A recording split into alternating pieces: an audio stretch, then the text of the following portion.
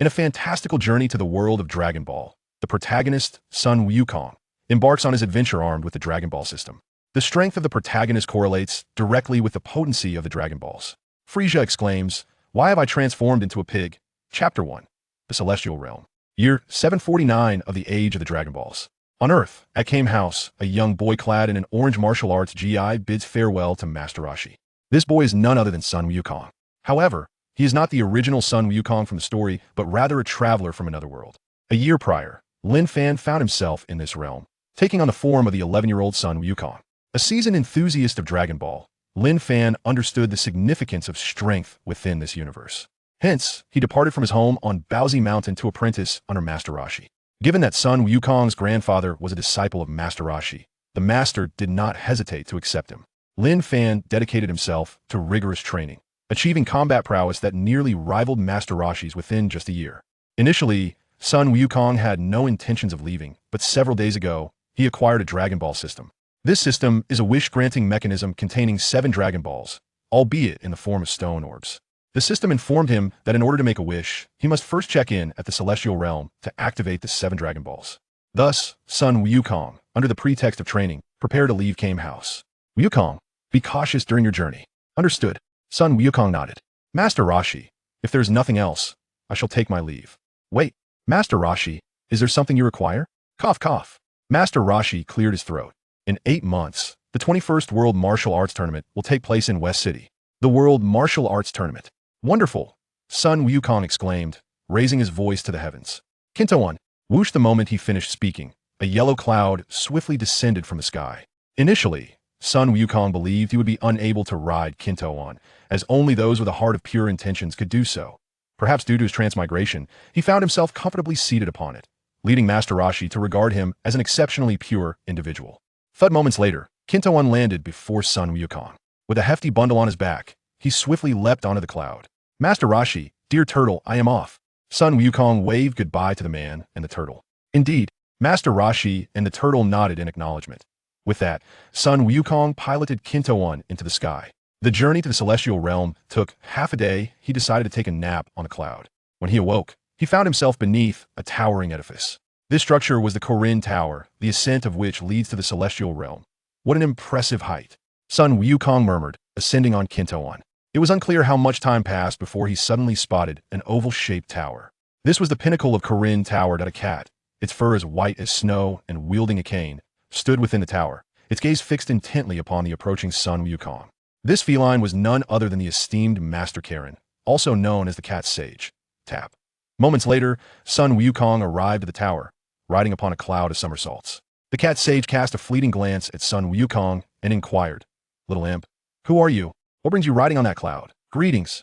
My name is Sun Wukong." "Sun Wukong. This cloud was gifted to me by the revered Master Roshi." "Master Roshi, and who might he be to you?" "He is my master." "Ah, so you are his disciple." Sun Wukong nodded affirmatively. "Then what brings you here?" "I have a matter to attend. I wish to visit the Heavenly Realm." "The Heavenly Realm?" The Cat Sage lifted his gaze skyward. At that moment, a rumble emanated from Sun Wukong's stomach. "Master Korin, do you have anything to eat?" Sun Wukong inquired with a smile. The Cat Sage glanced at a deceased fish resting nearby. Following the sage's gaze, Sun Wukong spotted the lifeless fish on the ground. "Master Korin, that..." Before Sun Wukong could finish, the Cat Sage promptly picked up the fish and declared, "This fish is my lunch. I cannot share it with you." Gurgle. The sound of Sun Wukong's hungry belly echoed once more. The Cat Sage pondered for a moment and said, "Wait here, I shall fetch you something to eat." "Oh." As he spoke, the Cat Sage lifted a wooden plank from the ground and descended below. After a brief interval, he re-emerged, slowly ascending with a single magical bean in hand. Sun Wukong caught the bean deftly with his right hand. "What is this?" "This is called a senza bean." "A senza bean?" "Indeed. Though it appears small, a mere morsel allows an ordinary person to forego food for 10 days. "Is that so?"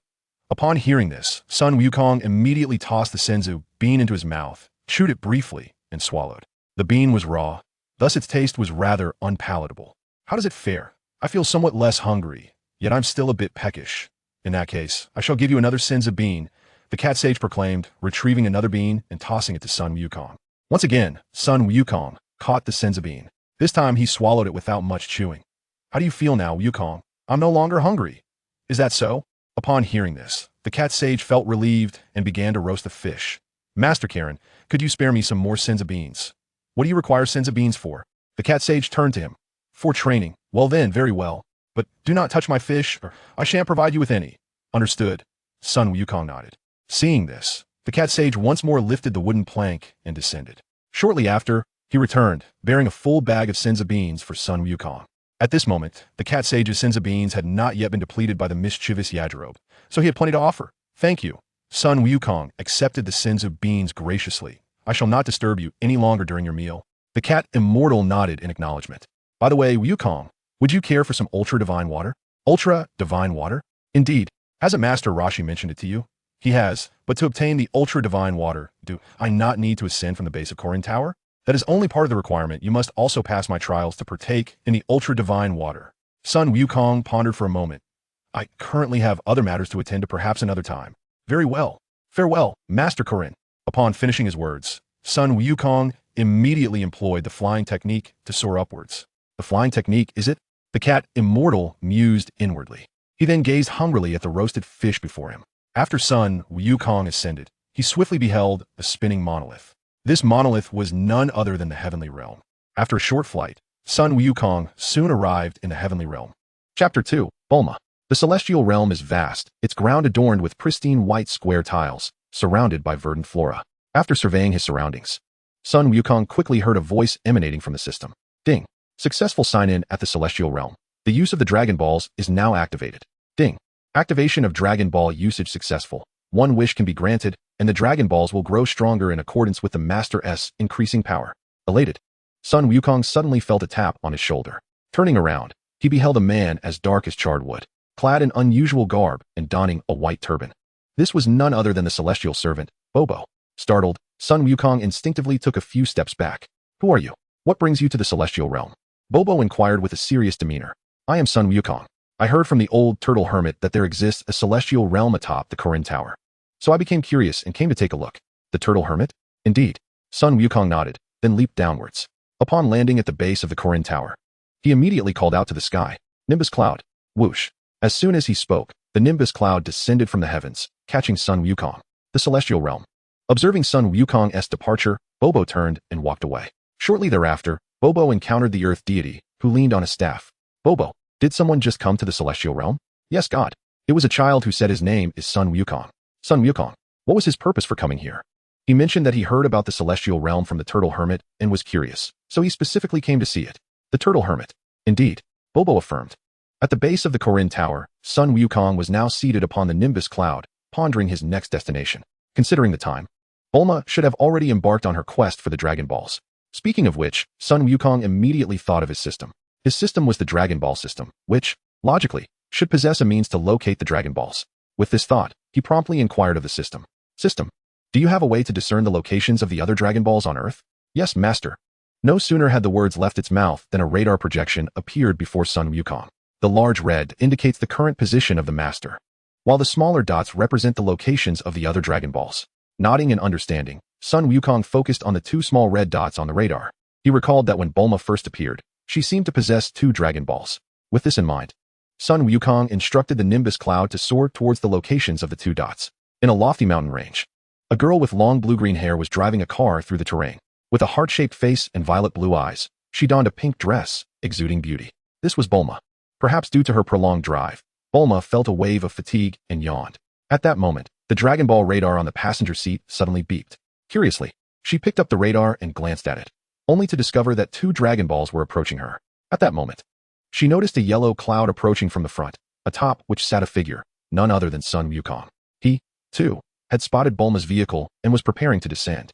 However, Bulma, momentarily distracted, collided with a large tree due to a boulder on the road. Instantly, a plume of black smoke erupted from the car's hood. Fortunately, Bulma was fastened in her seatbelt and sustained no injuries.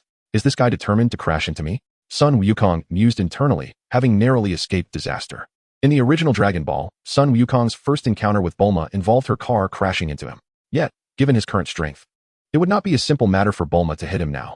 With this thought, Sun Wukong promptly commanded the Nimbus cloud to descend. Soon, the Nimbus hovered just a meter above the ground, and Sun Wukong dismounted. Just then, Bulma opened the car door, clutching her Dragon Ball radar, and stepped out. Glancing at the radar, she realized that the Dragon Balls were indeed on Sun Wukong, prompting her to ponder. Judging by the radar's readings, the two moving Dragon Balls must be on him. But how did he happen to appear here? Did he, like her, possess knowledge of the Dragon Balls? Perhaps it would be prudent to probe him first. With this in mind, Bulma donned a bright smile and approached Sun Wukong. Little brother, my car just broke down. Could you use your flying machine to take me away from here? Flying machine? You mean the Nimbus? Yes, that yellow cloud. Bulma replied with enthusiasm. That's not a flying machine. It's called the Nimbus Cloud. Nimbus Cloud? Really? But only those with pure hearts can ride it. I'm very pure. Is that so? Sun Wukong regarded Bulma skeptically. Of course. If you don't believe me, let us see if I can ride it. Bulma declared confidently. All right then. Sun Wukong said, summoning the Nimbus. Now, you can give it a try. Watch me. Bulma exclaimed, leaping up. In the next instant, she passed right through the cloud and landed on the ground. Sun Wukong observed her with wide eyes. Bulma, feeling a wave of embarrassment, quickly stood up. Let me try again, she insisted, jumping once more. Again, she fell right through the cloud, landing hard on the ground. Sun Wukong couldn't help but laugh at the sight. With her cheeks flushed, Bulma stood up defiantly. This cloud must not be the same as before. Why don't you give it a try? Sun Wukong chuckled lightly. What if I do manage to ride it? If you do, I'll give you this car. Bulma pointed at the vehicle that had crashed into the tree. What about the stuff inside? Bulma immediately thought of the backpack in the car, which contained the Dragon Balls. No, just the car is yours. Oh, I see. Sun Wukong responded before leaping onto the Nimbus. So what will it be? Bulma remained silent and promptly retrieved a backpack from the vehicle. This vehicle belongs to you now, Sun Wukong declared as he stored the vehicle in his capsule. Chapter 3, Dragon Balls. After all this time, I still do not know your name, little brother. I am not called little brother. My name is Sun Wukong. Sun Wukong replied, a hint of displeasure evident in his heart at Bulma's address. Although he was merely 12 years of age now, his past life had granted him a far greater age than Bulma. Sun Wukong. And you are? Bulma. Bulma hesitated before responding. Bulma. Sun Wukong burst into laughter upon hearing her name. How infuriating. Bulma glared at him in irritation. I do not like this name either. But it was given to me by my parents. What can I do about it? After laughing a few more times, Sun Wukong ceased his mirth, and Bulma's anger began to dissipate. Wukong, where are you from? What brings you to this mountain? And you? Sun Wukong countered. I hail from West City. I ran away from home in search of the Dragon Balls. Dragon Balls? Indeed. You must be searching for them as well, right? The presence of 2 Dragon Balls on Sun Wukong's person was undeniable. He knew that if he claimed ignorance of the Dragon Balls, Bulma would not believe him. Sun Wukong nodded.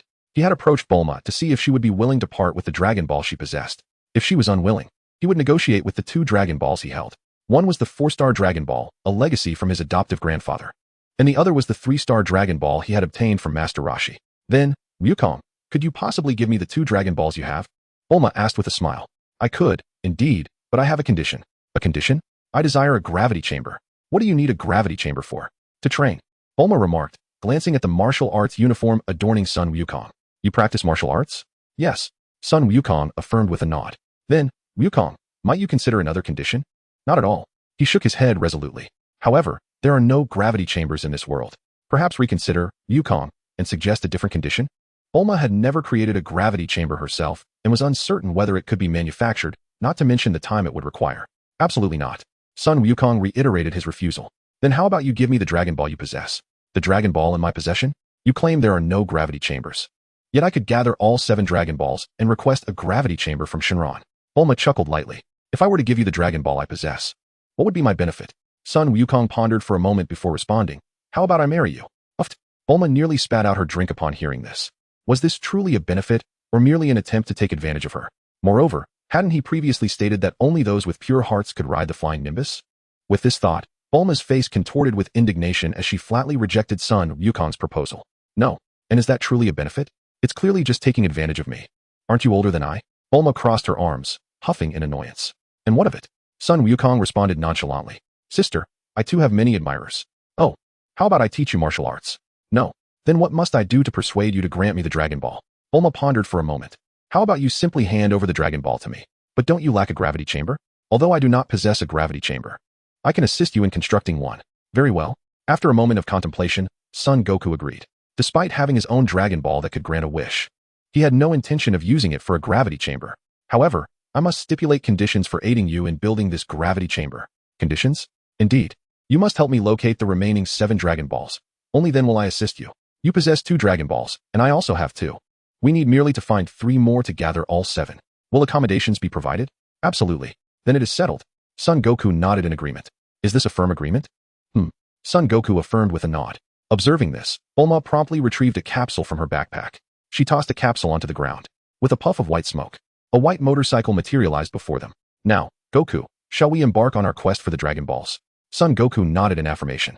Will you ride on your cloud or my motorcycle? I shall ride my Nimbus. The terrain is rugged, and riding on Bulma's motorcycle would surely be uncomfortable. Very well, Nimbus. Son Goku called out, summoning his cloud. Bulma snorted in disdain, swiftly mounting her motorcycle and revving the throttle as she sped ahead. Due to the motorcycle's sluggish pace, it was only after a minute that Son Goku took off on his Nimbus, quickly surpassing Bulma's motorcycle. Darn it! Bulma twisted the throttle in pursuit of the Nimbus. Yet, the motorcycle's speed was far too slow to catch up with the cloud. Realizing she could not overtake the Nimbus, Bulma gradually reduced her speed. As dusk fell, after a long day of travel, Bulma found a clearing and stopped. She took out a house capsule from her bag and tossed it onto the ground. With a puff of mist, a semicircular house appeared in the clearing. All right, Goku, let us rest here for the night. Very well. After Bulma spoke, she led Son Goku into the house. Inside, there was a hall, a kitchen, a bathroom, and 2 bedrooms. Bulma approached the refrigerator in the hall. Goku, what beverage would you like? Cola, please. Bulma retrieved a can of cola for Son Goku while she opted for a can of orange juice. She opened her drink, took a sip, and flopped onto the sofa in the hall. I am so exhausted. I do not wish to move at all. Gurgle. Suddenly, Son Goku's stomach growled. There are provisions in the refrigerator. Feel free to help yourself if you are hungry. Oh, Son Wukong approached the refrigerator and opened its door, revealing a plethora of food items, most of which required cooking. The few that did not were insufficient to satiate his hunger. He shut the refrigerator and turned to Bulma, who was lounging on the sofa, going out. Before Bulma could inquire further, Son Wukong had already exited the house. Hearing commotion outside, Bulma quickly rose from the sofa and opened the door. Upon seeing a wolf, her eyes nearly bulged in shock. Wolf, not to worry, Bulma. I have already dispatched it. Dispatched? Wukong, why did you catch the wolf? Of course, to roast it. Your refrigerator holds nothing substantial. Thus, I had to catch a few wild wolves to fill my belly. You intend to eat roasted wolf? Indeed. Is there a problem? Roasted wolf is quite delectable. Once it's ready, I'll share it with you. No, I refuse to eat such a thing, Bulma said, fear evident on her face as she shut the door. Son Wukong chuckled and went into the woods to gather some firewood. After a while, he ignited the fire and began roasting the wolf. An hour later, the wolf was ready, and Son Wukong sprinkled some cumin over the succulent meat, taking a hearty bite. Delightful. Is this the aroma of Wukong's roasted wolf? Bulma, still inside the house, remarked upon catching a whiff of the enticing scent. No, I have promised Wukong that I would not eat roasted wolf meat. I absolutely cannot succumb to temptation. However, her fear of the wolf ultimately gave way to her desire. After some time, Son Wukong finished devouring the wolf and let out a satisfied burp. System, I wish to make a wish. What is your wish, Master? I desire the ability to survive in outer space. Very well, Master. Your wish has been granted. However, the Dragon Balls cannot be utilized for the time being and will only be available for use after 1 year. By the way, System, how can I increase the number of wishes granted by the Dragon Balls to 3? Furthermore, Master must also check in on Namek to enhance the number of wishes.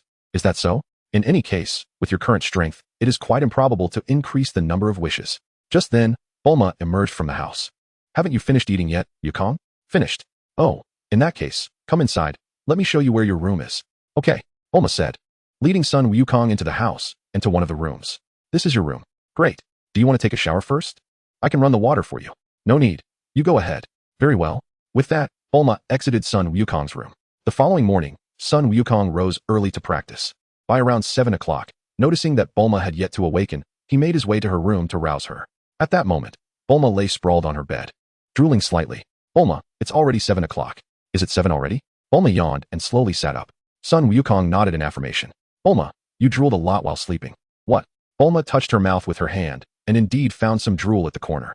Bulma, did you dream of something last night? Son Wukong chuckled. No, nothing at all. Bulma replied, and promptly exited the room. After a little over 10 minutes, Bulma heated some bread and brewed 2 cups of coffee for their breakfast. Due to the bitterness of the coffee she made, Son Wukong only consumed a little bread. Once they finished breakfast, the two set off once more. By the way, Wukong, who taught you your martial arts? I learned from my grandfather's master. What is your grandfather's master called? Master Roshi. Master Roshi? Where is your home? Mount Payas. 2 hours later, they arrived at a village. Upon seeing the two, the villagers hurriedly shut their doors. Strange, it seems the people here are not too welcoming to us. Beep beep. At that moment, Bulma's Dragon Ball radar began to beep. She glanced at the radar, which indicated that a Dragon Ball was located just a few hundred meters ahead of them. A Dragon Ball. Indeed, Bulma exclaimed and immediately led Sun Wukong forward. After walking for a while, Bulma stopped in front of a house. According to the radar, the Dragon Ball should be inside this house. Really? Bulma nodded and approached the door, knocking gently. Is anyone home? No one. A girl's voice called from inside the house. Bulma was speechless. If no one were home, there wouldn't be any sound coming from within. It seems they are not very accepting of outsiders. Wukong, can you kick the door down? I could. But wouldn't that be a bit inappropriate? Everything is for the sake of the Dragon Ball. I will apologize to them later. Well then, Sun Wukong said as he prepared to kick the door, but just then, the door flew open. Bulma, the door is open. You go in first. Sun Wukong nodded and pushed the door open. As soon as he stepped inside, Sun Wukong was immediately met with an axe swinging towards him. Fortunately, he reacted swiftly and dodged the blow. The man wielding the axe dropped to his knees, pleading for mercy. I'm sorry, Lord Oolong. You can have anything you want. Just please spare my daughter. At that moment, Bulma also entered the room. She saw a middle-aged man kneeling before Sun Wukong, alongside a young girl of about 10 years. A Dragon Ball hung around the girl's neck. I am not Lord Oolong. Not. The middle-aged man exhaled a sigh of relief and slowly stood up. Then why are you here? We have come to search for the Dragon Balls. Bulma responded. The Dragon Balls? The one around your daughter's neck. The ball. The middle-aged man glanced at his daughter, who also looked at the Dragon Ball around her neck. So this ball is called a Dragon Ball. Could you please give it to us? Bulma inquired. I can, but only if you help us defeat Lord Oolong. Then I will give you this Dragon Ball. The middle-aged man replied. Who is the infamous Oolong King you speak of? The Oolong King is a formidable demon, capable of transforming into various forms. And he possesses a notorious reputation for his lasciviousness, having abducted numerous young maidens from the village. His lecherous nature has instilled a sense of dread in Bulma regarding her own safety. Goku, you must have a way to defeat him, right? Indeed. Sun Wukong nodded affirmatively. Very well. The task of vanquishing the Oolong King is entrusted to you. Excellent. Sun Wukong turned to the middle-aged man and inquired, where is this Oolong now? He should be at the back mountain. The back mountain. No sooner had the words left his lips than a loud commotion erupted outside. The Oolong King is coming. The Oolong King is coming. This is bad. The middle-aged man's expression changed dramatically. What is it? Chapter 5, Yamcha. According to the village's lottery, my daughter was supposed to be offered to the Oolong King, but I refused to comply. Thus, I did not surrender her to him. The Oolong King is undoubtedly here to claim my daughter. The middle-aged man explained. I see. Then Goku hastened to defeat him. Sun Wukong nodded and stepped outside. In the village, a towering blue robot was menacingly intimidating the villagers. This robot was none other than the Oolong in his transformed state. Sun Wukong soon stood before Oolong. Are you Oolong? Oolong looked down at the diminutive figure before him. Yes, I am the Oolong King. And who might you be? Sun Wukong. Sun Wukong? Indeed. With that, Sun Wukong leaped several yards into the air, positioning himself above Oolong. Oolong's eyes nearly bulged out in terror. With a resounding thud, Sun Wukong delivered a powerful strike to Oolong's head. Oolong's eyes rolled back as he transformed into a small white pig, falling unconscious. The villagers, who had been hiding in their homes, emerged upon witnessing this. Bulma also stepped outside. Goku, is this fellow dead? Not at all. I didn't use much force. He is merely unconscious. Is that so? Is he truly so weak that he couldn't withstand your blow? Sun Wukong chuckled. I suspect he couldn't even defeat you. Bulma shot an incredulous glance at Sun Wukong. Goku, what do you mean by that? Oh, nothing. Bulma huffed, turning to the middle-aged man. We have defeated the Oolong King for you. As per our prior agreement, should you not provide us with the Dragon Ball? The middle-aged man nodded and looked at his daughter. The little girl removed the Dragon Ball from around her neck and handed it to Bulma. Thank you, Bulma said as she accepted the Dragon Ball.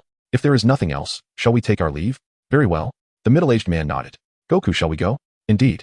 With that, the two departed from the village. The villagers, witnessing the scene, proceeded to bind Oolong. After some time, Oolong regained consciousness, discovering a large bump on his head. How infuriating. Who was that little brat? How could he be so powerful? As Oolong spoke, he suddenly noticed numerous villagers surrounding him, all of whom wore expressions of unmistakable hostility. The following day, Bulma purchased a flying car in a town they passed through. At this juncture, the two had arrived at a vast desert, bordered by colossal mushroom-shaped rocks. Due to the high temperatures, both Sun Wukong and Bulma were perspiring profusely. Above them, within one of the mushroom caverns, sat a handsome young man with long hair at a stone table. This individual was Yamcha, who at present was still a notorious bandit. Yamcha seemed to sense the commotion outside and abruptly rose from his stone chair. At that moment, Puar, who was on lookout duty, entered. Yamcha, we have a situation, he exclaimed. What is it? Yamcha inquired. Yes, Yamcha. There are two individuals outside. One is operating a flying car, and the other is seated upon a yellow cloud. A yellow cloud? That must be a newly invented mode of transportation. Yamcha pondered aloud. Transportation? But I've never heard of such a thing. Who has invented clouds as a means of travel? Yamcha stroked his chin thoughtfully. Perhaps it was just developed and hasn't been announced yet. That is a possibility. Where are they now? We must pursue them quickly, or they will escape. They're not far ahead. All right, let us set off and intercept the two. With that, the two promptly exited the cave. Yamcha produced a versatile capsule from his clothing and tossed it onto the ground. With a loud bang and a plume of white smoke, a flying motorcycle materialized. Yamcha swiftly mounted the motorcycle and sped off in pursuit of the two. Minutes later, he caught up with Sun Wukong and Bulma. Through the rearview mirror, Bulma spotted the approaching figures. At that moment, Yamcha menaced them, "Don't run. You two had better stop obediently, or I shall not be merciful." "What should we do, Wukong?" Bulma asked, panic-stricken. "Don't worry, I'll handle him," replied Sun Wukong, leaping from his nimbus cloud. Observing this, Yamcha halted his motorcycle and jumped down. The two locked eyes, tension palpable between them. "Little brat, if you make your companion stop and hand over your possessions, I might spare your lives." "Not necessary." Sun Wukong laughed. "Is that so? In that case, I shall teach you a lesson," Yamcha declared, immediately charging at Sun Wukong. Sun Wukong stood motionless. Yamcha, with a smirk, thrust his right fist forward. Just as Yamcha's fist was mere centimeters from Sun Wukong's face, Sun Wukong suddenly lifted his right foot and kicked Yamcha in the abdomen. Yamcha was sent flying backward, crashing into several boulders behind him. "Yamcha!" Por exclaimed, his expression shifting in alarm as he hurried towards Yamcha, who lay on the ground, momentarily incapacitated by the force of Sun Wukong's kick. "Who are you?" "Sun Wukong." Upon uttering these words, Sun Wukong summoned his nimbus cloud and pursued Bulma. "Wukong, is that guy all right?" Bulma cast a glance at Yamcha, who lay amidst a pile of stones. "He's fine. He'll just be resting for a few days." "Is that so? I never expected you to be so formidable, Wukong, capable of defeating even a bandit." "It's nothing much, girl." Upon noticing Bulma's gaze, Yamcha's face flushed a deep crimson. "What's wrong, young Master Yamcha? Why is your face so red?" "Girl," Yamcha stammered. "Poor, I actually have a weakness." "A weakness?" "Indeed, my weakness is girls." "Girls?" "I become shy and dare not approach them." Poir was speechless. It was surprising that Yamcha possessed such a vulnerability. At that moment, Sun Wukong and Bulma continued their journey. "Young Master Yamcha, they have left." Yamcha nodded in acknowledgement. "Poir, did you notice that the boy's clothing bears a kanji for turtle?" "I did notice." "Why do you ask?" "Young Master Yamcha, in the martial arts realm, there exists an elder revered as the god of martial arts, known as Master Roshi. Are you suggesting that he might be a disciple of Master Roshi?" Yamcha nodded. Chapter 6, Kiki. 3 days later, Sun Wukong and Bulma arrived at the Bread Mountain. Once a picturesque locale, the Bread Mountain was now engulfed in flames due to a fiery calamity. Numerous villagers were frantically attempting to extinguish the blaze with buckets of water. But the inferno was so intense that their efforts could only reach the outermost layer, rendering them ineffective. A tall, imposing man, adorned with a pair of horns and a golden helmet, paced anxiously. This was the Bull Demon King, who had claimed the Bread Mountain as his own. Such a fierce fire. Bulma exclaimed. The Bull Demon King turned to see Sun Wukong and Bulma. "Who are you? Are you here to steal my treasures?" "Treasures? You misunderstand. We are merely seeking the Dragon Balls." Bulma clarified. "Dragon Balls? You mean the red star-shaped orbs?" The Bull Demon King scoffed. "I care not for any orbs. I will not relinquish my treasures." As he spoke, he prepared to strike. At that moment, Sun Wukong brandished his Rui Jingu Bang. The Bull Demon King, recognizing the weapon, halted his advance. "Where did you acquire that staff?" "It was bequeathed to me by my grandfather." "Your grandfather? Are you the grandson of Sun Gohan?" Sun Wukong nodded. "What is your name?" "His name is Sun Wukong." Bulma interjected. "Sun Wukong, it's all a misunderstanding. Your grandfather and I were once close comrades." Upon hearing this, Sun Wukong promptly sheathed his Rui Jingu Bang. "By the way, the Dragon Balls you mentioned are..." Bulma retrieved a 5-star Dragon Ball from her backpack and presented it to the Bull Demon King for inspection. "Oh, what purpose do these Dragon Balls serve?" "Once all 7 are gathered, they can grant any wish. I believe I once spotted one of these orbs in my palace." "Is that true?" Bulma's expression brightened with joy. "Unfortunately, my palace is currently engulfed in flames." As the Ox King spoke, he suddenly thought of his daughter. "I wonder if she has lost her way." "Goku, could you assist me in locating her and escort her to Master Roshi?" "Certainly. What does she look like?" "She dons a suit of blue armor and has long hair." "Roughly your age. So, Goku, do you know where Master Roshi is?" "Indeed. He is my master now." "Is that so? That is splendid news." Goku nodded and summoned the flying Nimbus. Nimbus. The Ox King was astonished. Being a disciple of Master Roshi, he was well aware of the Nimbus. Only those with pure hearts can ride it. He and old Son Gohan had previously failed to mount the cloud due to their impure hearts. As the Ox King pondered this, Goku had already ascended the Nimbus and soared forward. Moments later, Goku arrived at a great mountain and suddenly spotted a figure below, leading him to descend on the Nimbus. As they neared the ground, Goku recognized the figure. It was the Ox King's daughter, Chi-Chi. A cloud? Chi-Chi gazed with curiosity at the Nimbus beneath Goku's feet. With a leap, Goku jumped down from the Nimbus. Greetings. My name is Goku. You must be the Ox King's daughter, Chi-Chi, correct? I am Chi-Chi. But how do you know my name? Chi-Chi responded warily. Your father, the Ox King, sent me to find you. Father. He mentioned you might be lost, and asked me to take you to Master Roshi. Chi-Chi's cheeks flushed upon hearing this. Indeed, I am lost. Do you know where Master Roshi is? I do. You should come aboard. Come aboard? Are you asking me to mount your cloud? Yes. Very well then. After a moment's hesitation, Chi-Chi slowly climbed onto the Nimbus. Off we go. Whoosh. No sooner had he spoken than the Nimbus shot forward with remarkable speed. Startled by the velocity, Chi-Chi immediately clung to Goku. After a while, Goku brought Chi-Chi to Kame House. Is this Kame House? Goku nodded and led Chi-Chi inside. At that moment, Master Roshi was engrossed in a magazine, completely oblivious to their entrance. Goku, is he Master Roshi? Chi-Chi inquired, casting a glance at the old master. Goku nodded affirmatively. Just then, Master Roshi finally noticed the two. Goku, Master Roshi. And who might this be? She is Chi-Chi, the Ox King's daughter. The Ox King's daughter. Hello. Master Roshi, my father sent me to find you. Your father asked you to come to me? The Ox King's castle is now surrounded by flames. He requested that I borrow a Bansho fan from you. So it is. Then I shall fetch the banana fan for you. The turtle sage proclaimed as he rose to search for the fan. After a lengthy search, he could not locate it. What are you looking for? Inquired the sea turtle, roused by the commotion. My banana fan, do you happen to know where it is? Wasn't it used as a hot pot mat some time ago? Oh, that was the banana fan. When we had wonton soup last time, the broth spilled onto it, and I thought it looked too dirty, so I disposed of it. You shall face divine retribution. The sea turtle lamented. If it is lost, how shall I ever extinguish the great fire at home? Chi-Chi cried out in despair. In that case, I shall personally extinguish the fire at Bread Mountain. Oh, Chi-Chi exclaimed in astonishment. Master Wu-Tian, can you truly help us put out the fire? Of course. Sun Wukong declared as he took Chi-Chi out of the turtle sage's abode and summoned the flying Nimbus. Following them, the turtle sage called out to the sky. Flying turtle, whoosh. A swiftly spinning sea turtle descended from the heavens. Did you summon me, sage? Are you aware of the location of Bread Mountain? Indeed. The turtle sage promptly mounted the back of the flying turtle. The flying turtle whirled rapidly and ascended skyward. This sea turtle is indeed remarkable. Let's set off on the Nimbus. Whoosh. Sun Wukong proclaimed, and the Nimbus immediately soared towards Bread Mountain.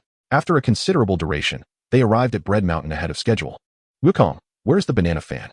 Father, the banana fan was discarded by Master Wu-Tian. Discarded. Chapter 7, Pilaf. The Bull Demon King sat pale and defeated on the ground. It is over, everything is lost. At that moment, Chi-Chi spoke up. Father, although I could not borrow the banana fan, Master Wu-Tian said he would come to extinguish the fire. Master Wu-Tian. No sooner had the words left her lips than the turtle sage appeared riding the flying turtle. He swiftly descended before the group. Master Wu-Tian, the Bull Demon King greeted the turtle sage. The turtle sage nodded and glanced at the voluptuous Bulma. And who might this young lady be? She is Bulma, a friend of Wukong. Wukong. The turtle sage acknowledged son Wukong with a glance. So, Master Wu-Tian, how do you intend to help us extinguish the fire? I have my methods. Is that so? Then Master Wu-Tian, please hurry and assist us. However, before we extinguish the flames, I have a small condition. A condition?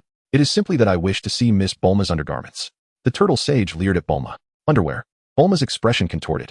Initially, she had assumed that Sun Wukong's master was a dignified sage, but she quickly realized he was an irredeemable lecher. Master Turtle, your method involves the Turtle School's Kamehameha, does it not?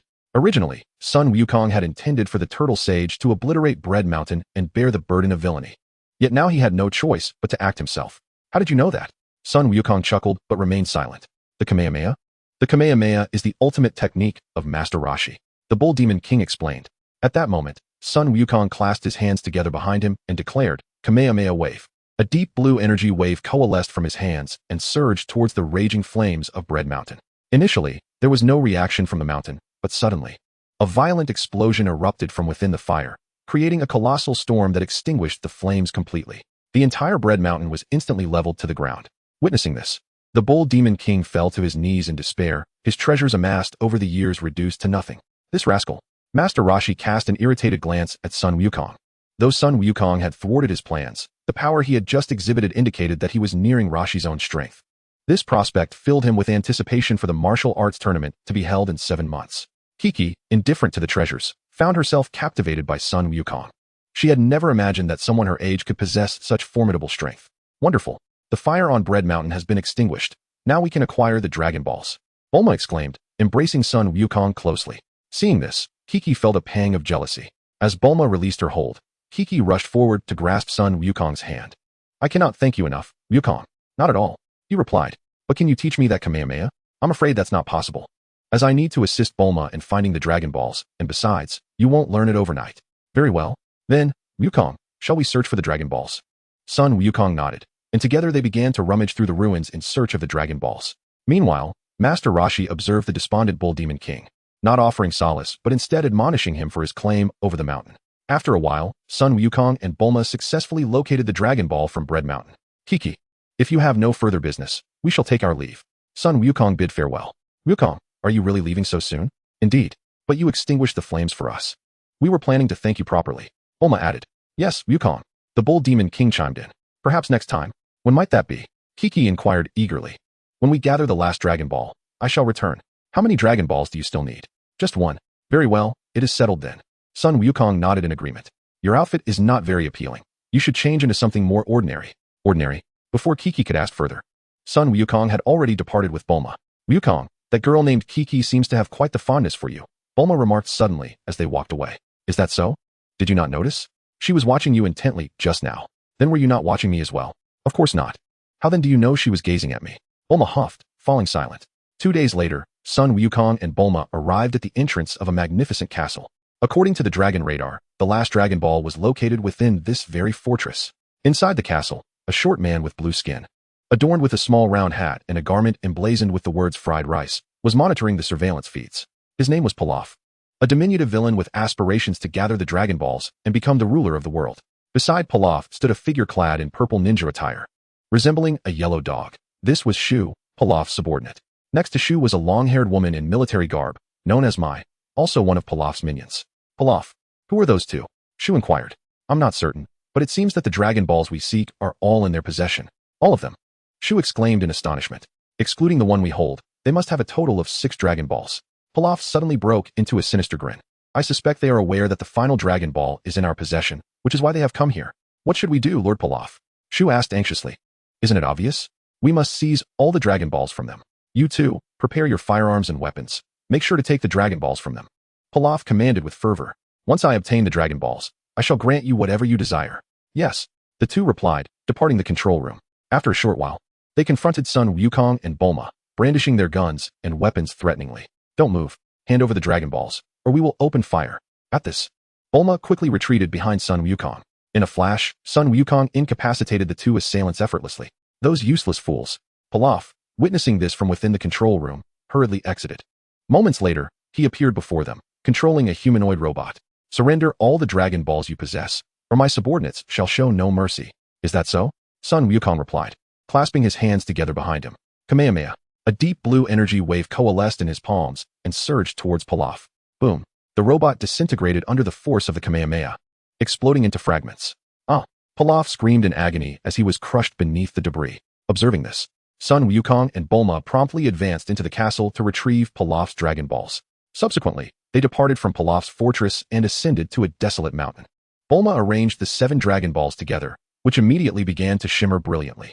Come forth, Shenron, and grant my wish. Bulma chanted the incantation to summon the dragon, her face a picture of tension. In the next instant, the sky above the earth darkened. A bolt of golden lightning erupted from the 7 Dragon Balls, transforming into an enormous azure dragon. As it was her first encounter with the Shenron, the dragon's appearance was both awe-inspiring and somewhat intimidating, prompting Bulma to instinctively take a few steps back.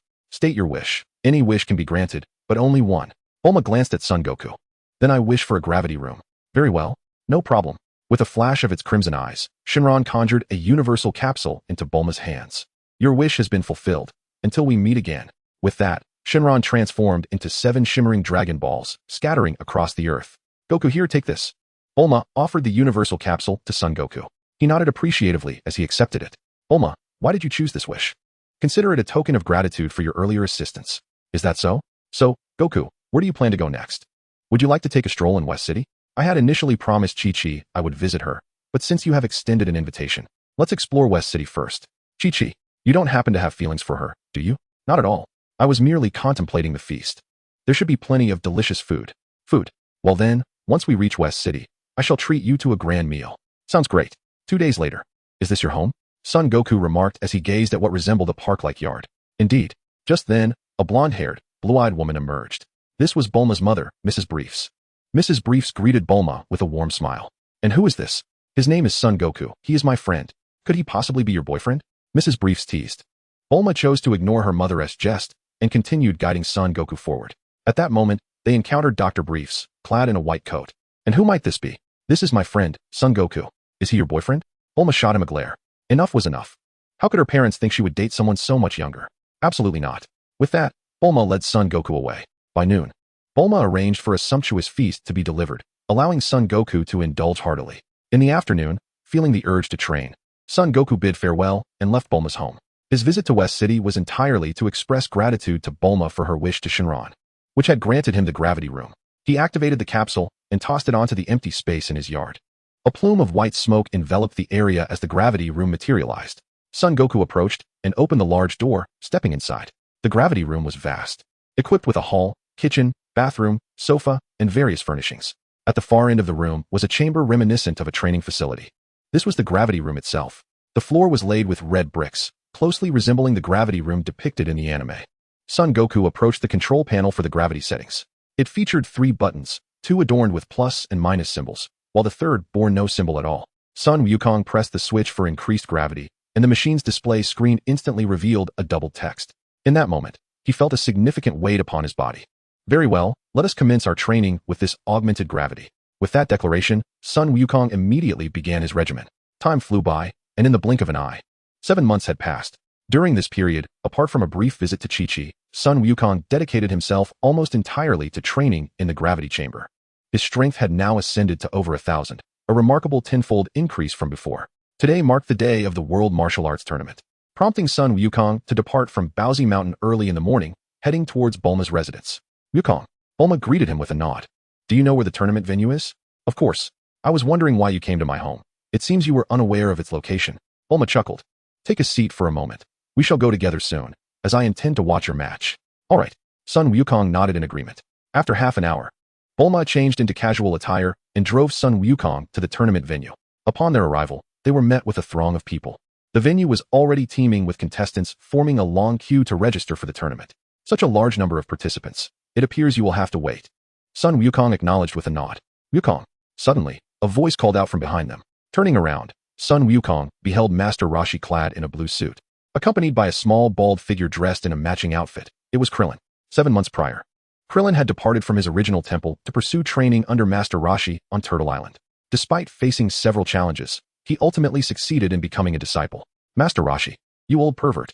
Bulma's disdain for Master Roshi, stemming from the incident at the Bread Mountain, was palpable. Master Roshi nodded and approached them with Krillin. Long time no see. Miss Bulma. Bulma merely huffed in response, choosing silence over conversation.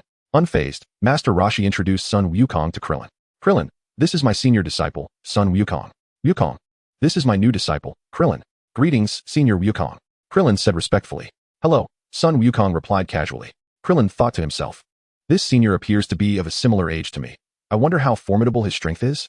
Wukong, have you registered? I just arrived and haven't had the chance to register yet. Is that so? Then shall we register together shortly? Indeed. Chapter 9. The Finals of the World Martial Arts Tournament. After some time, the queue dwindled, and Son Wukong and Krillin proceeded to register. Master Roshi and Bulma had excused themselves, claiming stomach pains, and rushing off to the restroom.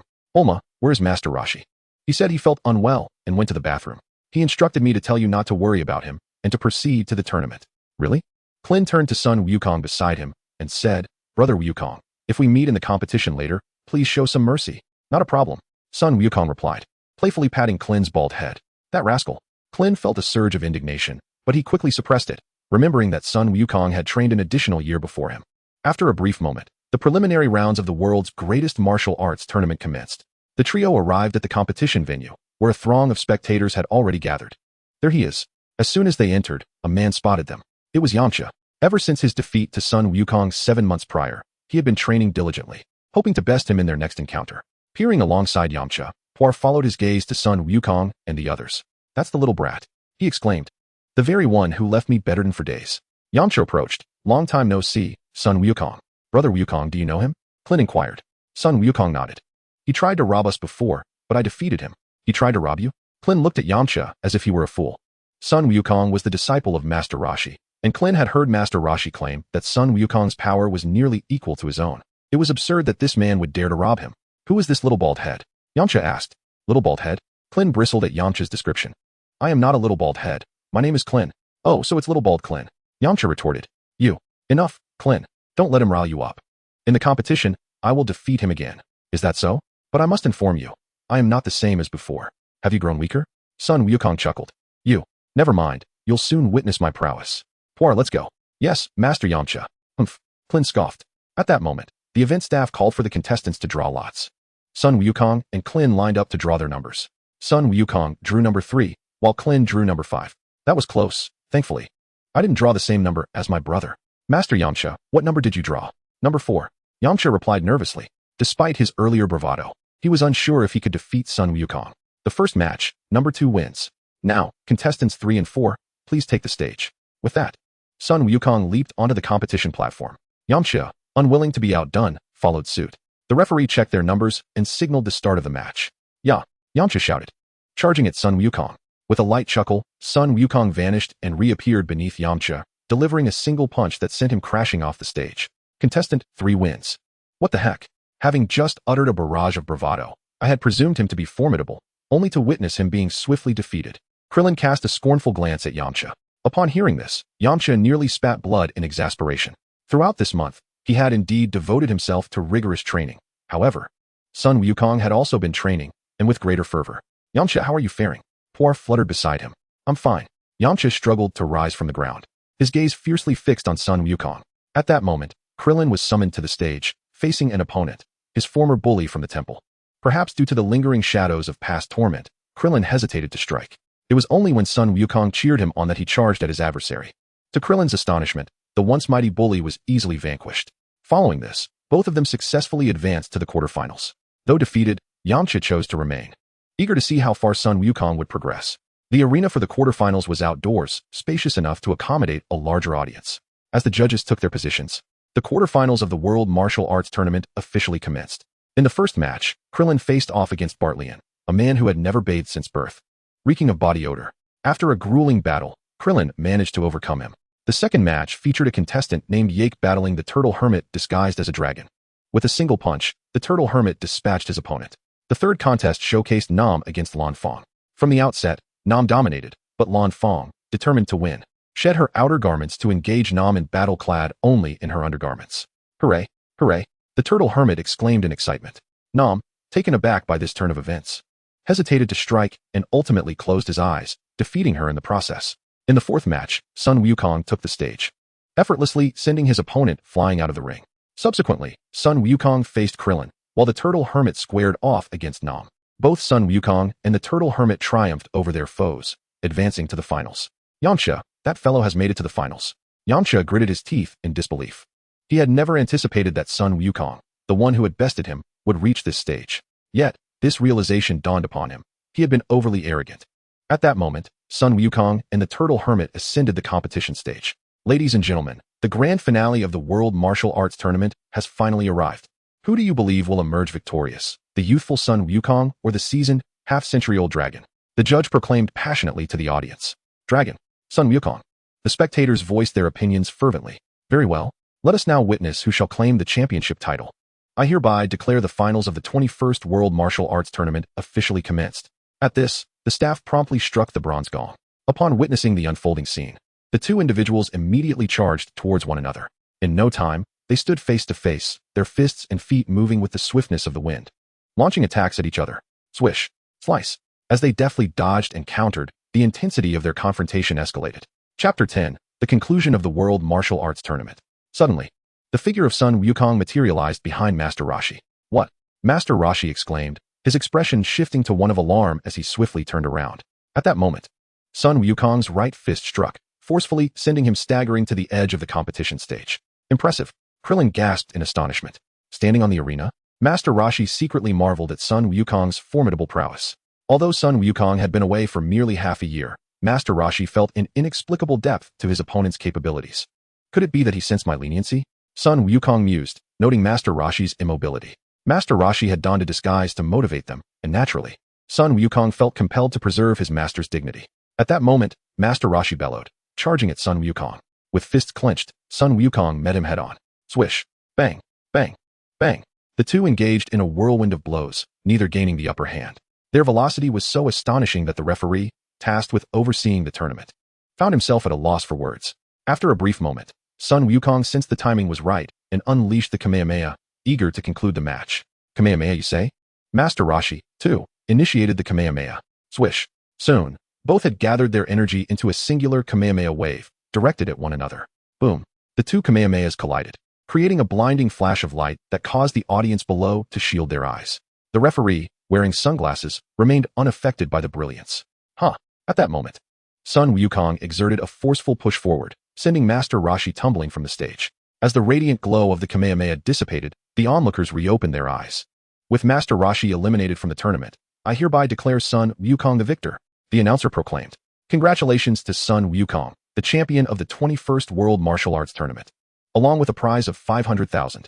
Additionally, gratitude was extended to both Sun Wukong and Master Roshi for their thrilling display of martial prowess.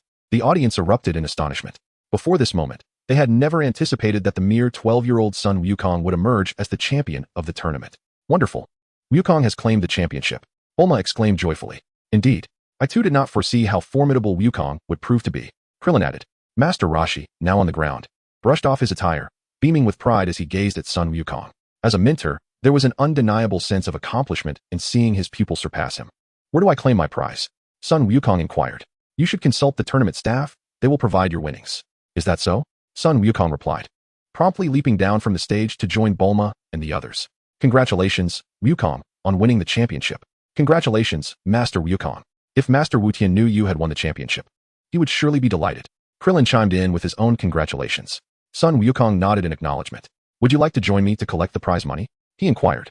The two nodded in agreement. Observing this, Sun Wukong led them to seek out the staff. I sincerely apologize, but the prize money will be distributed the day after the tournament concludes, the staff member informed Sun Wukong regretfully. I see. Sun Wukong replied, glancing over at Bulma. Bulma, do you have any money on you? What for? She asked. I won the competition and wish to treat everyone to a meal. Once I receive the prize money, I shall repay you. I didn't bring any cash, but I do have a card. Does it have funds? Of course. There's more than enough for all of you to dine. Is that so? Just then, Master Roshi approached from a distance. Initially, he had assumed that upon his disappearance, Sun Wukong and the others would seek him out, yet surprisingly, none had come to find him. Master Wutian, old turtle sage, perverted old man. Master Roshi nodded. Where did you go just now, Master Wutian? Krillin inquired. I was watching the match from behind. Both you and Wukong performed exceptionally well, especially Wukong. However, Wukong, even though you've secured the championship title, do not let pride cloud your judgment. There are many skilled fighters in the world, and not everyone will participate in this tournament. Sun Wukong nodded in understanding. Then, old turtle sage, shall we find a place to eat? Sure. But Wukong, I didn't bring much money with me. Did you receive your prize? Not yet. The prize will be available tomorrow, but Bulma has money and can cover the cost for now. Is that so? Thank you, Miss Bulma. You needn't thank me. I'm merely lending Wukong some funds. Where shall we dine? Krillin asked. I know a decent restaurant. Allow me to lead you there. Krillin and the others nodded in agreement. Subsequently, Master Roshi guided the group to a restaurant. Each person ordered dishes they fancied. After an afternoon of intense competition, both Sun Wukong and Krillin were ravenous. When the waiter brought the food, it vanished in no time. Half an hour later, a mountain of plates surrounded Sun Wukong. Have you had enough to eat? Master Roshi, sweating profusely, asked Sun Wukong. Sun Wukong nodded. Then shall I settle the bill? Bulma offered. Thank you for your assistance. Master Roshi replied. Bulma nodded and approached the counter. How much is the total? Let me calculate. The proprietor responded, taking out a calculator. The total is 520,000. 520,000. Bulma exclaimed in shock. Wukong, you truly can eat. Indeed. Let me pay with my card. Bulma declared, producing a card. Very well. The proprietor processed the transaction and returned the card to Bulma. Miss, here is your receipt. No, that's unnecessary. Bulma glanced at the meter-long bill and shook her head. How much is it? Master Roshi and Krillin inquired with curiosity. 520,000. That's an astounding sum. Even if Goku were to give you the reward, it wouldn't suffice. No worries. Consider it my treat. Bulma replied nonchalantly. As the wealthiest individual in West City, 50,000 was but a trifling amount for her. Master Roshi glanced at Goku. Remembering how Bulma had initially stated that Goku would cover the expenses. Now, with Bulma shifting from merely covering to treating, such a matter felt somewhat inappropriate. No need, Bulma. Once the prize money arrives tomorrow, I'll return it to you, and the remaining 20,000, I'll repay you when I have the means. Alright. Bulma's opinion of Goku improved significantly upon hearing this. She even pondered that if Goku were a bit older, perhaps he could be a suitable boyfriend. Shall we be on our way? Master Roshi rose from his seat. The three nodded in agreement, and subsequently exited the restaurant. Chapter 11, Planet North Kai. Following this, Goku and Krillin found a hotel to stay in. The next morning, the trio awoke early to have breakfast. By around 8 o'clock, Goku arrived at the venue for the World Martial Arts Tournament to collect his 50,000 prize money. Afterward, he proceeded to Bulma's residence to hand over the winnings. Bulma accepted the money. Well then, if there is nothing else, I shall take my leave. Alright. Goku called upon the flying Nimbus and set off for Korin Tower. Half a day later, Goku arrived at Korin Tower. Goku, it's been a while. Master Korin. The feline sage nodded. What brings you here today? Actually, it's nothing significant. I merely wish to borrow some Senza beans. Goku replied with a smile. Senza beans? Indeed. They possess healing properties. So I intend to use them for training. What are the Senza beans I previously gave you? I've used them all. How many do you intend to take this time? Just 1 jar will suffice. 1 jar. Master Korin nearly bristled with indignation. It took him nearly a century to amass 6 jars, and now Goku was requesting 1 outright. How could he possibly comply? No. Goku anticipated the refusal and promptly lifted the wooden panel beneath him, leaping down. Not good. Master Korin exclaimed, rushing down to stop him. However, Goku had already secured a jar of Senza beans and dashed outside. Curse that rascal. Master Korin fumed, hastily climbing back up. By the time he reached the top, Goku was already hovering in midair outside the tower. I'll be taking these Senza beans, Master Korin. You insufferable brat. I swear. I shall ensure I never cross paths with you again. Master Korin gritted his teeth in fury. In that case, I shall take the other Senza beans as well. Upon hearing this, Master Korin's expression shifted dramatically. Wait, Goku, I was wrong. Master Korin forced a smile. What did you do wrong? I shouldn't have been so stingy and refused to give you the Senza beans. Now that is more like it. Until we meet again. Goku chuckled. Master Korin nodded with a strained smile. Upon concluding his words, Sun Wukong immediately descended. As he ventured further away, the cat immortal began to mutter once more, expressing his disdain. What an insufferable wretch. I hope never to lay eyes on you again. Suddenly, a contemplative expression crossed his face. How curious it is that this fellow, having been absent for merely half a year, has experienced such rapid growth and strength that I can scarcely keep pace with him. Yet, has he truly transformed due to his newfound power, or did he previously refrain from forcibly seizing the immortal beans because he was aware he could not best me? As dusk fell, the day had grown late, and thus he opted not to continue his training. The following morning, after enjoying a hearty breakfast, Sun Wukong made his way to the gravity chamber to train. I have acclimated to 10 times the gravitational force. Now, I shall test myself against 11 times. As he adjusted the settings, he found that no matter how he attempted to increase it, the gravity remained fixed at 10 times. That is incorrect, Master. The Earth's dragon can currently only produce a maximum of 10 times gravity. At that moment, the voice of the Dragon Ball system resonated. Only 10 times? Sun Wukong inquired. Indeed, Master. All the materials used to construct this gravity chamber were conjured by the Earth Dragon, but due to its limited magical capacity, it could not create materials capable of sustaining 100 times gravity. Ah, I see. Truly a useless dragon.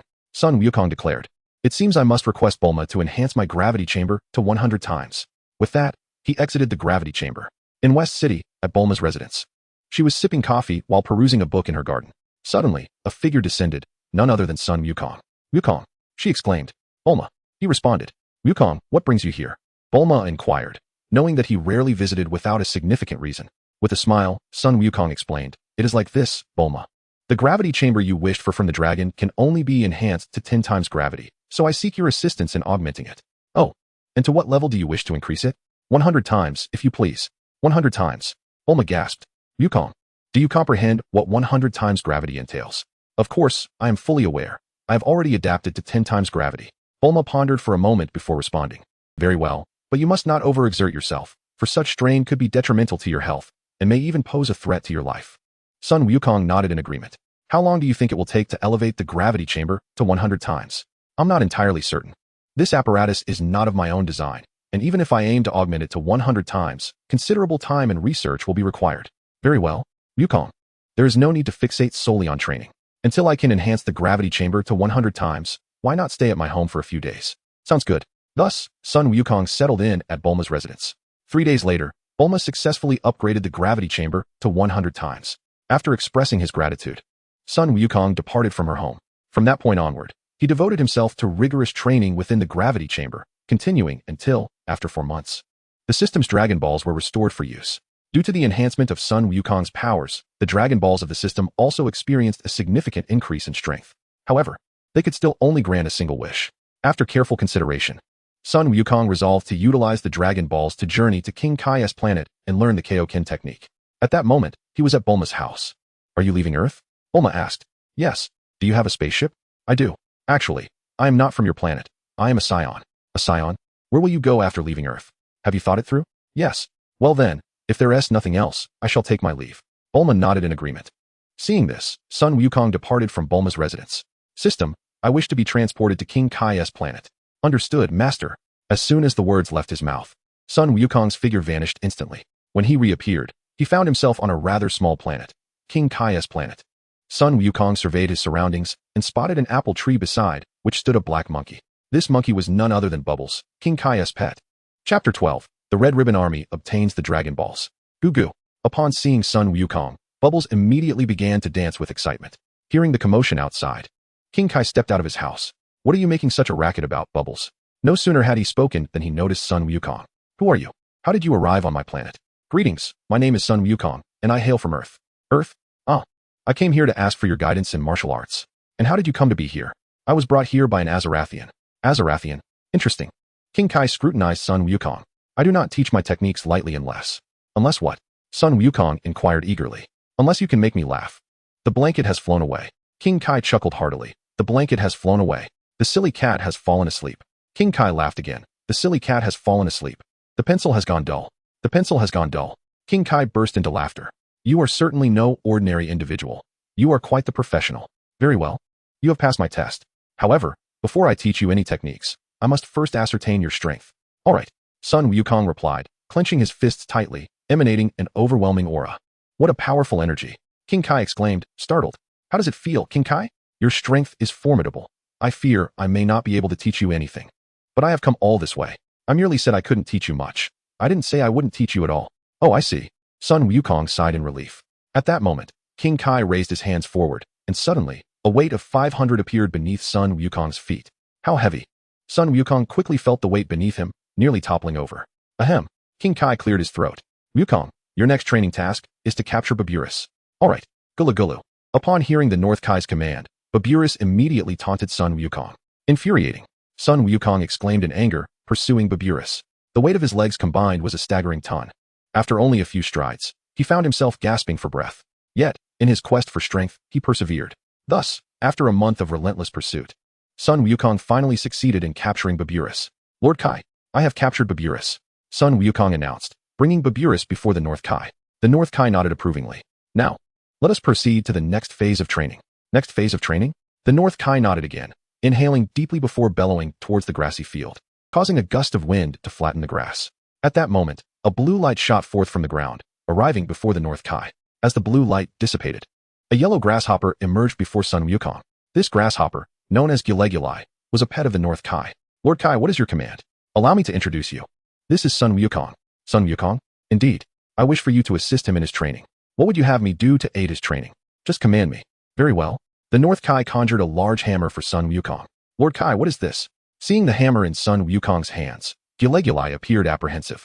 Wukong, your next training is to use this hammer to strike Gilegulai's head. Understood. With that, Sun Wukong lifted the hammer and swung it towards Gilegulai. However, Gilegulai's speed was too swift, making it exceedingly difficult to land a hit. Missed. Missed. Gilegulai taunted Sun Wukong. How infuriating. Sun Wukong responded, striking repeatedly at Gilegulai, as if trying to hit a whack-a-mole. Soon, deep craters began to appear on the surface of North Kai's planet. Clang. What is this? Suddenly, the sound of shattering glass echoed from behind the North Kai. He turned to see his beloved vehicle being smashed. It is a good thing for the youth to be full of vigor. The North Kai consoled himself. Alas, he could not help but feel sorrowful. After over a month, Sun Wukong finally managed to strike Gilegulai on the head with the hammer. Lord Kai, I have struck Gilegulai's head.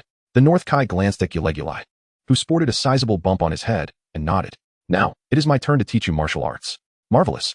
What will you impart to me? I shall teach you a technique of my own creation known as the Kaioken. The Kaioken? Indeed, the Kaioken is my signature move.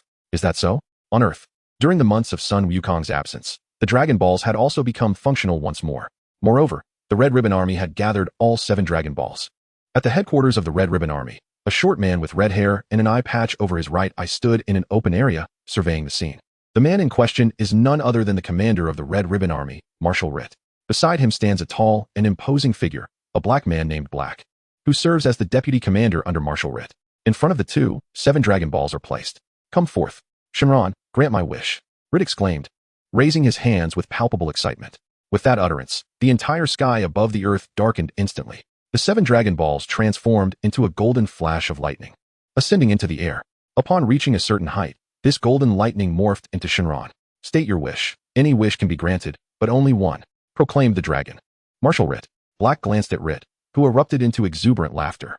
Ha! My wish will finally come true today. Shenron gazed at him in silence. Shenron, my wish is to become as tall and formidable as Black. What? Black's expression shifted to one of shock. He had assumed that Rit's wish would be for the Red Ribbon Army to dominate the earth, which was precisely why he had chosen to follow him. Very well. Shinran's eyes glowed red for an instant. Rit's physique instantly matched Black's towering stature. Your wish has been granted. We shall meet again. With that, Shenron transformed back into the 7 stone Dragon Balls and scattered across the earth. Why? Why would you use the Dragon Balls to make such a wish?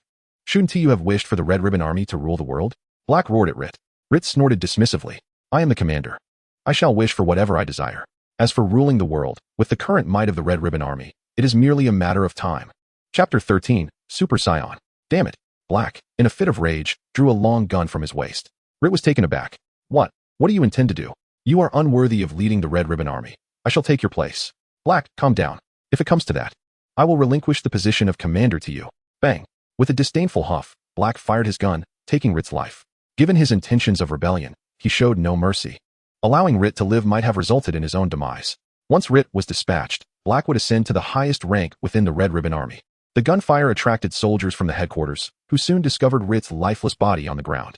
Due to Rit's newfound height, the arriving soldiers initially failed to recognize him. It was only when they saw his head that they realized it was Rit. Commander Rit. The soldiers trembled in fear. At that moment, one soldier noticed the gaze that Black cast upon him. This man foolishly wished to be taller using the Dragon Balls we all toiled to collect. Hence I shot him. A wish to be taller. The soldier blinked in confusion. Both Martial Rit and Black were figures he dared not provoke. By the way, what did you just call me? The soldier gazed at the lifeless body of Ret, seemingly struck by a thought, and quickly corrected himself. Marshal Brack. Marshal Brack nodded in satisfaction.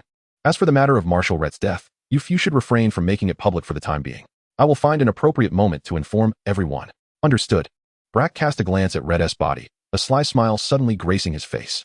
Time swiftly passed, and in the blink of an eye, 10 months had elapsed.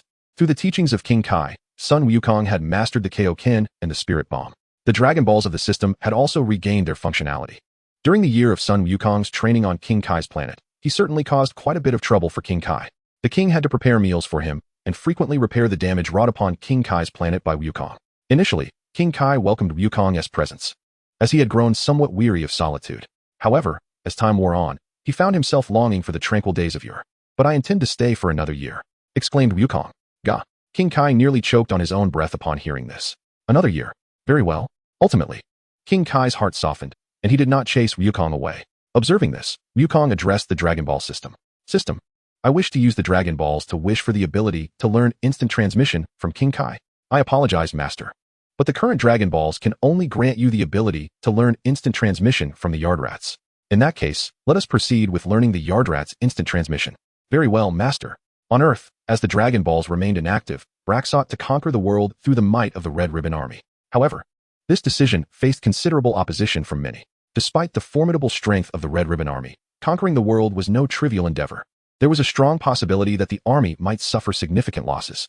Yet, even in the face of widespread dissent, Brack resolved to deploy his forces to seize control of the government, thereby plunging various regions of Earth into conflict. In West City, at Bulma's residence, she had been closely following the news ever since the Red Ribbon Army declared war on the world. Most reports, however, recounted the defeats of the government forces. Sai Bulma lamented, her thoughts inevitably drifting to Sun Wukong. Meanwhile, on King Kai's planet, Sun Wukong suddenly sneezed. He touched his nose, puzzled. How peculiar. Why did I suddenly sneeze? Is someone speaking ill of me? At that moment, Babarusu began to dance animatedly beside him. Babarusu, were you just speaking ill of me? Babarusu shook his head vigorously in denial. Oh well, I might as well try instant transmission, Wukong declared, placing 2 fingers to his forehead, and in an instant, he appeared on Kame House. Brother Wukong, exclaimed Krillin, who was training on the island, startled by Wukong's sudden appearance. Wukong nodded in acknowledgement. Where's Master Roshi? Master Mutant is inside. Is that so? Then train well. I shall take my leave. Hey, Brother Wukong. 2 months later, the Dragon Balls on Earth were ready for use once more. Upon learning of their restoration, Black immediately ordered his subordinates to commence their search. Securing the Dragon Balls would enable them to seize control of the world with greater efficiency. However, this time, the Red Ribbon Army's quest for the Dragon Balls did not unfold as smoothly as before. Dissent brewed within the ranks, and many harbored grievances against Black. Consequently, upon hearing of his pursuit, they discreetly dispatched their own agents to claim the Dragon Balls for themselves. As a result, despite 10 months of effort, Black was unable to gather all the Dragon Balls. At the headquarters of the Red Ribbon Army, Black, seething with anger, gazed at the Dragon Ball radar displayed on his computer. The device revealed only 6 points, indicating the locations of merely 6 Dragon Balls. As for the remaining one, it was either shattered or had been swallowed by a beast, rendering it undetectable by the radar. Infuriating. Why can't I locate the last one? On North Kai's planet. After a year of rigorous training, Goku's strength had significantly increased. He stood high above, suddenly clenching his fists and unleashing a powerful roar. Almost instantly, an incredible energy radiated from him, generating a fierce wind that swept across the grassy expanse of North Kai's planet. With a resounding bang accompanied by a golden light, Goku's hair transformed into a golden hue, standing upright, and his eyes turned a striking shade of green. This was the Super Saiyan transformation. Chapter 14, King Piccolo. I never imagined that this kid Goku could achieve the Super Saiyan form. North Kai mused, a hint of nostalgia in his heart. At that moment, Goku descended. His energy still palpable. You've finally had a change of heart. North Kai remarked, visibly moved. What do you mean, Lord Kai? Goku inquired, tilting his head. Indeed. Indeed. Gregor nodded in agreement. Both he and North Kai taken aback by Goku's transformation. Reflecting on Goku's sacrifice, having lost his home during training, he now resided with North Kai. No. North Kai waved his hands emphatically. Goku nodded, understanding. In the depths of a cerulean ocean, 3 individuals aboard a submarine were scouring the seabed for treasure. These were none other than Pilaf and his gang, the very ones Goku had previously defeated. King Pilaf, what is that over there? Suddenly, Asu spotted something white in front of them. Let us go take a look. Asu exclaimed, steering the submarine closer, revealing a rice cooker adorned with a seal. What is this? It looks like a rice cooker. Regardless of what it is, let us bring it in and find out, exclaimed King Pilaf. As Ash and Xiao Wu conversed, he deftly maneuvered the submarine's equipment to grasp the rice cooker, lifting it from the ocean floor. Upon reaching the shore, Ash carefully examined the rice cooker. King Pilaf, it indeed appears to be a rice cooker. Let us take a look, he exclaimed, tearing off the seal. Suddenly, the cooker trembled and opened, releasing a blue-hued figure that soared into the air. The trio instinctively recoiled, retreating several dozen meters. At that moment, an elderly man with green skin materialized before them. It was none other than King Piccolo. It's just an old man, Xiao Wu observed, her fear dissipating upon seeing the elder. Pilaf and Ash gradually regained their composure as well. Who are you? Pilaf boldly stepped forward to inquire. King Piccolo cast a frosty glance his way. Are you the ones who freed me? Yes, and what of it? Pilaf replied, attempting to assert himself. King Piccolo scoffed coldly. Since you have released me, I shall reveal my identity. I am King Piccolo. King Piccolo?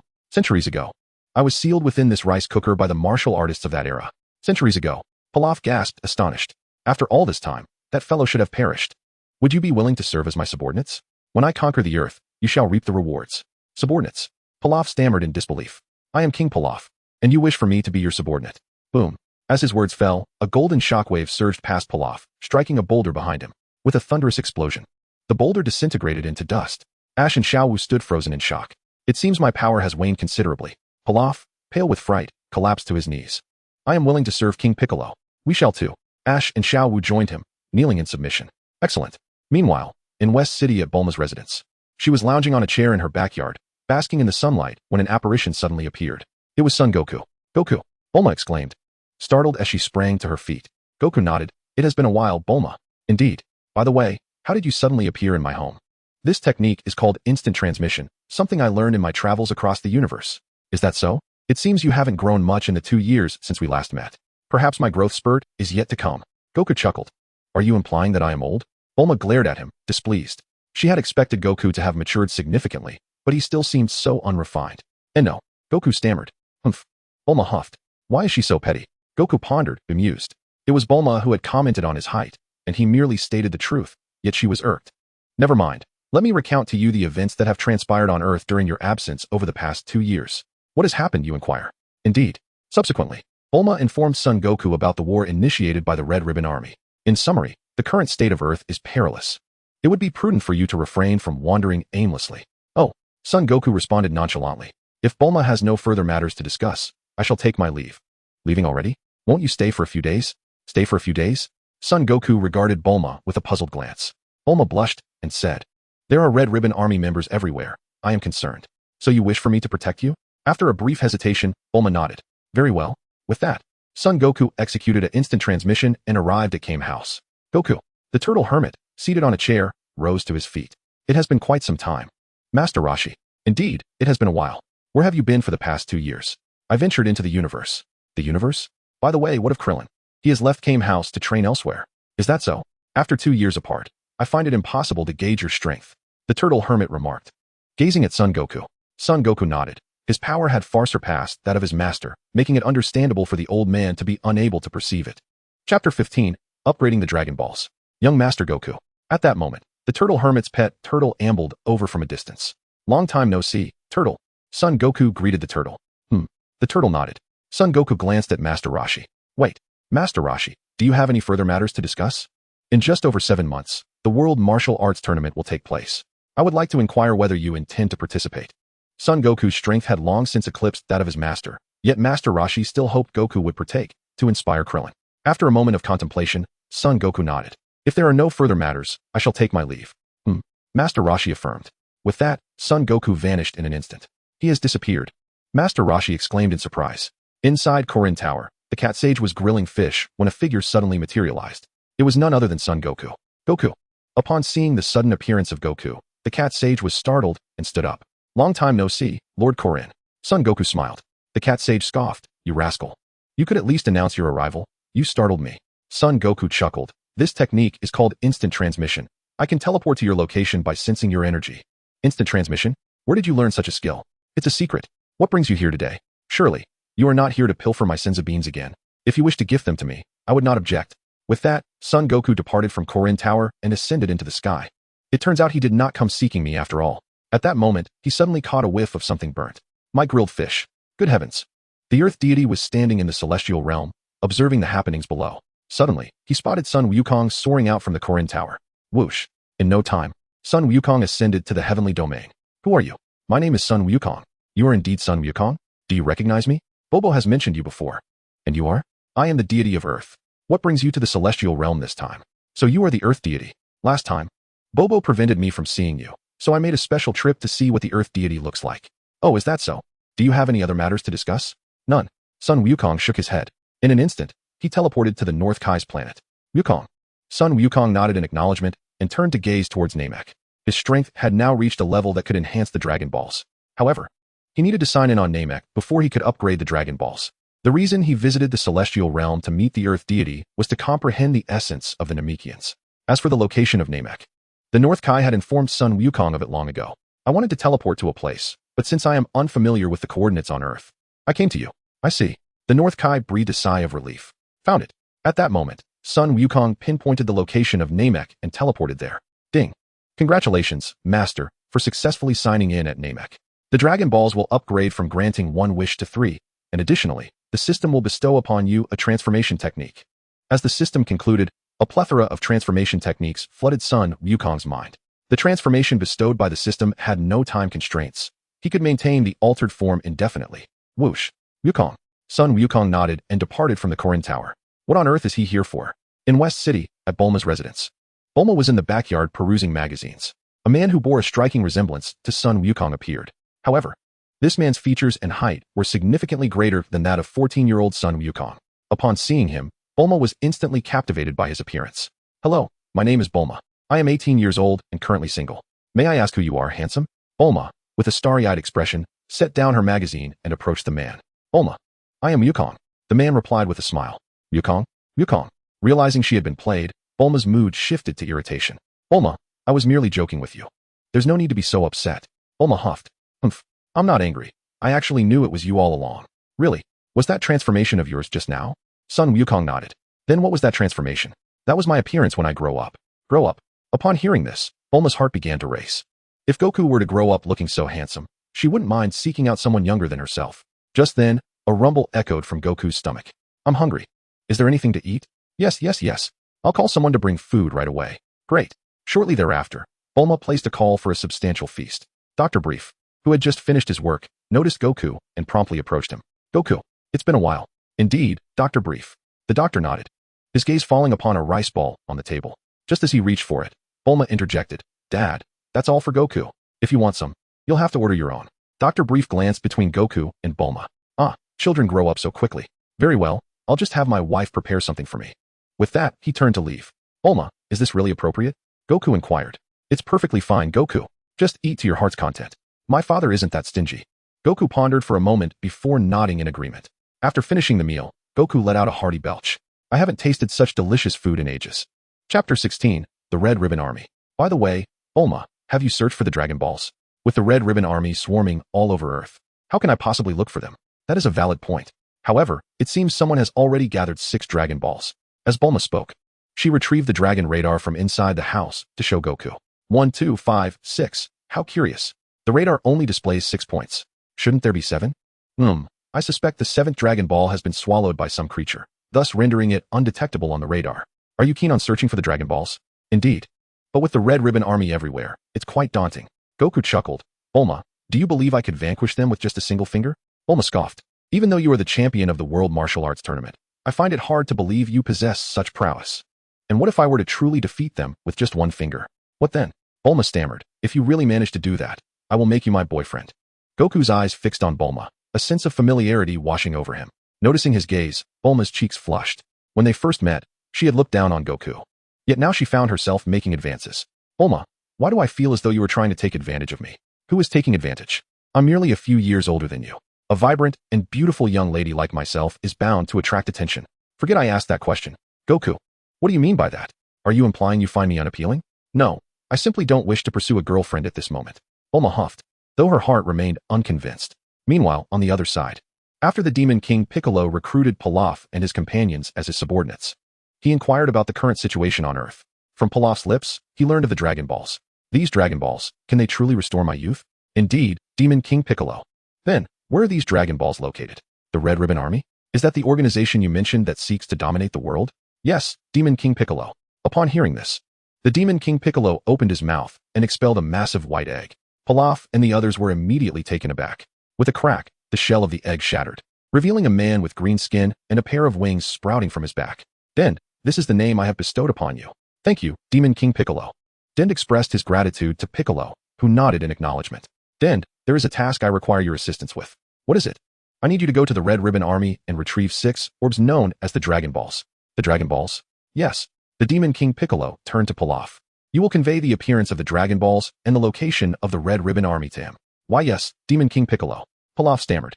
He then provided Dend with a photograph of the Dragon Balls and a map to the Red Ribbon Army's headquarters. Lord Dend, this is a photo of the Dragon Balls. There are 7 in total, and aside from the number of stars on them, they are quite similar in appearance. This is the map to the Red Ribbon Army's headquarters. Oh, Dend took the map and examined it closely.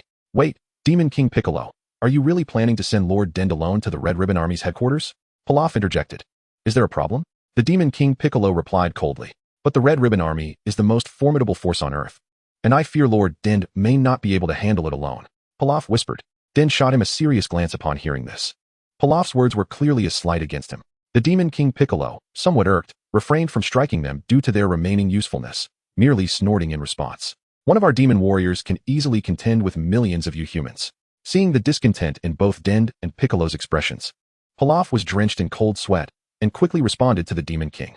Observing this, Dend immediately flapped his wings and soared into the sky. Pilaf breathed a sigh of relief. It seemed he would have to be cautious about his words in the presence of such a formidable foe. The following morning, after a half day of flight, Dend arrived at the outskirts of the Red Ribbon Army's headquarters. He surveyed the castle before him and compared it to the map provided by Pilaf. This must be it. The Red Ribbon Army's headquarters. The soldiers of the Red Ribbon Army had already detected Dend's arrival through external surveillance and relayed the information to Commander Black. A green humanoid monster? Yes, Commander Black. Then send someone to eliminate him. Yes, Commander Black. At this moment, the tambourine had already soared above the headquarters.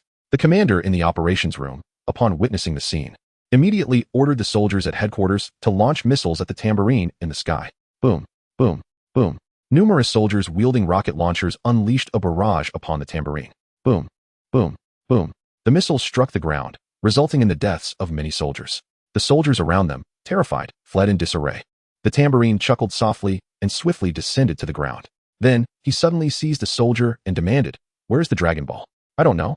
The tambourine chuckled lightly, and with a hand that resembled a blade, he pierced through the soldier's body, causing a torrent of blood to spray forth, splattering onto the ground. The surrounding soldiers recoiled in fear. After a brief moment of terror, many soldiers grabbed their submachine guns and fired relentlessly at the tambourine. The tambourine moved rapidly, dispatching those who dared to shoot at him. At that moment, a multitude of armored vehicles emerged. The tambourine sneered coldly and unleashed a wave of golden energy towards the armored vehicles. Boom. The armored vehicles were obliterated by the energy wave. What a monstrous creature. The surrounding soldiers retreated once more in fright. In the operations room of the Red Satin Ribbon Legion, Brack, upon learning of the tambourine's extraordinary power, rushed to the operations room. What is the situation? That monster's strength is overwhelming. Even the armored vehicles are no match for him. Chapter 17, The Tambourine's Demise. What? Brack gasped in astonishment. What about Colonel Zaruba and the others? Colonel Zaruba and his team have already gone out to confront him. Just then, the large screen in the operations room displayed the figures of Zaruba and his team. It's Colonel Zaruba. Upon seeing them, the morale of the surrounding soldiers surged. The tambourine sneered and charged towards the group. Zyrus immediately grabbed his submachine gun and unleashed a hail of bullets at the tambourine. However, the tambourine's speed was so great that Zyrus's gunfire could not touch him. Damn it! Zaruba shouted in frustration, discarding his submachine gun to prepare for hand-to-hand combat. Just as the tambourine was about to reach Zaruba, a blonde-haired, blue-eyed man suddenly glared at him. The tambourine halted instantly. The man's name was General Brew, who possessed the superpower to immobilize others with his gaze. Seizing the moment, Zaruba picked up the discarded submachine gun and fired at the tambourine. Yet, the tambourine's body, belonging to the demon race, rendered the bullets ineffective, as if striking an impenetrable steel plate. This is futile, Zaruba gasped in disbelief. Is it a superpower? The tambourine glanced at General Brew and suddenly unleashed an energy wave towards him. What? General Brew's expression changed in shock as he hastily dodged. It was precisely this evasion that released the tambourine's control over his body, and in the blink of an eye, he appeared behind General Brew. General Brew, be careful, Colonel Violet warned. Just then, as General Brew turned around, he saw a green hand pass through his body. Moments later, his clothing was drenched in blood. You. General Brew looked at the tambourine in disbelief. He never anticipated that today he would meet his demise at the hands of a monster. General Bubulu. Upon witnessing this, Zaruba and the others were instantly filled with trepidation. However, if they chose to flee, they would certainly face punishment from Black. Yet, should they remain, their very lives would be at stake. After weighing their options, Zaruba and his companions abruptly turned and ran. Colonel Zaruba. The soldiers of the Crimson Ribbon Corps were momentarily stunned by this turn of events before they too began to flee. How infuriating. Black, observing from the operations room, gritted his teeth in anger. The Crimson Ribbon Corps had always been a source of fear for others. Now, as officers of the Crimson Ribbon Corps, Zaruba and his comrades were frightened away by a mere monster. If this were to leak out, what would become of their reputation? With this thought in mind, Black immediately instructed the nearby commander. Issue a command. Zaruba and his team are to be regarded as traitors for their cowardice and executed. Yes, Commander Black. What shall we do next, Commander Black? It appears I must take matters into my own hands. You will personally intervene? Black stated, stepping out of the operations room and into a more spacious area. He then produced an open universal capsule and tossed it to the ground. Boom. Accompanied by a cloud of white smoke, a blue mech materialized before him. Black climbed aboard the mech and steered it downward. With Zaruba's escape, the soldiers of the Crimson Ribbon Corps lost their will to fight and scattered in retreat. Lingu observed the fleeing soldiers, akin to ants, and couldn't help but find the situation somewhat amusing. At that moment, Black maneuvered the mech to stand before Lingu. Where are the Dragon Balls? So, you have come for the Dragon Balls. Oh, from your words, it seems you know their whereabouts? Lingu chuckled. After such a prolonged battle, he had finally encountered someone who possessed knowledge of the Dragon Balls. Black snorted coldly. Even if I knew, I wouldn't divulge it, and you will not escape today. Is that so? Lingu replied, suddenly unleashing a wave of energy. Black's expression changed dramatically as he hastily maneuvered the mech to leap upward. He evaded the attack, but a stone tower behind him was obliterated by Lingu's energy wave. A cold sweat broke out on Black's forehead. Had that energy wave struck his mech, he might have withstood it, but it would likely have been rendered inoperable. Phew. Seeing Black evade, Lingu exhaled deeply. Though powerful, Lingu's stamina was limited, particularly after expending such energy in that wave. Are you tired? Noticing Lingu's fatigue, Black immediately piloted the mech to launch several missiles at him. Lingu deftly fluttered his wings to dodge the onslaught. Huh, Black shouted, maneuvering the controls to charge forward. Lingu leapt into the air. Meanwhile, the mech crashed heavily to the ground. At that moment, Lingu executed a flying kick aimed at the glass of the mech's front. Crack! The glass shattered. Upon witnessing this, Black's expression changed dramatically, and he hastily maneuvered his mech to retreat. At that moment, Lingu suddenly extended his extraordinarily long tongue, ensnaring Black. What is this? Black's face turned pale. Just then, a figure flew in from the distant sky. It was Sun Wukong. Lingu, observing the astonishing speed of Sun Wukong, could not help but reveal a look of astonishment. Whoosh. Thud. Before long, Sun Wukong landed in front of the two. It turned out to be a small ghost. Seeing that Sun Wukong was quite young, Lingu quickly lowered his guard. No matter how powerful a human child ghost might be, he could not possibly surpass him. At this moment, Black, tightly wrapped by Lingu's tongue, let out a wretched scream. Help me. Black pleaded with Sun Wukong. Are you here to rescue him? Lingu chuckled. I don't even know him. Why would I save him? Don't know him? Then what are you doing here? Seeking death? Lingu continued to chuckle. Originally, I came to defeat the Red Ribbon Army and seize the Dragon Balls they acquired. But now, I have changed my mind. Changed your mind? Indeed. Not only do I intend to vanquish the Red Ribbon Army and obtain the Dragon Balls, but I also want to kill you. Kill me. Lingu laughed as if he had heard the greatest joke. Sun Wukong let out a cold chuckle, concentrating a golden energy wave in his right hand. Bang! Accompanied by a burst of golden flames, Lingu's body was instantaneously reduced to ashes. Witnessing this scene, Black was immediately rendered speechless with fear. Although Sun Wukong was not particularly inclined to take a life, as the commander of the Red Ribbon Army, if he did not eliminate Black, Earth would likely struggle to attain peace. With a flash of golden light, Black's body gradually collapsed to the ground. Sun Wukong, opting not to employ the previous energy wave, instead dispatched him with a flick of his finger, leaving him intact. The personnel in the command room fell into stunned silence at this sight, before hurriedly fleeing outside. Chapter 18, Android 8. Meanwhile, upon Lingu's demise, King Piccolo suddenly felt a wave of discomfort. His connection with Lingu had abruptly severed. Lingu, what happened, King Piccolo? Pilaf inquired. My link with Lingu has suddenly broken. Broken? Could it be that something has happened to Lord Lingu? King Piccolo shot him a cold glance. Pilaf was immediately startled, shivering as he knelt down. I apologize, King Piccolo, that was not my intent. I was merely concerned for Lord Lingu. King Piccolo snorted coldly, and after a moment of contemplation, he vomited forth a massive white egg. Crack. Subsequently, a towering figure with green skin and a pair of wings burst forth from the shell. It is the mighty King Piccolo. Then, King Piccolo, where's Lingu now? King Piccolo glanced at Pilaf beside him. Pilaf smiled, producing a map of the Red Ribbon Army's headquarters from his person to show him. Master Copper. Here is the map to the headquarters of the Red Ribbon Army. Master Tambourine must be at the headquarters now, right? Indeed. Copper accepted the map. As for you, Lord Demon King Piccolo, shall I set off? Very well. With that, Copper immediately spread his wings and soared upwards. In the command room of the Red Ribbon Army, Sun Wukong had just acquired the 6 Dragon Balls collected by Baraku. System, this Dragon Ball radar only displays 6 Dragon Balls. Can you assist me in locating the last one? Of course, that is no problem. The system responded, projecting a Dragon Ball radar image before Sun Wukong. In this projection, alongside the 6 Dragon Balls currently in Wukong's possession, there was a small that was absent from Bulma's Dragon Ball radar. Upon discovering the location of the final Dragon Ball, Sun Wukong promptly set off towards it. After a considerable time, Sun Wukong arrived in a snow-covered area. Wukong. Sun Wukong shivered in the cold. Bulma, do you have any thicker clothes at home? Yes, we do. However, those are all mine, and they might not fit you. What happened, Wukong? Sun Wukong took out the 6 Dragon Balls he had just acquired from the system. The Dragon Balls. The last Dragon Ball is located in a very cold place, which is why I need to borrow some clothes from you.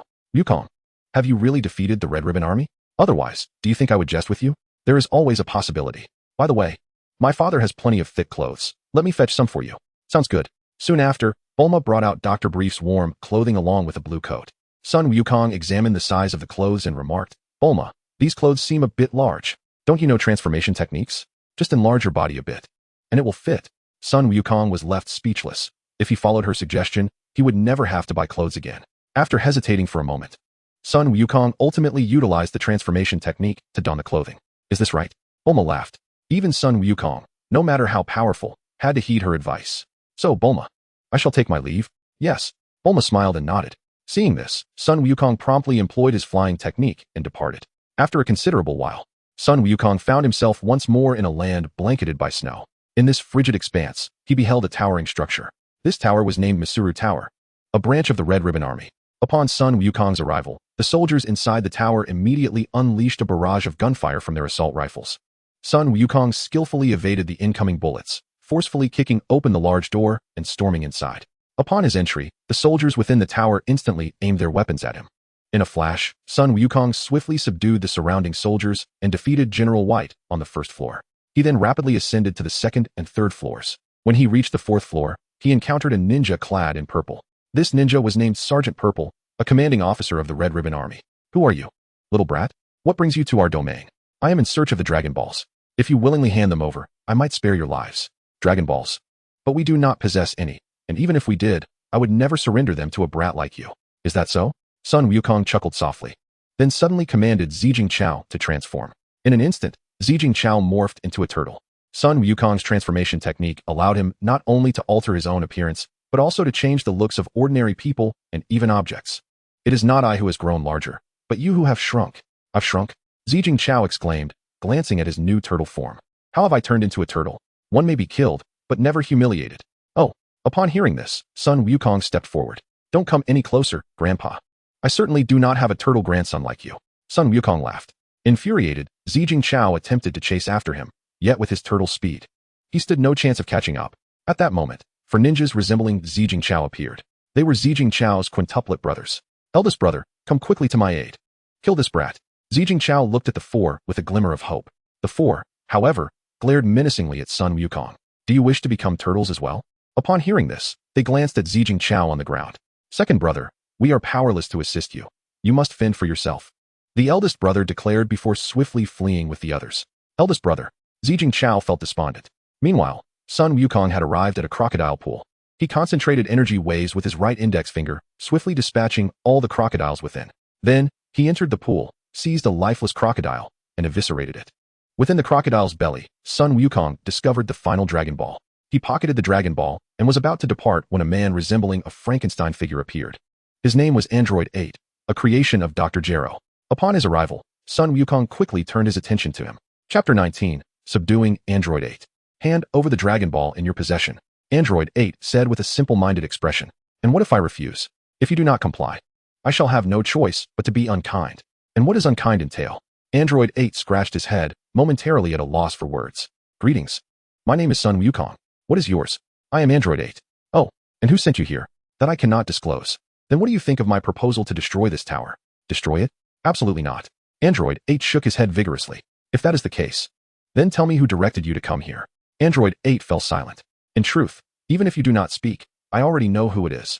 Just then, the voice of General White, whom Sun Wukong had previously defeated, echoed through the Master Yuta broadcast. Android 8, you fool, quickly assist me in eliminating that individual. With a swift motion, Sun Wukong teleported into the broadcast room. How did you suddenly appear? General White exclaimed in surprise. In the next instant, his body was pierced by a beam of golden energy. General White cried out in agony before collapsing lifelessly to the ground. Sun Wukong exited the broadcast room and ascended to the 4th level of Muscle Tower, where he encountered Android 8. All right, the one controlling you has been dispatched. Would you like to leave? Leave? But where to? How about following me? Follow you? Will you allow me to assist in killing or doing bad deeds? Absolutely not. I will never compel you to undertake anything you dislike. Forget it. I look too fearsome. Perhaps I should stay here. Android 8 shook his head. Do you not wish to see the world outside? The azure sky, the vast ocean, countless mountains and rivers. What do you think? Android 8 hesitated, intrigued by the prospect. Sun Wukong took a few steps forward. Wait. Android 8 suddenly interjected. What is it? Sun Wukong asked with a smile. I will go with you. Excellent. Sun Wukong declared, teleporting Android 8 to Bulma's home. Wukong, who is this? This is Android 8, my newly acquired ally. Android 8, this is Bulma. Hello. Bulma nodded in response. Wukong, his name is Android. Does that mean he is an artificial human? Indeed. I encountered him in the Red Ribbon Army's tower. The Red Ribbon Army? Are you a creation of the Red Ribbon Army? Android 8 nodded. I am an android created by Dr. Gero. Dr. Gero. How do you know him, Bulma? Of course, he is a world-renowned scientist. I never imagined he would join the Red Ribbon Army. So, Wukong, have you obtained the last Dragon Ball? Yes. Have you decided what wish to make? I have. What is your wish? I wish for an endless supply of money. That is quite a splendid wish. Sun Wukong nodded, gathering the 7 Dragon Balls to summon the Eternal Dragon. State your wish. Any wish can be granted, but only one. I wish for a bank card that never runs out of money. Very well. No sooner had he spoken than a golden card descended from the heavens into Sun Wukong's hand. Your wish has been granted. May we meet again. With that, the Eternal Dragon transformed into 7 stone Dragon Balls, scattering across the earth. Wukong, could you lend me that golden card for a few days? Lend it for a few days? Yes. My father is managing my money right now. Just for 2 days, and I shall return it to you. All right then. You are truly wonderful, Wukong. Bulma exclaimed, suddenly embracing him. How long will it take? It should only be a few minutes. All right, I shall wait for you. Sun Wukong nodded, placing 2 fingers on his forehead to sense the presence of King Piccolo. Although he had never encountered King Piccolo before, his energy should resonate with that of the Namekian race.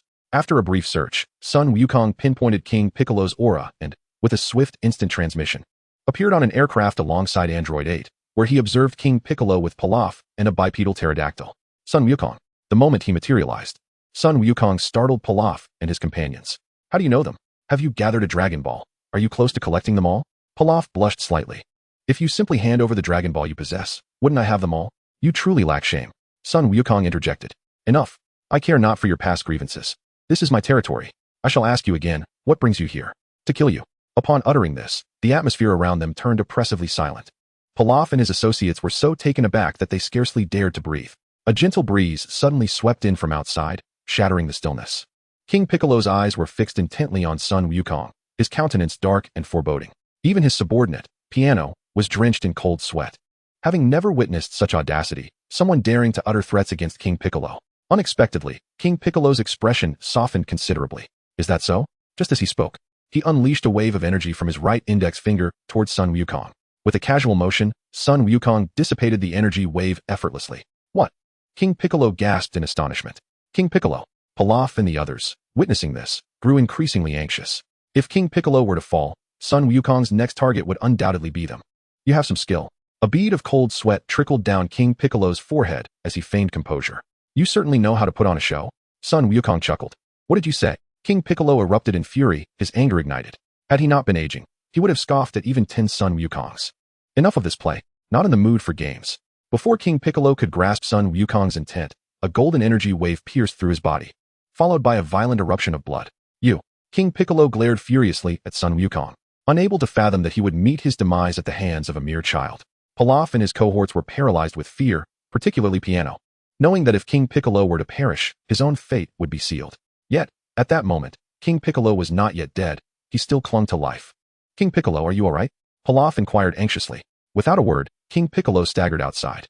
Once he emerged, he opened his mouth and expelled a colossal white egg that soared into the distance. Piccolo, you must remember to avenge your father. Upon uttering these words, the demon King Piccolo collapsed lifelessly to the ground. Big Piccolo. The faces of Pilaf and his companions, who had emerged from within, turned pale with fright. At that moment, they suddenly realized that Sun Wukong and his companions, who had been trailing them, had vanished without a trace. Where are Xiaowu and Sun Wukong? I don't know. Xiaowu shook her head. It seems their target is not us. Indeed, replied Piano, I never anticipated that I would still be alive. I suppose he deemed your strength too feeble to warrant your demise. What did you say? Piano retorted angrily. The three of them stared at Piano in unison. Previously, with the backing of the demon King Piccolo, they had feared him. Now, they were unafraid. Observing this, Piano promptly fell silent. Haha, at that moment, a sinister smile crept across Pilaf's face. Asu and Xiaowu followed suit, sharing in the malicious mirth. What are you planning? Suddenly, Pilaf kicked Piano forcefully, sending him tumbling from the aircraft. Piano landed atop a large tree. High in the azure sky, a monstrous creature was soaring swiftly forward. This creature was none other than Tambourine, a subordinate of the demon King Piccolo. Suddenly, two figures appeared before him, none other than Sun Wukong and Android 8. Upon seeing the unexpected duo, Tambourine came to an abrupt halt, just as he prepared to inquire about their identities. Sun Wukong unleashed a wave of energy from his right hand. Before Tambourine could react, the energy wave obliterated him. Wukong, have you completed your task? Sun Wukong nodded. In that case, how about you join me for a stroll in West City? What about Android 8? Bulma glanced at Android 8, momentarily unsure of how to proceed. Wukong, you two go ahead. I'd like to wander around this yard for a bit. Android 8 suggested. Upon hearing this, Bulma's impression of him improved significantly. Sun Wukong looked at Android 8. It's fine, you stay here. All right, Wukong, let us go? Bulma said with a smile. Okay. They then exited the yard and arrived at Bulma's doorstep. Bulma produced a universal capsule for a car and tossed it onto the road ahead. With a puff of white smoke, a blue convertible flying car materialized. Bulma opened the door and took her seat in the driver's position, with Sun Wukong following suit into the passenger seat. As Bulma pressed the accelerator, they sped forward. After more than 10 minutes, Bulma drove to a nearby shopping mall, where she helped Sun Wukong select some casual clothing, including several matching outfits for couples. Naturally, Sun Wukong had no intention of wearing such garments, but Bulma insisted on purchasing them, leaving him with no choice. Once they had finished shopping, time had grown late, and Bulma led Sun Wukong to a nearby restaurant for a meal. Wukong, are you going on a date? Mrs. Brief inquired with a smile. No. Bulma and I are merely taking a stroll and shopping for some clothes. Is that so? Mrs. Brief responded, somewhat disappointed. By the way, Bulma, the Android 8 has a bomb inside him. Could you assist in disarming it? A bomb? Bulma gasped. Wukong, how did you know there was a bomb inside me? That old man told me. Are you referring to General White? That seems to be the case. All right. After a brief moment of contemplation, Bulma agreed. Android 8 looked at Wukong with heartfelt gratitude. In the afternoon, with Dr. Brief's assistance, Bulma successfully disarmed the bomb from Android 8. Thank you. Android 8 expressed his gratitude to the two. Not at all. After all, you are also Wukong's friend. In the backyard of Bulma's home, Wukong was pondering what wish he should make within the Dragon Ball system. System, I wish to make a wish. Very well, Master, what wish do you desire? For my first wish, I wish to possess the healing abilities akin to those of the Namekians. Understood. No sooner had he spoken than a plethora of memories regarding Namekian healing techniques flooded Wukong's mind. Master, your first wish has been granted. Indeed. Wukong nodded. My second wish is to learn the divination techniques of the fortune teller. Granted. Immediately, a wealth of knowledge about divination filled Wukong's mind. Master, your second wish has been fulfilled. Now, for my third wish, I wish to possess the ability to create as the Kaioshin does. Granted. Your wish has been realized. Has it really? Yes, Master. If you doubt it, try to create a sword. How do I do that? Simply envision the design of the sword in your mind and affirm your intention to create it. Is that so? Wukong thought about the martial arts uniform he was wearing. Altering the character came to Wukong. Bang. Once he had visualized it, an orange martial arts uniform materialized before him, emblazoned with a large Wukong. I did it. Just then, Bulma emerged with Android 8. Wukong. Android 8, Bulma. Bulma nodded, glancing at the garment in Wukong's hands. What is this attire? This is the outfit I prepared for the martial arts tournament. You mean the World Martial Arts Tournament? Wukong nodded. But you've already claimed the championship, haven't you? Yes, but I also wish to mentor my junior disciple. Are you referring to Krillin? Indeed. You are truly a commendable senior brother. By the way, Bulma, I would like you to upgrade the gravity chamber this evening. Let's raise it to 500 times. 500 times. Wukong, you must be joking. I am not. Wukong, do you realize how heavy that would be for your body? If your weight is 50, then 500 times would amount to 25 tons. Fear not. Bulma, I have successfully conquered gravity at 100 times its normal intensity, and I shall not hastily escalate it to 500 times. Very well. However, the hour is already late. Perhaps I shall assist you on the morrow instead? Agreed. The following day, Goku found himself idly wandering at Bulma's residence and decided to take Android 8 for a leisurely stroll. Just as Bulma emerged from the gravity chamber alongside Dr. Brief, she inquired, Goku, where are you headed? I plan to take Android 8 out for a walk. Goku replied. May I join you? Bulma asked with a smile. But aren't you meant to upgrade the gravity chamber? No problem. I can leave that task entirely to my father. Very well. Thus, the trio departed from Bulma's home and strolled through the bustling West City. In the afternoon, Goku utilized his creative abilities to conjure a crystal ball. Through this enchanted orb, he sought to discover Vegeta's current whereabouts. Quickly, the crystal ball revealed Vegeta, who was presently wreaking havoc on another planet alongside Raditz. Subsequently, Goku peered into the crystal once more to view the Ginyu Force, Frieza, and other characters from the Dragon Ball universe.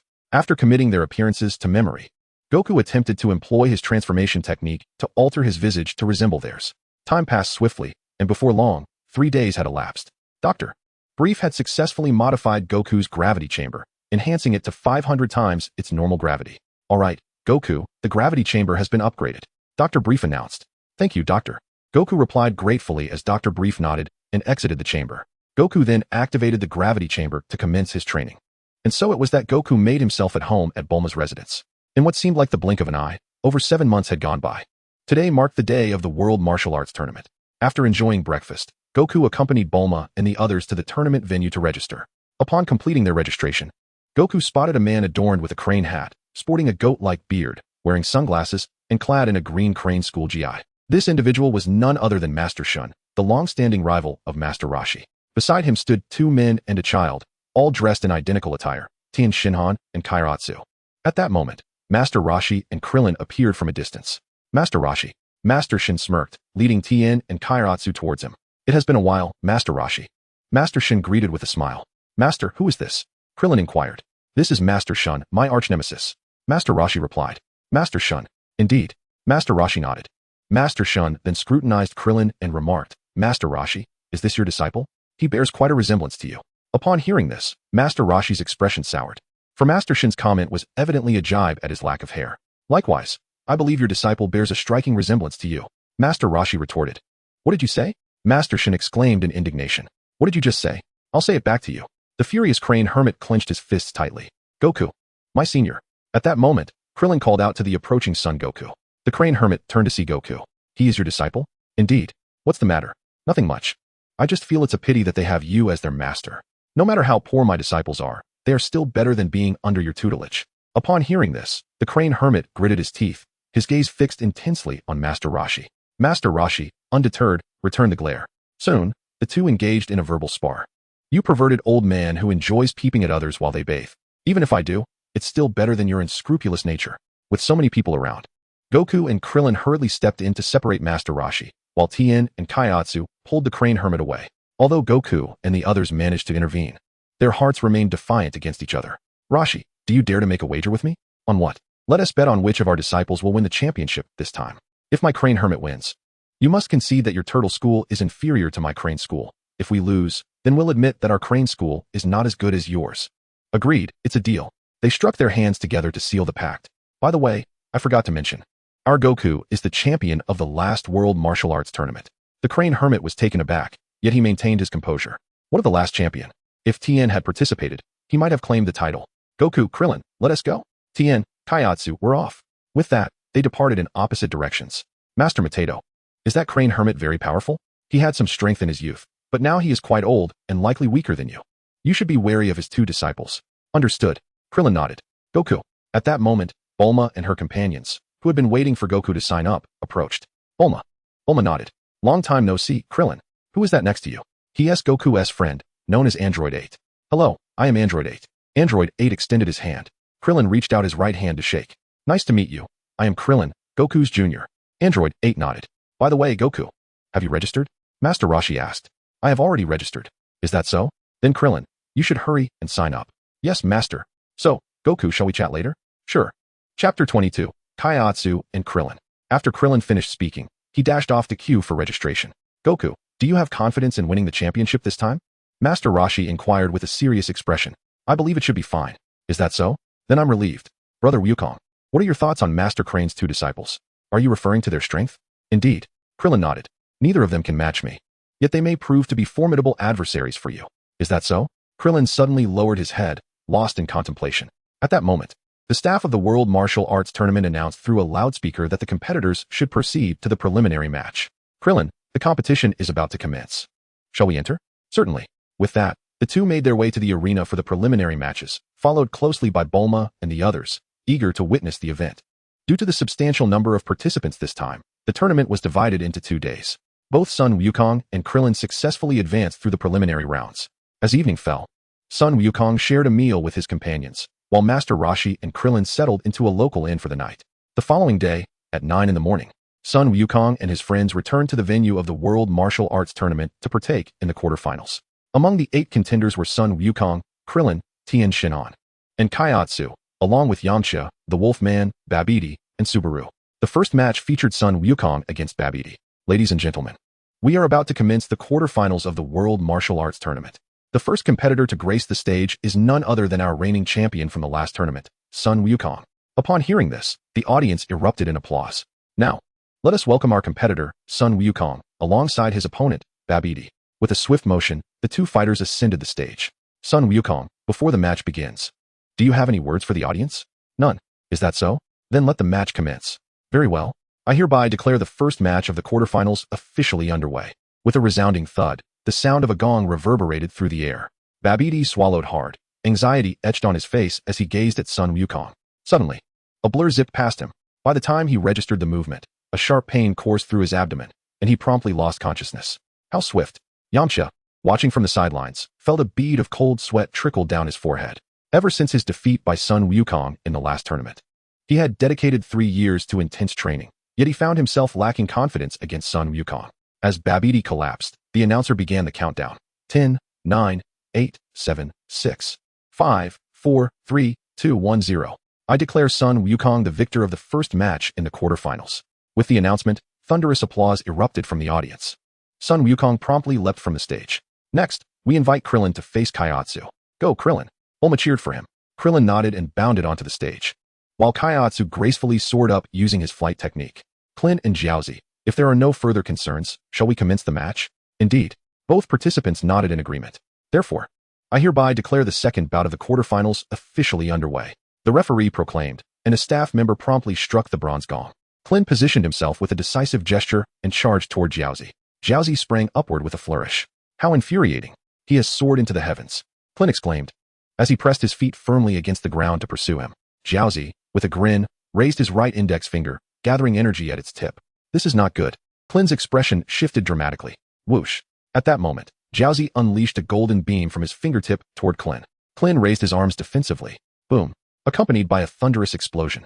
Klin plummeted harshly onto the arena. Whoosh. Thud. Gritting his teeth, Klin struggled to rise from the ground. Below in the audience, Master Roshi displayed a hint of smugness. Surrender. You cannot possibly defeat me. Jiaozi teased in a childlike voice. How dare you underestimate me? I merely let my guard down. Is that so? Jiaozi's right index finger once again coalesced into a ki blast.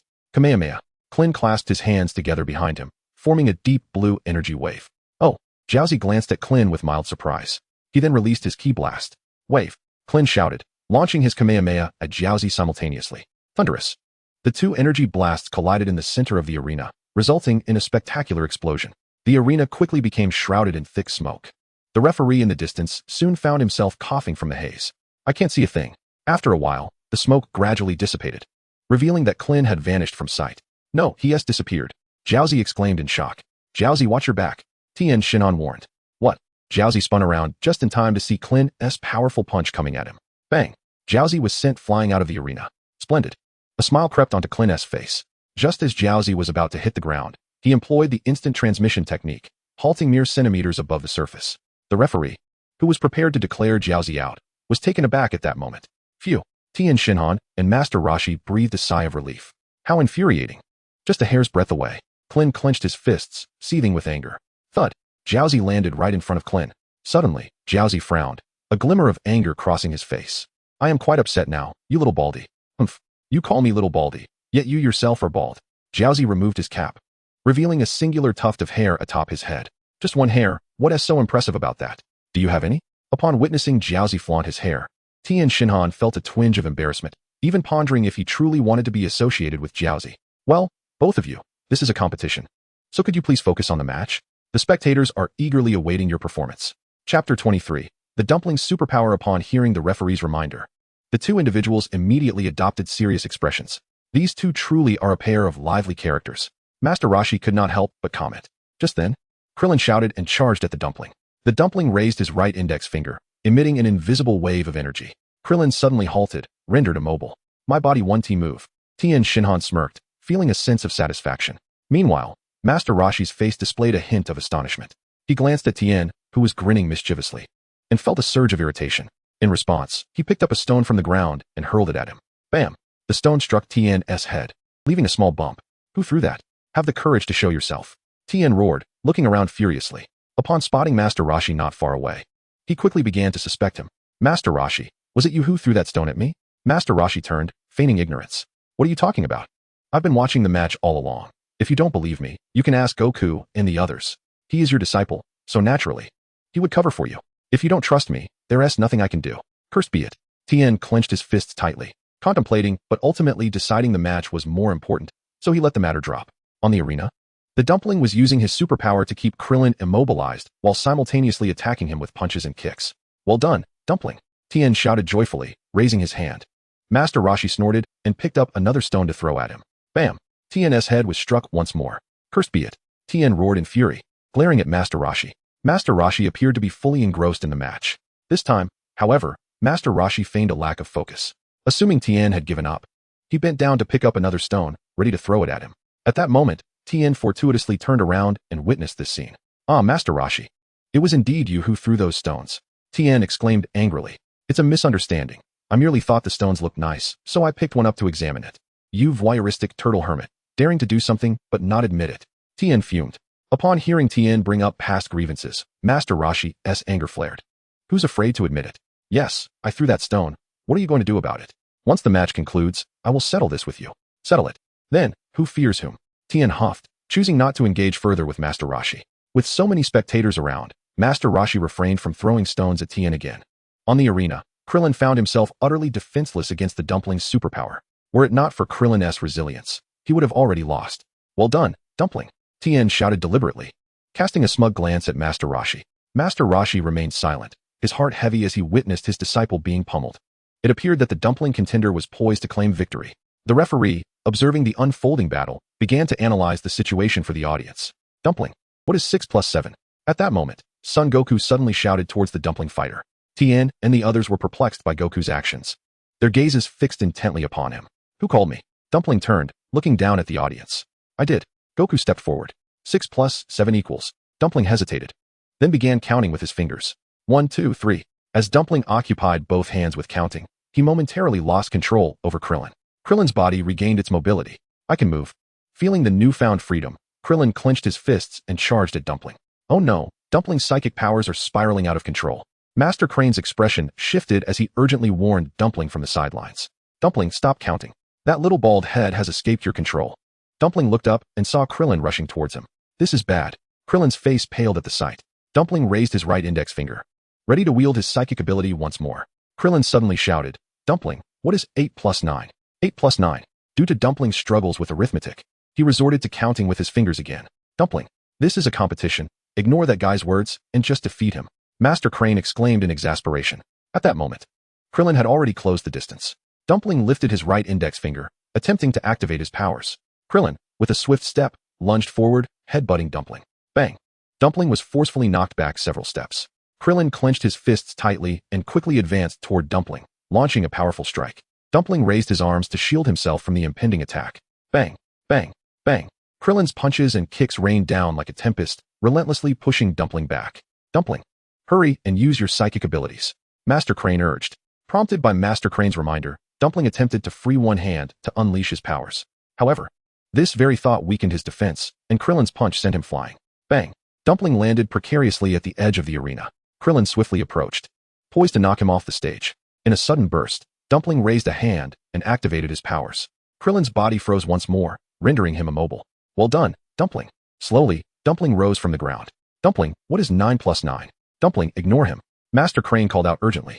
This time, I won't fall for your tricks. Krillin laughed. You must not realize. Even elementary school students can solve such problems, yet you don't know. Who says I don't know? Dumpling retorted, once again counting with both hands. Krillin's body regained its movement once more. Feeling a surge of recovery, Krillin swiftly charged towards Kairatsu, delivering a powerful punch that sent him flying off the stage. As Kairatsu fell from the platform, Krillin emerged victorious. Master Roshi, witnessing this, could only helplessly cover his face. Before participating in this tournament, he never anticipated that Kairatsu would falter in calculations. Had he foreseen Kairatsu's mathematical defeat, he would have made it his mission to teach him arithmetic. Chapter 24. Yamcha questions his existence. In the third match, Yamcha entered the arena, facing off against a male wolf. Isn't that the same guy who robbed us earlier? Goku. Indeed. Goku nodded in acknowledgement. That fellow boasted against our master during the last tournament, only to be swiftly defeated by Goku. Krillin remarked, with keen ears. Yamcha picked up on their conversation and felt a surge of indignation. At that moment, Master Roshi unexpectedly interjected, Krillin, how can you speak of others in such a manner? Yamcha, assuming Master Roshi was reprimanding Krillin, was caught off guard by the ensuing words that felt like a dagger to his heart. Goku is incredibly powerful. It's only natural he defeated him. His advancement to the top 8 proves he possesses considerable strength. Quite normal. Yamcha repeated the phrase quite normal, suddenly feeling the weight of being looked down upon by Goku. Fine, if you think so little of me, I shall defeat Goku to prove my worth. Yamcha vowed inwardly. Master Roshi, teach me a lesson. Master Roshi nodded in approval. Just then, the referee announced the commencement of the match. Consumed by anger from Krillin and the others' remarks, Yamcha unleashed his ultimate move, the Wolf Fang Fist, and swiftly vanquished his opponent. Yamcha emerged victorious. Watching from the sidelines, Krillin's eyes widened in astonishment. Although Yamcha's strength paled in comparison to Goku's, it was still formidable enough. Master Roshi inquired, what do you think? Very strong. At that moment, Yamcha cast a glance at Krillin, snorted disdainfully, and exited the stage. In the fourth match, Tien faced off against Yajirobe. With a single punch, Tien defeated him, advancing to the semifinals. In the first semifinal match, Goku squared off against Krillin. To spare Krillin some dignity, Goku engaged him for a while. The second match featured Yamcha against Tien. Despite Yamcha's strength, he ultimately succumbed to Tien, who progressed to the finals. Ladies and gentlemen, the time has come for the grand finale of this tournament. Advancing to the finals are last year's champion, Goku, and Tien. The referee announced loudly to the audience. Who do you think will claim the championship this time? The referee, microphone in hand, posed the question to the spectators. Goku, Tien. The audience erupted in support of their favored competitors. Just then, Bulma's voice boomed like a lioness's roar, drawing the attention of everyone around her, especially near Bulma, Master Roshi, and the others. The sheer number of onlookers made Bulma blush immediately. Bulma, you wouldn't happen to have a crush on brother Goku, would you? Krillin whispered.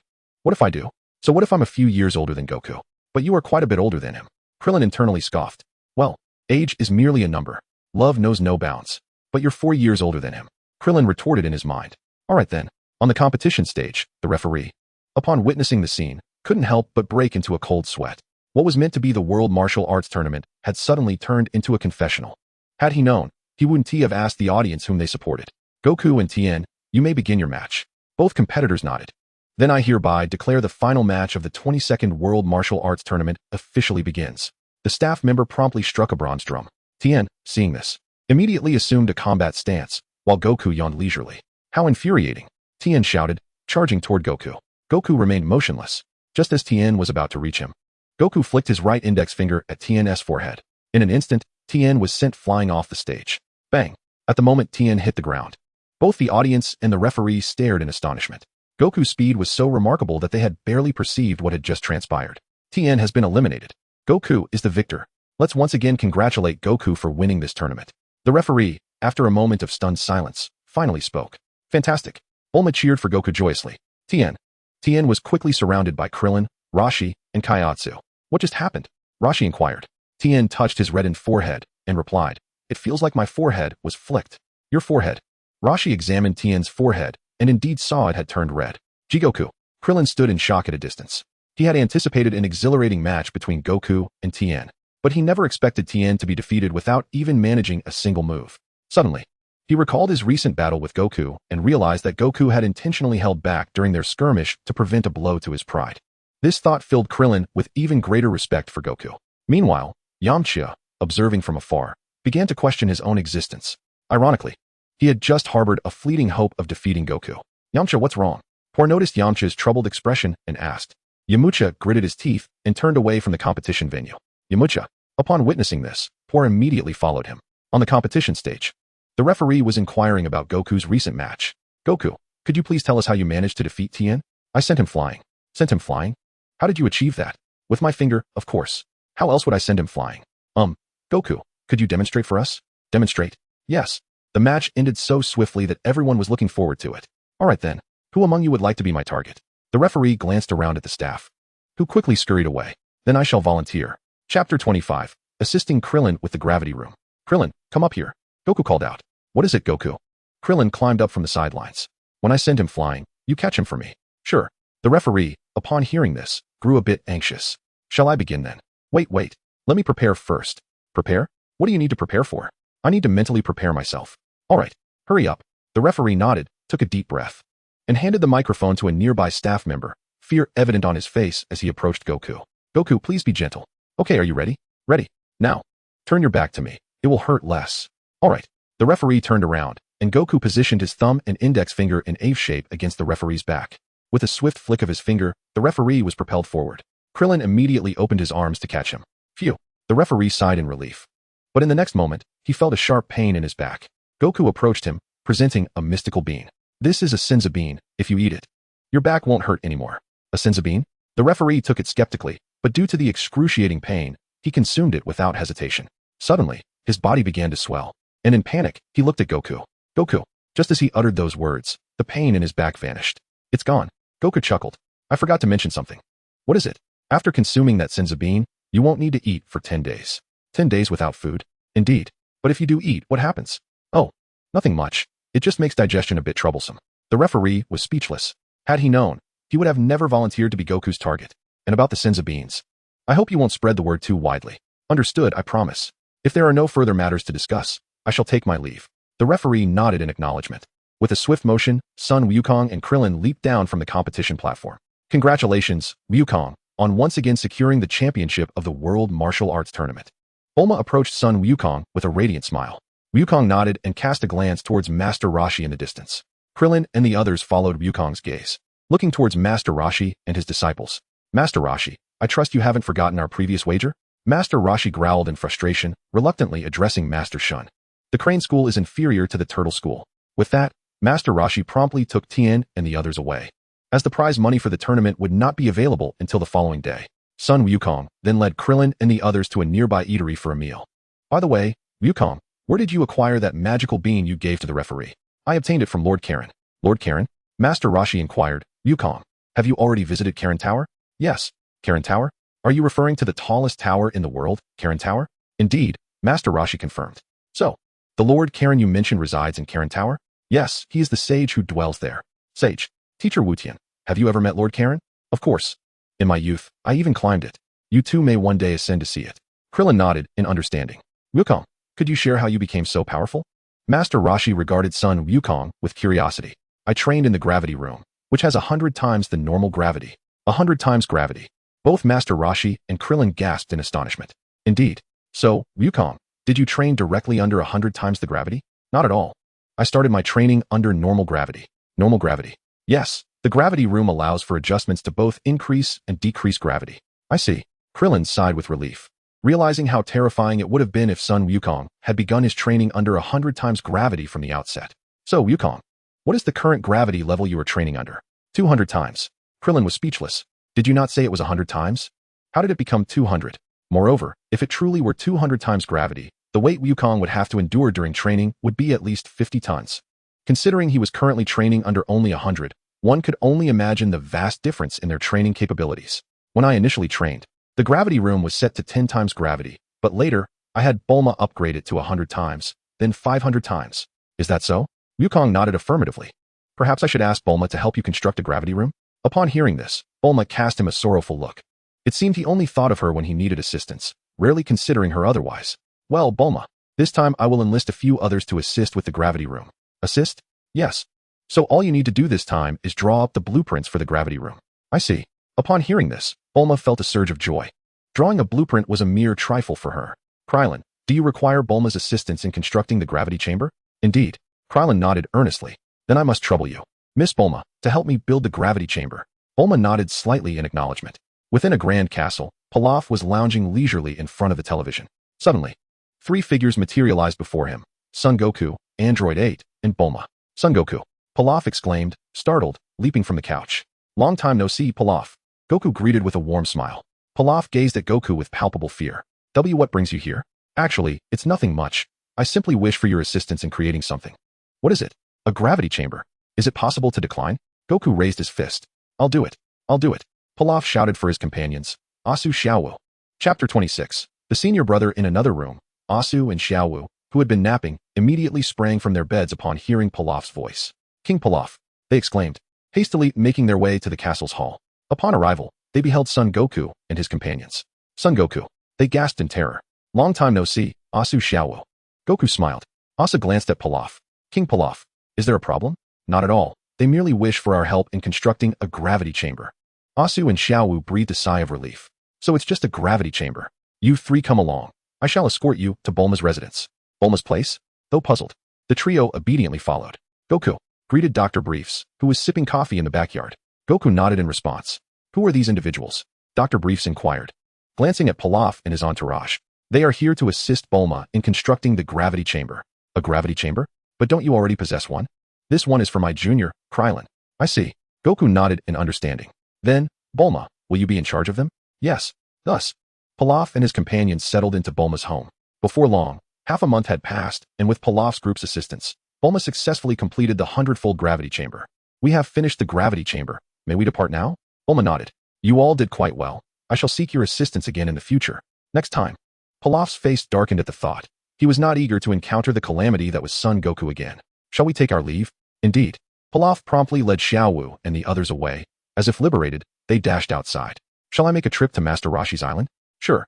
Goku replied, and in an instant, he teleported to Kame House, where he found Krillin, Master Roshi, as well as Tien and Chaos. Brother Goku. Krillin greeted son Wukong, who nodded in response and turned his gaze towards Tien and Kaiotsu. Isn't that Tien and Kaiotsu? Once again, we meet, son Wukong. Before Krillin could speak, Tien took the initiative to greet son Wukong. Son Wukong nodded. At that moment, Master Roshi, with a solemn expression, addressed son Wukong. From today onwards, Tien and Kaiotsu shall be your fellow disciples. Fellow disciples? Indeed. They have just accepted me as their master. But aren't they disciples of Master Shin? They are no longer his disciples. Really? Tien stepped forward to explain, Master Shin always forced me to do things I despised. After losing to you in the tournament 2 weeks ago, he compelled me once again, which led to a heated argument, and I left the Crane School.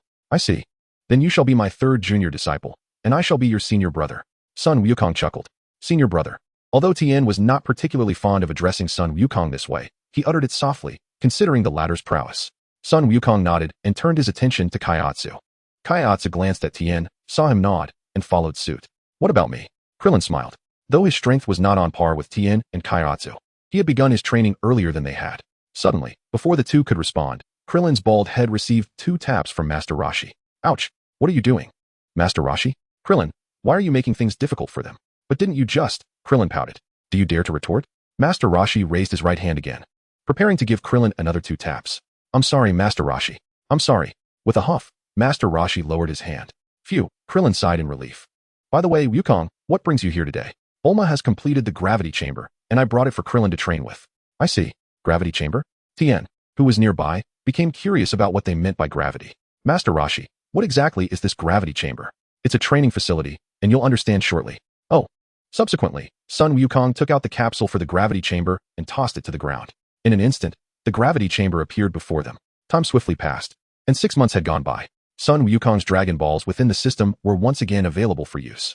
At this moment, Sun Wukong pondered over what wish to make. System, can I learn King Kai's instant transmission now? Yes, Master. Then I wish to master the God-level instant transmission. Understood, Master. As soon as the words left his lips, a flood of memories regarding God-level instant transmission filled Sun Wukong's mind. Your wish has been granted, Master. Now, I wish to make my second wish. May I inquire, Master? What is your second wish? My second wish is to possess the ability to traverse freely between the realms of life and death. Very well, Master. Your wish has been granted. Has it truly been fulfilled? Yet, I feel as though nothing has changed. Then, teleport to Hell and see for yourself. Hell. Sun Wukong pondered for a moment. Never mind. I shall refrain from visiting Hell. I trust you. Master, you still have one more wish you may grant.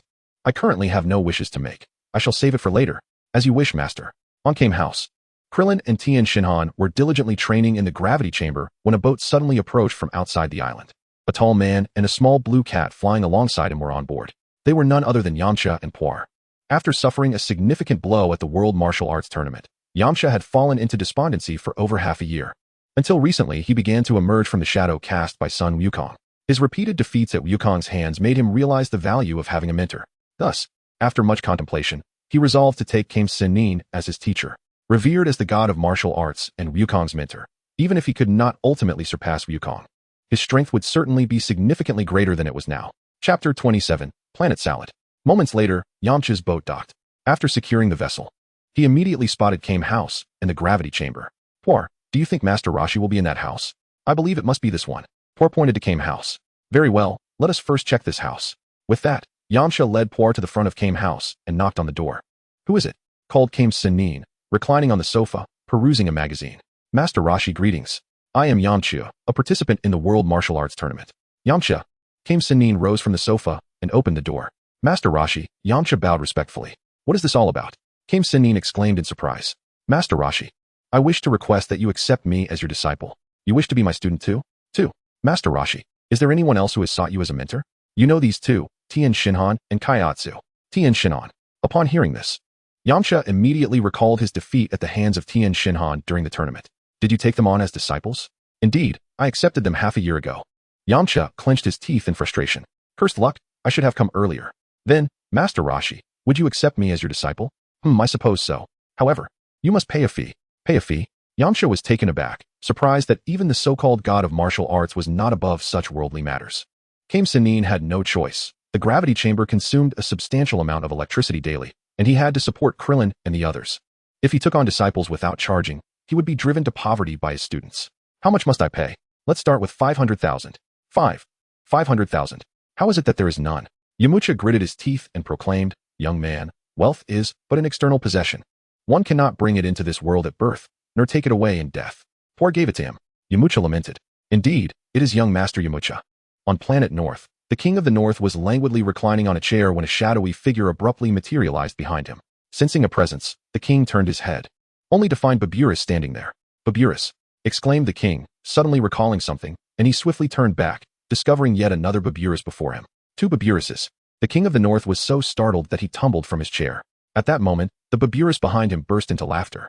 The king clenched his fists, his face a mask of fury as he glared at Son Goku. Son Goku, Lord King, do not be angry. I was merely teasing you. Humph. The King of the North snorted coldly. Tell me, What exactly was that you just performed?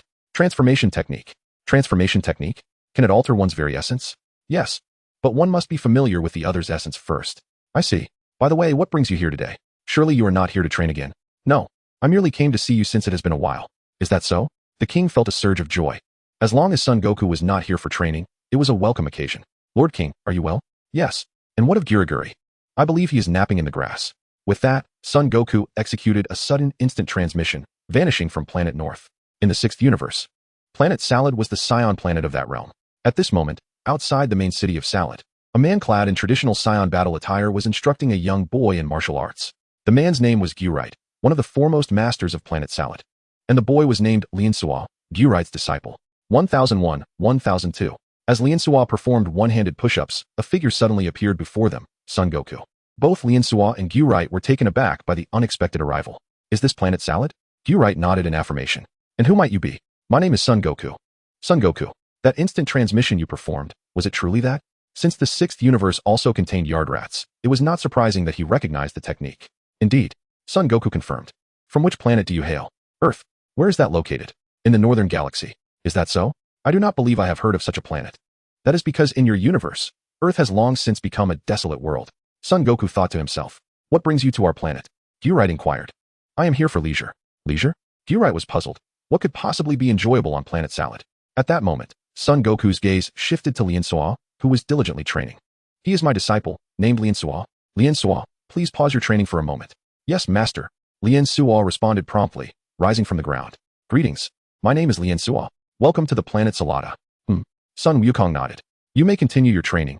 I shall take a stroll alone. All right, Son Wukong declared. Immediately heading towards the main city. Once Son Wukong had distanced himself, Gulite suddenly adopted a grave expression. The strength of this Son Wukong is quite formidable. Formidable? Indeed. Though he has concealed his aura, I can still sense his might. Moreover, there is a Saiyan presence within his energy. But aren't Saiyans typically devoid of tails? I cannot say for certain. Lien Suo pondered. Isn't he the brother of Caulifla? After Son Wukong departed, he began to converse with himself. Subsequently, he retrieved a crystal ball from his inventory and employed divination to ascertain Frost's current whereabouts. The reason for his visit to the 6th universe was to seek a worthy opponent for training, and Frost, with his commendable strength, was perfectly suited for the task. Through the crystal ball, Son Wukong swiftly pinpointed Frost's location. Within a lavish palace, a figure strikingly similar to Frieza occupied the throne. This individual was none other than Frost, the one Son Wukong sought. Beneath Frost, a soldier trembled on the ground. Suddenly, Frost raised his right index finger, unleashing a violet beam towards the soldier. Ah! A scream echoed as the soldier fell lifelessly. The surrounding soldiers quaked in fear. Chapter 28. Son Wukong vs. Frost. At that moment, a shadow materialized, Son Wukong. However, he did not present his true form, but rather Frieza's initial appearance. Upon Son Wukong's arrival, Frost's demeanor shifted to one of seriousness. Who are you? My name is Frieza, Son Wukong proclaimed. Then, Frieza, what brings you here? Frost narrowed his eyes. I wish for you to pledge your allegiance to me. Frost scoffed derisively, slowly rising from his throne. Do you truly believe I would submit to you merely upon your word? Of course not. Son Wukong chuckled. However, if you wish to avoid the destruction of your palace, it would be prudent to accompany me. With that, Son Wukong soared into the sky. After a moment's hesitation, Frost followed suit. Shortly thereafter, the two reached an expansive open area. You appear to be one of my kind. If you are willing to ally with me, I can overlook past transgressions, Frost remarked, eyeing Son Wukong. Is that so? Son Wukong scoffed. In that case, do not blame me for being ungracious. As Frost spoke, he raised his right index finger, emitting a deadly beam. Son Wukong swiftly retreated, evading the attack, and raised his own finger, launching several beams of death toward Frost. Boom, boom, boom. Frost unleashed a barrage of energy blasts from his right hand, intercepting the lethal beams aimed at him by Son Wukong. With a light chuckle, Son Wukong moved like the wind, appearing before Frost in the blink of an eye. Startled, Frost barely had time to react before Son Wukong's right fist struck him, sending him hurtling away. Boom. Frost's body collided with the mountain behind him, causing a cascade of boulders to tumble down and crush him beneath their weight. Cursing in frustration, Frost summoned an astounding force that shattered the stones, pinning him down, allowing him to rise slowly from the ground. In that instant, as Frost regained his footing, Son Wukong darted forward like a flash of lightning, delivering a powerful punch to Frost's abdomen. Ah! Frost screamed in agony as he was slammed back against the mountain. Son Wukong, smiling, concentrated a golden energy wave in his right hand and launched it at Frost. Boom! The energy wave detonated upon impact, obliterating a significant portion of the mountain behind him. As the dust settled, Frost lay on the ground, looking utterly disheveled. Is this all you can do? Sun Wukong taunted. Frost, seething with rage, sprang to his feet, clenching his fists tightly. Ah! He roared, emanating an incredible aura that surged upward. Boom! The ground shook violently under the influence of Frost's aura. The earth beneath him crumbled, creating a substantial pit. Bam! At that moment, Frost's muscles swelled, his body expanding grotesquely. This transformation resembled Frieza's third form, albeit Frost referred to it as his assault form. Unlike Frieza, Frost possessed no second transformation, only this assault form and his final form. Bam! Once his transformation was complete, Frost unleashed the amassed energy, generating a formidable gust of wind. Are you not going to transform? Frost sneered, eyeing Sun Wukong. Transform? What a joke. I am not truly of the demon race. Sun Wukong internally scoffed, maintaining a facade of calm as he replied. I don't need to transform to deal with you. Is that so? Frost retorted with a cold laugh, raising his right index finger to fire a series of deadly beams. Sun Wukong lifted his hand, effortlessly swatting away the incoming attacks. What? Frost exclaimed in disbelief as he unleashed dozens of death beams in rapid succession. Swish. Boom, boom, boom. Sun Wukong raised his hand once more, deflecting the deadly beams to the ground, causing a series of explosions to erupt around them. After a moment, as the dust settled from the detonations, Sun Wukong stood unscathed before Frost. How is this possible? Frost exclaimed, his face a mask of shock. In his initial form, Sun Wukong astonishingly thwarted the assault from his own transformed self. You've made your move. Now it's my turn, he remarked with a smile. Suddenly, Sun Wukong's figure darted swiftly before Frost. Instinctively, Frost raised his hand to defend, yet Sun Wukong's left fist struck his face with precision. Bang! Frost's right cheek bore the brunt of a powerful blow. Before he could react, Sun Wukong's left fist followed suit. Bang! Bang! Bang! Sun Wukong's fists, as quick as lightning, rained down upon Frost's face. Shortly thereafter, Sun Wukong's right fist lunged forcefully towards Frost's abdomen. Bang! Frost's body hurtled backward like a projectile, crashing into a towering mountain. A cascade of boulders tumbled down, pinning him to the ground. Sun Wukong yawned. It seems your transformation isn't all that impressive. Damn it! Frost gritted his teeth, emerging from beneath the heavy stones that had restrained him. Huh! He bellowed, transforming into a streak of purple light, charging at Sun Wukong. Sun Wukong clenched his fists, ready to meet the onslaught. Whoosh! Bang! Bang! Bang! The two clashed with their fists and feet like a tempest. Bang! After a brief struggle, Sun Wukong delivered a powerful kick, sending Frost soaring away. Boom! Frost once again collided with a mountain. How infuriating! After a moment, Frost slowly rose from the ground. Aren't you going to unleash your true power? Oomph! Frost scoffed. Frieza, when I reveal my true strength, you won't have any regrets. This power is challenging even for me to control. Is that so? Then I am even more eager to witness your genuine might. Sun Wukong replied with a grin. With a cold smirk, Frost tightened his grip. Ah! He roared, as a fierce purple flame erupted from his body. Soon, the ground trembled once more. As Frost's energy surged, a circular protective barrier encased him. Chapter 29, Frost at 50% power. Boom! The ground beneath Frost collapsed again, forming a pit several times larger than before. The clouds in the sky, which had previously moved lazily, suddenly rushed forward. Boom! Lightning struck down around Frost. Ah! At that moment, a blinding white light emanated from Frost's body, signaling a transformation. Amidst the seismic upheaval, Frost ascended to his final form. Ah! He shouted, releasing the energy that had amassed within him. A thunderous sound echoed as his unleashed power swept away the surrounding dust and debris. Not bad. It's quite tidy here now, Sun Wukong remarked, surveying the ground with approval. Frost let out a cold laugh, glancing at Sun Wukong. Frieza, soon you shall no longer bask in your arrogance. Is that so? Sun Wukong replied, flashing a grin that revealed his pearly white teeth. With a swish, Frost charged towards Sun Wukong. The latter's expression hardened, and he too lunged at Frost. In no time, they stood before each other, launching their attacks. Swish! Bang! Bang! Bang! Their fists collided at an astonishing speed. After a short bout, Frost found himself unable to match Sun Wukong's strength and speed, gradually shifting from offense to defense. Bang! In that moment, Sun Wukong executed a powerful kick with his right leg, sending Frost hurtling over 1,000 meters away. Gasping for breath, Frost glared at Sun Wukong with immense fury. It was the first time he had encountered an opponent as formidable as Sun Wukong. Suddenly, a sly smile crept across his face.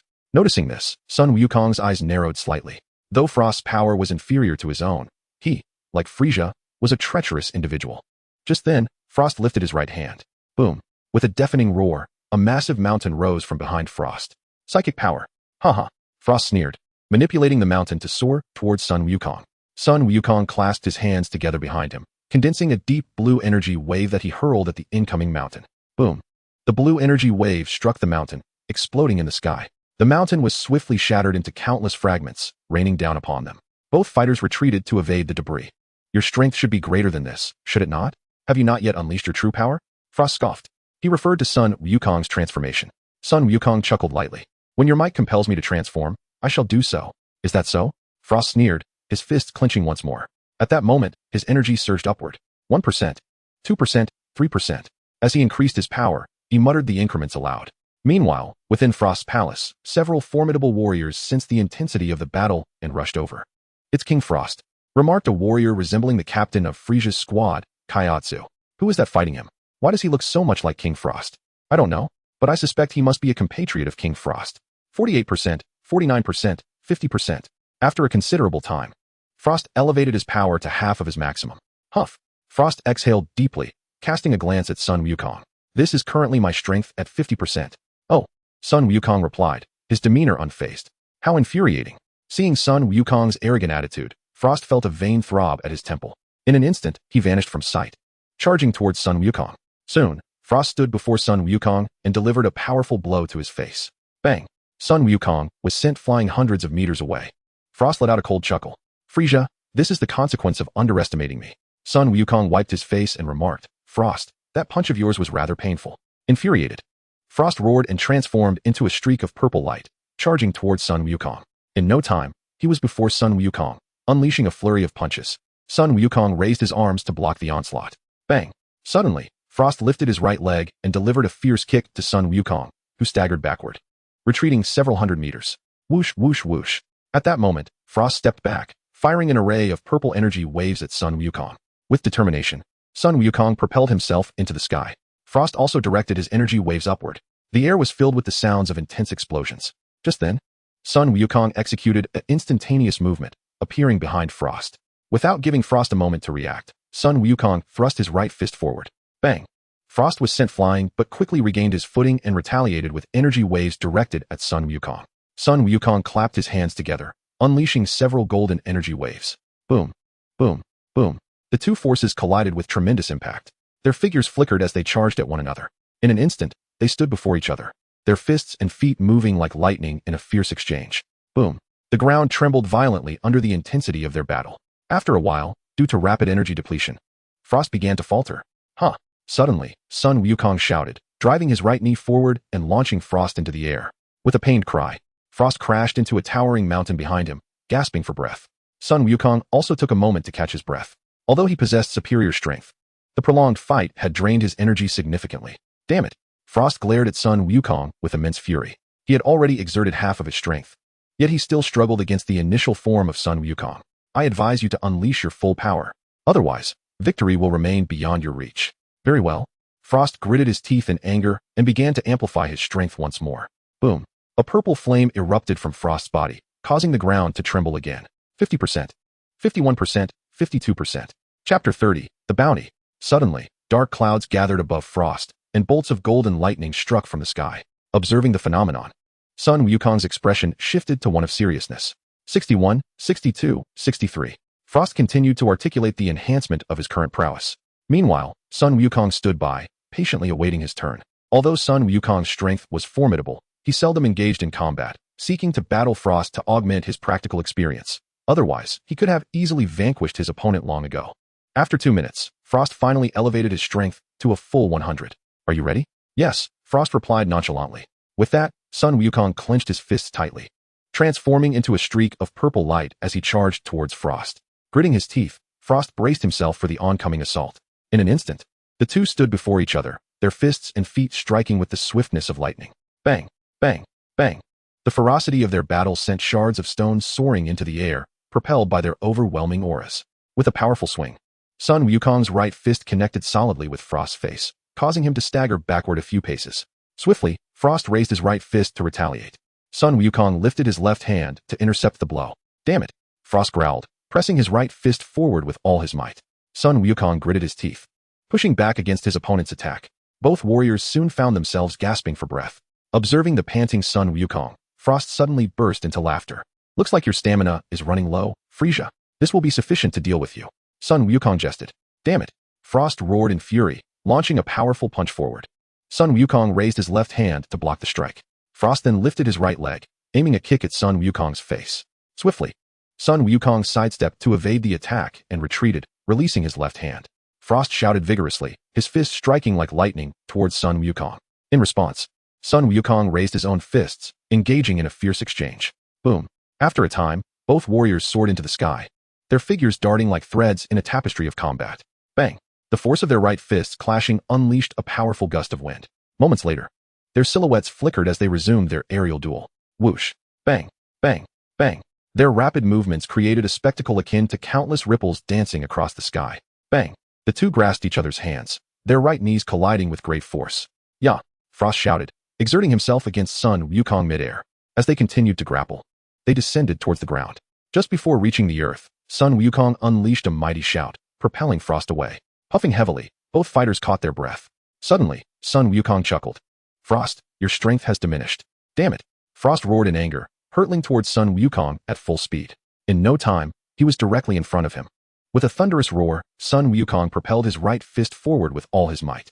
Frost, taken by surprise, was sent sprawling to the ground by the force of the blow. "Frost, you have now lost, as you no longer possess your full strength," Sun Wukong declared triumphantly. "I have not lost," Frost bellowed defiantly, swiftly rising from the ground to charge at Sun Wukong. In an instant, Sun Wukong vanished and reappeared behind Frost.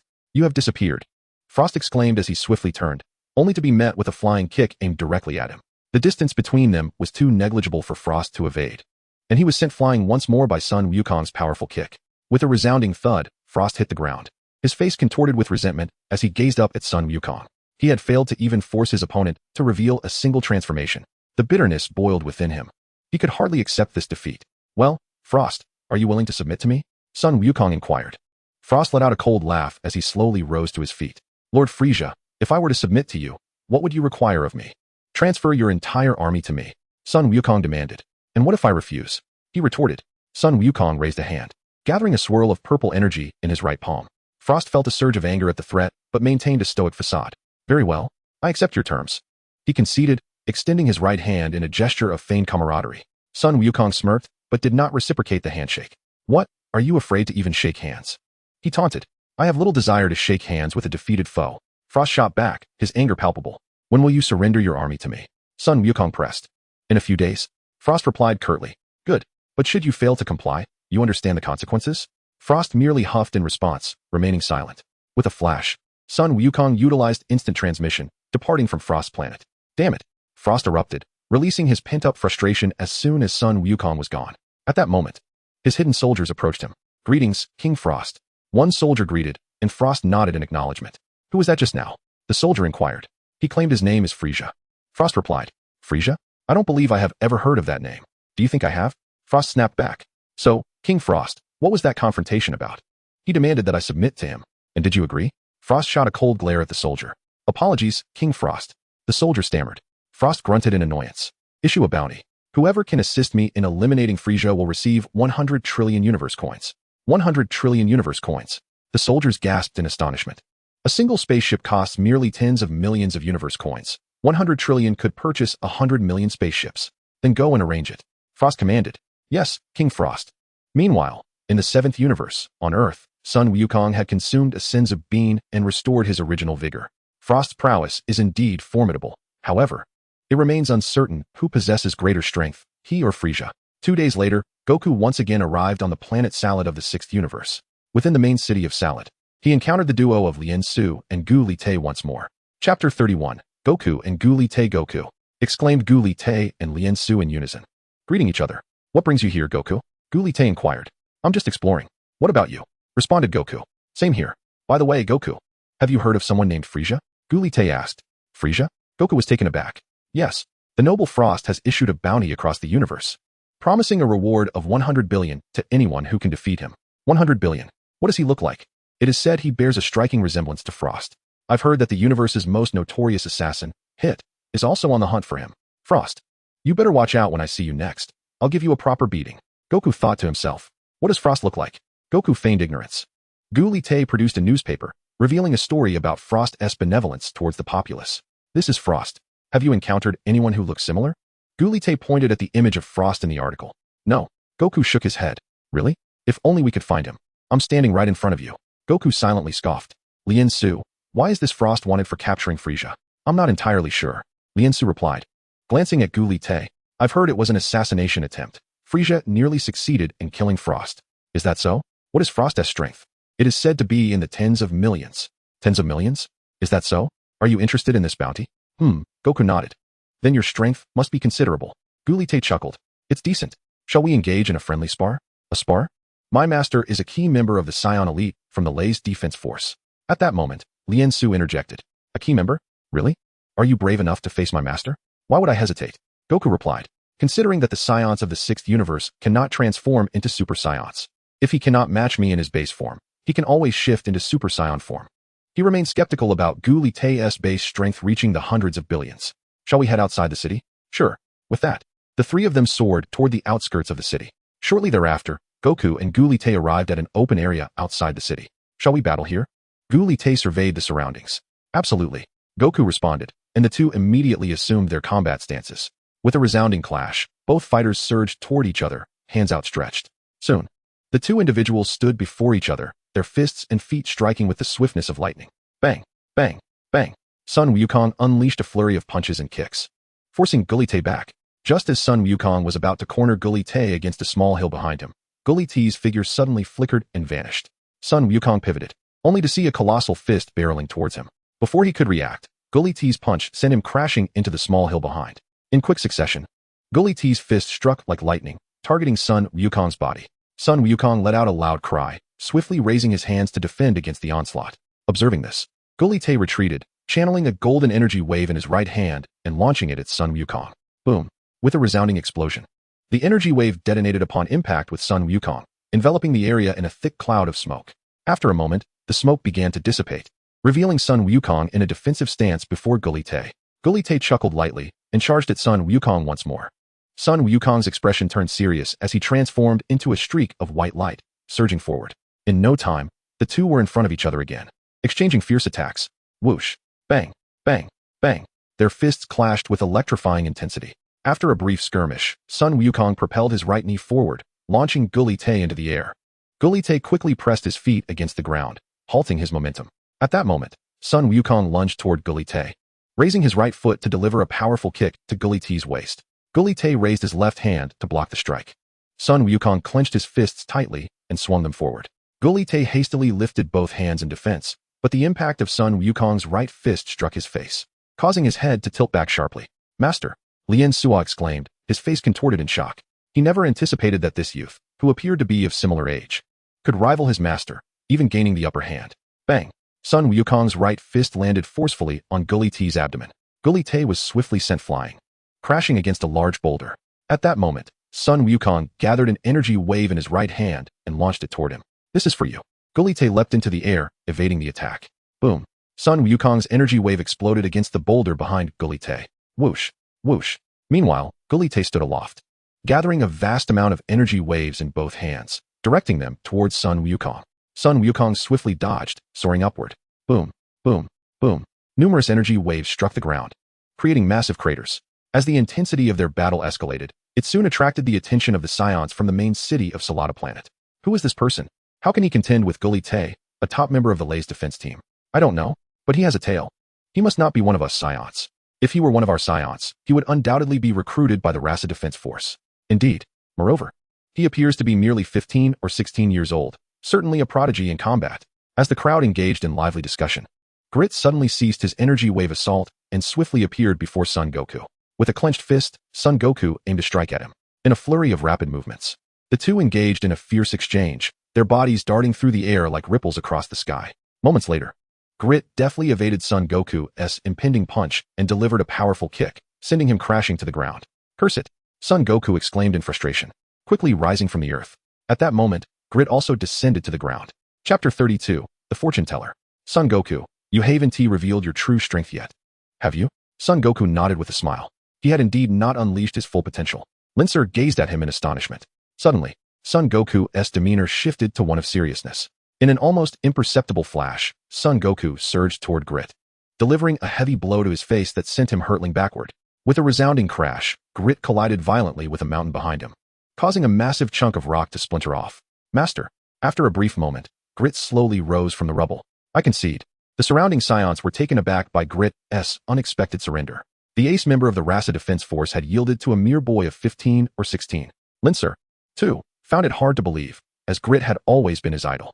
The fact that he surrendered to someone of similar age as Son Goku was difficult for him to comprehend. All right, the two ceased their battle. Grit flew before Son Goku, extending his right hand. You are indeed an exceptional individual. Son Goku reciprocated the gesture, shaking his hand. You as well. Grit smiled but remained silent. He then approached Lincer and glanced back at Son Goku. Son Goku, would you like to join our Rasa Defense Force on Planet Salad? The Rasa Defense Force? It is a unit responsible for maintaining peace in the universe, and it is comprised of our Scion elite. Oh, I have little interest in maintaining peace in the universe.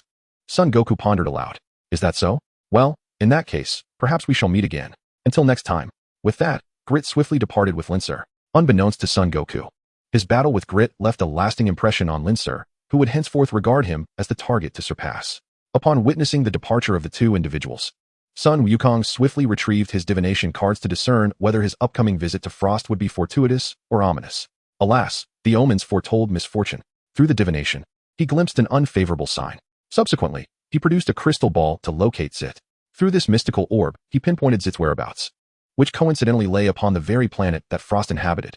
In addition to Zit, the planet was teeming with assassins from various killer organizations, all vying for Frost's astronomical bounty. A web of danger indeed. Son Wukong smirked coldly and executed a swift teleportation, leaving the sixth universe behind. Since Frost had ensnared him within such treacherous traps, he would bide his time, returning to settle the score after several years, ensuring that Frost would live in a state of perpetual anxiety. Upon his return to Earth, Son Wukong immersed himself deeper into his training. Time passed swiftly, and in the blink of an eye, 6 months had elapsed.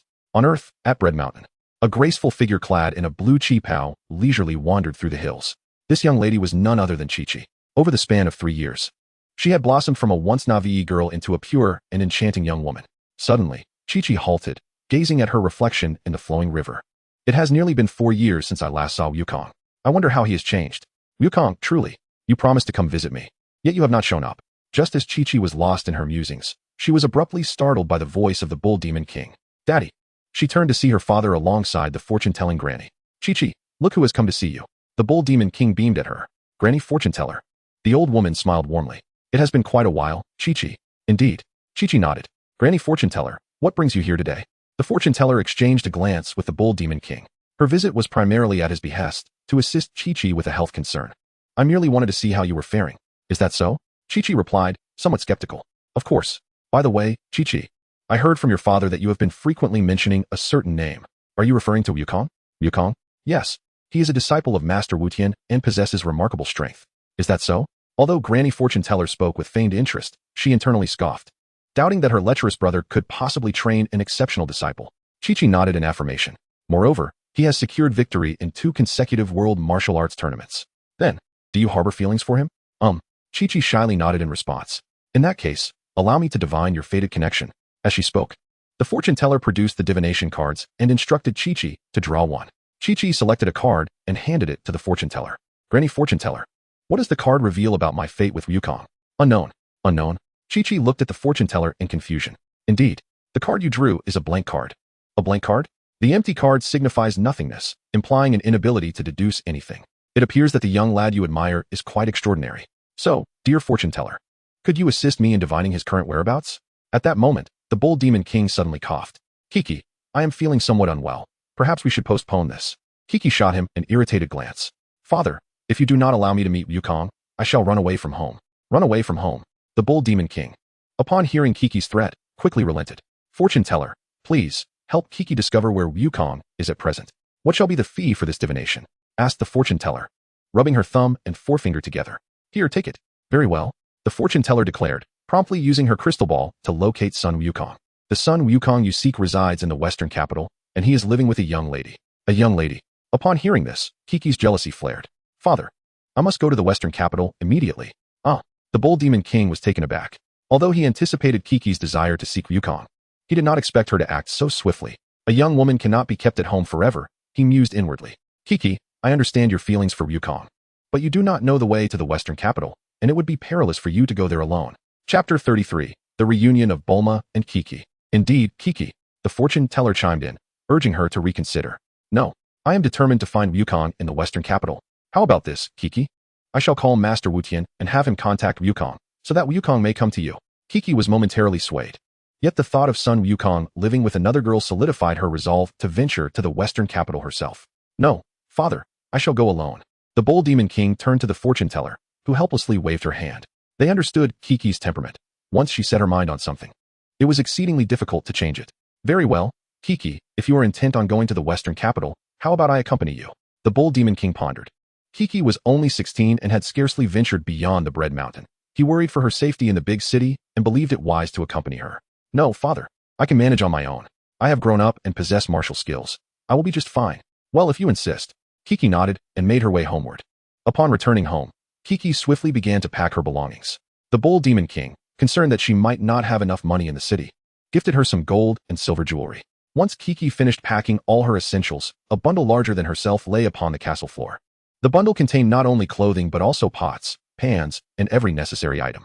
Then, father, I shall take my leave, Kiki declared, shouldering the hefty bundle. Take care on your journey, Kiki. Chi-Chi nodded and exited the castle. Master Wutian, it is I, the Bull Demon King. Bull Demon King, what brings you to seek me? It is as such, Master Wutian. Today, Chi-Chi departed from the Bread Mountain, claiming she intends to seek Wukong in the west. Wukong. Indeed, this is all my fault. For Chi-Chi has recently lost her appetite and often murmurs Wukong's name. I assumed she was unwell, hence I sought the fortune-telling elder to investigate. I suspect Chi-Chi has developed feelings for Wukong. This I have now come to realize. But why do you seek me? I wish for your assistance in contacting Wukong and informing him that Chi-Chi is in search of him. Very well, I shall assist you. Thank you, Master Wutian. With that, the Bull Demon King ended the call. Shortly thereafter, Master Roshi retrieved the phone number left by son Wukong and dialed Bulma's residence. Upon connection, it was Bulma's mother who answered. Upon learning of the inquiry for son Wukong, she promptly went to the gravity chamber to summon him.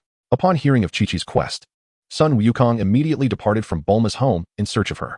After a considerable time, son Wukong found Chi-Chi amidst a great mountain. Having grown significantly taller over the past 6 months, Chi-Chi was momentarily uncertain if the figure before her was indeed the Wukong she sought. Are you Wukong? Indeed. Son Wukong affirmed, smiling. How wonderful. Upon hearing this, Chi-Chi leaped into son Wukong's embrace, leaving him somewhat taken aback. After a moment, realizing her behavior was overly familiar, she released him, saying, I apologize, Wukong. I became overly excited after such a long absence. No matter. Son Wukong chuckled, for he was not the one at a loss. Wukong, after all these years, you have grown so handsome that I almost failed to recognize you. Is that so? Well, Chi-Chi, I trust you still remember who I am. Chi-Chi looked at him with eager anticipation. You are Chi-Chi. You truly have not forgotten me. Chi-Chi exclaimed joyfully, bouncing on the ground. By the way, Wukong, what brings you here? It was your father who sent me to find you. Is that so? No way. You must stay at my home. Well, son Wukong hesitated at this proposition. By the way, Wukong, I heard from the fortune-telling elder that you live with a girl. Is that true? A girl? You must be referring to Bulma? Bulma? The girl who accompanied you on your quest for the Dragon Balls. Yes, son Wukong nodded. But how did you come to be living in her home? Have you two developed that sort of relationship? No, I merely train at her residence. Train? What do you mean? Yes, she has constructed a gravity chamber for my training. A gravity chamber? What is that? Son Wukong, a bit at a loss for words, proceeded to explain the purpose of the gravity chamber. Once he had finished, enlightenment dawned on Chi-Chi's face. Then, Wukong, how about relocating the gravity chamber to my home? Let it be. This gravity chamber is broken, and you wouldn't know how to fix it. Hearing these words, Chi-Chi immediately felt displeased. No, I wish to take a stroll in West City. Son Wukong, rendered speechless once more, responded, By the way, Chi-Chi, what is it that you have packed in your bag? Clothes, pots, pans, and everything in between. Very well, I shall take you to West City, but you must promise me that once we arrive, you will heed my every word. Chi-Chi nodded emphatically. Seeing this, son Wukong promptly summoned the flying Nimbus and whisked her away to West City. In West City, at Bulma's residence, Bulma had just finished baking a cake and was preparing to seek out son Wukong to indulge in her creation when she unexpectedly encountered her mother at the door. Bulma, is the cake ready? Bulma nodded. I was just about to find Wukong to let him taste my cake. Has he gone out? Yes. He just received a phone call and then left. Who called? It seemed to be his master. That lecherous old man. With that, Bulma dashed towards the gravity chamber, only to find son Wukong absent. Wukong. When son Wukong finally let the Nimbus descend in the courtyard, Bulma felt an urge to leave. However, she was not one to concede easily, so she suppressed her rising anger and approached him. Chapter 34. The contest between Bulma and Chi-Chi. As the saying goes, when rivals meet, the tension is palpable. Upon seeing each other, neither offered a cordial expression. Yet, with Sun Wukong present, they both strive to leave a favorable impression, forcing smiles onto their faces. Wukong, may I ask who this is? This is Chi-Chi. Chi-Chi, Bulma exclaimed in surprise. She recalled Chi-Chi's once cherubic visage and was taken aback by her newfound beauty, though her taste in attire remained unchanged. It has been a while, Sister Bulma. Chi-Chi greeted her with a smile. Calling me sister, does that imply I am older than Sun Wukong? Bulma mused quietly. It has indeed been a long time. Were it not for Wukong's introduction, I might not have recognized you. Is that so? Chi-Chi replied with a faint smile. By the way, Chi-Chi, weren't you at Bread Mountain? How did you end up in West City?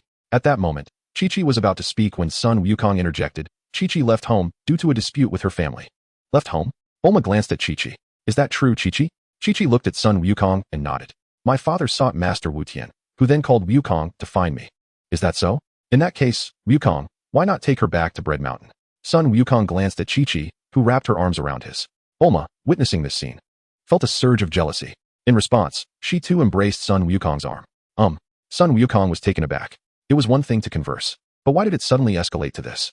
Chi-Chi shot a furious glare at Bulma, sensing the tension in the air. Sun Wukong intended to persuade the two to relinquish their grip. However, Chi-Chi suddenly tugged forcefully, causing Sun Wukong to tilt to the left. How infuriating! Bulma fumed inwardly, immediately pulling Sun Wukong to the right. He promptly leaned in that direction. With a swift motion, she lifted her head only to discover Sun Wukong gazing at her intently. Wukong. Sun Wukong cast another glance at Bulma. Will you two not let go of me? With an indignant huff, Bulma finally released her hold. Observing this, Chi-Chi reluctantly followed suit. Just as Sun Wukong was exasperated by the two, Dr. Briefs, having completed his work, approached from a distance. Dr. Briefs. Doctor. Briefs nodded and addressed Chi-Chi. Wukong, who is this? She is the daughter of my grandfather's disciple, Chi-Chi. Oh, is that so? Dr. Briefs smiled warmly at Chi-Chi. Hello. I am Bulma's father. Welcome to our home. He then turned to Bulma, saying, Bulma, you must properly entertain Wukong's friend. Bulma shot a displeased look at Dr. Briefs, uncertain whether he was genuinely oblivious or feigning ignorance, as Chi-Chi and Sun Wukong were of similar age and evidently her rival. How could he expect her to graciously host her competitor? Well, Wukong, you two chat. All right. With that, Dr. Briefs promptly retreated indoors. Once he departed, Bulma gradually regained her composure. This was her home, her territory. She could not allow a newcomer to overshadow her here. With that thought, a smile blossomed on Bulma's face. She had intended to be with Sun Wukong from the start, without any other distractions. Wukong. Chi-Chi turned her gaze toward him. She glanced between Sun Wukong and Bulma, nodding slightly. You're too inexperienced to compete with me. Bulma felt a surge of pride at this moment. By the way, Wukong, I just baked a cake. Would you help me taste it? Sure. Bulma dashed into the house to fetch the cake. As she did so, Chi-Chi suddenly looked shyly at Sun Wukong. Wukong. What is it? Wukong, I like you. Ever since we first met, I've had feelings for you. Would you be my boyfriend? I'm not considering that at the moment. Not considering it. You must surely have feelings for Bulma. Just as she spoke, Bulma emerged from the house, carrying the cake she had made and placed it on the table in the yard. She sliced a piece with a long knife and presented it to Sun Wukong. Here, Wukong, try this cake. All right. Sun Wukong used a fork to take a bite. This cake is quite delicious. Is that so? Then I shall make it for you every day. Chi-Chi scoffed. What is so special about cake? Wukong, this afternoon, I will prepare a feast for you. Bulma, upon hearing this, felt her anger flare. As if you're the only one who can cook. This afternoon, I will also prepare a feast for Wukong. As Sun Wukong observed the two individuals embroiled in yet another quarrel, an immediate sense of headache enveloped him. After enduring their bickering for a while, he could no longer tolerate it and decided to retreat to the gravity chamber for training. The 36 stratagems dictate that retreat is the best option. In the afternoon, Chi-Chi and Bulma, still motivated by their earlier cake-making competition, engaged in a culinary showdown. Although Bulma possessed culinary skills, she paled in comparison to Chi-Chi, who had honed her craft over several years. By 5 o'clock, the two had completed their dishes and summoned Sun Wukong to sample their creations. How do you find them? Wukong? Chi-Chi inquired. Quite delightful. He replied. And mine? Bulma pressed. Equally delightful. Then, who among us has prepared the better dish? Chi-Chi asked. Both are the same. He declared. The two women fixed their gazes upon him. No, you must choose one. Look, a flying saucer. Sun Wukong exclaimed, pointing ahead. The two women remained transfixed by his gesture. Speak. In a flash, Sun Wukong vanished with an instantaneous teleportation. Cursed be him. The two women seethed at his sudden escape. Meanwhile, on North Kai's planet, the North Kai was reclining leisurely in a chair when a figure abruptly materialized before him. It was none other than Sun Wukong. Wukong. The North Kai, startled by the unexpected arrival, quickly rose from his seat. It has been a while, dear Kai? Sun Wukong smiled warmly. The North Kai nodded in acknowledgement. Wukong, What brings you here today? I haven't seen you in ages, so I thought I would drop by. Your concern is commendable. The North Kai chuckled. At that moment, Babarus and Guriguri, who had been frolicking in the distance, dashed over. Long time no see, Wukong, they exclaimed. Indeed, long time no see, Guriguri Babarus. Wukong replied. Babarus immediately began to dance with exuberance. Wukong, why have you come today? Surely, at Ascent just to train again? Guriguri inquired. Not at all. I merely came to visit you. Hearing this, Guriguri sighed with relief, thankful that Wukong wasn't there to train, lest he find himself homeless once more. By the way, you seem to have grown quite a bit. Indeed, I am now merely 16 years old, son Wukong remarked, as if recalling something, and then took his leave from the North Kai and others, teleporting to the planet Salad in Universe 6. Half a year had passed, and surely, Hit and his companions had departed from Frost's planet by now, Wukong mused to himself. Subsequently, to ensure the success of his upcoming venture to Frost Planet, he consulted his fortunes. Fortunate. A glimmer of joy illuminated Wukong's face upon interpreting the divination. However, to eliminate any uncertainties, he resolved to employ a crystal ball to seek Hit's current location. The crystal ball confirmed that Hit was indeed absent from Frost Planet. Last time I transformed into Frieza and was subsequently hunted down by him. This time, I shall transform into Gula instead, Sun Wukong declared, immediately invoking his transformation technique to assume Gula's appearance. Frost Planet awaited. Frost sat leisurely upon his throne, savoring a glass of red wine while listening to reports from his subordinates. Suddenly, a soldier rushed in, only to collapse outside the palace before he could enter. The guards inside the palace were taken aback by this scene. Frost, on high alert, gazed toward the entrance, with heavy footsteps echoing. A figure resembling the final form of Frieza emerged, a transformed Goku. The surrounding guards felt a surge of fear as they beheld Goku's sudden intrusion. At that moment, the captain of the palace guard stepped forward, demanding, "Who are you to dare trespass in the palace of King Frost?" No sooner had he spoken than a purple beam pierced through his chest. The guards trembled in terror. Frost abruptly rose from his throne. Frieza? Huh? Goku chuckled coldly. I am not Frieza. I am his brother, Cooler. Brother. Frost gasped in surprise. Indeed. I have come to teach you a lesson for the bounty placed on my brother's head throughout the universe. After hearing this, Frost clenched his teeth tightly. Before Frost could react, Goku swiftly closed the distance, delivering a forceful kick. Bang! With a thunderous crash, Frost slammed into the wall behind him, creating a sizable hole and crashing out of the palace. Goku followed through the opening, raising his hand to unleash a golden energy wave toward Frost Palace. Boom! The golden wave struck the ground, resulting in an explosion that transformed Frost's palace into ruins. Damn it! Frost roared in fury. He then transformed into his final form and charged at Goku. Goku, with a smirk, met him head-on. Whoosh! Bang! Bang! In a matter of moments, the two were engaged in fierce combat. As 6 months had passed, Goku's power had significantly increased, and soon Frost was sent flying. Goku, seeking an outlet for his frustration, dominated the ensuing battle, sending Frost soaring into the skies or crashing into the ground. After half an hour, feeling somewhat better, Goku decided to spare Frost for the time being. I will let you go today, but beware, should you issue another bounty, you must be cautious of your life. Damn it! Frost simmered with hidden rage.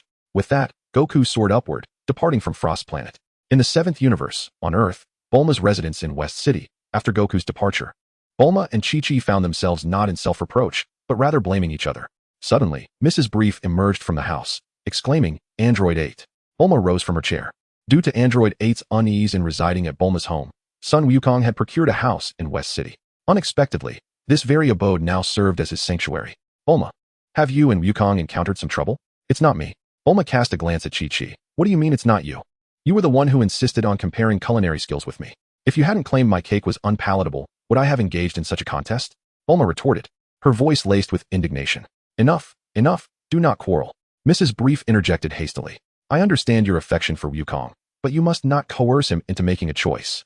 Upon hearing this, both women reflected on their actions. At that moment, a realization struck Bulma, and she cheerfully confessed her faults to Mrs. Brief. Mother, you are right. We should not pressure Wukong. I shall call him immediately to apologize. With that, Bulma dashed towards the house. I, too, will apologize to Wukong. Chi-Chi mused. Following Bulma into the dwelling. At Android 8's residence, Sun Wukong lounged casually on the sofa, indulging in snacks and soda. Wukong, are you truly staying at my house tonight? Indeed. Why do you ask? Is there something that transpired between you and Bulma? Nothing of great consequence. Merely a minor disagreement. Is that so? Android 8 replied, somewhat skeptical. Just then, the telephone in the living room began to ring. Shall I answer the phone? Sure. Android 8 approached the phone and picked it up. Hello? Hello? Is this Android 8? This is Bulma. I need to speak with Wukong. Could you ask him to come to the phone? Certainly. Android 8 responded, turning to Sun Wukong. Wukong, it's Bulma on the line. She says she has something to discuss with you. After a brief moment of hesitation, Sun Wukong stepped forward to take the call. Hello? Wukong, it's Bulma. I apologize for today's events. I assure you that I will no longer pressure you into making choices. Are you and Chi-Chi still arguing? Sun Wukong inquired, still somewhat uncertain. Just then, Chi-Chi's voice cut through from the other end of the line. All right, you two have chatted enough. Now it's my turn to speak with Wukong. Beep beep. Sun Wukong promptly hung up the phone. Following the disconnection, Bulma, who had been suppressing her frustration, resumed her quarrel with Chi-Chi the following morning. Good morning, Wukong. As Sun Wukong entered the backyard, he spotted Chi-Chi waiting for him. Good morning.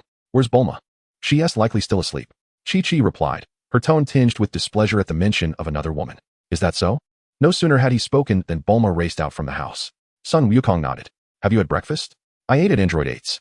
Then you should have moved past yesterday's incident, right? No hard feelings. That's splendid. Bulma smiled. By the way, Bulma, Chi-Chi. It has been quite some time since I last saw Master Roshi and the others, so I intend to pay them a visit today, Goku declared. Sounds good. Bulma nodded in agreement. Since I haven't seen Master Mateto in ages either, may I accompany you? Chi-Chi asked with a bright smile. Upon hearing this, Goku glanced at Bulma, who was beaming back at him. Well, I happen to have no plans for today, so why not? I'll join you. Bulma chimed in cheerfully. Excellent. As soon as the words left Goku's lips, Bulma and Chi-Chi exchanged eager glances. Then, Goku, when shall we visit Master Mateto? Chi-Chi inquired, her smile unwavering. Let us wait a bit. Goku initially intended to visit Master Roshi alone, hoping to avoid any company, but was surprised that both women wanted to join him. After a short while, Goku executed an instant transmission, transporting himself, Bulma, and Chi-Chi to Kame House.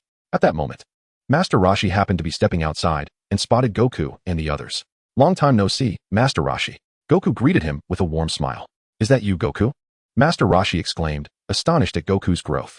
Just a year prior, Goku was nearly the same height as Krillin, and in such a short span, he had grown remarkably taller. Meanwhile, Krillin, who was a year older than Goku, remained at a similar height. That little rascal, Krillin, must have reached his height limit. Master Roshi mused silently. Indeed. Master Roshi. And who is she? Roshi inquired, directing his gaze at Chi-Chi. This is Chi-Chi, the daughter of the Ox King. Long time no see, Master Mateto. Chi-Chi responded cheerfully. Good to see you.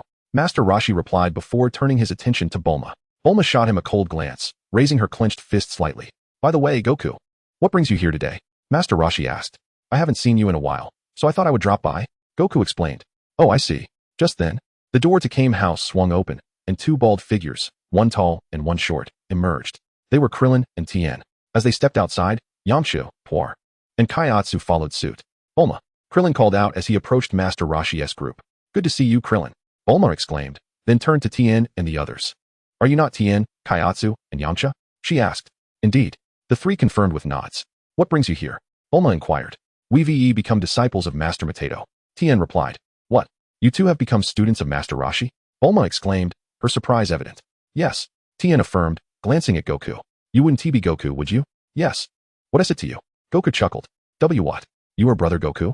Krillin exclaimed in disbelief, staring at Goku. It was evident that they had been nearly the same height before, and now, Krillin was noticeably shorter than Goku. He suddenly felt as if the world had turned bleak, and that fate was exceedingly unfair. Indeed. Goku replied, turning his gaze toward Yamcha. Krillin, is Yamcha now also a disciple of Master Roshi? Indeed. What is the matter? Oh, nothing. Just curious. Tien Shinhan is the third disciple, Kaiatsu the fourth, and Yamcha is the fifth disciple. Upon hearing Sun Wukong's reference to him, Yamcha clenched his teeth in frustration. If we follow what Sun Wukong just stated, it means he ranks as the lowest disciple under Master Roshi. Then, brother Wukong, who is she? She is Chi-Chi, the daughter of the Ox King. Since Krillin had never met Chi-Chi, he was unfamiliar with her. Hello? Chi-Chi greeted Krillin with a smile. Hello? He then suddenly cast a gaze filled with envy at Sun Wukong. He had been single for 17 years and still had no girlfriend. Yet, here was Sun Wukong with two. Wukong, this isn't the place for conversation. Let us move indoors. Alright. Subsequently, Sun Wukong led Chi-Chi and the others into the Kame House. Tien Shinhan and Kaiatsu were not keen on chatting, so they went to the gravity chamber to train. Yamcha, intimidated by girls, joined Tien Shinhan and Kaiatsu in the gravity chamber, leaving only Krillin, Master Roshi, and Sun Wukong to converse for quite some time. During this exchange, Bulma and Chi-Chi, eager to stake their claim, sat very close to Sun Wukong. He often caught whiffs of the perfume they wore. Chapter 37, Piccolo. In the afternoon, Sun Wukong, distracted from training by Bulma and the others, decided to stroll in the yard. Wukong. Suddenly, Chi-Chi's voice rang out. Sun Wukong turned to find Chi-Chi. Chi-Chi. She nodded in acknowledgement. Wukong, aren't you training this afternoon? With you all arguing every day, how can I find peace to train? Son Wukong mused internally. I'm taking a break from training today? Really? Then Wukong, do you dislike me? Which kind of dislike do you mean? The romantic kind. We haven't spent much time together. I actually consider you more of a friend. And Bulma? Very good friends. Is that so? After her question, Chi-Chi immediately walked into the front yard. Son Wukong paused for a moment before resuming his stroll. The next day, Son Wukong returned to training. Following her inquiries from the previous day, Chi-Chi suddenly seemed less boisterous. She unexpectedly arrived outside the gravity chamber. Chi-Chi. Son Wukong halted his training and stepped out of the chamber. Chi-Chi nodded. Chi-Chi, what brings you here? Wukong, I've made up my mind. I want you to teach me to train. Train? Yes. You are a two-time champion of the World Martial Arts Tournament. Your strength must be impressive. So I'd like to ask for your guidance. I'm planning to have my father move to West City. You're moving to West City? Son Wukong exclaimed in surprise. Having endured 2 days of Chi-Chi's presence, he felt overwhelmed. If she were to visit him daily, it might lead to global chaos. Contemplating this, Son Wukong immediately smiled warmly at Chi-Chi. Chi-Chi, the cost of housing in West City is exorbitant, and if your family were to buy a home there, the daily expenses for meals would be substantial, especially considering your father's hearty appetite, as you are well aware. Upon hearing this, Chi-Chi immediately felt disheartened. Although her family is affluent, the Bull Demon King's voracious appetite could easily amount to tens of thousands for a single meal. If they were to reside in Fried Bread Mountain, the Bull Demon King could often hunt for game outside, ensuring self-sufficiency. By the way, Wukong, don't you possess the ability to teleport? How about coming to my home to teach me cultivation? Wukong hesitated internally. Teaching Chi-Chi would undoubtedly consume a significant amount of his time, and if Bulma were to find out, she would surely be displeased. Never mind. I shall simply have my father move to West City. All right, I promise to teach you, but you must wait for my availability. Great. Chi-Chi beamed with joy. Should I refrain from interrupting your training then? Wukong nodded in agreement. After Chi-Chi concluded her words, she exited the gravity chamber. The Bull Demon King expressed his gratitude. All right. Whoosh. With a swift teleportation, Wukong vanished from sight. He has gone. The Bull Demon King exclaimed in surprise. Chi-Chi nodded. By the way, has Wukong acknowledged your feelings for him? Yes. And what did he say? He mentioned that our time together has been too brief, and that he currently regards me merely as a friend. A friend? Oh, the fortune teller did say that Wukong is living with a girl. Who could that girl be? Bulma. Bulma? The very girl who accompanied Wukong in the quest for the Dragon Balls. So it is her. What is the nature of their relationship? At present, they are merely friends. Merely friends? Does this imply that there may be potential for a romantic relationship in the future? Chi-Chi, if Wukong truly does not harbor feelings for you, perhaps you should consider letting go. Upon hearing this, Chi-Chi neither nodded nor shook her head. In West City, at Bulma's home, Wukong nodded. By the way, Wukong, it has been quite some time since we sought the Dragon Balls. Shall we embark on a quest together? Searching for the Dragon Balls? Indeed. Bulma was somewhat preoccupied with the fact that she is 4 years older than Wukong. Thus she wished to utilize the power of the Dragon Balls to regain her youth. However, searching for the Dragon Balls is quite time-consuming. Bulma gazed intently at him. Does helping you upgrade the gravity chamber not consume time? Very well.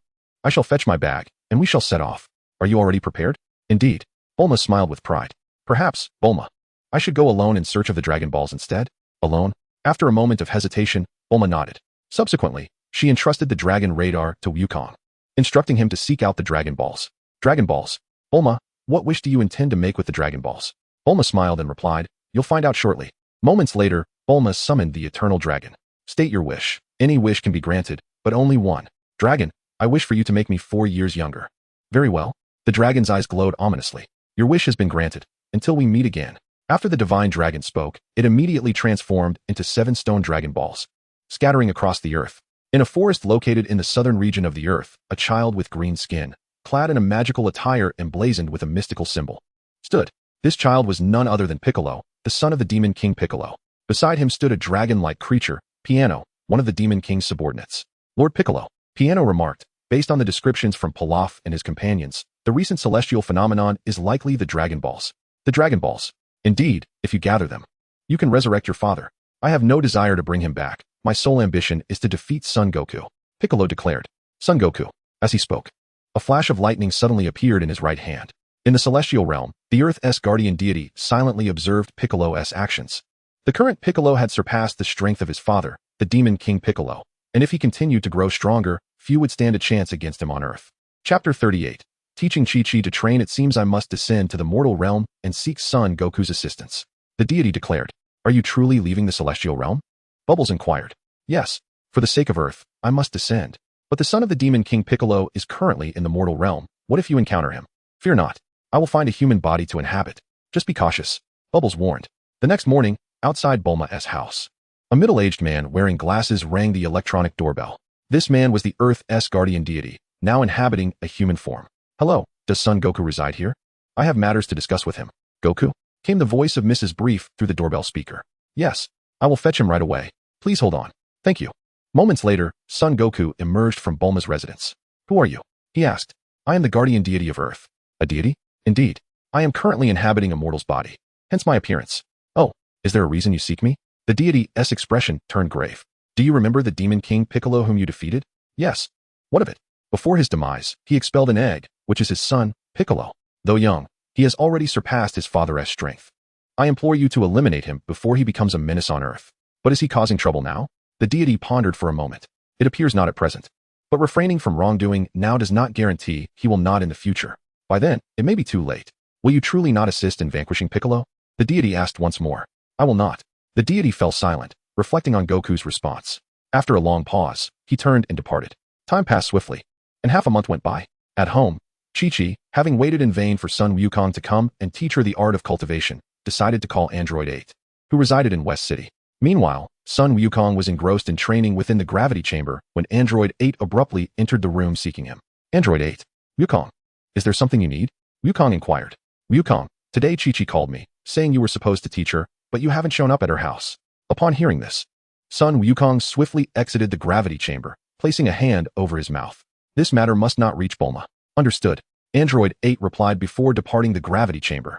In the meantime, on Breadcrust Mountain, Chi-Chi sat barefoot by a small river, growing increasingly impatient. Wukong, why haven't you arrived yet?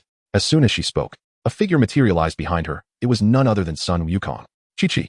Unaware of his arrival, Chi-Chi was startled by his call. Wukong, she exclaimed, rising from the riverbank with a hint of annoyance. Why have you taken half a month to come and teach me? I thought you weren't in a hurry. Humph.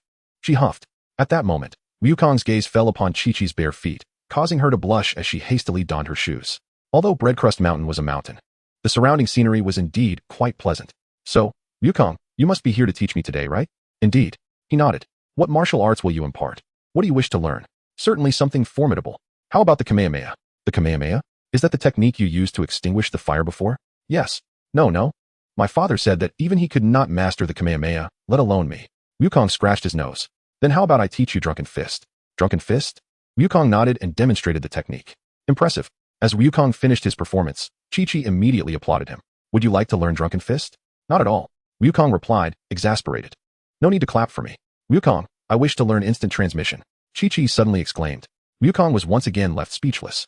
You can't even master the simple Kamehameha. Yet you desire to learn instant transmission? You should know, it took me an entire year to learn it. When Wukong mentioned me, he was referring to the son Wukong from the original Dragon Ball, not himself. He couldn't very well tell Chi-Chi that he made a wish and learned it instantly. A year. Chi-Chi gasped. Though she suspected instant transmission was challenging, she had not anticipated it to be so difficult. Indeed. Do you know how long it took to learn the Kamehameha? How long? 2 minutes. Chi-Chi was momentarily at a loss for words. Her father had never mastered the Kamehameha in his lifetime, yet Sun Wukong had acquired it in just 2 minutes. She found herself questioning whether to label Wukong a genius or her father a fool, feeling a sudden wave of disillusionment. Do you still wish to learn instant teleportation? Or perhaps, I could teach you the art of aerial dance. Aerial dance. Sun Wukong nodded and, with a swift motion, floated into the air, circling gracefully. This is the art of aerial dance. But is it difficult to learn? Not at all. Anyone with a modicum of martial arts foundation can master it. Is that so? Then I shall learn the art of aerial dance. Sun Wukong descended from the sky and approached Chi-Chi. To learn the aerial dance, you must first understand what Chi is. Chi. Indeed. Every individual possesses Chi. My instant teleportation relies on the Chi within you to transport me close by. But what exactly is Chi? With a flourish, Sun Wukong raised his hands, and a golden sphere of Chi materialized in his palms. This is Chi. Your first task is to gather the Chi within you. Gather the Chi within me. Subsequently, Sun Wukong instructed Chi-Chi to concentrate her Chi in her hands, mimicking his earlier actions. In the blink of an eye, half a day passed. Perhaps due to her martial arts background and youthful vigor, Chi-Chi successfully gathered Chi in her palms. Wonderful, Wukong. I have successfully gathered my Chi. Chapter 39, The Art of Cloning. Sun Wukong nodded. Still, perhaps it's best not to? How can that be? If father learns that you have been teaching me, and I haven't even offered you a meal, he will surely blame me. Very well. Fantastic. As she spoke, Chi-Chi led Sun Wukong to her home. By the way, system, I believe I still have a wish to make, correct? Indeed, master. Then I shall use this wish to learn the art of cloning. Understood, master. No sooner had the words left her lips than a wealth of knowledge regarding the art of cloning flooded Sun Wukong's mind. There are two forms of this art. One is the transformation into fine hairs, and the other is the multiple shadow clone technique from Naruto. Sun Wukong felt a sense of relief. Upon arriving at Chi-Chi's home, the Bull Demon King warmly welcomed Sun Wukong. In West City, at Bulma's residence, she remained unaware that the figure beside her was a clone of Sun Wukong. As dusk fell, will you be coming again tomorrow? Not for now. Practice alone for a few days first. When will you return? I do not know. However, I will come at least once a week. Only once a week? I wish to train as well. Very well. Thank you for teaching me today. The clone of Sun Wukong nodded and, with a swift teleportation, departed from the Bread Mountain. Back in West City, at Bulma's house, she called Sun Wukong to dine with her in the gravity chamber. Sun Wukong exited the gravity chamber and entered the courtyard to feast. As he surveyed the bountiful spread before him, he quickly seized his chopsticks and began to eat. By the way, Wukong, I heard father mention that Android 8 came by today? Yes. What of it? Sun Wukong replied between bites. What did he come to see you for? Nothing much. He just came to check on me. Is that so? Bulma cast a skeptical glance at Sun Wukong. What else could it be? She queried. So, Wukong, what are your thoughts on marriage? With that, Sun Wukong immediately spat out the food he had just swallowed. Bulma, I don't even have a girlfriend, and you're talking about marriage. No, I merely asked if you plan to get married. Plan to? Why would I look for a girlfriend? You're already 16. 16 is still young. Not really. At 16, you can date, and by 18, you could be married. Indeed, Wukong, chimed in Dr. Brief. In this country, unlike the one from Wukong's past life, males could marry at 18 and females at 16. In Wukong's previous world, the ages were 22 for men and 20 for women. Perhaps influenced by his past experiences, Wukong was not particularly fond of early marriage. I'll think about it. Wukong, if you wish to find a girlfriend, I believe Bulma would be an excellent choice. Mrs. Brief remarked with a smile. Wukong nodded in response and resumed eating. After finishing his meal, Wukong promptly headed to the bathroom for a shower, then settled in Bulma's backyard to gaze at the moon. This evening's moon was not full, so even though Wukong observed it, his body remained unaffected. After sitting for half an hour, Bulma, freshly bathed, joined him. Wukong, would you like a drink? Sure. Seeing this, Bulma dashed into the house and returned with 2 cans of orange juice. Here.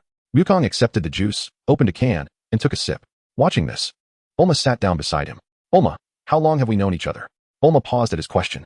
It seems like almost 4 years. I remember I was barely taller than your shoulder back then. Indeed, you were quite small. Now you're even taller than I am. Bulma, if I don't grow taller like Krillin, would you still like me? In the past, perhaps. But not now. Why not? Why does it matter? Like is simply like. True. There are indeed not so many whys in this world. This was akin to his being transported here, which was not his own choice. Bulma glanced at Wukong, puzzled by his sudden statement. At that moment, Wukong turned to her and said, Bulma, let us try being a couple, shall we? Try? Are you saying you agree to be my boyfriend? Yes. That's wonderful. Bulma exclaimed, leaping from her chair to embrace Wukong. She then sat back down, resting her head on his shoulder. The following morning, after solidifying their relationship, Wukong accompanied Bulma to the movies. For their first date, Bulma had gone all out to look her best. Wukong had planned to don casual attire, but Bulma insisted he wear the suit she had purchased for him. Reluctantly, he donned the deep blue suit Bulma had chosen. Today, Bulma wore a light touch of makeup, yet her lips bore the most vivid shade of red. As they made their way to the cinema, Bulma held Goku's hand with her left, navigating through the bustling crowd that left him somewhat disoriented. Upon reaching the theater, Bulma purchased some popcorn and cola, leading Goku to a seat in the front row. The film was a romantic tale, a genre not particularly favored by Goku. While Bulma was moved to tears, by the time the credits rolled, it was nearly noon. Bulma wrapped her arms around Goku's as they headed to a nearby restaurant for lunch. Goku, what's wrong with you today? She inquired, noticing his lack of smiles throughout the morning. Nothing, he replied. Then why do you seem so glum? It's just that the movie this morning wasn't very interesting. Is that so? Shall we watch another one this afternoon? No, that's all right. I'm not particularly fond of movies. Chapter 40, Ties. Bulma looked at him, a hint of disappointment in her gaze. How about this afternoon? I take you for a stroll. Where would you like to go? I will take you there. Could you take me to space to meet my sister? Your sister? Yes. She left Earth when I was very young. Why did she leave Earth? For her dreams. Dreams? Indeed. Her aspiration is to become an adventure novelist. That's why she ventured into the cosmos, to gather inspiration from various planets. I see. So, can you take me to meet my sister? Absolutely. Goku smiled. How do you plan to take me to space? Have you forgotten that I can teleport? Goku chuckled. Can your teleportation reach that far? I thought it only allowed you to move around Earth. Of course it can. But even so, do you know where my sister is now? No, I don't. But I have a way to find out. What method? You'll find out after we finish our meal. Goku grinned. Seeing Goku's playful teasing, Bulma's cheeks puffed up in frustration. Goku continued to smile, withholding the information. Goku, what exactly is your method for locating my sister? Bulma, have you heard of divination? I've heard of it. It's supposed to help people predict fortunes and misfortunes, right? Goku nodded. Why do you ask, Goku? Can you actually divine? Just a little. Just a little? Then use your divination now to see where my sister is. All right, Goku said as he took out a crystal ball from his system. Goku, where did this crystal ball come from? I've had this crystal ball with me all along. I merely transformed it into a rock using my shape-shifting technique and kept it on me. Is that so? Bulma responded, half skeptical. Well, enough talk. Let us see where she is. Okay. Immediately, the crystal ball revealed an image of a blonde-haired, blue-eyed woman, the very sister of Bulma, Tai's. Beside Tai stood a man whose skin was entirely purple, save for his azure face. His eyes resembled the color of salted egg yolks. And he donned a uniform of the Galactic Patrol. This man was none other than Galactic Patrolman Gak. Gak, sister. Upon seeing the two figures within the crystal ball, Bulma swiftly recognized them. Gak is a dear friend of my sister. It is indeed aboard Gak's spaceship that she managed to depart from Earth. Is that so? But Goku, how can you ascertain the location of my sister merely from an image? Patience. Goku chuckled. In the next moment, a crimson planet appeared within the crystal ball. This planet was none other than the volcanic realm where Tai currently resided. Suddenly, the image of the volcanic planet vanished, replaced by a diminished depiction of the four major galaxies. They had just glimpsed the volcanic planet, pinpointed on a red dot within the northern galaxy. It was approximately 100 light-years from Earth. Bulma, witnessing this spectacle, was utterly bewildered. This crystal ball can also serve as a map? Now that you know where your sister is, shall I take you there? Indeed. Bulma nodded. Goku, observing this, promptly utilized his godly instant transmission, transporting both himself and Bulma to the volcanic planet. However, despite Goku's ability to bring Bulma to the volcanic realm, his skill did not allow them to arrive at an exact location. Thus, Goku consulted the crystal ball once more, guiding Bulma to Tai. Bulma. Tai was both startled and elated at the sudden appearance of Bulma. Bulma smiled and nodded. It has been a long time, Sister Gak. Indeed. Tai replied. Saiyan. Gak, standing nearby, gazed at Goku with palpable trepidation. While Tai was unfamiliar with Saiyans, Gak was all too aware.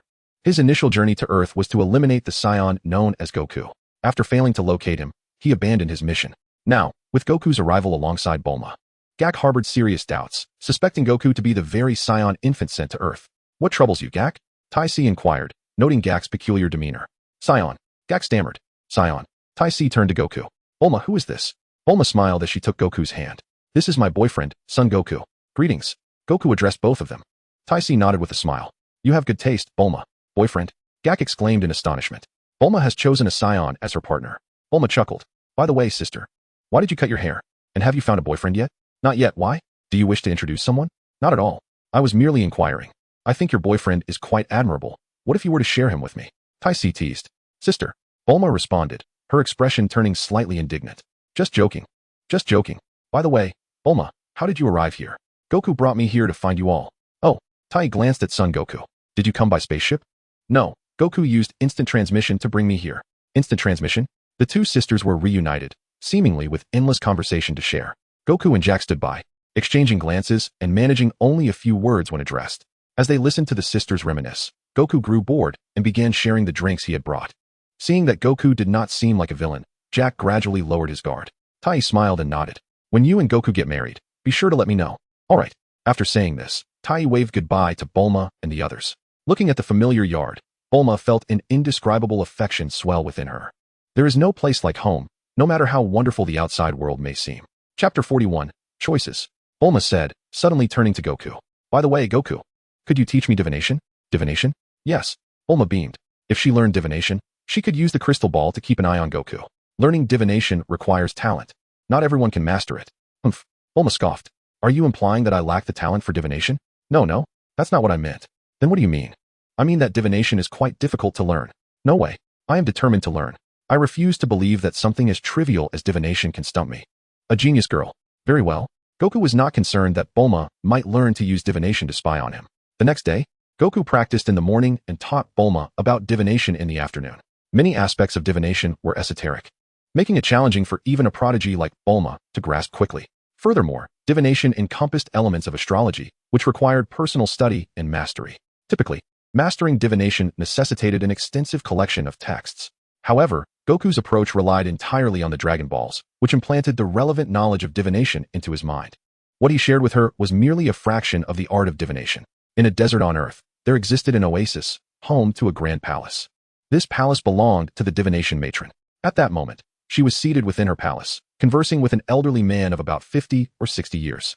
A white halo adorned the man's head. This elder was none other than Goku's deceased grandfather, son Gohan. Gohan, your grandson is quite remarkable. Are you referring to Goku? Indeed. Not long ago, the Ox King sought my assistance for his daughter. Assistance? With what? A case of lovesickness. If I recall correctly, his daughter is quite young, isn't she? About the same age as your Goku. Goku, could it be? Precisely. She has feelings for Goku. Is that so? But what of it? It's nothing. But your Goku has more admirers than just Chi-Chi. More than Chi-Chi? Who else is there? One is a wealthy young lady residing in the western capital. Is that so? I never anticipated that my dear Goku possesses such charm. However, if both individuals harbor affections for Goku, choosing may prove to be quite the challenge. Thus, I sought to divine a fortune for your Goku. It is entirely possible that he may wed two, or perhaps even three. What an astonishing notion. Gohan, startled, exclaimed. Could it truly be that Goku has neglected his training? No. I heard from the Ox King that he has already triumphed in the World Martial Arts Tournament twice, and has vanquished the Demon King Piccolo. The Demon King Piccolo? Gohan's expression shifted in surprise. In his youth, he had once heard Master Roshi speak of the formidable Piccolo. Indeed, time swiftly passes, and before one realizes, 3 days have elapsed. Bulma remains only partially informed about divination. At Goku's suggestion, she procured some books on astrology. Since Goku had not visited Chi-Chi for 4 or 5 days, he decided to go to her today to teach her the flying technique. Naturally, to avoid Bulma's scrutiny, he created a clone from his own hair to remain at Bulma's house. At the Bread Mountain, Chi-Chi sat listlessly on a patch of grass when a figure suddenly appeared. It was none other than Goku. Goku! Chi-Chi exclaimed joyfully, rising from the grass. Goku nodded in acknowledgement. How is your progress with the flying technique? I can already float in midair, but I'm afraid of falling, so I haven't dared to fly. Is that so? Then show me your flight. Even if you fall, I shall catch you. Alright. Chi-Chi focused her energy and managed to float upwards. Now, control your energy and fly forward. Okay. Perhaps due to her nervousness, Chi-Chi lost control and plummeted from the air. Goku! She cried out in panic. In an instant, Goku appeared beneath her and caught her effortlessly. As Chi-Chi found herself in his embrace, her cheeks flushed with warmth. Aside from her father, Goku was the first man to hold her. Are you alright? Yes, I'm fine. Chi-Chi replied, slowly lowering herself from Goku's arms. Chi-Chi, did you fail to control your energy just now? I suppose so, she murmured softly. Continue practicing. If you happen to fall, I will be there to catch you. Alright. Chi-Chi responded, resuming her practice of the flying technique. The morning passed swiftly, and before long, it was noon.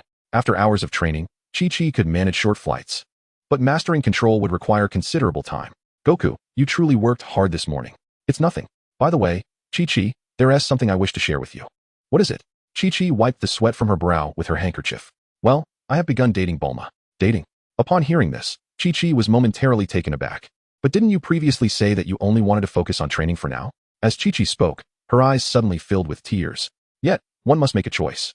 Mustn't one? So is your choice her? Sun Wukong remained silent, offering no reply. At that moment, Chi-Chi flew forward, weeping. Sun Wukong raised his hand, only to lower it again, ultimately transforming his frustration into a resigned sigh as he departed from the Bread Mountain. Upon hearing his daughter's cries, the Bull Demon King rushed to the door. However, no matter how he called out, Chi-Chi refused to open it. Chi-Chi, has that rascal Wukong been bullying you? I shall confront him at once. No. Father, please don't go. Chi-Chi shouted anxiously at the Bull Demon King. Yet, he paid her no heed, brandishing an axe, intent on seeking out Sun Wukong. Meanwhile, witnessing Chi-Chi's tearful distress, Sun Wukong felt a pang of sorrow himself. Unfortunately, he was not in ancient times. After a moment's contemplation, he plucked a hair from his head, conjuring a clone to engage with the Bull Demon King. However, this confrontation was ultimately averted by the timely intervention of Chi-Chi. As the skirmish was halted, Sun Wukong instantaneously appeared before them. Chapter 42, A Year Wukong.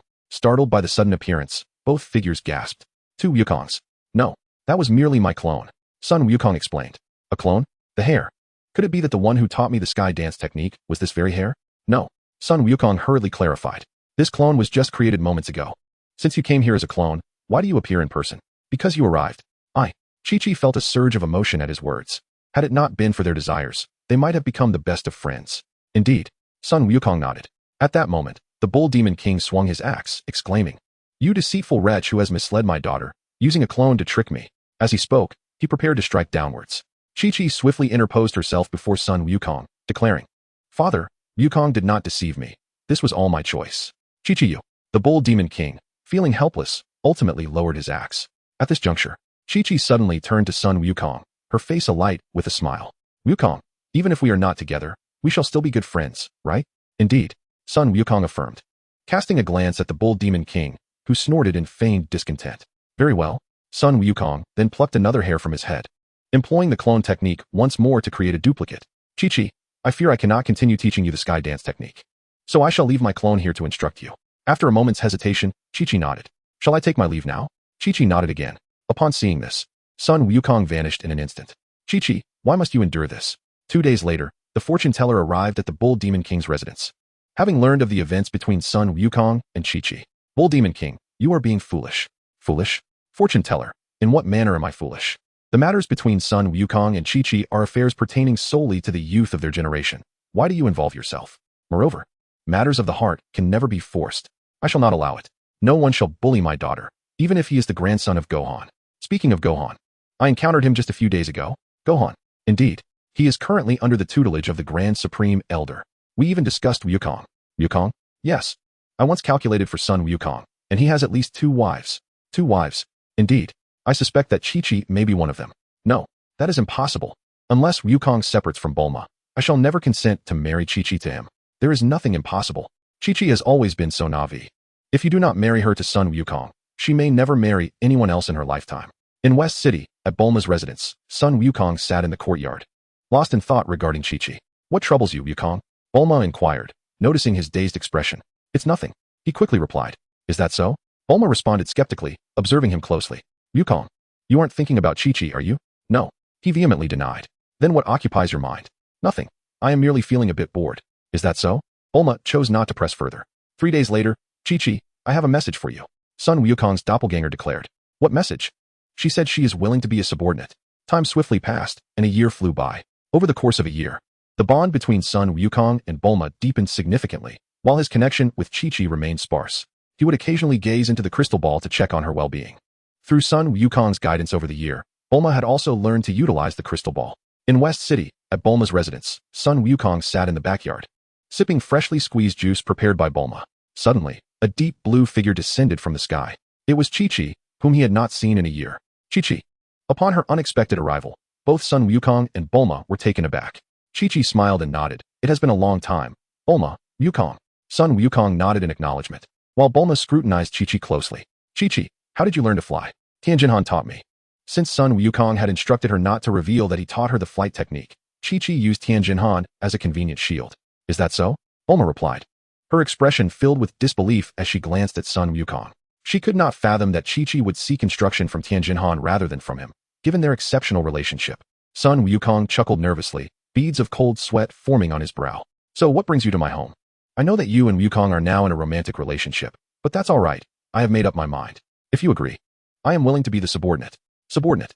Bulma glared at Sun Wukong through gritted teeth. Terrified, Sun Wukong gulped down the juice in his hand.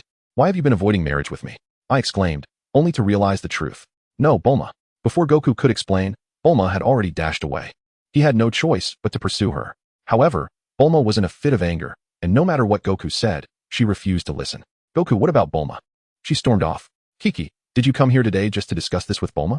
No, there's something else. What is it? I've moved to Baozi Mountain. And your grandfather agreed to my moving in. My grandfather? Yes. The fortune teller said he is currently with the Supreme Lord. Is that so? Is he well? Quite well. He even mentioned that he would come to visit you when he has time. Goku nodded. When I have a chance, I will visit you too. Great.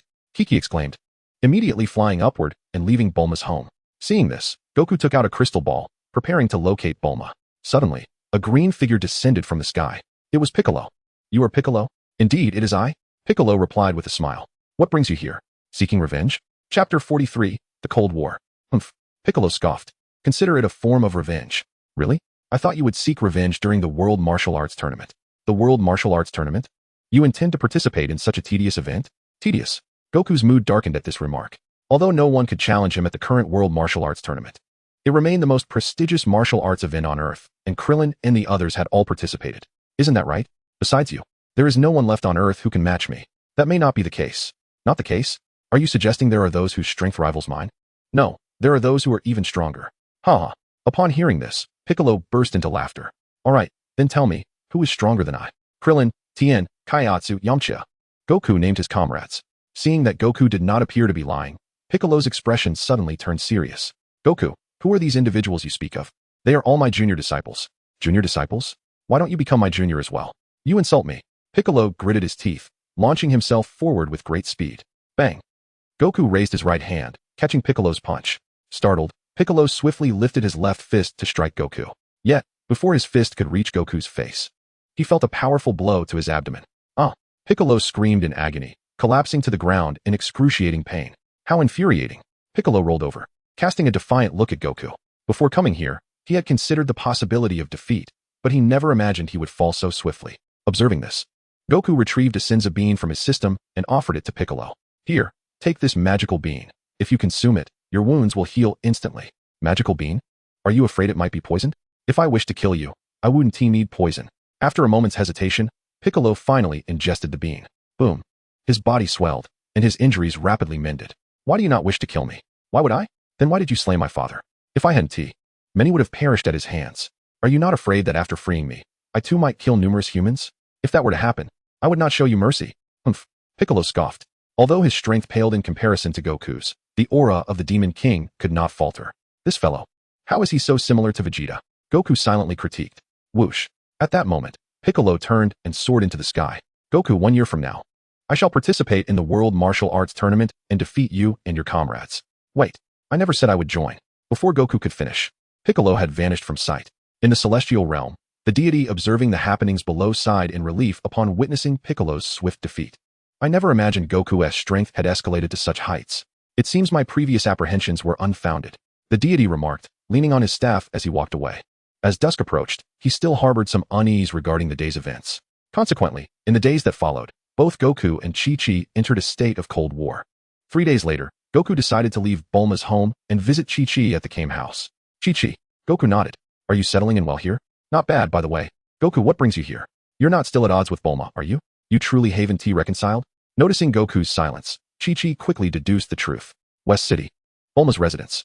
After Goku's departure, Bulma immediately utilized her crystal ball to track Goku's whereabouts.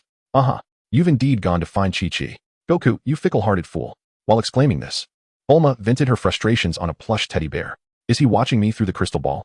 Sensing Bulma's scrutiny, Goku intentionally grasped Chi-Chi's hand and asked, Chi-Chi, are you eating well and sleeping soundly here? Quite well.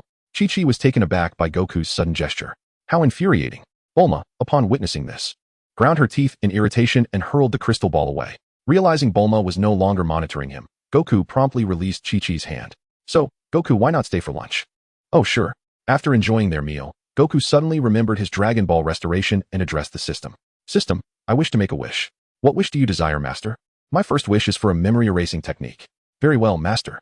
No sooner had the words left his lips than a plethora of memories concerning the memory erasing technique flooded Goku's mind. Master, your wish has been granted. My second wish is to awaken the potential within me. Very well, Master. No sooner had the words left his lips than Sun Wukong's power surged significantly. Master, your wish has been fulfilled. In West City, at Bulma's residence. Enough crying, Bulma. Goku is actually quite good to you. If it becomes unbearable, you could always let Chi-Chi take the lead, provided she is willing to heed your words. Mother, how can you say such a thing? Bulma retorted, somewhat irked. If you were only fond of an ordinary person, I would firmly oppose it. But Goku is anything but ordinary. Goku, it's been a while. King Kai? Indeed. It has been too long. What brings you here today? The North Kai was taken aback. After having enjoyed a few years of leisure, he was surprised to see Sun Wukong arriving at his place for training again. What on earth has transpired?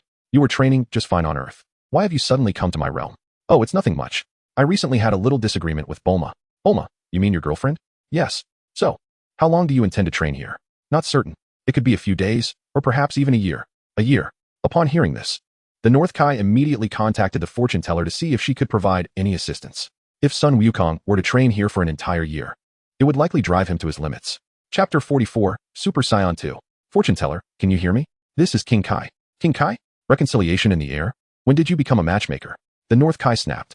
I am not certain. Perhaps you should inquire with Wukong yourself. Very well. He wished to ask Wukong. But whether Wukong would divulge anything remained uncertain. With this thought, he suddenly found the role of King Kai quite challenging. Time passed swiftly, and a week had gone by in the blink of an eye. Sun Wukong had been training on North Kai's planet for a week.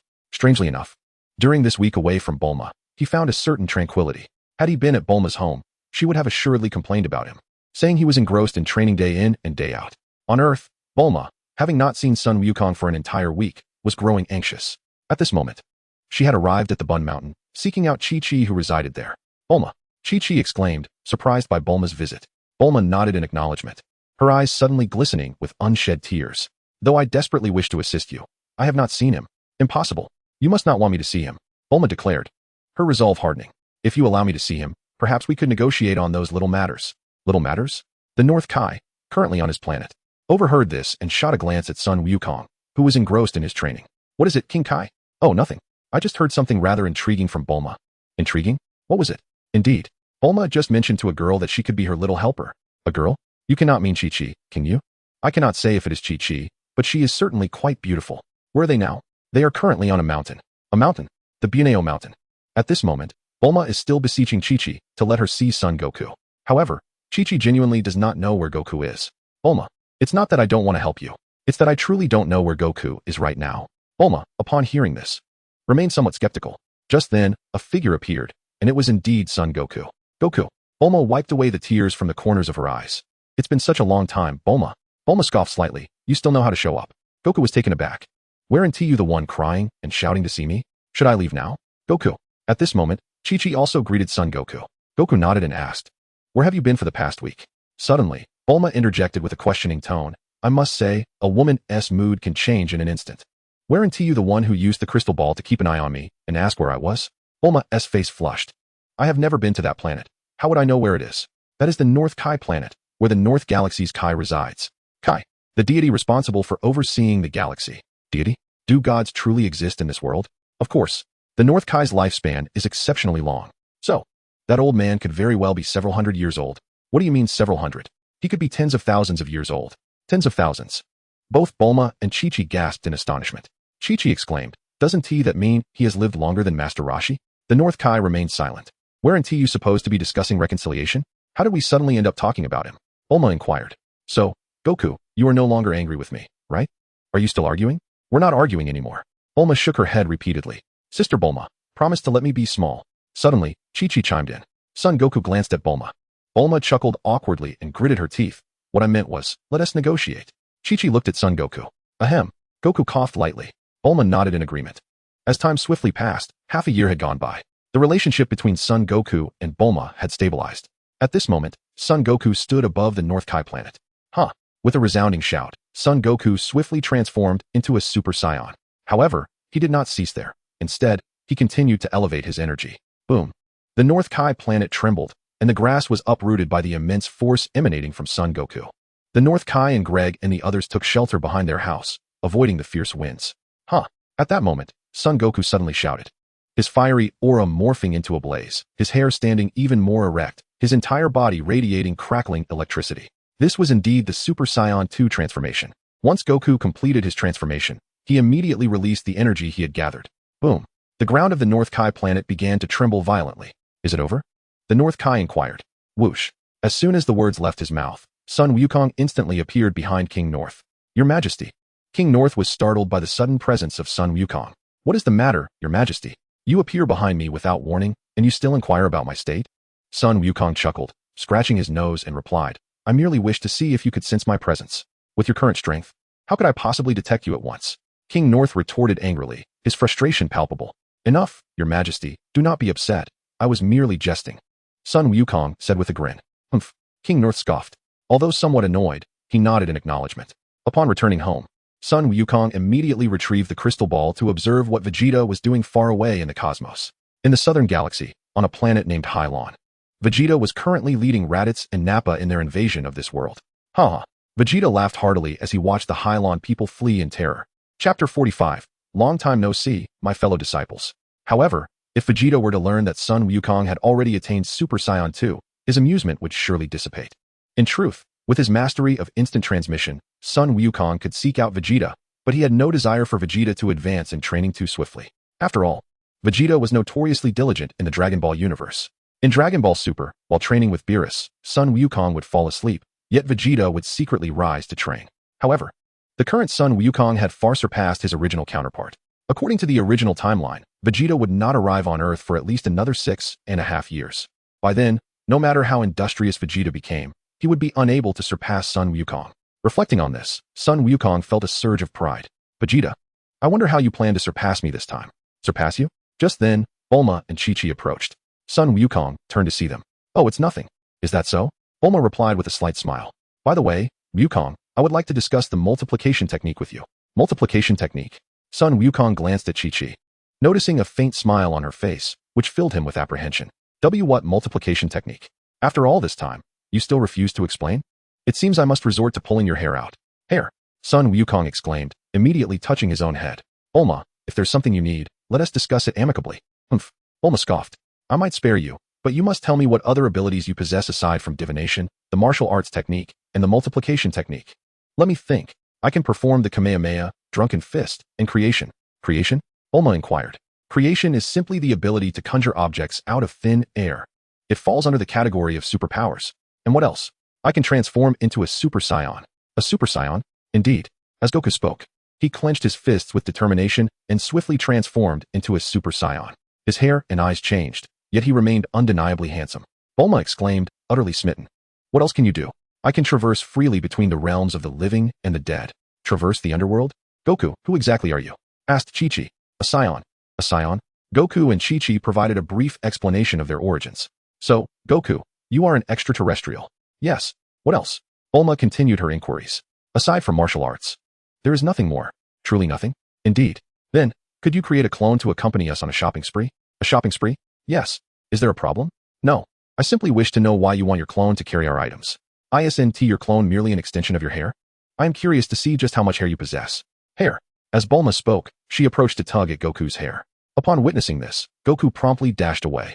Don't run. Bulma shouted as she chased after him. Goku picked up a fallen strand of hair and transformed it into his clone. Bulma, do not chase. I shall send my clone to accompany you for shopping. Humph. Bulma huffed. That is more like it. By the way, Goku, how long can this clone sustain itself? The clone is composed of my energy. If not engaged in battle, it should last for several days. And if a battle occurs?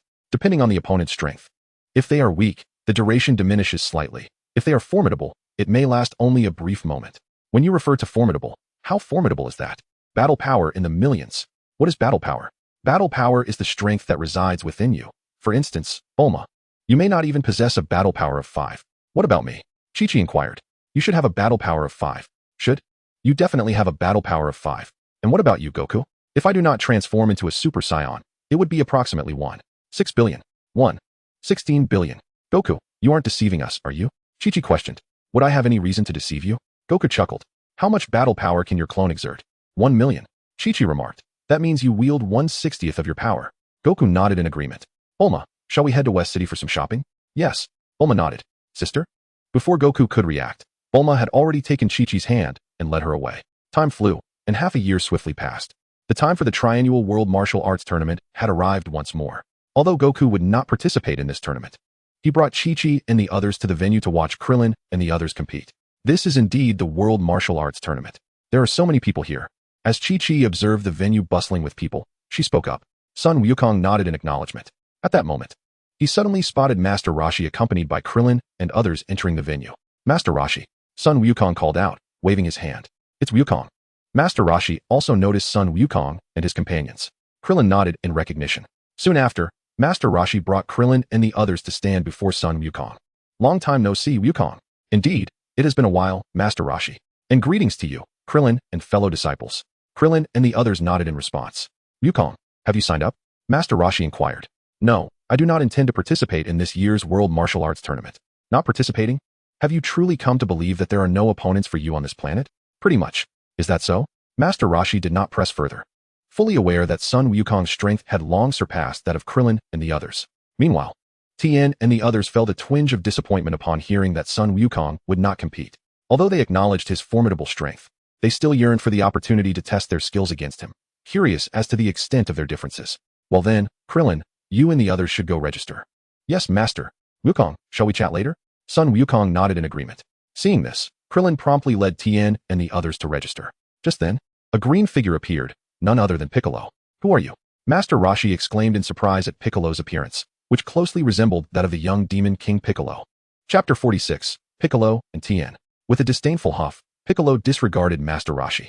Long time no see, Sun Wukong. How infuriating. Master Roshi felt a surge of anger at being ignored by Piccolo. Indeed, it has been a while. Oolong, do you know him? He is Piccolo. The son of the Demon King Piccolo. The son of the Demon King Piccolo? Master Roshi gasped in astonishment. Yes, the Demon King Piccolo emerged from the seal of the rice cooker, and when I encountered him, I defeated him. However, before his demise, he laid an egg, which is now Piccolo. Why didn't you ever mention this to me? That fellow was far too weak. There was nothing significant to discuss. Too weak. Piccolo seethed, gritting his teeth. Son Wukong, do not be so arrogant. I have grown exponentially stronger since last year. Last year, he sought revenge against me then, but he was defeated. Oh, is that so?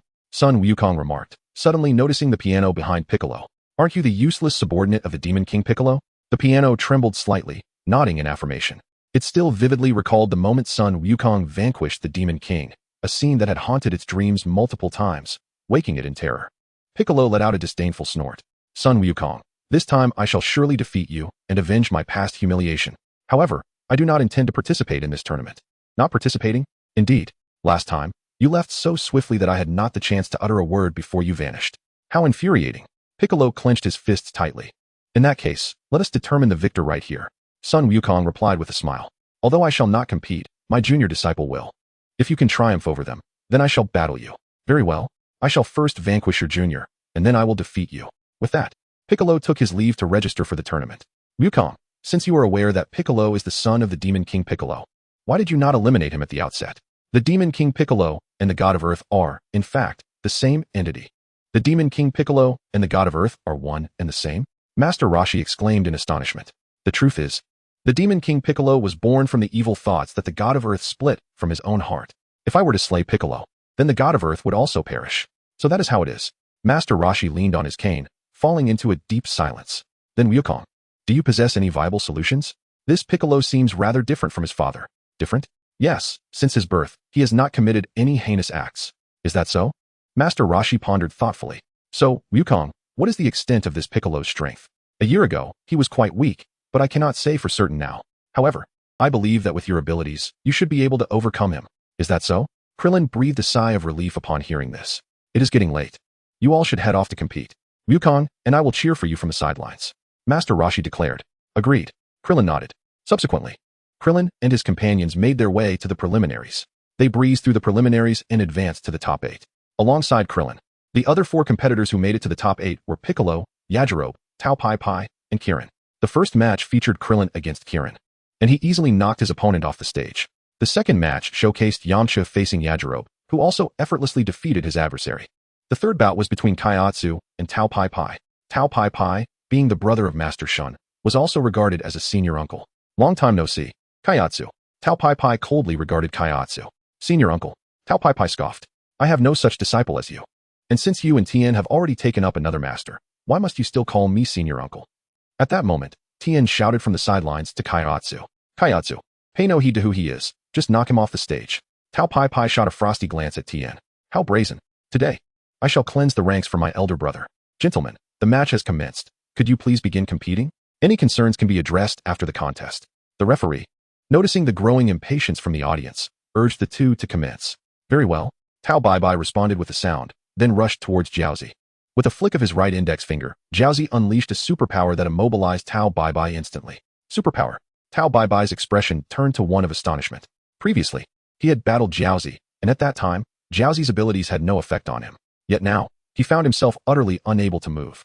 Just as Tao Bai Bai was taken aback, Jiaozi delivered a swift kick, sending him flying off the competition stage. Tao Bai Bai plummeted from the platform, declaring Jiaozi the victor.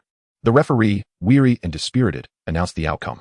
Initially, he had anticipated that the quarterfinals would be intensely thrilling, but to his disappointment, the first 3 matches concluded almost immediately, lacking any excitement. Upon hearing this, Jiaozi promptly leaped down from the stage. The 4th match featured Tianjin Fan against Bic. Go Tianjin Fan! Jiaozi cheered. Tianjin Fan nodded and leaped onto the competition stage. Bic huffed disdainfully, also making his way to the platform. Go King Bic! The pianist called out, rallying support for Bic. Now that both competitors had taken their positions, the match was about to commence. The 2 fighters assumed their battle stances. With a resounding shout, they propelled themselves forward like arrows, launching attacks at one another. Whoosh! Bang! Bang! Bang! The 2 engaged in a flurry of dodges and strikes. After a brief exchange, Bic was sent flying by a powerful kick, nearly tumbling off the stage. Damn it! Bic growled, clenching his fists in fury. He had not anticipated that before even facing Sun Wukong, he would find himself at a disadvantage against Tianjin Fan. Is this all the strength you possess? Big shouted, furiously discarding his heavy outer garments and hat onto the ground. Tianjin Fan, upon hearing the sound of the falling objects, instantly understood that Big had been fighting in cumbersome attire. However, Tianjin Fan had also refrained from using his full strength, merely toying with him. Chapter 47, Marriage. Now, let us continue, Big declared, stretching his limbs. All right, huh. With that, Big charged at Tianjin Fan, who remained immobile in his stance.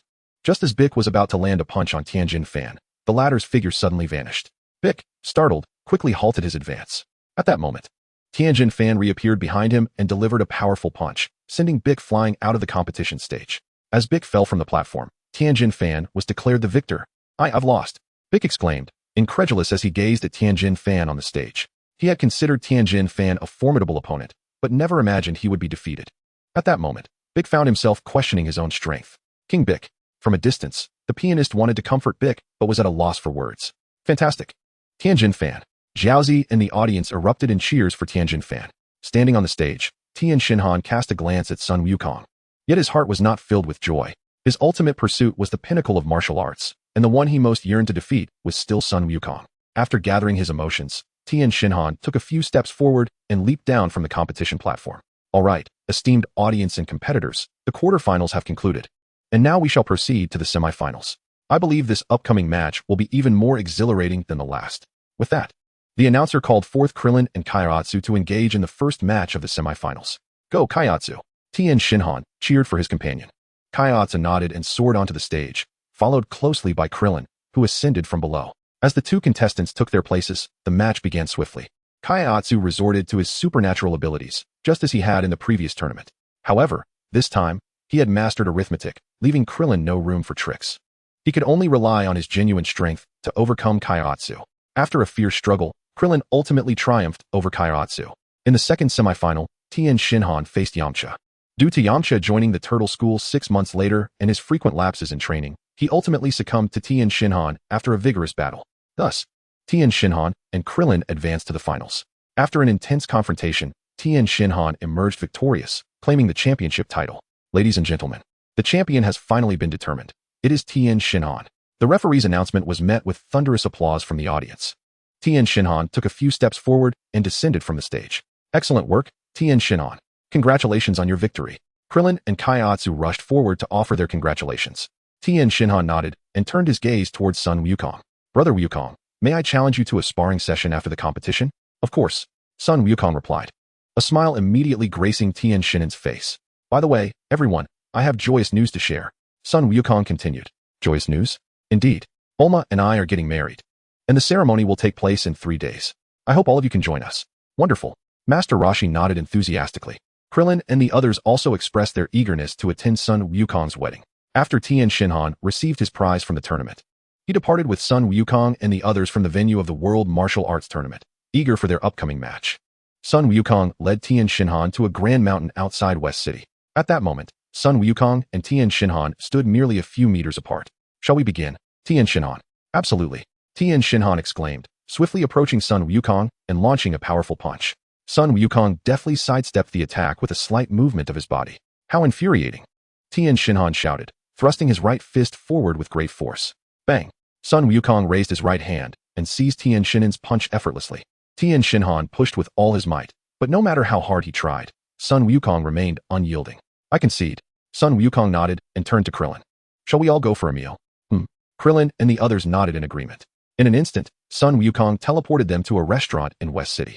Since Tianjin had won the championship at the tournament today, he wished to treat everyone. However, to his embarrassment, the cost of the meal exceeded the prize money he had received. Ultimately, it was Sun Wukong who paid the bill. On North Kai's planet, North Kai was boredly gazing at the cosmos when suddenly, a figure appeared. It was Sun Wukong. Wukong, long time no see. North Kai exclaimed. Indeed. How have you been? North Kai? Sun Wukong replied with a smile. It has been a while. What brings you here today?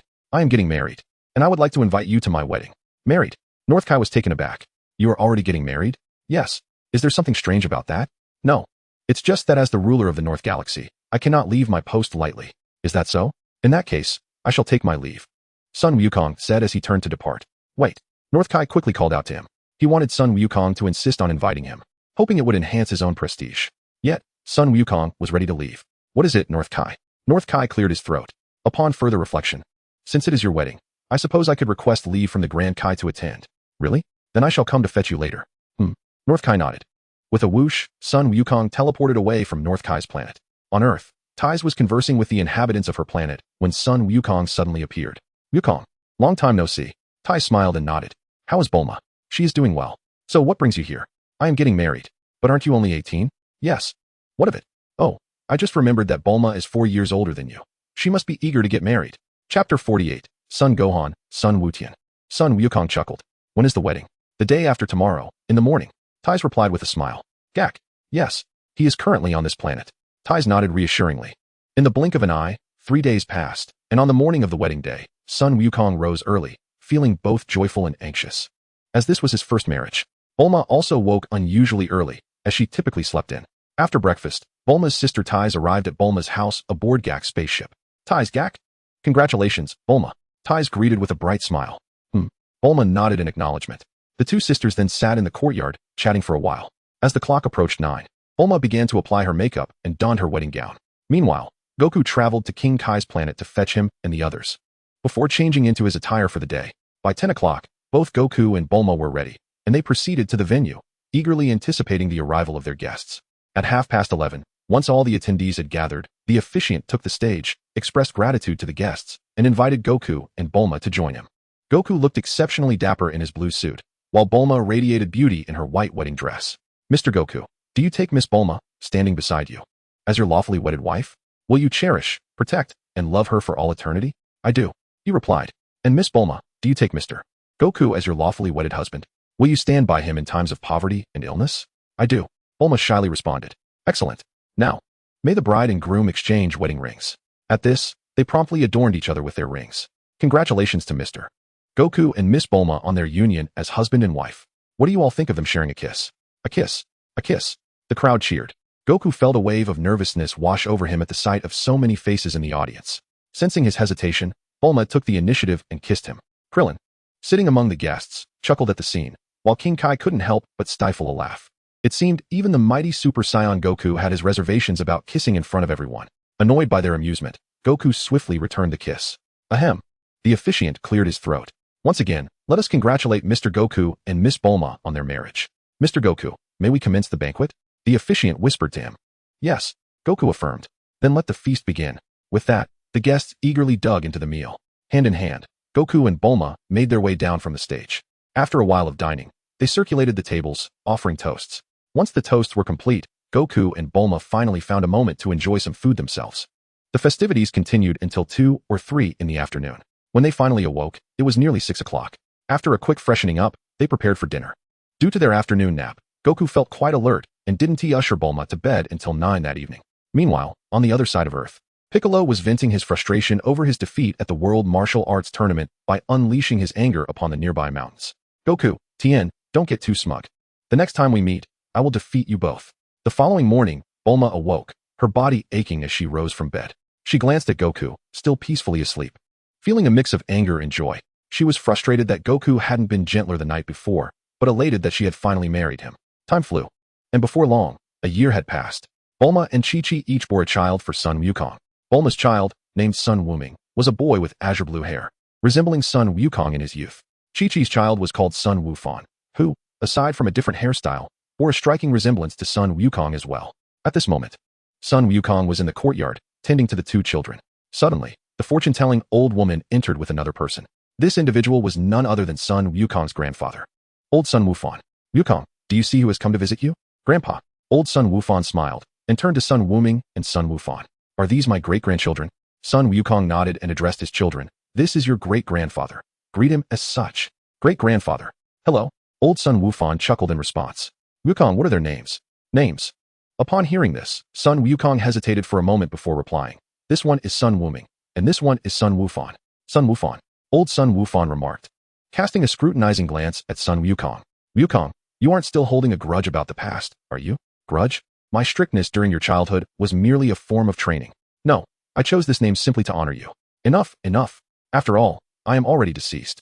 This name holds no significance for me. Grandpa, if you truly care about the name, you could always change it yourself. Upon hearing this, Old son Wufan glared at him in disbelief. If you want to change names, why not allow your own son to do so? Fine. I've borne this name my entire life. Besides, it's not uncommon to share names in this world. Son Wukong nodded in agreement. Afterward, son Wukong led old son Wufan to meet Bulma and the others. Once old son Wufan learned that son Wukong was living well, he felt no further attachments to this world. Son Wukong nodded with a hint of reluctance, uncertain if this sentiment belonged to him or to the son Wukong he had traversed into. Having inherited son Wukong's memories, he naturally empathized with those experiences. Chapter 49, Dales. Old son Wufan smiled at son Wukong and then departed with the fortune-telling old woman, leaving Bulma's home. Grandpa, time swiftly passed, and 3 years went by in the blink of an eye. During this period, son Wukong, by wishing upon the Dragon Balls, upgraded the Earth's Dragon Balls to 3 wishes. He also learned various techniques from the Dragon Balls, including the Demon Sealing Wave, Force Separation, Fusion, the Demon Extraction Wave, the Great King Kai's Sealing Technique against the Demon Lord, the Time King Kai's Freezing Technique, and Energy Absorption abilities. On a plateau in the southern part of the Earth, Piccolo was meditating atop a great mountain. Suddenly, a figure appeared, none other than son Wukong. Son Wukong. Sensing his presence, Piccolo immediately opened his eyes. It's been a long time, Piccolo. Wukong, what brings you here? Are you seeking a battle? No, I have come to invite you to train with me. Train together? Piccolo's eyes fixated intently on son Wukong. Son Wukong, what scheme do you harbor? He could scarcely believe that son Wukong would extend such a generous invitation to train together. No, I simply find solitary training rather tedious, and I seek a companion for the endeavor. Humph. Piccolo scoffed, his expression replete with skepticism. Do you not wish to defeat me? By training alongside me, you shall ascertain the true extent of my strength. Upon hearing this, Piccolo fell into deep contemplation. Well, Piccolo? Fine. I accept your proposal. Son Wukong smiled broadly. Subsequently, he escorted Piccolo to his residence. At that moment, son Wukong's son, son Wufan, was frolicking in the yard. They gazed curiously at the green-clad Piccolo. Daddy, who is he? His name is Piccolo. You may call him Uncle Piccolo. Uncle Piccolo. Hearing this designation, Piccolo felt a wave of discomfort wash over him. Considering earthly age, he was merely 4 years senior to son Wufan and his sibling, though his maturity surpassed theirs. Son Wukong, are these little ones your children? Indeed. One is named son Wufan, and the other, son Wumei. Son Wufan, son Wumei. Why do their names evoke thoughts of food? Piccolo silently mused. Moments later, son Wukong brought Piccolo to the gravity chamber. This is the gravity chamber, where I usually train. The gravity chamber? Yes. It can adjust the gravity according to your training needs, with a maximum setting of 800 times. 800 times. Piccolo was initially taken aback, then clenched his teeth resolutely. Ah, so this is how you have cultivated such strength. Allow me to train here for a few years, and when I surpass you, don't you dare regret it. Son Wukong chuckled. If you possess the ability, then by all means, surpass me. Piccolo snorted dismissively and approached the control panel of the gravity chamber. How does this machine operate? The first button increases gravity by 10-fold, the second resets it to 0, and the third decreases gravity by 10-fold. Is that so? In that case, I shall initiate a 20-fold increase, Piccolo declared, pressing the 10-fold button twice. The gravity in the chamber swiftly escalated to 20 times. Piccolo soon felt the weight pressing down on him, while son Wukong remained unfazed before him. How are you unaffected? I regularly train under 500 times gravity. For me, this 20-fold increase is hardly a challenge. 500 times. Piccolo gritted his teeth in response. Then I shall train alone for now. I must instruct Wufan and the others. With that, son Wukong exited the gravity chamber. Curse him. Once son Wukong departed, Piccolo unleashed a fierce roar and commenced his training. At noon, son Wukong invited Piccolo to join them for lunch. However, upon seeing Piccolo's appearance, Chi-Chi and the others were taken aback.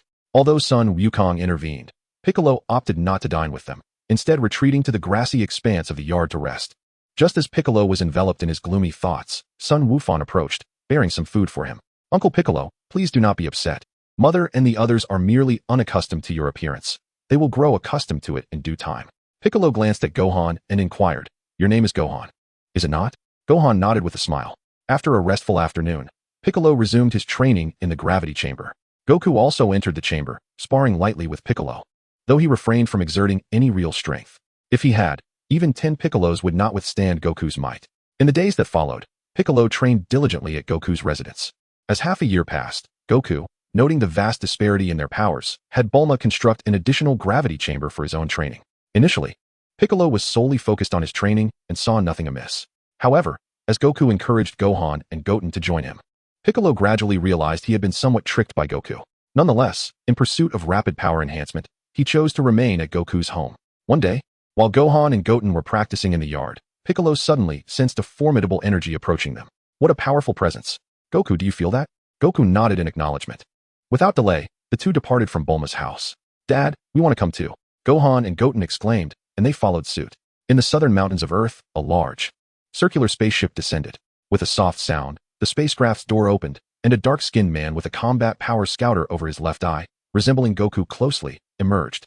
His name was Dallas, a fortunate survivor of the Saiyan race. Following him, a few humans stepped out, his subordinates he had gathered during his travels in space. At that moment, a towering tree burst forth from the ground, a seed of the spirit tree that Dallas had released just before landing. The seed quickly absorbed Earth's energy, growing into a magnificent tree. Lord Dallas, is it true that the Saiyan Kakarot resides on this planet? One of the men asked. Given his knowledge of Saiyans, he noted that any planet they inhabited typically suffered destruction, unlike Earth, which appeared remarkably well preserved. I do not know, however. That individual had a battle power of merely 2 at birth. It would not be surprising if he met his demise, Dallas replied. Nonetheless, we must express our gratitude to Kakarot. Without him, we would never have found such a splendid planet. One of Dallas's subordinates nodded in agreement. Just then, the scouter over Dallas's eye emitted a beep. In the next moment, 2 figures appeared in midair, Goku and Piccolo. Kakarot. Dallas instantly recognized Goku. Son Wukong descended with Piccolo before them. Who are you? What is your purpose on Earth? Dales chuckled. Kakarot, my name is Dales, and I, like you, am a Saiyan. A Saiyan? Wukong inquired. Indeed, Kakarot. Tell me, why have you not destroyed Earth? Destroy Earth? Piccolo looked at son Wukong in bewilderment. Dales continued with a smile. Perhaps you are unaware, but we Saiyans are dispatched to various planets upon birth, tasked with annihilating them over several years, compelling the inhabitants to surrender. If the planet is valuable, we sell it at a high price. If not, we destroy it outright. Kakarot, you were sent here due to your low fighting power. So that is how it is. Dales then aimed his power level scouter at son Wukong to assess his current strength. Beep, beep. The readings surged rapidly, reaching 5,000 points before stabilizing around 5,100. 5,100 power level. Dales stared in disbelief at his scouter. Normally, a lower-class warrior would not exceed 5,000 points, especially in encounters with formidable opponents, like Wukong's father, Bardock. However, such instances were rare. Most lower-class warriors typically remained below 5,000. Wukong's original power level at birth was merely 2, making his growth even more extraordinary. Could he have encountered some fortune like I did? Dales pondered, a sudden smile forming on his face as he addressed son Wukong. Kakarot, since we are both Saiyans, how about you join us? I could make you my second in command. Not interested. Wukong shook his head. Is that so? Dales's expression turned cold. At that moment, Wukong glanced at the tree of might behind him. Dales, what is your true objective on Earth? Although he suspected Dales's intentions, he feigned ignorance in front of Piccolo. Dales smiled again. We have come for the Tree of Might. The Tree of Might? Yes, the grand tree behind you. I procured it with great difficulty from the cosmos. The Tree of Might absorbs planetary energy to produce its fruits. The better a planet is protected, the more fruits it yields. The fruits of the Tree of Might? Precisely. Each fruit you consume doubles your fighting power. So, Kakarot, would you care to join us? Once the fruits mature, I could share a few with you. Absolutely not. Wukong shook his head. At that moment, Sun Wufan and Sun Wuming descended from the sky. Science! Dales exclaimed, startled by the tales behind them. He then turned to Sun Wukong. Kakarot, are those 2 your children? Goku nodded. Upon witnessing this, Darius immediately activated his power level detector to assess the combat strength of the 2. Beep, beep. The numbers on the detector surged rapidly, soon surpassing Goku's own power level. 10,000. As Gohan's power level reached 10,000, Darius was instantly drenched in cold sweat. A mere 4 or 5-year-old child possessed a combat power exceeding 10,000. Darius's subordinates, upon hearing this, were so frightened that they stumbled back several steps. Their own power levels barely reached around 5,000. A power level of 10,000 was double their own. At that moment, the reading on the detector continued to rise, swiftly reaching 15,000. Bang! The power level detector Darius wore was an outdated model, capable of detecting only up to 15,000. Consequently, as Gohan's power surpassed this threshold, the detector exploded. Are you alright, Lord Darius? A man inquired with concern. I'm fine. Darius replied darkly. He had initially felt confident in dealing with Goku and Piccolo, but Gohan's unexpected arrival had thrown his plans into disarray. No, the fruit of the spirit tree is nearing maturity. I cannot allow these 2 sudden little pests to disrupt my scheme, Darius thought to himself. He then concentrated a golden orb of light in his hand and threw it into the air. This orb was none other than an artificial moon. Not good. Goku, quick on the uptake, immediately gathered an energy wave and shattered the artificial moon. Gohan and the others, who had begun to transform, instantly regained their senses. Damn it! Darius seethed, addressing his subordinates. Charge! Yes, Lord Darius. His subordinates rushed towards Goku. Gohan and Goten, their expressions stern, assumed battle stances and charged at Darius's men. Whoosh. Bang. Bang bang. Gohan and Goten moved with incredible speed, swiftly incapacitating Darius's subordinates. Damn. A bunch of useless fools. Darius roared in anger, lunging towards Goku. Aware that Gohan was the stronger opponent, he intended to seize Goku first and then threaten Gohan. Goku, initially taken aback, retaliated with a punch, sending Darius flying. Boom. Darius's body hurtled like a projectile, crashing into a massive mountain behind him. Whoosh. Before Darius could react, a golden beam shot forth, piercing through his body. Kakarot. Darius exclaimed in disbelief, gazing at Goku from afar. He had never anticipated that he would meet his demise at the hands of Goku, a lowly warrior with an initial power level of merely 2. Yet, no matter how reluctant he was, he ultimately closed his eyes. Upon witnessing Darius's death, Piccolo swiftly turned to look at the spirit fruit tree behind him. At this moment, the spirit fruit tree had begun to bear fruit, with some of the fruits already ripening. Sun Wukong pondered, how shall we address the spirit fruit tree? Indeed, did Dales not mention that the spirit fruit tree derives its sustenance from the energy of Earth, producing its ethereal fruits? Chapter 51, The Super Saiyan 3rd Grade. Sun Wukong chuckled and remarked, Piccolo, you seem rather concerned about Earth. Humph. Piccolo scoffed. I merely wish for the planet I inhabit not to become desolate.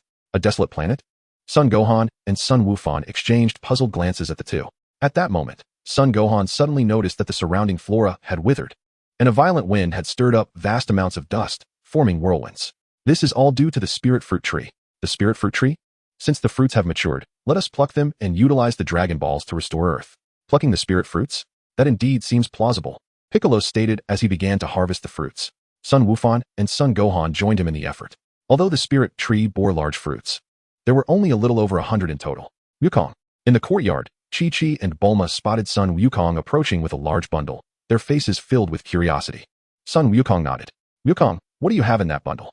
This contains the spirit fruits. Spirit fruits? Bulma, we shall discuss this later. First, hand me the dragon radar, for I must seek the Dragon Balls immediately. All right, Bulma exclaimed, dashing into the house to retrieve the dragon radar. Here, Sun Wukong took the radar and, employing instant transmission, set off to locate the Dragon Balls. Bulma inquired about their recent activities, and they recounted everything that had transpired, unaware that Piccolo was providing additional details from the sidelines. Shortly thereafter, Sun Wukong gathered all 7 Dragon Balls and summoned the Eternal Dragon within Bulma's home. State your wish. Any wish may be granted, but you are limited to 3. Sun Wufan exclaimed. So this is the Eternal Dragon. It looks so cool. Thank you for the compliment. The Eternal Dragon responded, visibly touched. It had always thought itself to be frightening, and this was the first time someone had called it cool. Eternal Dragon, I wish for you to restore Earth. Restore Earth? Do you mean to revert it to the state before the spirit fruit tree was planted? Yes. Sun Wukong affirmed with a nod. Understood. The Eternal Dragon's eyes glowed red for a moment. Your wish has been granted. Do you have any other wishes? No.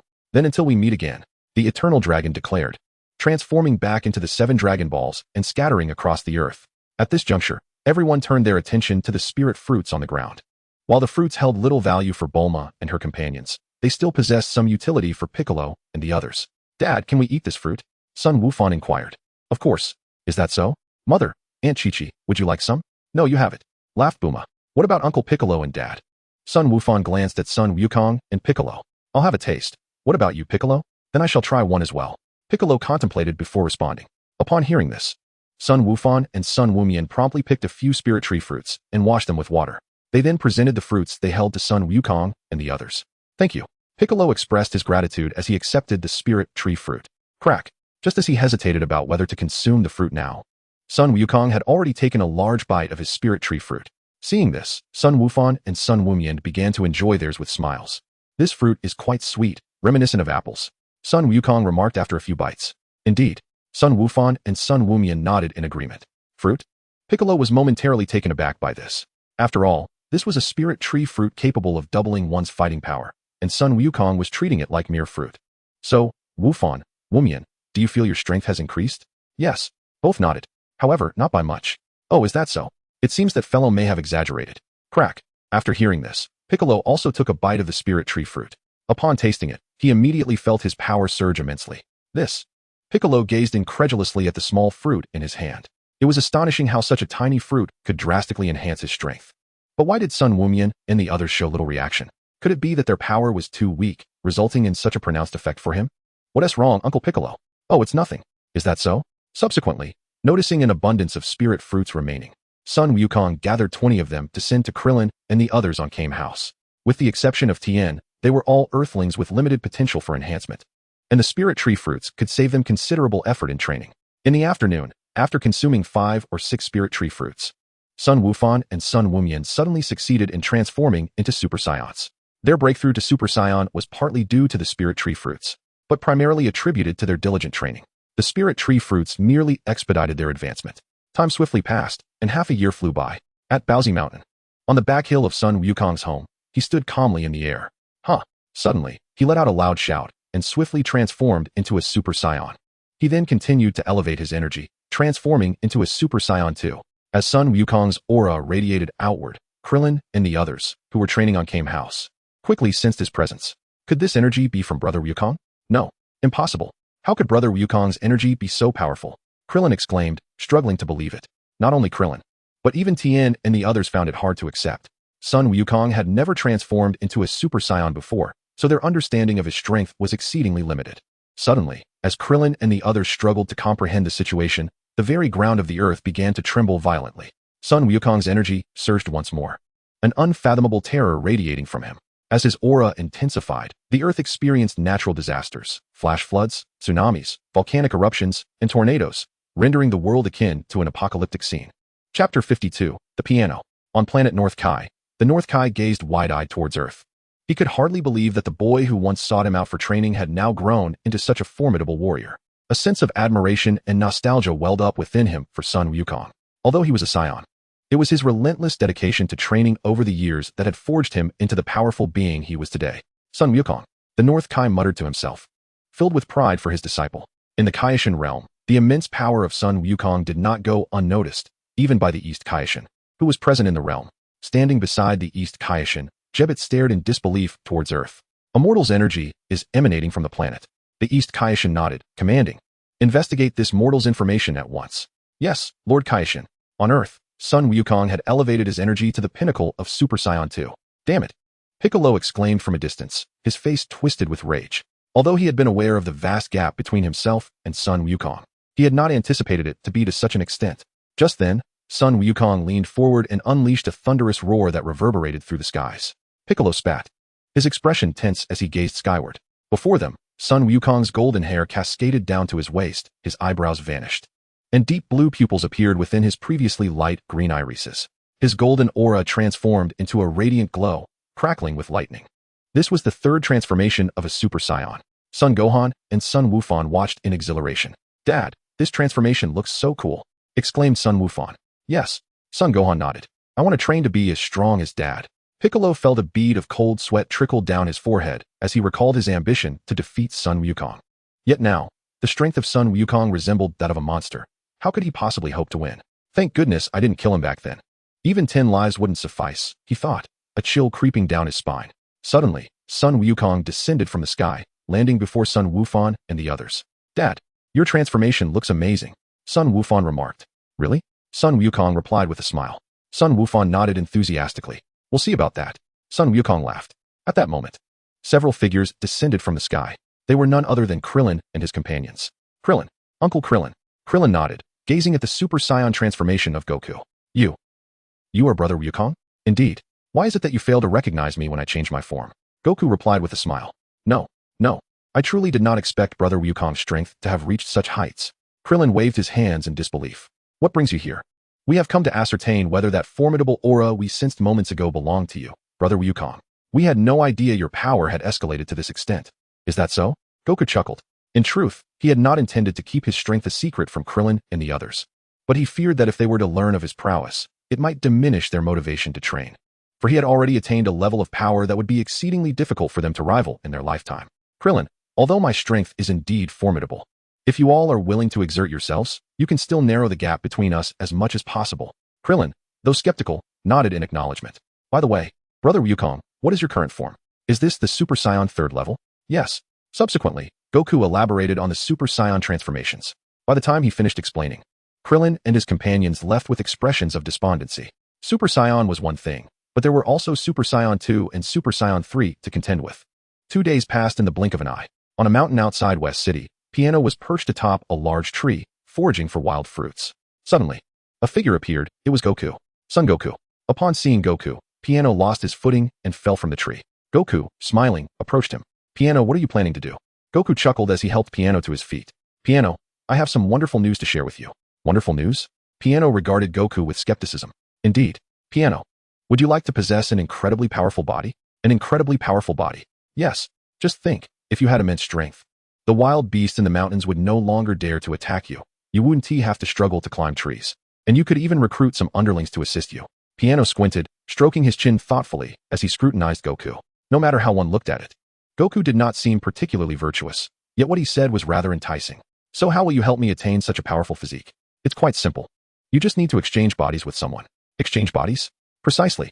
I can facilitate a soul exchange between two individuals. No. Although my current body is somewhat frail, it is quite agile. Agile? You mean the way you just tumbled from the tree? Piano's face flushed as he retorted, I was startled by you. Oh, so. Will you agree or not? Piano pondered for a moment. Body swapping is permissible, but you must first allow me to behold the body I am to exchange with. Preferably that of a strikingly handsome human male.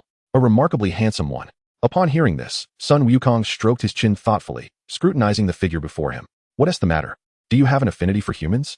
No, not at all. It is simply that there are too few of your kind on Earth. So, it turns out you are a dragon. You still.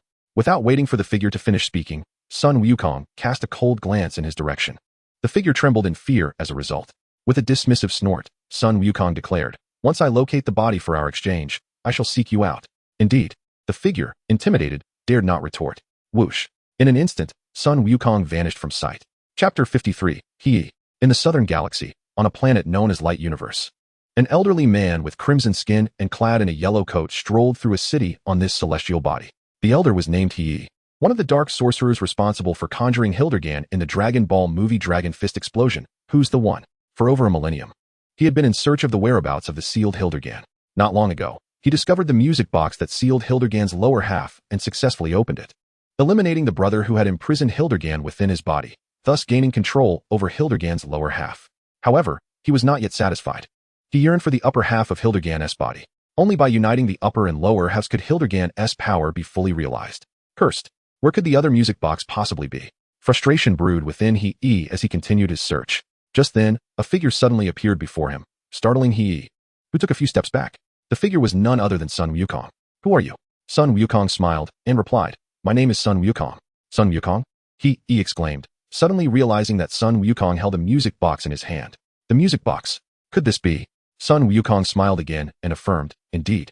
This is the music box you seek. Who exactly are you? He inquired, his expression now wary. The matters concerning Hildergan should be known to only a select few dark sorcerers, given the passage of time. Did I not just mention my name? I am Sun Wukong. Oh, then what brings you to me? You desire the music box, do you not? I propose a trade. What do you think?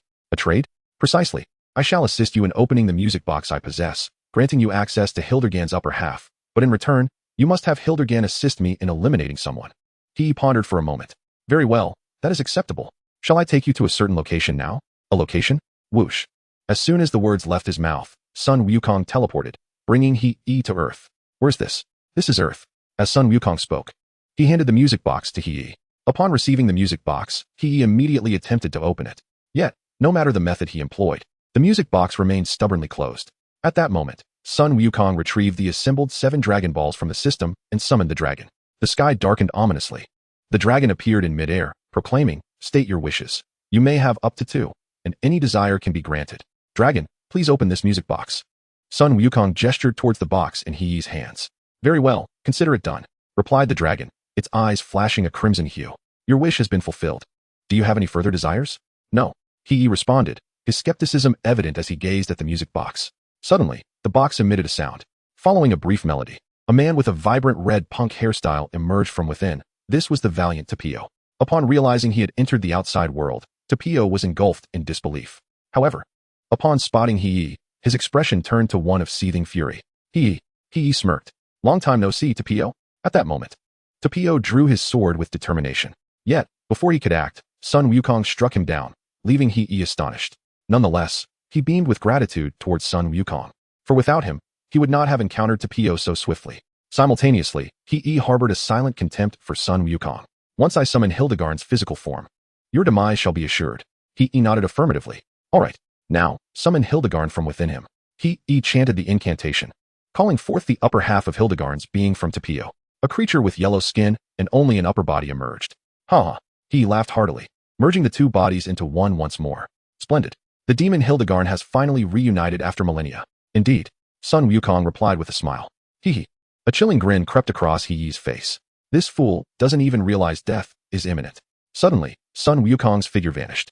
No, he has disappeared. He's expression darkened.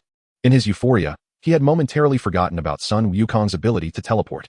Well, considering that Hildegarn has been restored, I shall spare this wretch. Just as he finished speaking, Sun Wukong reappeared, accompanied by a creature resembling a pterodactyl. This being was Piano. Sun Wukong, why have you brought me here? You mentioned wanting to see the body you were to exchange, so I brought you to witness it. The body? Piano looked at the rampaging Hildegarn. Sun Wukong, you can't possibly mean for me to exchange bodies with that monster, right? Indeed. Is there a problem with that? Of course there is. If he had just swapped bodies with Hildegarn, he would likely remain single for the rest of his life, a perennial bachelor. That's Sun Wukong. Can I still change my mind? What do you think? Sun Wukong chuckled. The piano remained silent. Observing this, Sun Wukong addressed the system. System, I wish for the piano and Hildegarn to exchange bodies. As you wish, master. Your desire has been fulfilled. Fulfilled? Sun Wukong glanced at the piano beside him, only to find it wearing a fierce expression as it stared back. Sun Wukong delivered a punch to its face, causing the piano to collapse to the ground. At that moment, he, still unaware of the situation, looked at Sun Wukong with confusion. What on earth are these two up to? Chapter 54, Raditz. Suddenly, he noticed that Hildegarn had ceased its destruction of the surroundings. Hildegarn, he shouted. However, Hildegarn ignored him and instead focused on the fallen Sun Wukong and the piano. My body. Hildegarn suddenly spoke, touching its own form. He was startled. Hildegarn can actually talk. Could it be due to the prolonged seal? It's not the prolonged seal. It's because I made the piano swap bodies with him. Sun Wukong replied with a grin as he flew in front of He. A body swap? Indeed. How despicable. So you've been using me all along. He retorted angrily. Sun Wukong chuckled lightly, gathering a wave of energy in his right hand and directing it towards He. The distance between them was so minimal that He barely had time to react before being obliterated by the energy wave. Witnessing the demise of He and the piano, now in Hildegarn's body, trembled in fear. At that moment, the unconscious Tapio regained consciousness.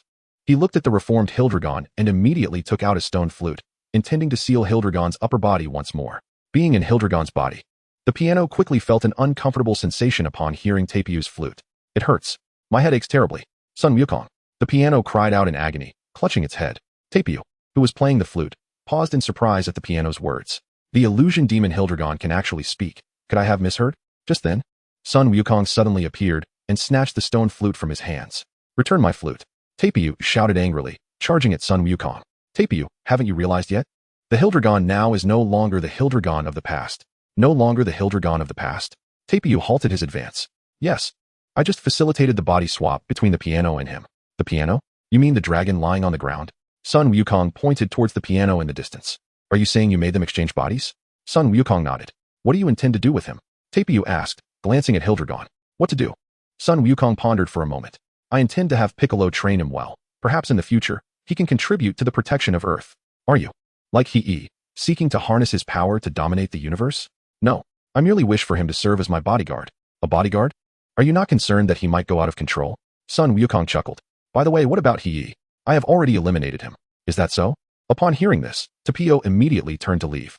At that moment, he did not believe Sun Wukong's words. So he decided to remain on Earth for a while to ascertain the truth of Sun Wukong's claims. He has departed. Indeed. Sun Wukong gazed at the piano. Sun Wukong, did you truly tell that fellow that I would be your bodyguard? Sun Wukong smiled. Of course it is true. Upon hearing this, the piano collapsed onto the ground, suddenly feeling utterly despondent. It was one thing for Sun Wukong to have him exchange bodies. Now, he was to be a free bodyguard for him. Being a dragon was indeed quite challenging. Shall I take you to Piccolo then? King Piccolo. Yes. Though you now possess an extraordinarily powerful physique, you do not yet understand how to wield the power within you. So I wish for Piccolo to assist you in your training. What about my original body? The piano glanced at his former self. Do you still wish to remain a useless dragon? No, I just feel somewhat reluctant to part with my body. Sun Wukong, upon hearing this, refrained from further discussion and directly brought the piano to Piccolo's training grounds. Sun Wukong nodded. Who is this? King Piccolo, it is I. The piano. The piano? Observing Piccolo's confusion, Sun Wukong swiftly explained the situation regarding the body exchange between the piano and Hildegarn. You exchanged the piano's body with that monster? Upon hearing the entire story, Piccolo was astounded. He was unaware that Sun Wukong possessed the ability to exchange bodies with others. Indeed. So, Sun Wukong, you wouldn't use this trick on me, would you? Do I appear to be that sort of person? Yes. Very much so. Piccolo silently scoffed. Not at all.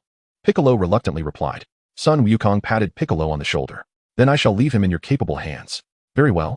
After Sun Wukong finished speaking, he promptly departed. King Piccolo. The piano looked at Piccolo with trepidation. He did not wish to undergo any training. Piccolo snorted coldly, his expression stern as he regarded the piano. From this point forward, I shall teach you some combat techniques. You must learn diligently, understood? Yes, yes, King Piccolo. Seeing this, Piccolo began to train the piano. Time flew by, and in the blink of an eye, 3 days had passed. After 3 days of training, the piano had begun to master some of Hildegard's powers. At this moment, he strode confidently atop a great mountain. This mountain was one he had once frequented, where he had been pursued by a pack of wolves, nearly becoming their prey. Boom, boom. Due to the immense size of the piano's current form, the surrounding beasts fled in terror at the sight of him. The piano observed the beast it had frightened away, feeling an overwhelming sense of pride. It was precisely because of its immense size that the pack of wolves, which had once pursued it, scattered in terror. How utterly disappointing. Gurgle, the piano remarked, as a sudden pang of hunger struck. Although its newfound stature had undeniably enhanced its strength, it had also increased its appetite considerably. It required at least 2 or 3 wolves to sustain itself each day. Perhaps it would be prudent to seek out some food first. In the western city of West City, Bulma's residence, Son Goku was instructing his son Goten and Gohan in their training when he sensed a Saiyan energy approaching Earth. They have arrived, he exclaimed. What is happening, Dad? Goten inquired. A Saiyan is coming to Earth. Goku replied with a grin. A Saiyan? Should we go and see? Goten asked eagerly. Indeed. Gohan chimed in. I want to go too. Very well, I shall take you both along. Meanwhile, on a ranch in the western region of Earth, a Saiyan spaceship had just landed. A farmer, working the land, happened to witness the descent of the spacecraft. Curiosity piqued. He armed himself with a gun and drove towards the landing site. Chapter 55. Delivering Raditz to planet Vegeta. Due to the friction generated as the spaceship broke through the atmosphere and the tremendous impact upon landing, it was still emitting plumes of black smoke. The farmer gazed nervously at the white capsule in the crater. What in the world is this? He stammered. As soon as he spoke, the door of the Saiyan spaceship swung open, revealing a man clad in the distinctive armor of planet Vegeta, sporting a battle power scouter over his left eye and flowing black hair cascading down his back. This individual was none other than Raditz, Goku's brother. An alien? The farmer exclaimed in astonishment, staring at Raditz.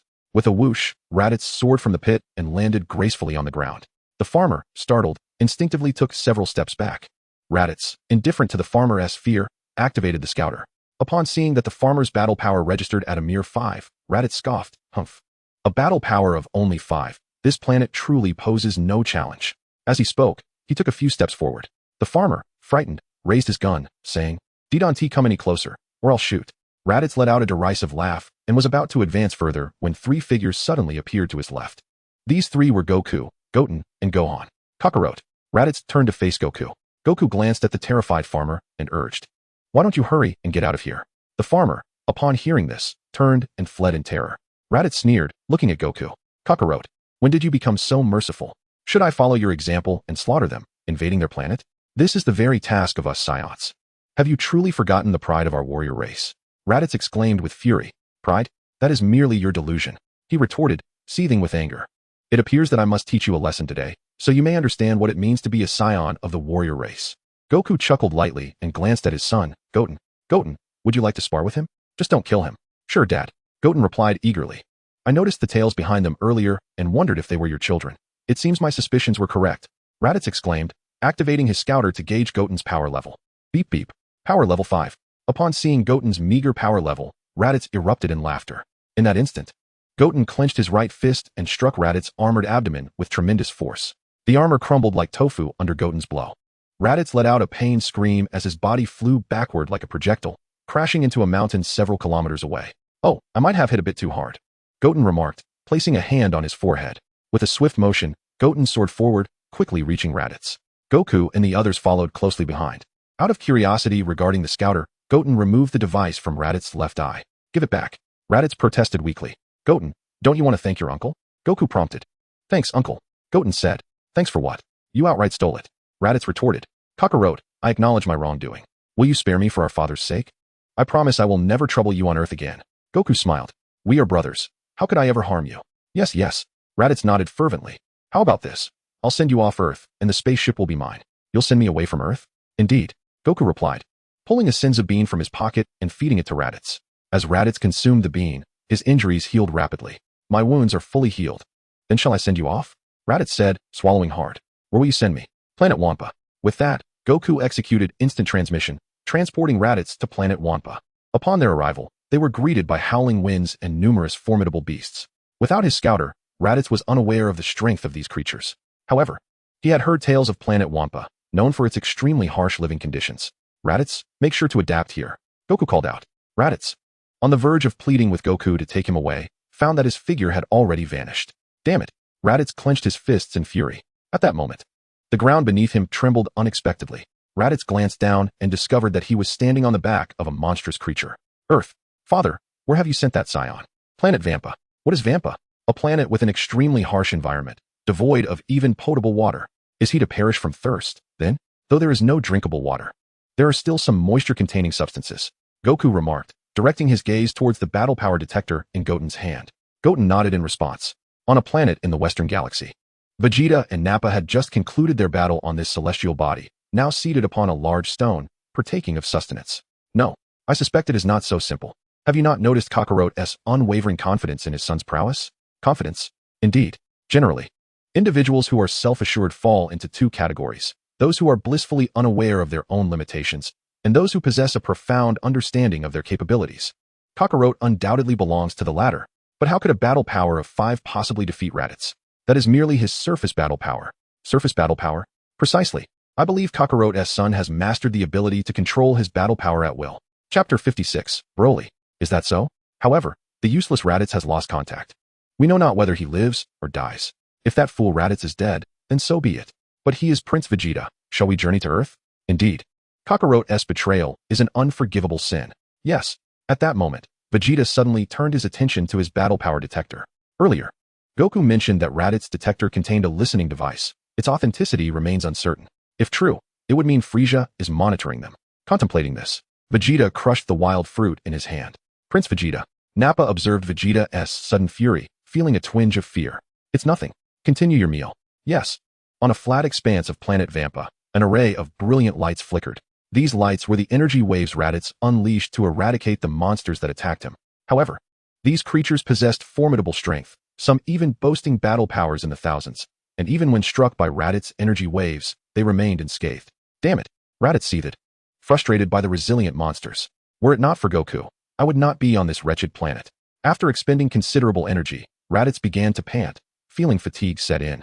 I cannot continue like this. If it persists, I may very well meet my end at the hands of these beasts. Just as despair enveloped Raditz, a tall, muscular figure, bare-chested and clad in blue trousers, with a green pelt tied around his waist, swiftly approached from the distance. This individual was none other than Broly, a Saiyan. There are still surviving Saiyans on this planet. Raditz exclaimed in astonishment as he beheld the approaching Broly. Whoosh! Bang bang bang! In a swift motion, Broly soared before Raditz, effortlessly vanquishing the monstrous assailants that had besieged him. Upon recognizing Broly, the leader of the creatures hastily commanded a retreat. After all, Broly was the nemesis of all their kind. Raditz, taken aback once more, pondered how he had battled valiantly for an extended duration without a single beast retreating. Yet the mere appearance of Broly sent them fleeing. At that moment, a middle-aged man clad in Saiyan battle attire, limping as he approached from a distance, came into view.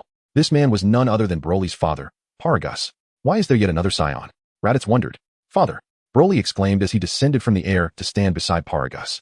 Nodding in acknowledgement, Paragus led Broly to face Raditz and scrutinized him closely. Greetings, my name is Paragus, and this is my son Broly. Might you be Bardock's son, Raditz? You know my father? Raditz inquired. Indeed, I have fought alongside your father, Bardock. Though he was a low-class warrior, he was quite renowned among them. Is that so? Then what brings you here? Ah, that is a lengthy tale. By the way, how did you come to be on this planet? I was sent here by Kakarot. Kakarot? Isn't he your brother? Yes, but how did he send you here? That story is quite long. Oh, and what of your spaceship? I do not possess a spaceship. None. Upon hearing this, Paragus's eyes gleamed with a menacing light as he regarded Raditz. His prior amiability was merely a ruse to obtain Raditz's spaceship for their escape.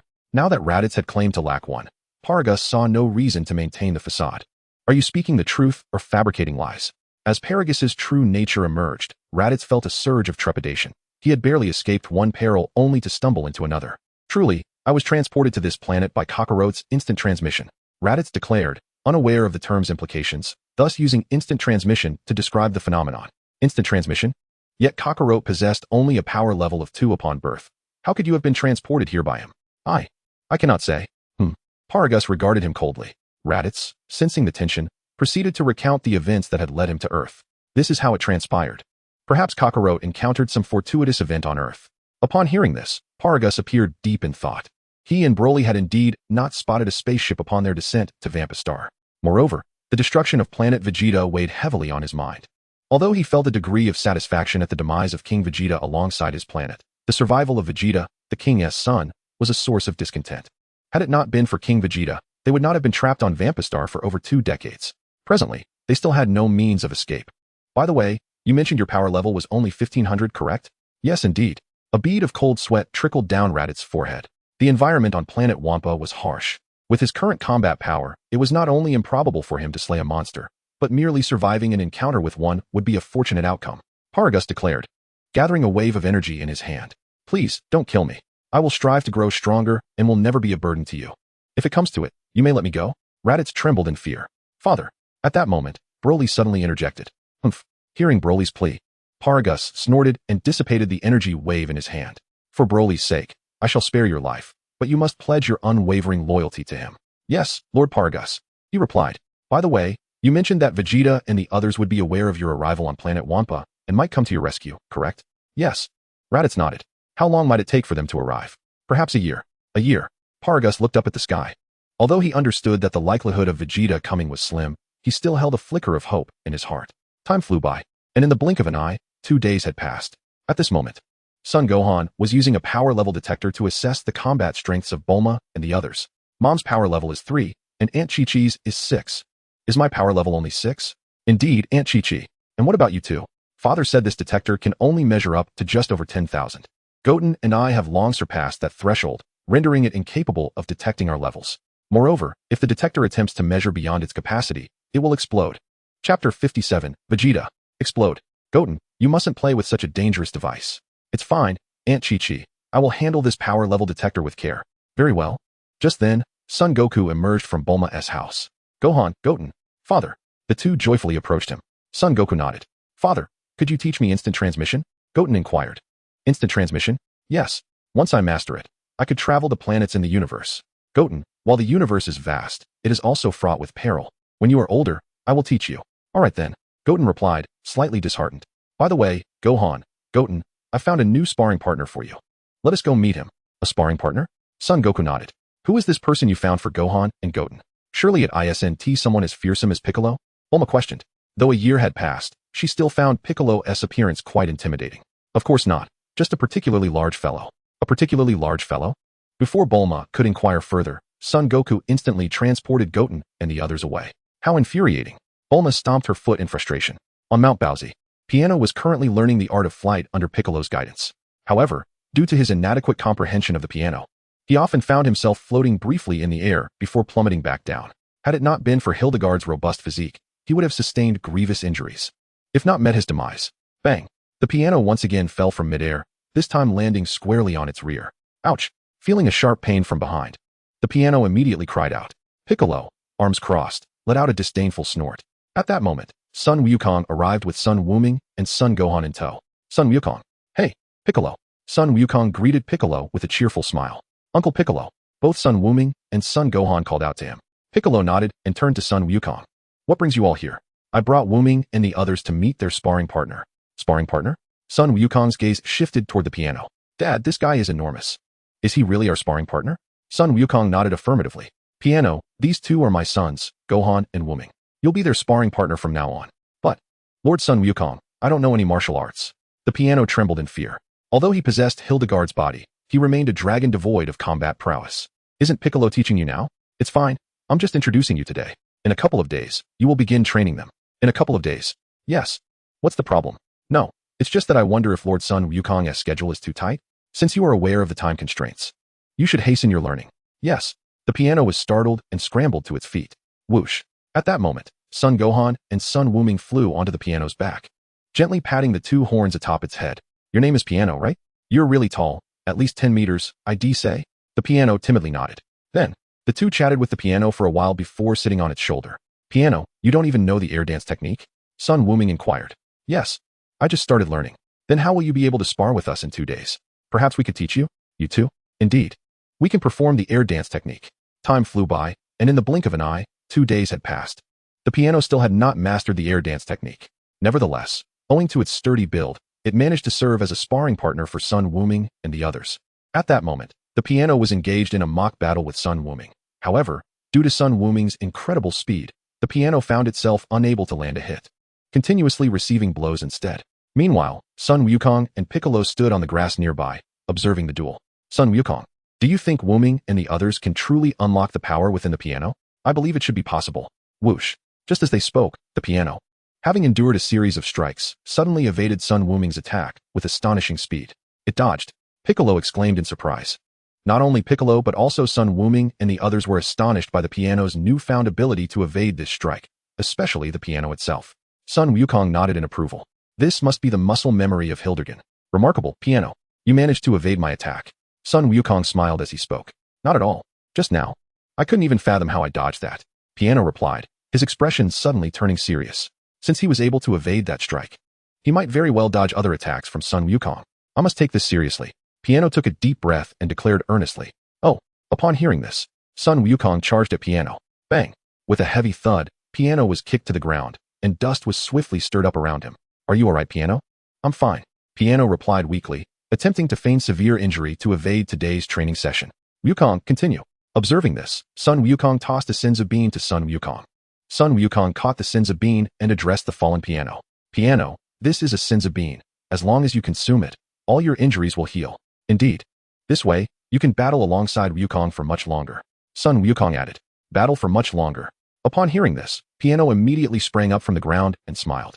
Wukong, my previous injuries were not severe at all. It would be a waste to use the Senzu bean. Is that so? Shall we continue our fight? In the days that followed, Piano essentially served as a sparring partner for Sun Wukong and the others daily. A year passed in the blink of an eye. After a year of training with Sun Wukong and the others, Piano not only mastered the void technique, but also harnessed a significant portion of Hildegard's power. On the slopes of Baozi Mountain, Piano was sitting beside a stream, accompanying Sun Wukong and his friends in fishing. However, due to Piano's large physique, the fish in the stream were mostly frightened away. Piano, just sit there and don't move. You've scared all the fish away. Piano, hearing this, sat down helplessly. Just then, 2 Saiyan spaceships descended from outer space. These 2 Saiyan vessels belonged to Vegeta and Nappa. Goten, did you feel that? Chapter 58, Nappa. Son Goten nodded. I sensed 2 Saiyan presences. What about you, Wukong? I felt it too. Science. Piano inquired curiously. They are Science, just like us. Son Goten explained. Is that so? What are their power levels like? From the aura, they don't seem particularly strong. Piano, why not join us to see who these Science visiting Earth are? Alright. Piano nodded in agreement. In West City, at Bulma's house, Sun Wukong, who was training in the gravity room, also sensed the presence of Vegeta and the others. They arrived. Sun Wukong deactivated the gravity in the chamber, instantaneously teleporting to the top of a mountain. Sun Wukong stood quietly for a moment, then saw Vegeta and the others descend to the ground. Kakarot. As soon as Vegeta touched down on the ground, he quickly spotted Goku in the distance. Goku moved swiftly, flying to their front. Kakarot. Nappa scoffed arrogantly, activating the power level scouter on his left eye. Beep, beep. Power level 5. Nappa, somewhat incredulous, stared at his scouter. At that moment, Vegeta reprimanded him. Nappa, have you forgotten what I told you when I arrived? I apologize, Prince Vegeta. I am simply very curious about Kakarot's power level. Vegeta huffed disdainfully, turning to Goku. Kakarot, while I am unaware of the extent of your strength, rest assured it cannot surpass me, the foremost genius among Saiyans. To be frank, my power level surpassed 10,000 by the age of 10. Is that so? Goku replied with a faint smile. Vegeta snorted in response. By the way, did you end up killing that Raditz fellow? I did not kill him. Then where is he now? Planet Vegeta. Planet Vegeta? Isn't that a planet with a harsh environment? Nappa interjected. Indeed. Do you wish to visit that planet? You seek death. Nappa clenched his fists, preparing for a confrontation. Just then, 3 figures swooped down from the sky. These figures were Goten and Gohan. Saiyans. Could they be the half-breed Earthlings who defeated Raditz? I believe they are. With that, Gohan and Goten landed deftly in front of Goku. A loud thud followed as their companion, Piccolo, descended more slowly due to his larger size. Dad. Gohan and Goten called out. Goku nodded in acknowledgement. What brings you here? We sensed an energy similar to Raditz, so we came. I see, Goten nodded, glancing at Vegeta and Nappa. Dad, these 2 look rather weak. Why haven't you dealt with them? With so few Saiyans left. I thought it prudent to see if I could lead them back to the right path. Dad, you are truly kind-hearted. Very weak. Upon hearing Goten's remark, Nappa's forehead bulged with rage. Even Vegeta's expression turned grim. Nappa, teach this little brat a lesson, so he understands our might. Yes, Prince Vegeta, Nappa responded, cracking his knuckles. Goten chuckled, glancing back at Piccolo. Piccolo, I leave this one to you. Understood. Piccolo nodded, his right hand swiftly reaching for the ground. Boom. Nappa, caught off guard by Piccolo's rapid strike, was seized before he could react. Vegeta maintained his composure, believing that despite Piccolo's size, he was merely a facade of strength. As Vegeta pondered, Nappa suddenly emitted a heart-wrenching scream. What? Vegeta's expression shifted in alarm. Crack. At that moment, with a slight grip of his right hand, a cacophony of bone-shattering sounds erupted from Nappa's body. Nappa cried out in agony, spewing a copious amount of blood. Witnessing this, the pianist released his hold, causing Nappa to plummet from midair. With numerous bones shattered, Nappa struggled to rise from the ground. Damnable. Vegeta clenched his fists in rage. Prince Vegeta, please save me. Nappa pleaded desperately. A fleeting smile crossed Vegeta's face as he approached Nappa. Prince Vegeta. Nappa felt a surge of emotion. At that instant, Vegeta swiftly grasped Nappa and hurled him into the air. Vegeta clenched his fists, emanating a violet aura. A wave of purple energy surged from Vegeta, hurtling towards Nappa. Vegeta. Nappa bellowed, his body swiftly disintegrating into dust upon impact. I do not require useless trash. Vegeta remarked coldly. He has slain his comrade. Gohan and the others were taken aback. Lord Goku, I did not kill him. The pianist hastily explained to Goku. Goku nodded in acknowledgement. Then, Lord Goku, do you need me to finish him off? Do not kill him. Understood, Lord Goku. Damnable. Vegeta shouted in fury, conjuring an artificial moon and launching it into the sky. Goku and Gohan soon transformed into great apes upon seeing the moon. Vegeta, too, succumbed to the influence of the artificial moon and transformed. Transformation, the pianist exclaimed in shock. At that moment, Gohan extended his hand towards the artificial moon and crushed it effortlessly. Seeing that Goku and the others remained in control, surprise flickered across Vegeta's face. Kakarot, I did not expect you to master the great ape's power. Goku smiled but remained silent. The reason Gohan and the others could harness this power was entirely due to Goku's utilization of the system's Dragon Balls. Vegeta, with a disdainful snort, directed his gaze at the pianist. What are you staring at? Do not presume that your size intimidates me. Damnable. In a fit of rage, Vegeta unleashed a wave of energy towards the pianist. The pianist raised his right hand, effortlessly blocking Vegeta's attack. Chapter 59, Frieza. The pianist, having endured a year of punishment from Gohan and the others, was no longer susceptible to ordinary assaults. Cough. The pianist coughed. Were you merely tickling me? Damnable. Vegeta shouted in fury, launching a powerful punch forward. The pianist raised his left hand and seized Vegeta's right fist. Vegeta was taken aback. Crack. At that moment, the pianist tightened his grip, and the sound of shattering bones resonated from Vegeta's fist. Vegeta let out a loud, anguished cry as he swiftly raised his left hand, attempting to free his right hand from the grasp of the piano. However, the piano's strength was overwhelming, and no matter how hard he struggled, he could not break free. Do you wish for me to release you? Just as Vegeta was exerting all his might to escape, the piano suddenly loosened its grip on his left hand. Vegeta's body was immediately propelled backward, crashing into a small mountain behind him. Boom. A portion of the mountain crumbled upon impact. How infuriating. Vegeta seethed, casting a wary glance at the piano. Before arriving on Earth, he had never anticipated that Goku would prove to be such a formidable opponent. Had he known, he would have certainly avoided coming to this planet. Moreover, he had yet to engage Goku in combat and remained oblivious to his true strength. However, judging by the piano's demeanor towards Goku, it was evident that Goku's power far surpassed his own. The more Vegeta contemplated this possibility, the more he found it hard to believe that a low-class warrior like Goku could surpass him.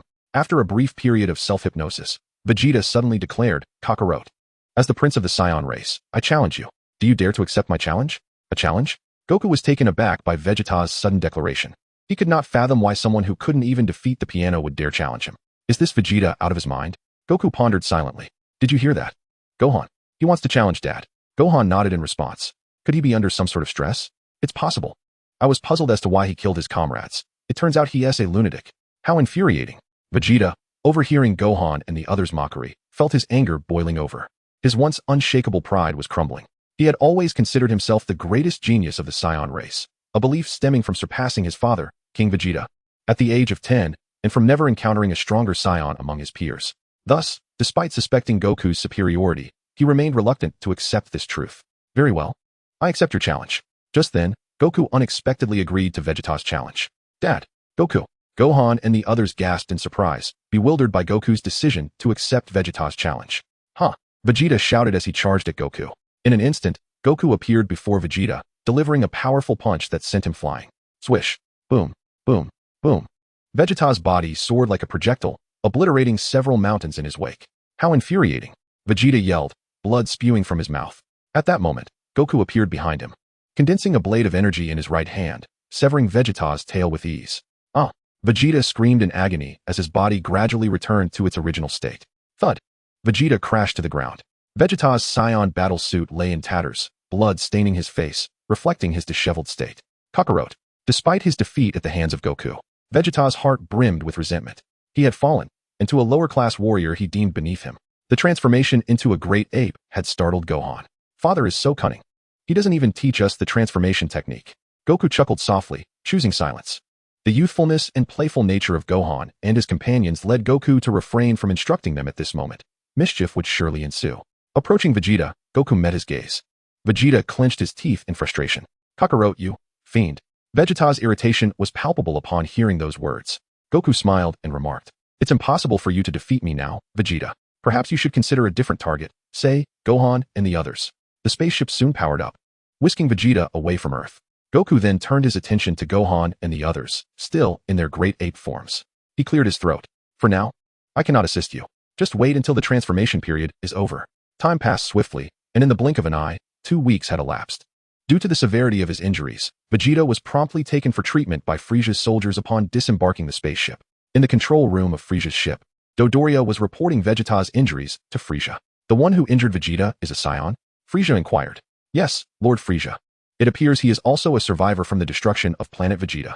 Oh, furthermore, this Saiyan who defeated Vegeta seems to have 2 Earthling Saiyan hybrids in his company." "Earthling Saiyan hybrids?"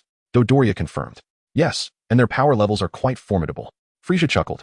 "No matter how strong a Saiyan may be, how powerful can they truly become?" "Indeed, Lord Frieza, but what?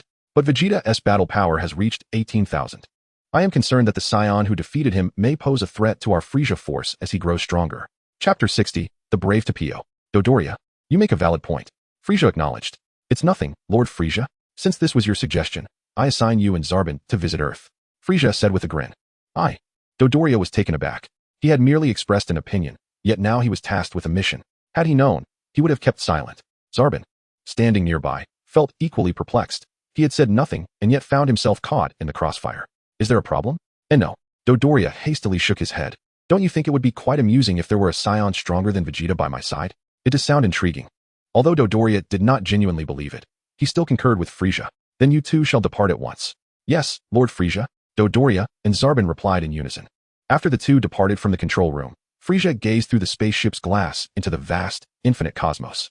Suddenly, he raised his hand and declared, "One day, I shall wield dominion over the entire universe."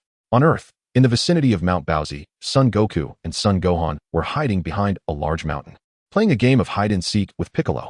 "Gohan, I see you," Piccolo shouted as he moved about. Upon hearing this, Gohan and Goku chuckled. "Dad, that was a splendid idea," Gohan exclaimed. "Indeed," Goku replied, for Piccolo's size rendered him almost devoid of hiding places. Each time he found a spot, Gohan and Goku quickly discovered him. Conversely, Gohan and Goku were small enough to conceal themselves almost anywhere. Thus, it was invariably Gohan and Goku hiding while Piccolo sought them out. How unfair it was for the Namekian. After a lengthy search, Piccolo sighed. "Gohan, Goku, I cannot find you. Shall we switch to another game?" Hearing this, Gohan and Goku laughed and emerged from behind the mountain. "You two were hiding here," Piccolo remarked. "Indeed," Goku chuckled. At that moment, a tall figure with vibrant red punk hair stealthily concealed himself behind a large tree, just behind the two boys. This individual was the valiant Tapion. Following the defeat of Hoi, Tapion remained vigilant, worried that Piccolo, having exchanged bodies with Hilda, might wreak havoc upon this planet. Thus he lingered near West City. Lacking a spaceship, he had not ventured far from Earth. It appeared that after the exchange, Hilda had indeed refrained from further malevolence. As Tapion pondered this, Goku and Gohan unexpectedly approached him. "Big brother, who are you? What are you doing here?" Goku inquired. Startled by Goku's voice, Tapion instinctively stepped back. At that moment, Hilda, from a distance, also spotted Tapion behind the tree. "You're that flute-playing fellow." "Flute-playing fellow?" Goku turned to Piccolo. "Yes. At that time, Lord Goku had just helped me exchange bodies, and that guy suddenly played the flute, giving me a tremendous headache." "Oh, I see. Big brother, who are you?" Goku asked Tapion again. Tapion snorted disdainfully and turned to leave. Dad, do you know that big brother? Goku queried. Goku nodded. His name is Tapion, a true hero. A hero? Indeed. Long ago, a group of exceedingly wicked dark sorcerers conspired to dominate the universe by creating the demon Hilda. They invaded Tapion's planet. And in a bid to save their world, Tapion and his brother sealed half of Hilda's essence within their own bodies. Subsequently, they were imprisoned in 2 music boxes and dispatched to the farthest reaches of the universe, never to reunite. The people of Tapion's planet, in gratitude for the brothers' sacrifice, revered them as heroes. The 2 boys listened with rapt attention, deeply moved. And what happened next, Dad? Later, a dark sorcerer, filled with resentment, embarked on a quest across the cosmos in search of a music box. Eventually, he discovered one of these music boxes and, in a malevolent act, slew Tapio's brother, Hildgen, who now inhabits the body of the piano. And what of that dark sorcerer? Gohan inquired. I have vanquished him. Vanquished? Then, father, why did you not share this with me earlier? I deemed it unworthy of discussion, hence I kept it to myself. Dinner is ready. Goku, Gohan, and Goten. At that moment, Bulma approached. Well then, Gohan, Goten, shall we dine? The 2 nodded in agreement. In the afternoon, Gohan and Goten wandered around Bowsy Mountain, ultimately encountering Tapio once again by a stream. Tapio sat on a large rock beside the water, seemingly lost in thought. Big brother. The 2 joyfully exclaimed as they rushed towards him. However, as he beheld their innocent faces, memories of his brother surfaced in his mind, causing the coldness on his face to soften slightly. What brings you here? He asked. Big brother, we heard about you from father. About me? Yes. My father said you are a celebrated hero. A hero, Tapio replied with a hint of self-deprecation. Though hailed as a hero by the world, he had failed to protect his own brother. What significance did such accolades hold? Are you all right, big brother? Tapio glanced at the 2. What do you seek from me? Nothing. We simply wish to be friends. Friends, he echoed, placing particular emphasis on the word. Yet, he did not acquiesce, turning away once more. Big brother, he asked, leaving. Goten observed, nodding in agreement. Perhaps he desires solitude, Gohan consoled himself. In the ensuing fortnight, Goten often brought snacks to Tapio. Initially, Tapio rejected them. But upon witnessing Goten's unwavering determination, he was ultimately moved and accepted him as a friend.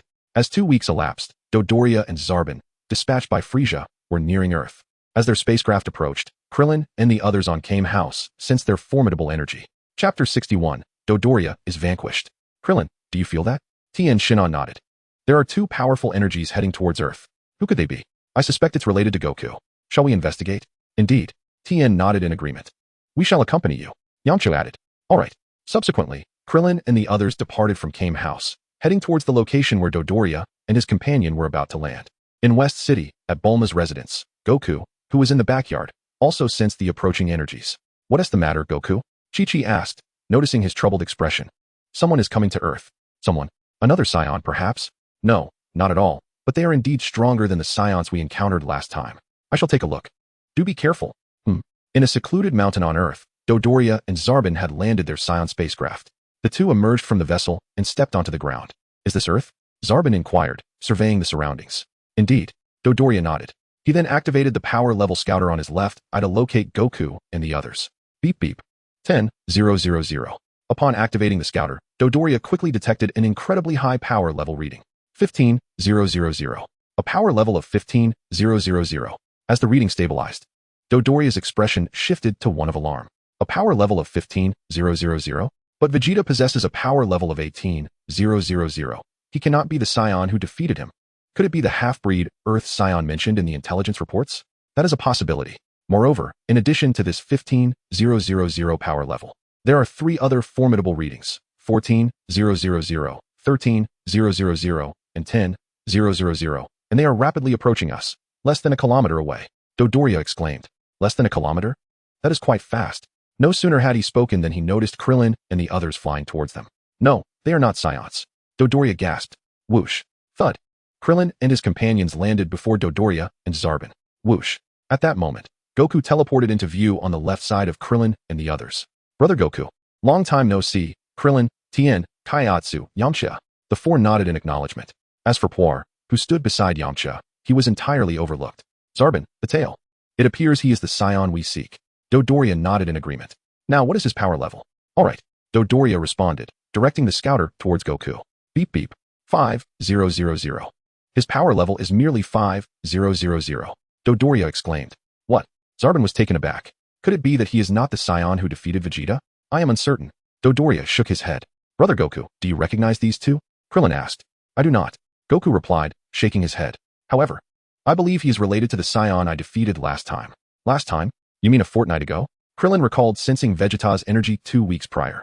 But since Goku and his companions had already intervened, they did not pursue. Goku nodded. Last time? Is he referring to Vegeta? Zarbon pondered. At that moment, Dodoria's eyes widened in realization. Zarbon, I remember now. This individual resembles the Saiyan who rebelled against King Frieza during the explosion of planet Vegeta. Rebelled against King Frieza? It was that subordinate soldier who escaped beneath my very hands, and he caused me to receive a scolding from King Frieza. Oh, I recall now.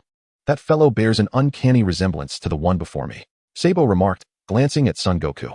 You are indeed the Saiyan who defeated Vegeta, correct? Son Goku nodded in affirmation. And you two are? We are both minions of Frieza. I am Sabo, and he is Dodoria. Oh, so you have come here to exact revenge for Vegeta and the others? Revenge? Sabo chuckled. Dodoria, he claims we seek vengeance for Vegeta? Upon hearing this, Dodoria also laughed. To be frank, we are sworn enemies of Vegeta. If he were to perish at your hands, we would be overjoyed. Our visit here is solely to fulfill an order from King Frieza, who stated that if you are willing to surrender to him, he would spare your life. Then I suppose I should express my gratitude to him. Sabo smiled. King Frieza is a connoisseur of talent. If you surrender now, it is not too late. Just as he finished speaking, a golden beam pierced through Sabo's chest. Gushing blood, he collapsed to the ground, lifeless. Sabo. Dodoria gasped, drenched in cold sweat. He was utterly oblivious to the identity of the assailant who had just struck Sabo. The more he pondered, the more fear gripped him, causing him to instinctively retreat a few steps. Goku, brother, would you allow me to handle this fellow? It has been quite a while since I last engaged in combat. Krillin said, casting a glance at Son Goku. Very well. With that, Krillin cracked his knuckles and slowly approached Dodoria. Upon realizing it was not Son Goku striking, Dodoria immediately began devising an escape plan from Earth.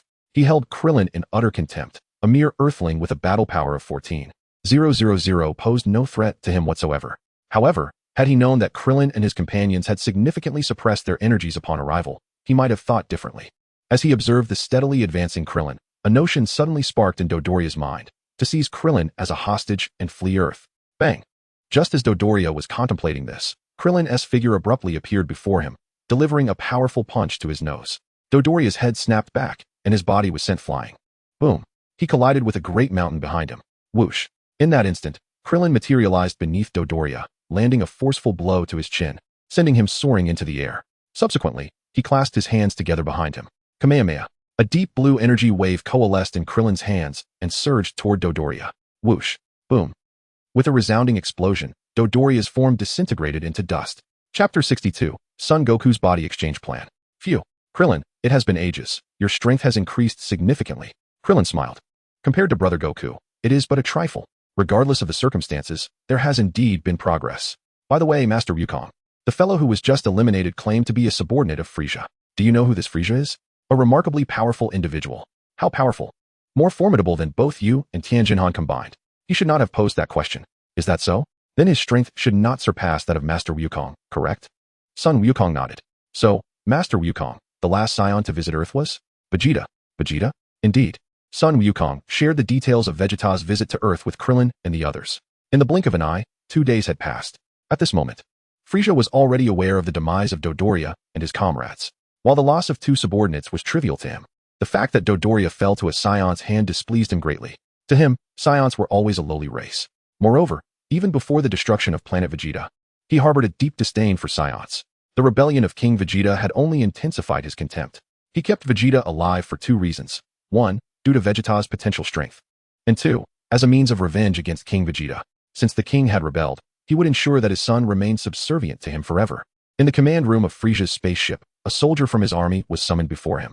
I have come to pay my respects, Lord Frieza. Frieza nodded in acknowledgement. What is your command, Lord Frieza? Inform the Ginyu force to make a trip to Earth and exterminate all the Saiyans there. Yes, Lord Frieza. Meanwhile, in West City, a small pig clad in green attire was leering at the scantily clad girls on the street. This pig was none other than Oolong. This grand city was splendid, filled with fair-skinned beauties and long legs. Their figures were simply enchanting. Before Oolong could finish his thought, someone tapped him on the shoulder. Startled, he quickly turned around, fearing that someone had overheard him, a guilty conscience creeping in. However, upon seeing a man standing behind him, his fear diminished.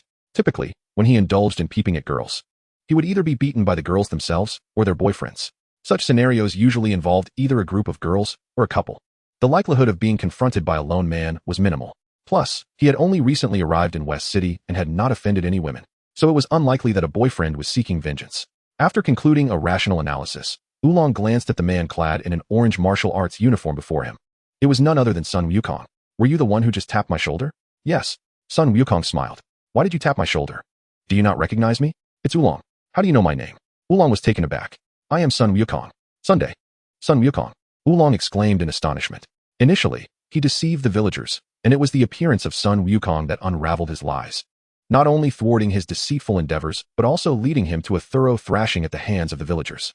This experience left a profound impression of Sun Wukong's name etched in his memory. He recalled that when he first encountered Sun Wukong, they were of similar height. Now, he scarcely reached half of Sun Wukong's stature. Sun Wukong, is there something you wish to discuss with me? You aren't here because of that incident, are you? I have since been expelled from that village and have turned over a new leaf. Turned over a new leaf? Sun Wukong glanced at Oolong. Indeed. Oh, I believe I just heard you mention something about long legs. My admiration was purely innocent, I assure you. I have committed no wrongdoing. Sun Wukong chuckled. Oolong, do not be afraid. I am here to share some good news with you. Who would believe that? Oolong thought to himself, yet he managed to force a smile. What good news? Oolong, do you not feel that your current physique is rather diminutive? How about I assist you in acquiring a stronger body? A stronger body? I can facilitate a soul exchange between two individuals. But I believe my body is perfectly fine, and it attracts the attention of the ladies. This statement from Oolong was, of course, a fabrication. However, being astute, he would not fall for Sun Wukong's trickery. Sun Wukong narrowed his eyes slightly. Do you not wish to know who you would be exchanging bodies with? Who? Indeed, he is a sovereign who commands countless legions. A sovereign who commands countless legions. Oolong was taken aback. Sun Wukong, are you attempting to deceive us? He could hardly fathom that someone as formidable as Sun Wukong could facilitate such an exchange with a ruler of vast armies. Do you doubt me? Would you like me to introduce you to him? I believe, but I truly do not wish to exchange bodies with anyone. Sun Wukong smiled. I am merely here to inform you. Regardless of your consent, you will ultimately exchange bodies with him. What? You are forcibly stripping me of my autonomy. I will report you to the authorities. Are you not a pig? I am an animal-type earthling. Oolong retorted angrily. Sun Wukong truly did not regard him as a sentient being. Oh, is that so? Then I shall return on the day of the body exchange. With that, Sun Wukong turned to leave. I have not consented, Sun Wukong. Upon seeing Sun Wukong depart, Oolong quickly raised his hand in protest. Very well. I agree to exchange bodies with the individual you mentioned, but I have a condition. Noting that Sun Wukong was genuinely about to leave, Oolong stepped forward with his right foot. After all, he had little choice, but he might as well seek some benefits for himself. Sun Wukong turned back to him. What is your condition? The body exchange is acceptable, but you must guarantee my personal safety. Agreed. Frieza's body was remarkably resilient. Even if Oolong lacked martial prowess, few could inflict harm upon him. Additionally, I want to see what the individual I am exchanging bodies with looks like. Certainly. Do you have any other conditions? I still want money, a lot of money. Upon hearing this, Sun Wukong cracked his knuckles and slowly approached Oolong. How much do you require? Chapter 63, The Super Dragon Balls. I was just joking. I don't want a single penny. Oolong exclaimed, stepping back in fright. Sun Wukong, upon hearing this, lowered his hands. Phew. Oolong sighed in relief. That person's appearance, you must describe it to me. When that individual arrives on Earth, I will take you to meet him. All right then. After Sun Wukong finished speaking, he vanished in an instant. In West City, at Bulma's residence, Bulma was seated at a table with Chi-Chi, enjoying coffee and chatting, when suddenly, a figure appeared before them. It was none other than Sun Wukong. Wukong. Both women were startled by his unexpected arrival. Sun Wukong smiled and nodded. Wukong, could you refrain from appearing so abruptly every time? Bulma replied, slightly annoyed. All right, I understand. You always say you understand. Yet nothing ever changes. Don't be upset, Bulma. I'll collect the Dragon Balls shortly and grant you a wish. How does that sound? Dragon Balls. Indeed. Wukong, what prompted you to seek the Dragon Balls so suddenly? You shall find out soon. Then I'll fetch the Dragon Radar for you. Upon hearing that she could make a wish with the Dragon Balls, Bulma quickly forgot about her earlier fright. After a while, Bulma presented the Dragon Radar to Sun Wukong. Using instant transmission, he swiftly gathered all 7 Dragon Balls and summoned the Eternal Dragon in Bulma's home. State your wishes. Any wish can be fulfilled, but only 3. Dragon, I wish to learn the language of the gods. Very well. As soon as he spoke, a wealth of knowledge regarding the divine language flooded Sun Wukong's mind. Wukong, what is the language of the gods? Bulma inquired. It is the language used by the deities. And why do you wish to learn it? Let us discuss that after you make your wish. All right.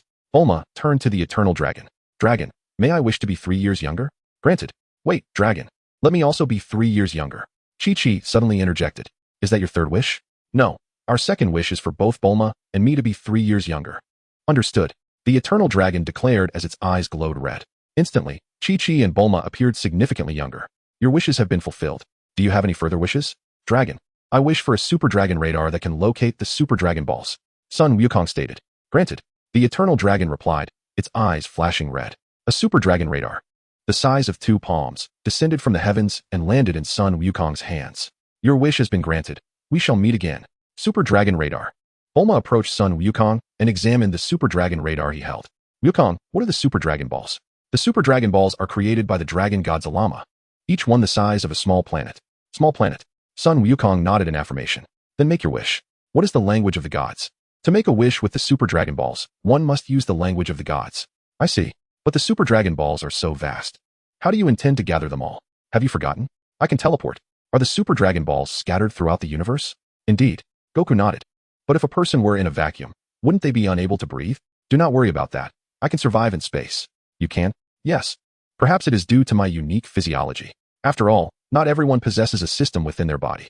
Bulma listened, somewhat skeptical. How do you know about the Super Dragon Balls? Have you forgotten? I know King Kai. Did King Kai inform you? What distinguishes the Super Dragon Balls from the Dragon Balls on Earth? The Super Dragon Balls can grant any wish, whereas the Earth Dragon Balls draw their power from the Guardian, which is limited. What do you wish to accomplish by gathering the Super Dragon Balls? This was what Bulma was most concerned about. Recently, Earth has been plagued by extraterrestrial visitors, so I wish to reinforce the planet with the Super Dragon Balls. Goku's intention to fortify Earth was primarily to prepare Gohan and the others for a battle against Frieza, thereby enhancing their combat experience. Are you referring to the Saiyans? Not just them. There may be even stronger beings coming to Earth. Stronger. Even more powerful than you. Not exactly. Then, if that is the case, why reinforce it? Better to be safe than sorry. How many wishes can be made with the Super Dragon Balls? Only one wish can be granted per year, for they can fulfill any desire. I understand. Goku nodded and activated the Super Dragon radar. As the initial range of the radar was too extensive, Goku narrowed its scope. Upon doing so, he discovered that each direction revealed a Super Dragon Ball. In total, there were 4 Super Dragon Balls. The remaining 3 were likely in the 6th universe. Having discerned the general location of the Dragon Balls, Goku immediately utilized his godly instant transmission to embark on his quest. A week passed in the blink of an eye. Through diligent effort, Goku finally gathered all 7 Dragon Balls. He now stood before the 7 resplendent Super Dragon Balls. Come forth, Dragon of the Gods. Grant my wish. Goku uttered the divine words to the 7 Super Dragon Balls. As soon as the words left his lips, the 7 Dragon Balls radiated a blinding golden light, summoning a colossal golden dragon, many times larger than Earth itself. It was the Super Shenron. Before the Super Shenron, Goku felt minuscule, akin to mere dust. State your wish. I desire the defenses of Earth in the 7th universe to reach a cosmic level. Very well. The Super Shenron's crimson eyes glimmered. Your wish has been granted. Another week swiftly elapsed. At Baozi Mountain, Tapion was currently instructing Goten and Trunks in the art of swordsmanship. Suddenly, Sun Wukong and his companions sensed 5 formidable energies approaching Earth. These 5 presences were none other than the Ginyu force dispatched by Frieza. Gohan, do you feel that? Sun Wukong inquired. Gohan nodded with enthusiasm. That's wonderful. Now we have more friends to play with. Wukong, do you sense anything? Tapion asked. Chapter 64, The Ginyu Force. 5 powerful beings are coming to Earth. Powerful beings? Are they from other planets? Tapion questioned. Sun Wukong affirmed with a nod. Then, Tapion, why don't you join us to see? Absolutely.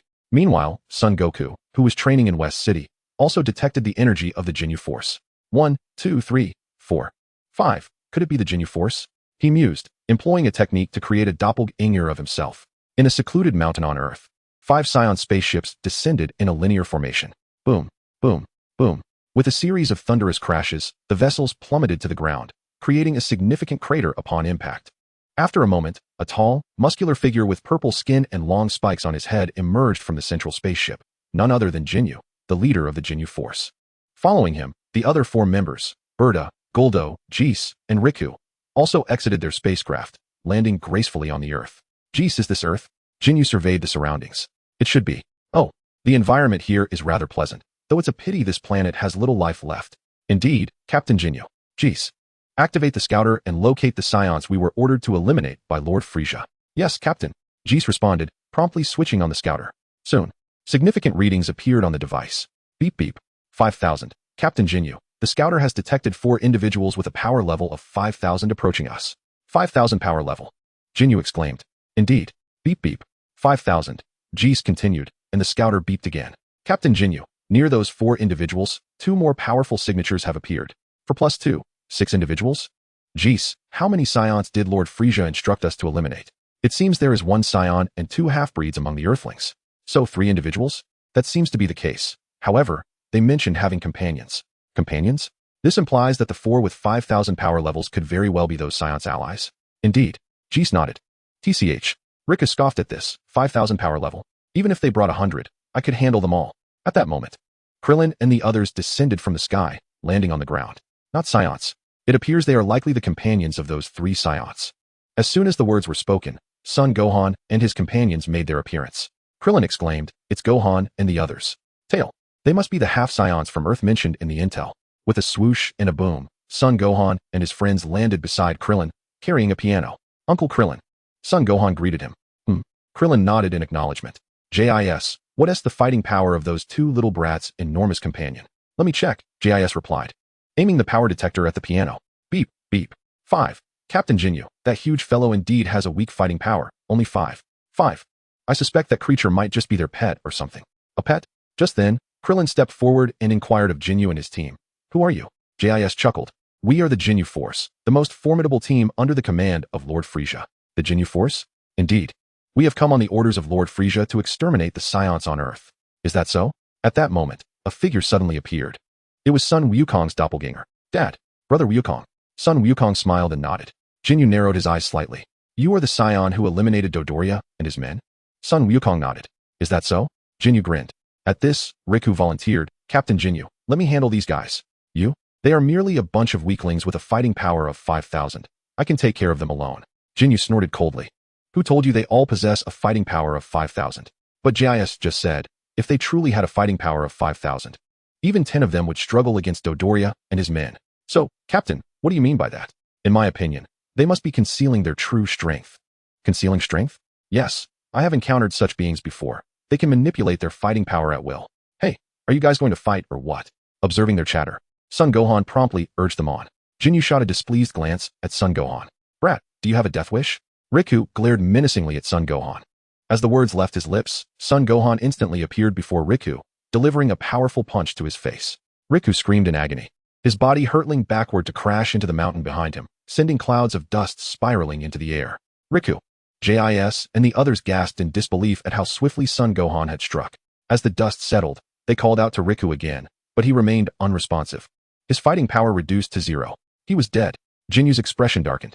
He had not anticipated that Riku would perish at the hands of a mere Saiyan child so soon after arriving on Earth. He is dead. GIs and the others found it hard to believe the reality before them. After all, the battle power of Riku was a staggering 50,000, making him the strongest in the team aside from Ginyu. Yet, he had fallen to a mere child of a Saiyan, Gohan, who was barely 4 or 5 years old.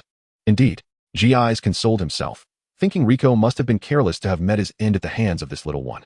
Just then Bart, who intended to agree with GIs, was abruptly doused with cold water by Ginyu, who interjected, "No, it wasn't Riku's carelessness. That Saiyan child truly possesses formidable strength. Could it really be that he is that strong?" GIs and the others felt a wave of fear wash over them. Chapter 65. Ginyu transforms into a crab. "Yes." Ginyu nodded. "But Captain, Riku's battle power is 50,000. Are you suggesting this child exceeds that? Perhaps it is due to his hybrid lineage." Ginyu suggested. "Hybrid?" Ginyu affirmed. "In any case, all 3 of you must engage together. Otherwise, you may very well share Riku's fate." The 3 swallowed hard at his words. At that moment, Sun Wuming, wielding a sword crafted by Son Goku, approached Gohan and said, "Gohan, leave these fellows to me. I am eager to test the swordsmanship I have just learned." "All right." GIs signaled Bart and the others, and they charged towards Sun Wuming. With a faint smile, Sun Wuming gripped his sword and surged forward. At that instant, Gudo utilized his telekinetic abilities to halt Sun Wuming's advance. "What's wrong with Wuming?" Krillin inquired. "Telekinesis." Son Goku's clone responded. "Are you saying it's like Dumpling's telekinesis?" Son Goku's clone nodded. "Then, will Wuming be in danger?" "Not at all. That telekinesis has no effect on him." As soon as those words left his mouth, a formidable aura suddenly radiated from Sun Wuming. The advancing Bart and GIs were swiftly repelled by this overwhelming pressure. At that moment, Gi's battle power detector emitted a series of beeps. Sun Wuming's battle power had surged from 5,000 to an astonishing 200,000. This was the latest model of battle power detector, capable of measuring strengths exceeding 500,000. 200,000 battle power. GIs gazed incredulously at the reading on the detector. "What? Bart and Gudo trembled in fear at the revelation. Even Ginyu, who had maintained his composure thus far, now exhibited signs of dread. Though Jinyu's own battle power was formidable, it was merely 12,000. How is this possible? A Saiyan child, no matter how strong, could not possibly reach 200,000. Could it be? Ginyu pondered, suddenly considering a troubling possibility. No, he cannot be the legendary Super Saiyan. The Super Saiyan is the most ruthless and fierce warrior in Saiyan lore. He cannot possibly be the fabled Super Saiyan. Brother Goku, you can transform into a Super Saiyan, can't you? Krillin remarked, observing Jinyu's escalating panic. Sun Wukong's doppelganger nodded slightly. Not only I, but Wumei and the others can do it too. Whoosh. As they conversed, Sun Wumei swiftly severed Gudo's head with a single stroke of his sword. Gudo. Jesus' expression changed dramatically.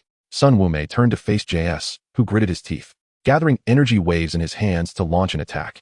In a blink, Sun Wumei vanished from sight, appearing behind JIS. Before JIS could react, Sun Wumei pierced through his body with his sword. Blood gushed from Jesus' mouth as he slowly collapsed to the ground. JIS. Bart cried out in anguish. Charging towards Sun Wumei. Sun Wumei remained motionless, standing firm. Whoosh. Just as Bart was about to reach him, Sun Wumei raised his sword, his figure seeming to blur as he passed by Bart, appearing behind him. Bart let out a horrified scream, blood spraying from his neck, before his body gradually fell to the ground. Clang. How is it, Gohan? So cool. Of course. Sun Wukong's doppelganger covered his face upon witnessing this. Sun Wumei's penchant for theatrics. Where did he inherit that from? Wukong, what's the matter with you? Oh, nothing. By the way, Wukong, what level of power have Gohan and the others attained? They should be stronger than you now. Is that so? Krillin chuckled awkwardly. Gohan and the others are merely 5 years old, yet their strength surpasses yours. If they were to grow older, it would be nearly impossible for you to catch up with them in this lifetime. A sudden sense of confusion enveloped him. It dawned on him that the destination of his relentless efforts was merely the starting point for them. How infuriating. At that moment, Ginyu gritted his teeth, glaring with rage at Gohan and the others. Uncle Krillin, how many of them are left? Shouldn't you take care of them? Us. Yes. Are you saying, Uncle Krillin, that you cannot defeat him? Krillin smiled. How could I possibly lose to him? With that, he took a few steps forward. How outrageous. Seeing Krillin stepping up as his opponent, Ginyu felt insulted. Although his strength was inferior to Gohan and the others, he refused to believe he could not best a bald man. Resolving this, Ginyu charged at Krillin. Krillin's eyes narrowed slightly as he too rushed towards Ginyu. Soon, they stood before each other, engaging in a fierce battle. As they fought, they moved about, shattering every boulder that came into contact with them. After a brief clash, Krillin clenched his right fist tightly and sent Ginyu flying backward. Bang! Ginyu crashed against the mountain behind him. Infuriated, Ginyu quickly climbed out from the mountain and charged at Krillin once more. At that moment, Krillin's figure suddenly vanished from sight. What? Ginyu gasped in shock. Hastily turning around, there he saw Krillin soaring in midair, a rapidly spinning golden disc of energy forming in his palm. Energy disc slash. Krillin shouted, launching the energy disc towards Ginyu. Whoosh. The energy sphere slash was executed with remarkable speed, yet due to Jinyu's swift reflexes, he managed to evade the attack. Boom. After dodging, a small mountain behind Ginyu was instantly cleaved in two by the energy sphere slash. How sharp. Ginyu silently gasped in astonishment, no longer daring to underestimate Krillin. The energy sphere slash. This was a newly devised technique by Krillin. Tien Shinhan explained to Goku's doppelganger. However, it required a slightly longer time to gather energy. Akin to the Kamehameha, Goku's doppelganger nodded. Did he evade it? Krillin muttered to himself. He then quickly charged at Ginyu, and they engaged in fierce combat.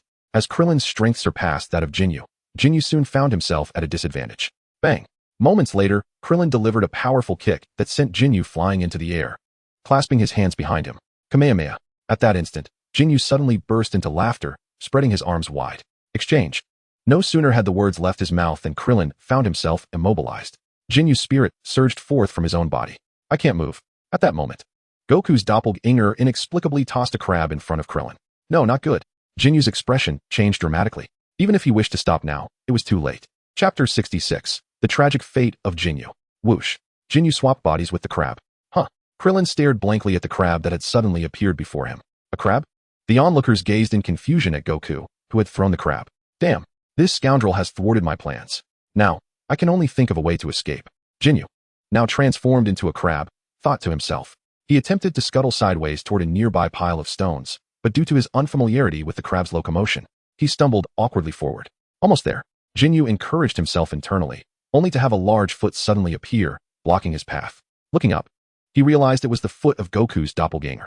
You despicable fiend, once I reclaim my new body, I shall not spare you. Ginyu seethed inwardly.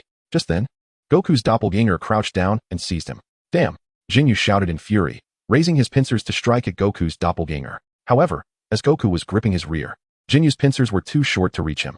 At that moment, Ginyu, who had been sent soaring into the sky, began to plummet back down. That guy wanted to swap bodies with you, but I used this crab to block him, forcing him to exchange bodies with it. A crab? So, the crab in your hand is actually Ginyu? Yes. Goku's doppelganger nodded. No sooner had he spoken than Ginyu scrambled to his feet, moving sideways like a crab. Should we deal with the crab that swapped bodies with Ginyu, brother Goku? Goku nodded in agreement. Although the crab possesses no combat prowess, it is endowed with the robust physique of Ginyu. On Earth, there is scarcely anyone capable of inflicting harm upon it. Should it come to wielding Ginyu's power, matters would become even more complicated. Observing this, Krillin immediately concentrated an energy wave to eliminate Ginyu. My body, Ginyu exclaimed, his expression one of profound sorrow as he witnessed his form being annihilated. What shall we do with Ginyu now, Master Goku? Krillin inquired, glancing towards Goku's clone, who held the crab. For the time being, let us keep it at my place. This is a gift I intend for Frieza. Goku's clone responded. Very well. With that, Goku's clone approached Gohan and the others. The four exchanged nods. With a swish, Goku, through the memories of his clone, swiftly learned of the recent events. He cast a cheerful glance at Ginyu, procured a fish tank, and placed him inside. Gradually, he began to pour water into the tank, which quickly submerged Ginyu's body. Instinctively, Ginyu held his breath and desperately attempted to swim upwards. Yet, transformed into a crab, he found himself unable to ascend. After a while, Ginyu could no longer hold his breath, and he opened his mouth, allowing a torrent of water to surge into his stomach. Initially uncomfortable, he gradually adapted to the sensation. At that moment, Goku unexpectedly placed the fish tank into the freezer. Initially, Ginyu felt a mere chill in the air. However, as time passed, the water around him grew increasingly frigid, even forming ice. How cold? Is this fiend attempting to freeze me to death? Ginyu thought, suddenly feeling drowsy. Just then, the freezer door swung open. Goku retrieved the fish tank and set it under the sun to bask in the warmth. The ice within the tank began to melt, yet the water's temperature continued to rise. Ginyu internally cursed Goku, but eventually ceased his invectives as the tank ran low on oxygen. Once Goku deemed the sunbathing sufficient, he proceeded to change the water in the tank. Dad, is this crab Ginyu? Goten asked with a smile, to which Goku nodded in affirmation. Upon hearing this, Goten swiftly fetched a long pair of chopsticks from the house and poked at Ginyu's body. Cursed little brat. Ginyu seethed, feeling immense anger as Goten toyed with him, contemplating the depths of his despair. Let me have a turn too, Goten exclaimed, passing the chopsticks to Gohan. Gohan playfully positioned the chopsticks in front of Ginyu's pincers. Enraged, Ginyu lifted his pincers and clamped down on Gohan's chopsticks. With a swift motion of his right hand, Gohan lifted Ginyu into the air. At that moment, Bulma called for the two to join her for a meal. In the afternoon, Gohan and Goten emptied the fish tank, then added a large bottle of urine into it. What is this? Ginyu sensed the odd hue of the water and instinctively held his breath. However, after a moment, he could no longer contain himself, and a deluge of urine flooded into his mouth. How does it taste, Ginyu? Is our concoction enjoyable? Goten taunted. Infuriating, Ginyu thought, overwhelmed by indignation. Once I transition into a new body, the first order of business will be to eliminate the two of you. Goku, my father suggests that we refrain from killing him. Perhaps we should hasten to provide him with fresh water instead? It's fine, let him drink a bit more before we act. Very well then. As dusk fell, Sun Wukong conjured a doppelganger from his own hair, transforming it into the likeness of a Frieza soldier, and seized the fish tank's Ginyu. Release me. What on earth do you intend to do? Ginyu protested. Unperturbed, Goku's clone chuckled. Ginyu, I shall take you to meet your beloved Lord Frieza. Lord Frieza? Before Ginyu could fully comprehend, Goku's doppelganger executed a swift instant transmission to Frieza's planet. It was mealtime for Frieza, and the doppelganger placed Ginyu on a plate beneath a cover. Approaching the table, he presented the dish to Frieza, who was savoring fine wine alongside his meal. What dish is this? Frieza inquired. Crab, a remarkably fresh specimen. Bam! Upon hearing their conversation, Ginyu began banging on the cover with his claws, realizing Goku's intent. Lord Frieza, do not be deceived. I am Ginyu. Chapter 67. Piccolo, let me grant you a boost. Ginyu shouted within his mind. Yet Frieza and his entourage remained oblivious to his thoughts. But why can I hear sounds from this plate? Is the crab alive? Indeed. Please bring the crab over. Frieza commanded. The doppelganger presented the plate before Frieza, who lifted the cover, revealing Ginyu within. Lord Frieza, Ginyu trembled in fear, his body quaking like a leaf before the imposing figure of Frieza. Quite the live catch. Why not add some dipping sauce? Frieza mused. No matter, the natural flavor suffices. As he spoke, Frieza removed Ginyu's claws and devoured them. Lord Frieza, crunch. With each bite, Ginyu felt his body being torn asunder, emitting a heart-wrenching cry within. Gradually, Ginyu was consumed, his form reduced to mere morsels within Frieza's belly. This crab is delectable. I wonder what species it is, Frieza remarked, summoning a nearby soldier to inquire with the kitchen about the crab's origin. On Earth, in West City at Bulma's home, Gohan and Goten noticed that Ginyu had vanished from the fish tank and sought out Goku to inform him of the disappearance. Dad, Ginyu is gone, Goten exclaimed. It's not that Ginyu is missing. Rather, I have sent him away. Sent him away? To whom, father? I have delivered him to Frieza. But Ascent Frieza their leader? Indeed. So, why would you return Ginyu to him? Goku replied with a smile. Of course, it's a gift for Frieza to consume. Consume?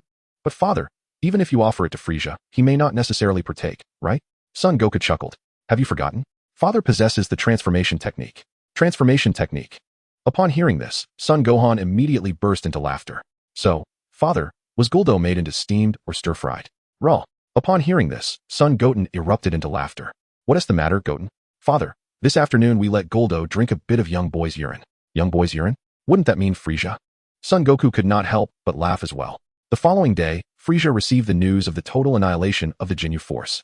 The reason Frieza received this news today was that his subordinates were skeptical that the Ginyu Force could be completely wiped out, thus delaying their report until today. At this moment, he sat on his throne with a grim expression.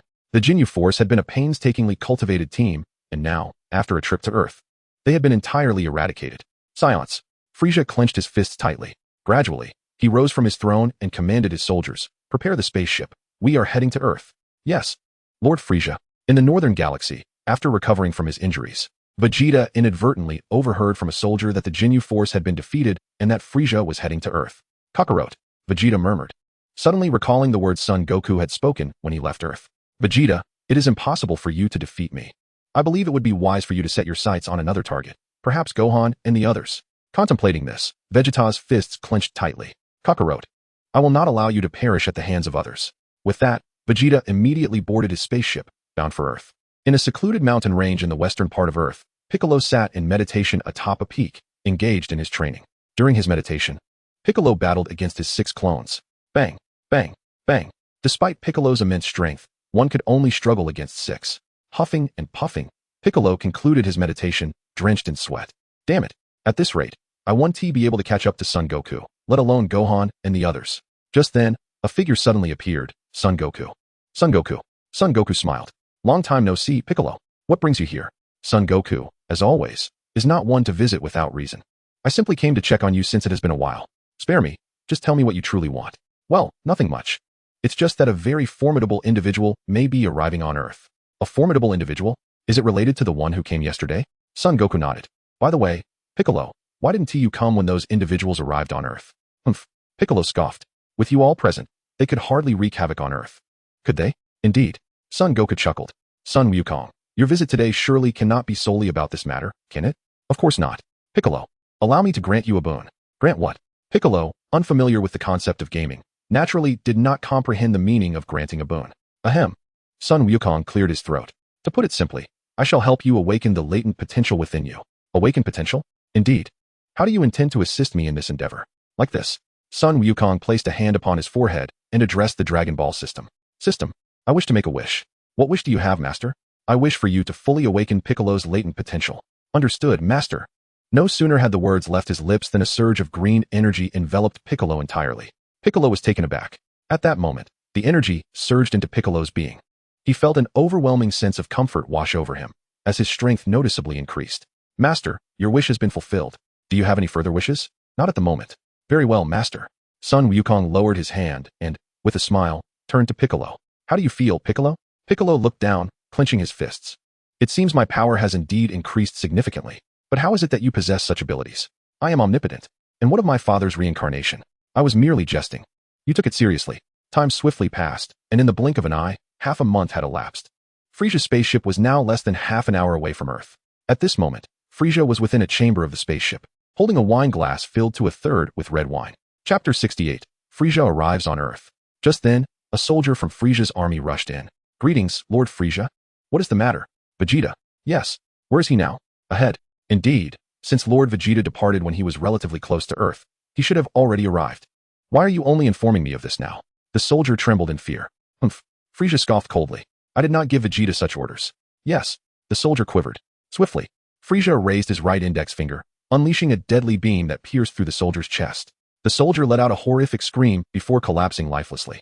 My Frieza army has no need for cowardly soldiers, Frieza declared, lost in thought regarding Vegeta's journey to Earth. Vegeta, I wish to see what you intend to accomplish on Earth. In the southern plains of Earth, a Saiyan spaceship was descending.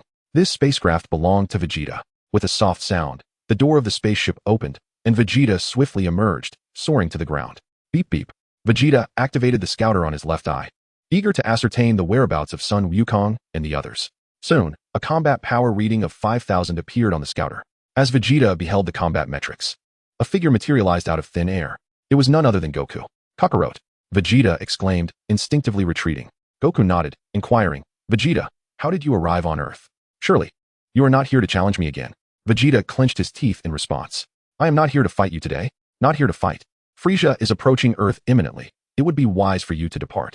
Otherwise, by the time Frieza arrives, it will be too late for you to escape. Goku chuckled. Ah, so Vegeta, you have come to save us. Who is saving you? I simply wish to ensure that you do not perish at the hands of another before I have the chance to defeat you myself. Especially not by Frieza. Is that so? Then Kakarot, since you are aware of Frieza's impending arrival, you must hasten to take your two little ones and leave Earth at once. Goku smiled reassuringly. There's no need to worry, Vegeta. Even if Frieza comes, he is no match for us. Vegeta gritted his teeth, retorting, Kakarot, do not be so naive. Just because you triumphed over the Ginyu Force does not mean you are formidable. Frieza's power far exceeds theirs. I am aware, Goku stated, his expression turning serious. Vegeta, noticing Goku's sincerity, pressed on, Kakarot, do you truly believe you can defeat Frieza? Indeed, Goku affirmed with a nod. Vegeta, with determination, declared, in that case, I shall remain. Suddenly, Gohan and Krillin arrived. Upon seeing Vegeta, they were taken aback. Goku seized the moment to relay the news of Frieza's approach to everyone. Frieza, Gohan and Goten expressed excitement upon hearing the news. The last few minions Frieza sent were far too weak to pose any challenge. Gohan then asked, by the way, Dad, what does this Frieza look like? He's not very tall and rather unpleasant to behold, Goku pondered. Half an hour later, Frieza's spaceship descended upon a desolate mountain on Earth. With a soft sound, the ship's hatch opened. A multitude of soldiers clad in Saiyan battle attire emerged, forming two orderly lines. Frieza, with his hands clasped behind him, stepped out of the spacecraft. All hail Frieza the Great, the soldiers proclaimed, bowing in unison. Frieza acknowledged them with a nod, then turned his gaze toward Goku and the others standing at a distance. Due to Frieza's overwhelming aura, Krillin, Yamcha, Kaiatsu, and Vegeta felt an unsettling tension. Upon noticing Vegeta, Frieza's face broke into a sly smile. Vegeta, I never anticipated your foolishness. Not only have you betrayed me by alerting them, but you remain on Earth. I always believed you to be intelligent, yet it appears I have overestimated you. Frieza's demeanor swiftly shifted to one of chilling menace. Indeed, all Saiyans are obstinate. Just like your father. Humph. Vegeta scoffed. Frieza, do not pretend to be virtuous in my presence. Do you think I am unaware that the planet Vegeta was obliterated by you? Frieza chuckled softly. Vegeta, since you are already aware, I shall not conceal the truth. The planet Vegeta was indeed destroyed by my hand. However, I cannot bear all the blame. After all, it is your kind's stubbornness that led to this fate. Infuriating. Upon hearing Frieza's admission, Vegeta gritted his teeth in fury. Observing this, Frieza turned to Goku. So, you were the one who defeated the Ginyu Force? No, it was Gohan, Goten, and Krillin who vanquished them. Gohan. Indeed. Goku replied, glancing at Gohan and Goten. Tails. Could it be that they are the half-breed Saiyans mentioned in the intel? At that moment, Goten suddenly grinned and addressed Frieza. Is crab tasty to you, Frieza? Crab? Frieza pondered, recalling the peculiar crabs that had appeared half a month ago. Could it be that the strange crab was your doing? Yes, that crab was actually your subordinate. Ginyu. My subordinate, Ginyu? You mean to say precisely, your subordinate Ginyu exchanged bodies with that crab? Infuriating. Frieza's anger surged upon hearing this. Moreover, we also made Ginyu drink a potion of young boy's urine. Goten chuckled. Young boy's urine. Frieza suddenly felt a wave of nausea wash over him. Ginyu? What on earth are they talking about? Vegeta was utterly bewildered by their conversation. Chapter 69, Tien and Frieza. At this moment, Goku explained to Vegeta, Vegeta, are you not aware that Ginyu possesses the ability to swap bodies? The ability to swap bodies? You mean Ginyu exchanged bodies with a crab? How did you manage to make Frieza consume that crab? Upon hearing this, Goku immediately transformed into the small soldier who had delivered the crab to Frieza half a month ago. It's you. Frieza recognized Goku's form instantly, the very soldier who had served him the crab. Frieza said through gritted teeth, filled with rage. Who are you really? My name is Son Goku. So, Frieza, how was that young boy's urine? Did it invigorate you? Vegeta, overhearing this, could not help but laugh. Infuriating. Frieza roared in fury, then commanded the soldiers nearby. Charge at them. Kill them all. especially Goku and Vegeta. Yes, Lord Frieza. The surrounding soldiers immediately surged towards Goku and his companions. Witnessing this, Krillin and the others sprang into action. Whoosh. Bang. Bang. Bang. Boom. Boom. Boom. As Frieza had brought only a small contingent of soldiers, they were swiftly eliminated by Goku and his allies. Infuriating. What a useless bunch. Frieza clenched his fists in rage. Suddenly, he let out a cold chuckle. Well, since they were killed by you, I shall take matters into my own hands. Vegeta, you should consider yourself fortunate. Not everyone gets to perish at my hands. After Frieza finished speaking, he sneered once more. Witnessing this, Goku turned to Piccolo and the others. Piccolo, do you want to engage him? Dad, I wish to face him. Goten exclaimed eagerly. Goku replied promptly. Goten, he hasn't transformed yet. Perhaps you should wait before confronting him. All right then, Goku said, glancing at Piccolo and the others. Piccolo remarked. This guy is currently too weak. I suppose I shall wait to engage him as well. And what about Tien? I want to fight him and see how I measure up. Fine, just be careful. Tien nodded in agreement and proceeded toward Frieza. What? Kakarot, are you really allowing this earthling to battle him? Vegeta exclaimed in astonishment. He knew that even he would hesitate to confront Frieza. Goku chuckled reassuringly. No worries, Vegeta. Although Tien may not be particularly strong right now, he should be able to hold his own against Frieza. Vegeta scoffed dismissively. Do as you wish. It has nothing to do with me. As Tien approached, Frieza sneered derisively. You fool. Do you truly underestimate my power, or have you come here to meet your demise? Tien halted at this taunt. Frieza, while your strength is formidable, do not underestimate us earthlings. Is that so? Frieza scoffed, raising his right index finger to gather a deadly beam of energy, which he shot at Tien's chest. With a focused gaze, Tien vanished, evading the lethal energy beam. Boom. The beam struck the mountain behind Tien, reducing it to rubble. What? Vegeta, startled by the explosion behind him, instinctively turned to look. In that moment, he felt the sheer terror of Frieza's power. However, seeing Krillin and the others remain calm, he gradually regained his composure. As the prince of the Saiyans, he could not afford to lose face before the earthlings. He evaded. Frieza's expression shifted slightly in surprise upon seeing Tien dodge. He then unleashed a barrage of energy beams from his finger towards Tien. Tien leapt into the air, narrowly escaping the attack once more. Damn it! Frieza growled in fury. Charging at Tien, Tien positioned his right hand over his left, aligning his pinky and index fingers to form a frame. Kamehameha, he shouted, unleashing a golden wave of energy that struck Frieza as he charged forward. Ah! Frieza screamed in agony as he crashed heavily to the ground. How infuriating! Frieza gritted his teeth, quickly rising to his feet. But when he looked up to the sky, Tien's figure had already vanished. Bang! Suddenly, he felt a powerful blow to his abdomen. Frieza let out a piercing scream as his body was violently propelled backward, crashing into a towering mountain behind him. The impact was thunderous. The front half of the mountain was obliterated, sending a cascade of debris tumbling down, burying Frieza beneath the rubble. Soon, a thick cloud of dust was stirred up around the area. Due to the immense energy expenditure from the Kikaho, Tien Shinhan found himself gasping for breath. Frieza had indeed been knocked to the ground. Vegeta was taken aback, struggling to believe what he had just witnessed.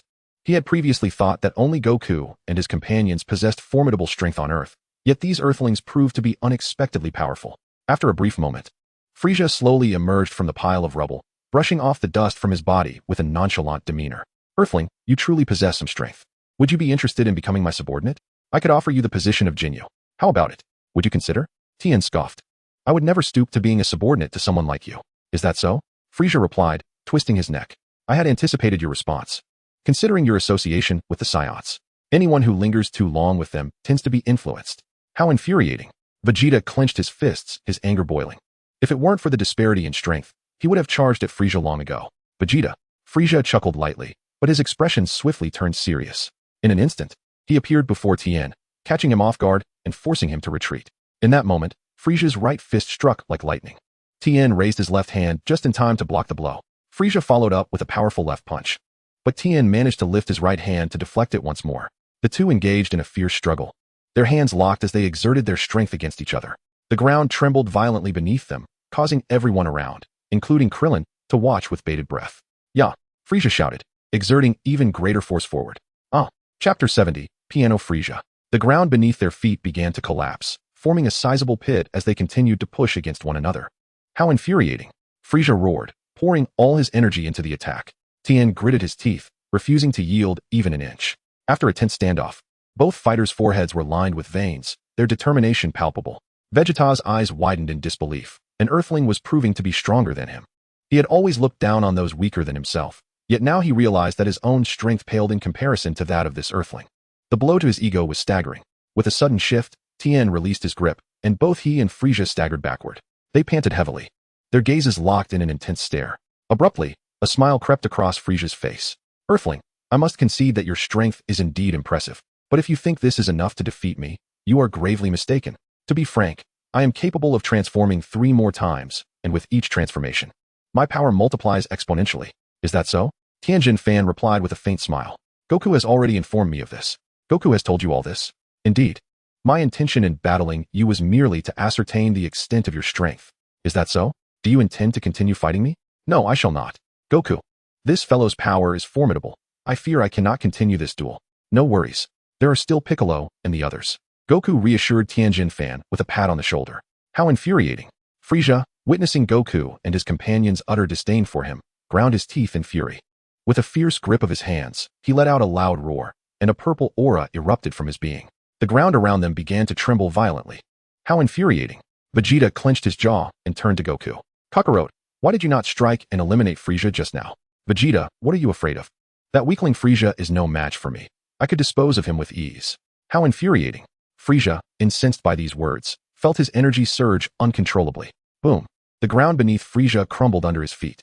His muscles swelled, the black spikes atop his head elongated into a pair of upward horns. And his stature grew tall and imposing. This was Frieza's first form. Bang. Once Frieza completed his transformation, he immediately unleashed the energy he had amassed. Haha. Frieza chuckled in his unsettling tone, then turned to Goku. So what will it be, Goku? Will you take the field yourself? Or will you let those companions beside you face me? Goku smiled and replied, there is no need for me to intervene to deal with you. You. Frieza gritted his teeth, gazing at Goku with unbridled fury. He had never endured such humiliation in his life. At that moment, Goku turned to the giant piano behind him. All right, Piano, it's your turn now. Me? Piano was taken aback.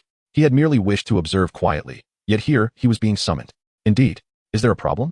None at all. Piano shook his head. Even if there were a problem, he wouldn't dare voice it. Go, Piano. Gohan cheered for him. Piano nodded and stepped forward. Vegeta observed this with narrowed eyes.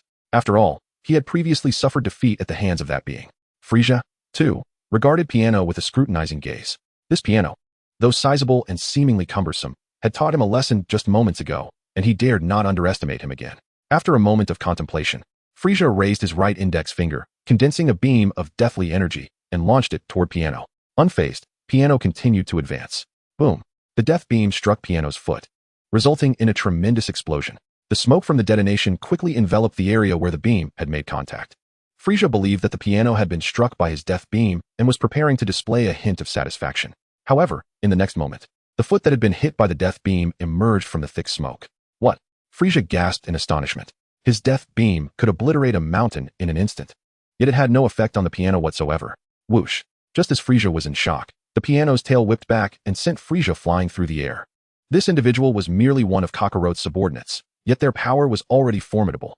What kind of strength must Kakarot possess? Vegeta pondered to himself. What is the matter, Vegeta? Son Goku inquired, noticing Vegeta's intense gaze. Kakarot, you must honestly tell me, just how powerful are you at this moment? How powerful? Vegeta nodded. Well, to put it simply, if we go by your battle power, mine is approximately 10 million times yours. 10 million times. Kakarot, you must be joking. Vegeta was taken aback. With his battle power nearing 40,000, if Goku's strength were truly 10 million times that, it would mean he possessed a staggering 3 trillion battle power. In truth, Goku's claim of 10 million times was merely a rough approximation of his true strength, which was actually several million times greater than Vegeta's current power.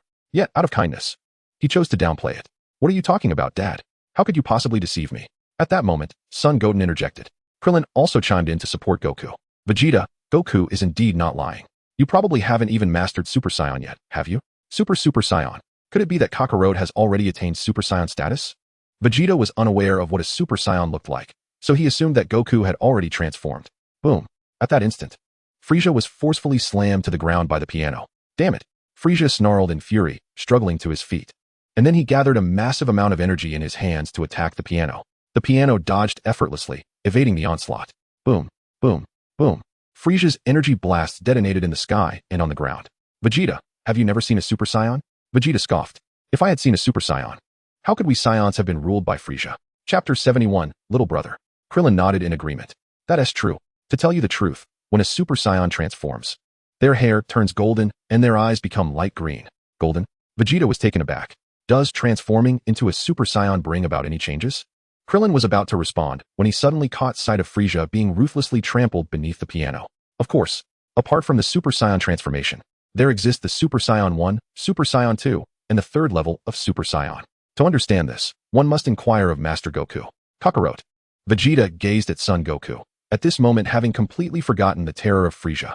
The Super Saiyan transformation is a manifestation of the Saiyant's anger, with the first level enhancing strength by 50-fold, while the second and third levels amplify it by hundreds. Vegeta clenched his teeth upon hearing this. Then Kakarot. What level of Super Saiyan are you currently? Of course, I am at the third level of Super Saiyan. If I had not trained to reach that level, how could I possibly know of its existence? Damn it. Vegeta gritted his teeth once more. If that's the case, when you can transform into a Super Saiyan, why not confront Frieza and avenge our Saiyan race? Had Son Goku eliminated Frieza years ago, he wouldn't have had to endure under Frieza's tyranny for so long. The most crucial aspect is that the gap between them is now so vast. Even if he spent his entire life chasing, he might never catch up. I had no idea where he was at that time. Son Goku scratched his nose and replied. He would not disclose to Vegeta that he simply did not wish to involve him. Vegeta snorted coldly, falling silent. At this juncture, despite his anger, he felt utterly powerless. With this thought, he turned his gaze towards the battle against Frieza. Due to Pien's strength surpassing Frieza's, their recent clash had seen Pien dominating Frieza with ease. Frieza now lay in a deep pit, covered in dust and debris. Frieza seemed to choke on the sand, spitting it out in front of him. Gradually, he rose from the ground. Damn it! Frieza clenched his fists, his face a mask of fury directed at Pien. Pien looked down upon him. With your current strength, you are no match for me. You would do well to surrender and become my subordinate. My subordinate? Frieza was incensed by Pien's insult. You scoundrel! I will definitely kill you. Son Gohan and Son Goten burst into laughter at this.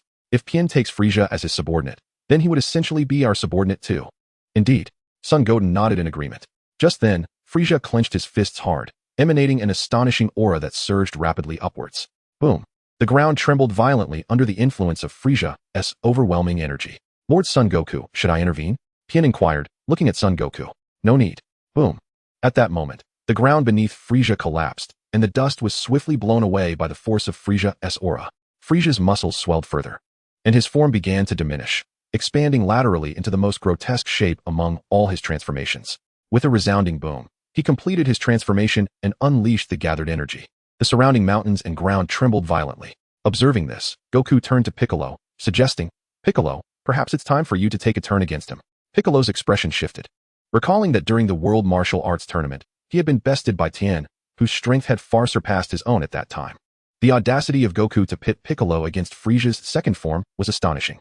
Very well, Piccolo affirmed, stepping forward. Frieza, incensed by Goku's decision to switch opponents, seethed with frustration. Having just endured a relentless assault from the piano, he sought vengeance. Ignoring Goku's words, he raised his right index finger, unleashing a deadly beam while charging towards the piano. The piano's form flickered, evading the attack. Frieza, infuriated, concentrated a substantial amount of energy in both hands, launching a barrage of violet energy waves towards the piano. The ground erupted in a series of explosive detonations, akin to an atomic bomb, engulfing the area in smoke and flames. At that moment, Piccolo appeared beside Frieza, delivering a powerful punch that sent him hurtling away. Frieza collided violently with a mountain, causing the front half to collapse and a cascade of debris to bury him. Your opponent is me, Piccolo declared. Frieza clenched his fists, emanating an astonishing aura that propelled the boulders off him. Rising with a growl of fury, he vowed, I shall not forgive you wretches. He raised his right index finger, directing another death beam towards Vegeta. Goku swiftly intervened, deflecting the beam to the ground, which exploded upon impact. Vegeta, witnessing the explosion, broke into a cold sweat, reminded of his current vulnerability as a mere weakling despite the recent surge of power he had experienced as a Super Saiyan. Fortunately, Goku had come to his aid, or he would have perished at Frieza's hands. Frieza, enraged that Piccolo had been bypassed to target others, felt a surge of indignation. He quickly advanced towards Frieza. Startled, Frieza raised his right fist to charge at Piccolo, who countered with his left hand, blocking the attack. Frieza retaliated with a kick from his left leg, but Piccolo countered with his right hand and drove his knee forcefully into Frieza's abdomen. Frieza howled in pain, staggering backward several steps. At that moment, Piccolo suddenly appeared before Frieza, unleashing a flurry of punches with lightning speed, mercilessly pummeling Frieza. Bang! With a powerful grip of his right fist, Piccolo sent Frieza hurtling through the air. Boom! Frieza crashed violently against the massive mountain behind him. Chapter 72, Frieza's Final Form. At this juncture, Piccolo gathered an immense amount of energy waves in both hands, directing his assault towards Frieza. Whoosh, boom, boom, boom. A deluge of energy waves struck Frieza's body, eliciting anguished cries from him. Alas, Goku observed the fierce battle between the two, a sigh escaping his lips. His current strength overshadowed theirs, rendering their skirmish somewhat uninteresting. Perhaps it is time to seek out Oolong. As Goku spoke, he vanished in an instant. Dad, Brother Goku, Kakarot. Gohan and the others were taken aback by Goku's sudden disappearance. Kakarot.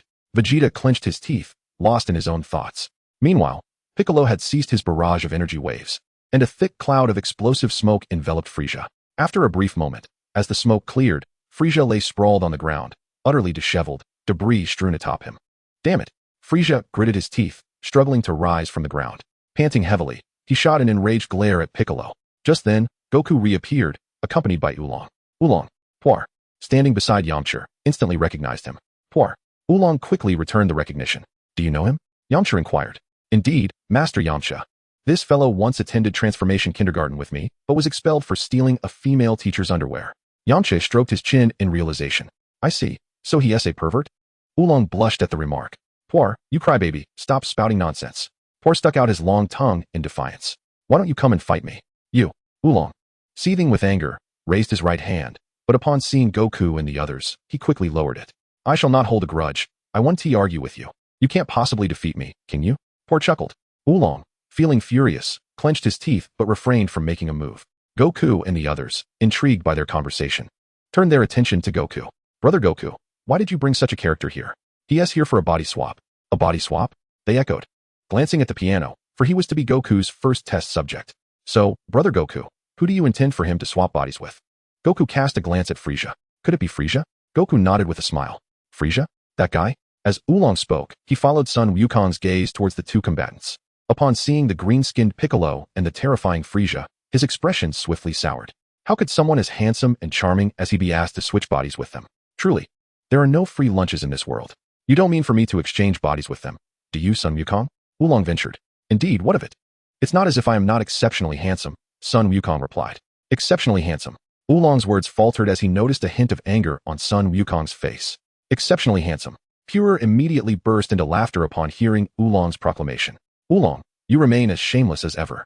Even Yamcha, standing nearby, couldn't help but join in the laughter. What are you laughing at? I was merely stating that, in my village, I would be considered quite handsome. Even if I am not, I am still rather adorable. Oolong retorted. Ugh. Pure was unable to suppress a gag at that. Indeed, while people may care about their appearances, the shameless roam free and undefeated.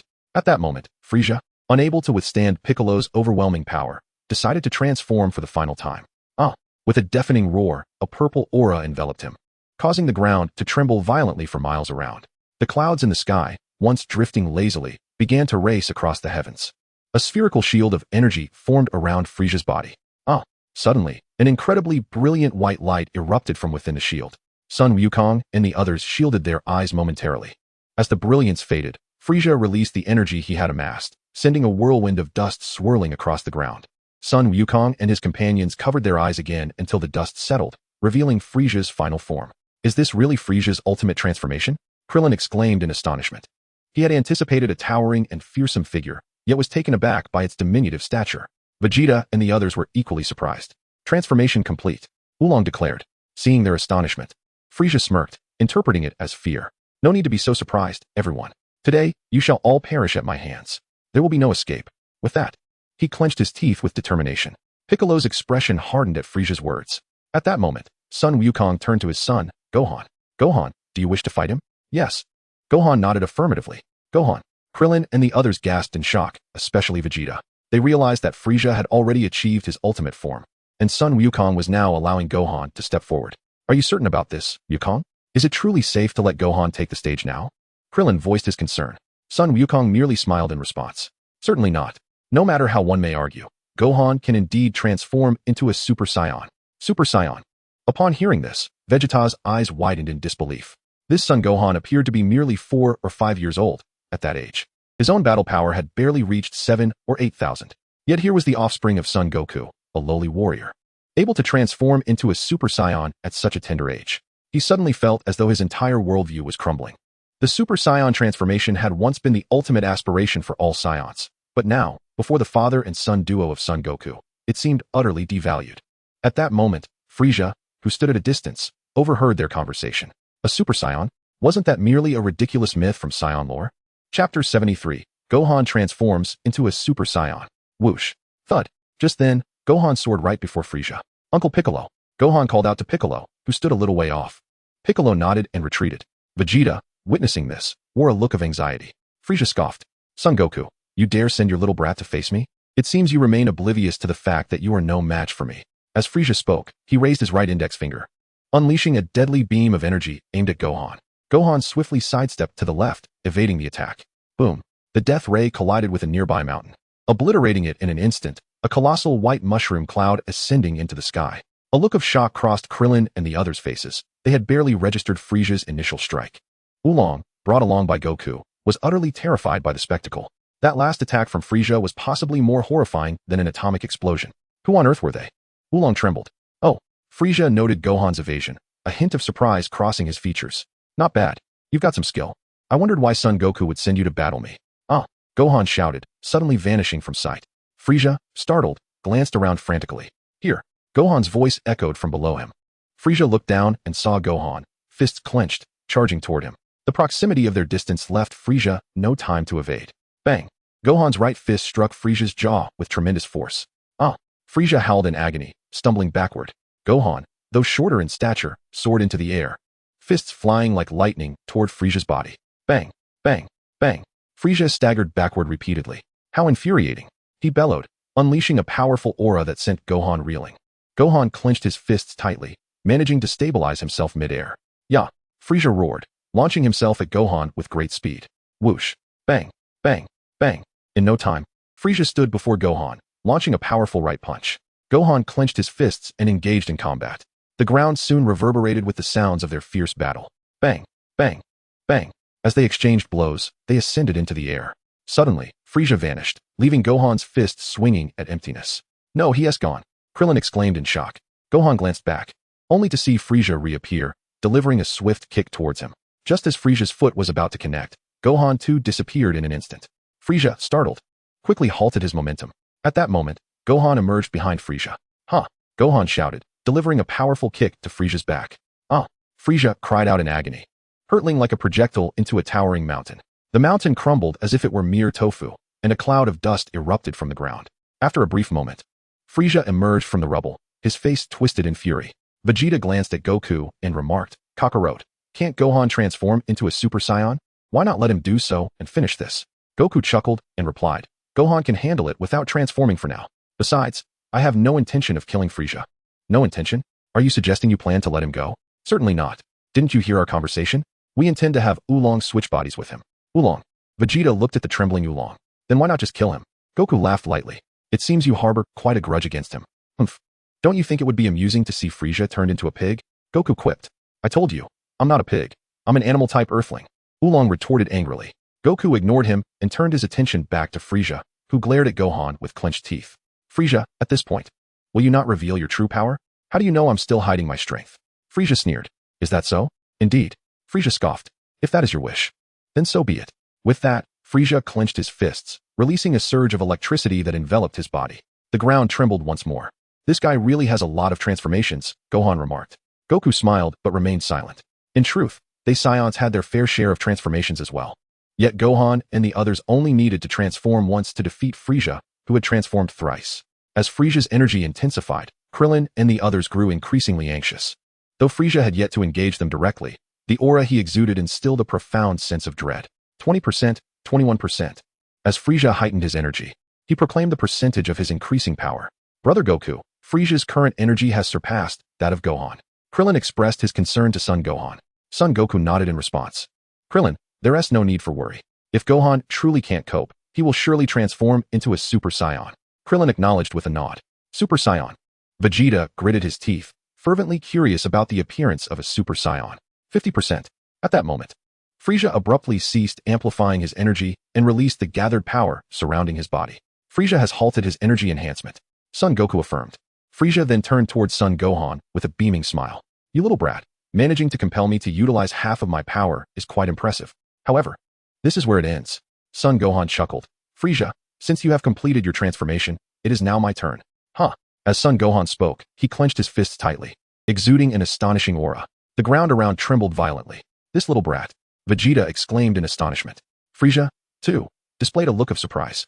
In that instant, Son Gohan's body shimmered with golden light. His hair and eyebrows turned golden, his pupils shifted to a light green, and his hair stood upright, engulfed in a golden flame. This was indeed the Super Saiyan.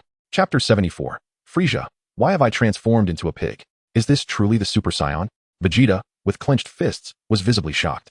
Meanwhile, Krillin and the others, who had witnessed Son Goku transform into a Super Saiyan 3rd grade, remained comparatively composed. Strange, why has that brat's hair turned golden? Could it be that he is not human? Oolong mused, placing his right hand on his forehead. Is this what a Super Saiyan is? Frieza questioned as he gazed at Son Gohan. Son Gohan nodded. Frieza, you just claim to have only exerted half of your strength? Indeed. I advise you to unleash your utmost power. Otherwise, with your current strength, you are no match for me. No match for me. Frieza, incensed by these words, immediately stomped his feet against the ground and charged towards Son Gohan. Swish. In an instant, Son Gohan appeared before Frieza and, with a powerful swing of his right fist aimed at Frieza's abdomen, struck fiercely. Bang! Frieza let out a loud scream as his body was propelled backward, crashing violently against the mountain behind him. Damn it! Frieza growled in fury, quickly emerging from the rubble of the mountain. At that moment, Son Gohan unleashed a barrage of energy waves towards Frieza. Frieza leaped upward, swiftly ascending into the air. Boom! Son Gohan clenched his fists, transforming into a streak of golden light, soaring upward. Soon, he found himself hovering above Frieza. Startled, Frieza hurriedly halted his descent. Son Gohan then dove down, bringing his hands together to strike forcefully at Frieza's body. Frieza let out a piercing scream as his body plummeted to the ground like a straight line, creating a cloud of dust upon impact. Swiftly, Gohan descended from the air and stood before Frieza. Damn it! Frieza glared at Gohan with unbridled fury. Gohan, I ask you once more, do you truly intend to hold back your full power? With a disdainful snort, Frieza clambered up from the ground, looking disheveled. You have forced my hand, Gohan. You shall not regret this. Gohan nodded in acknowledgement. Huh. Frieza, sensing the challenge, surged his energy once again. TCH. This little brat has already bested him, yet insists on prolonging the game. Vegeta remarked disdainfully. Goku glanced at Vegeta, momentarily at a loss for words. Had it not been for Vegeta allowing Cell to achieve his perfect form during the Cell saga, the subsequent events would have unfolded differently. Vegeta's current demeanor was one of jealousy.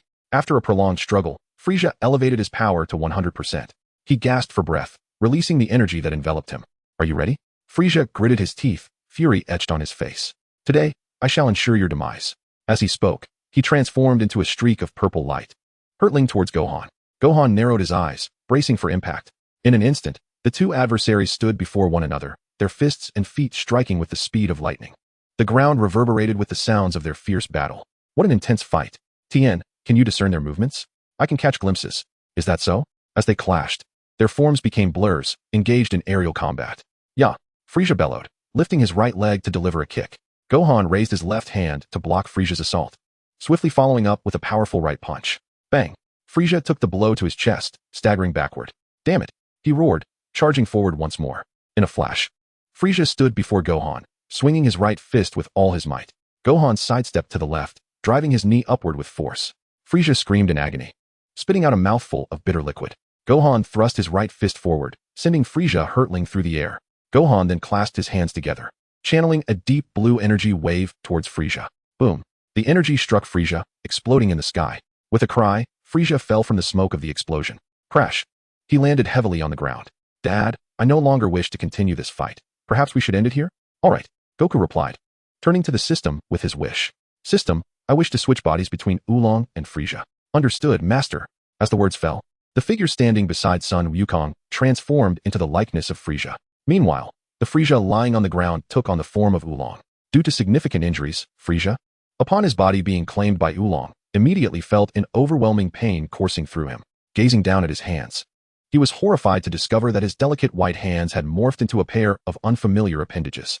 Frieza, upon witnessing Oolong's appearance, Krillin and the others were taken aback. Fear not, everyone. He is not Frieza, but Oolong who has exchanged bodies with him. Oolong. Vegeta, with a perplexed expression, looked at Son Wukong and inquired, Kakarot. What do you mean by that? With a smile, Son Wukong responded, I can swap the souls of two individuals. Swapping souls. So, that pig lying there is Frieza? Oolong interjected with indignation, I am not a pig. I am an animal-type earthling. His voice, now reflecting Frieza's tone due to the body exchange, only added to his fury. Vegeta, harboring a deep-seated animosity towards Frieza, shot a cold glare at Oolong upon hearing Frieza's voice emanate from him. "Shut your mouth." Startled by Vegeta's fierce demeanor, Oolong fell silent. At that moment, Sun Wukong presented a Senzu bean to Oolong. "This is a Senzu bean. Consume it, and your injuries will heal." Upon hearing this, Oolong eagerly took the bean and consumed it. Meanwhile, Frieza, still oblivious to the body swap, rose to his feet only to notice that Sun Wukong and the others had grown taller. Frieza leaped upward, attempting to fly, only to be taken aback by the realization that his hands had turned snow white. Touching his face, he was horrified to find it resembled that of a pig. "How have I become a pig?" Chapter 75. The Disposition of Frieza. As Frieza exclaimed in disbelief, he suddenly spotted Oolong standing next to Sun Wukong.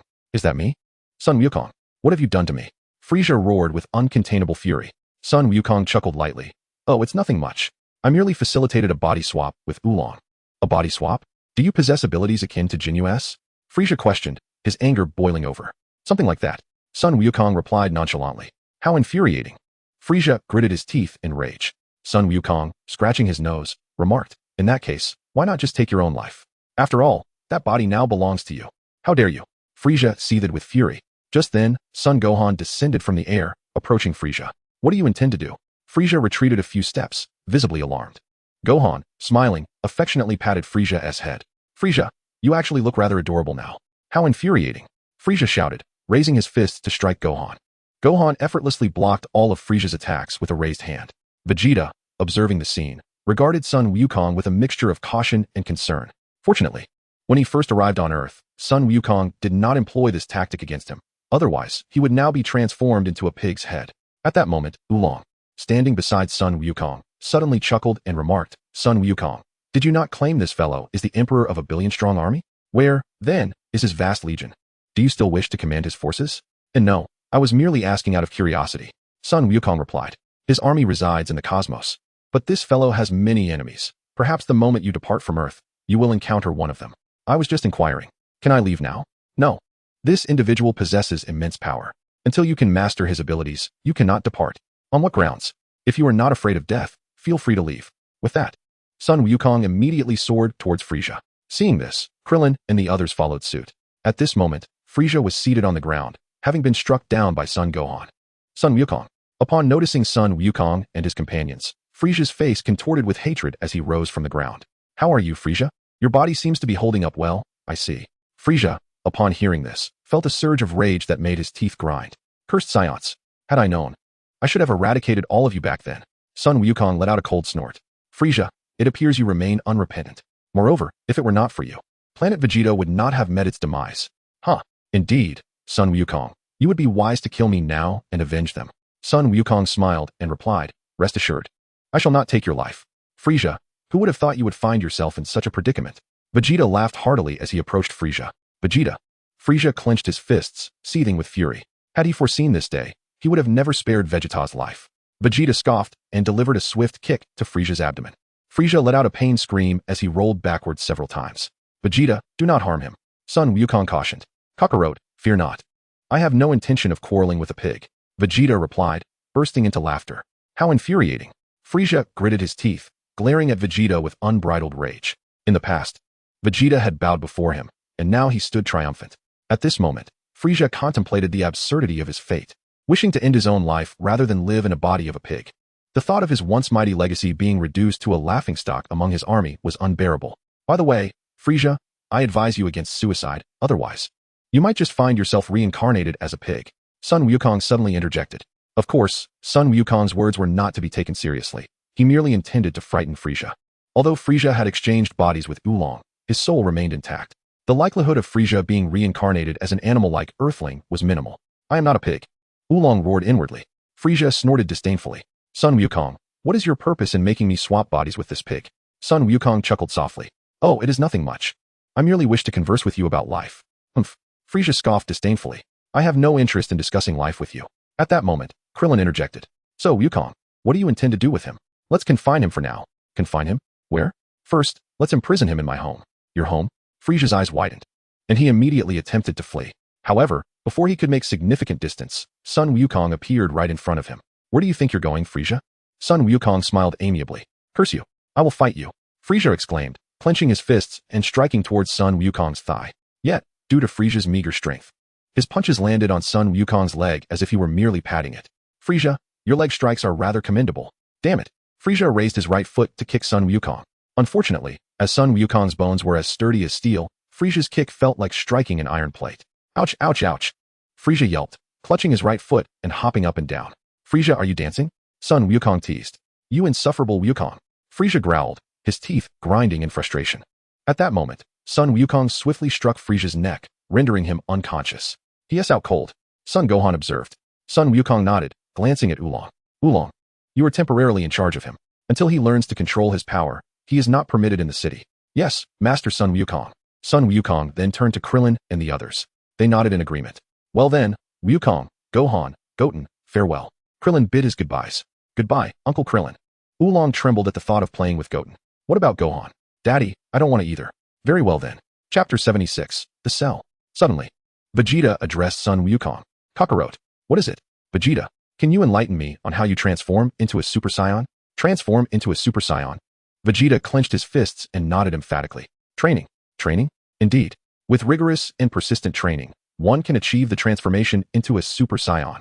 Vegeta looked at Sun Wukong in disbelief, as if he were being hoodwinked. Back then, I fought alone against 5 or 6 vegetable beings. So Kakarot, how do you typically train? Vegeta pressed further, skeptical that ordinary training could lead to such an extraordinary transformation. I usually train in a gravity chamber with 800 times the Earth's gravity. An 800 times gravity chamber? Vegeta exclaimed, astonished. It is worth noting that the gravity on his home planet, Vegeta, was merely 10 times that of Earth. Thus, Goku's 800 times gravity equated to 80 times that of Vegeta. How infuriating.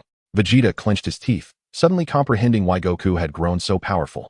Had he known that training could yield such strength, he would have come to Earth sooner, preventing the vast disparity between himself and Goku now. Wait, what's the matter, Vegeta?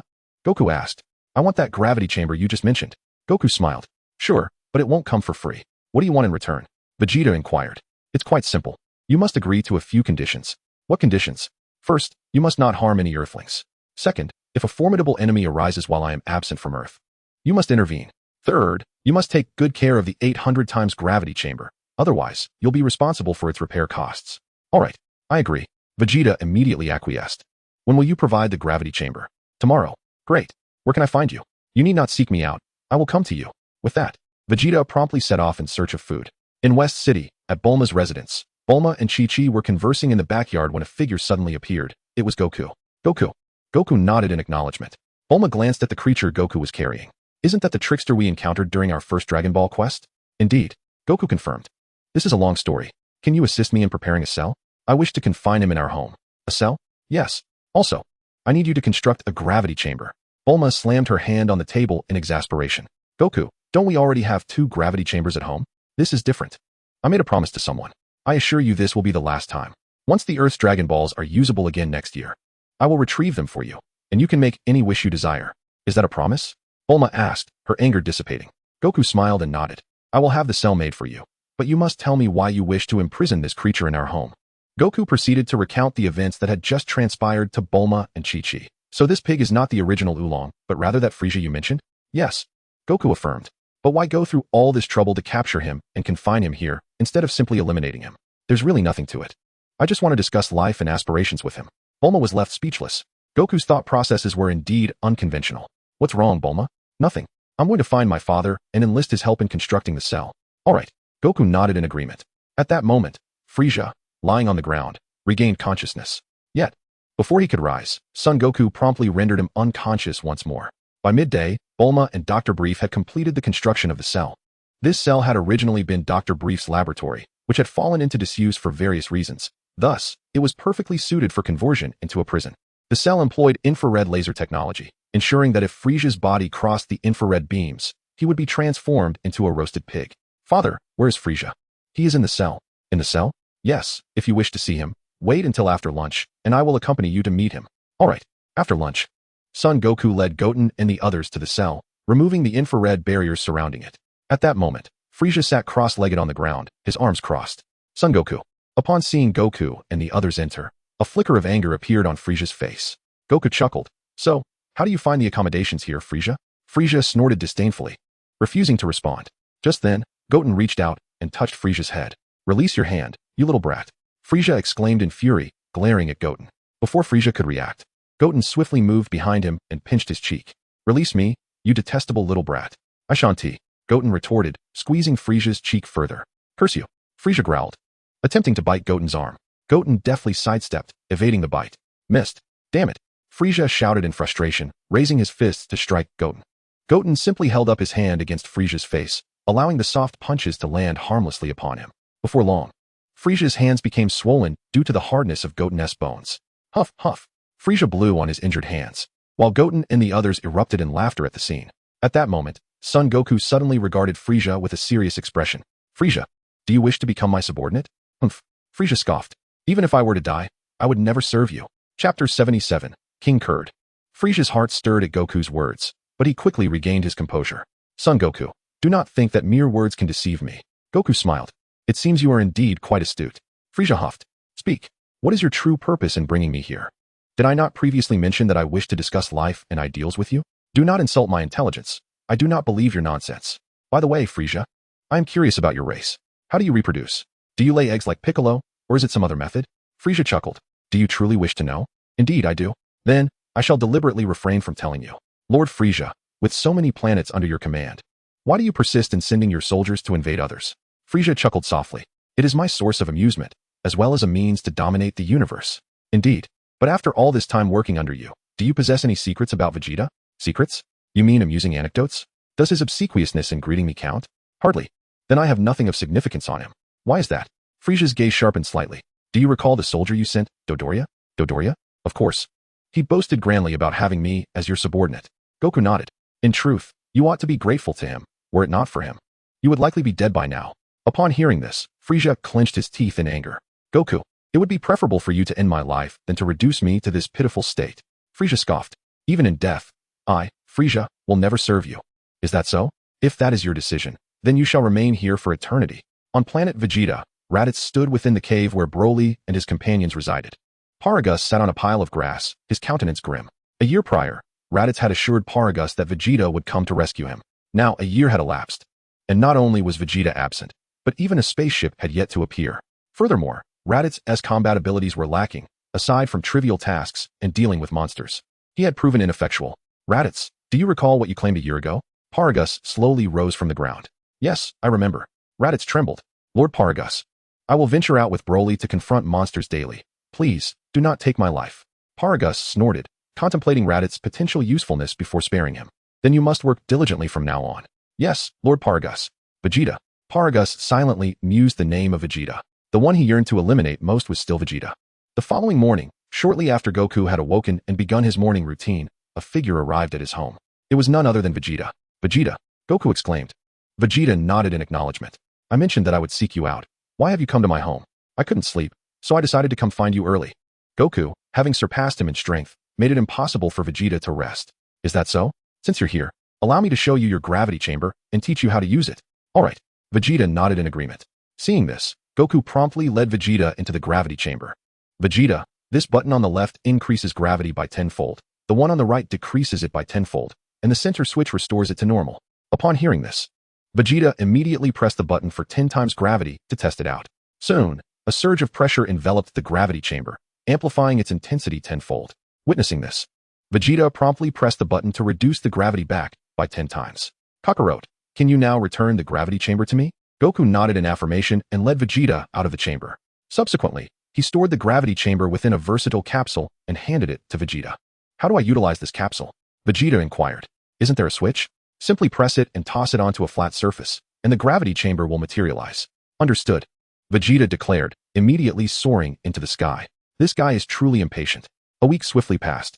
Frieza had been imprisoned for an entire week, and during his free moments, Goku would engage him in conversation.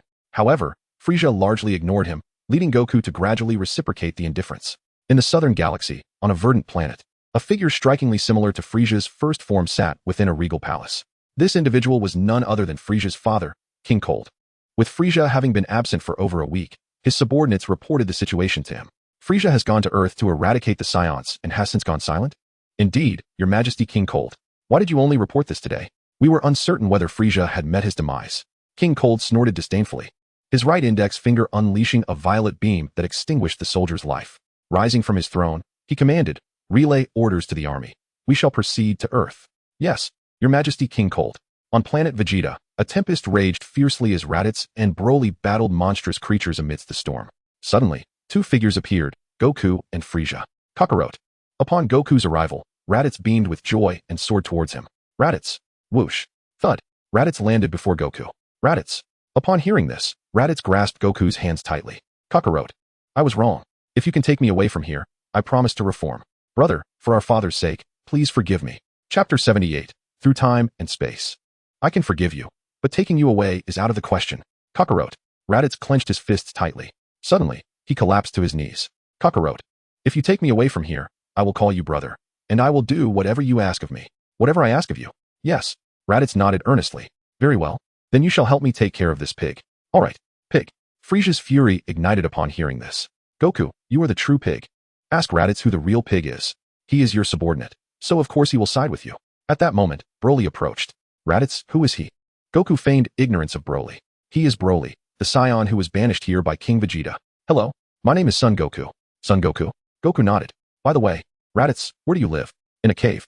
Then, Frieza, you'll be living in the cave with them from now on. Frieza? Raditz looked at Goku with confusion. He is Frieza, but I have exchanged bodies with him. He is the Frieza King? Raditz exclaimed in shock. Goku chuckled. Indeed, but how could that be? Did I not just say that I helped him swap bodies? Swap bodies? That's right, I exchanged Frieza's body with this pig. Then what did you mean when you said he would live in a cave? I want him to live with you on planet Vampa. Together. But didn't you just say? I merely said for you to take care of him. I never mentioned taking you away from here. Raditz clenched his teeth in fury. However, I shall not let you care for him without compensation. I will provide you with food and water. Food and water. Upon hearing this, Raditz felt a flicker of happiness. Though not overwhelmingly so. On planet Vampa, he was at the bottom of the hierarchy, and even if Goku provided them with food and water, he would receive very little. At that moment, Goku took out a universal capsule, opened it, and tossed it to the ground. With a puff of white smoke, a lavish feast appeared before them. Raditz gazed at the abundant spread, salivating. It had been far too long since he had indulged in such normal food. Is this edible?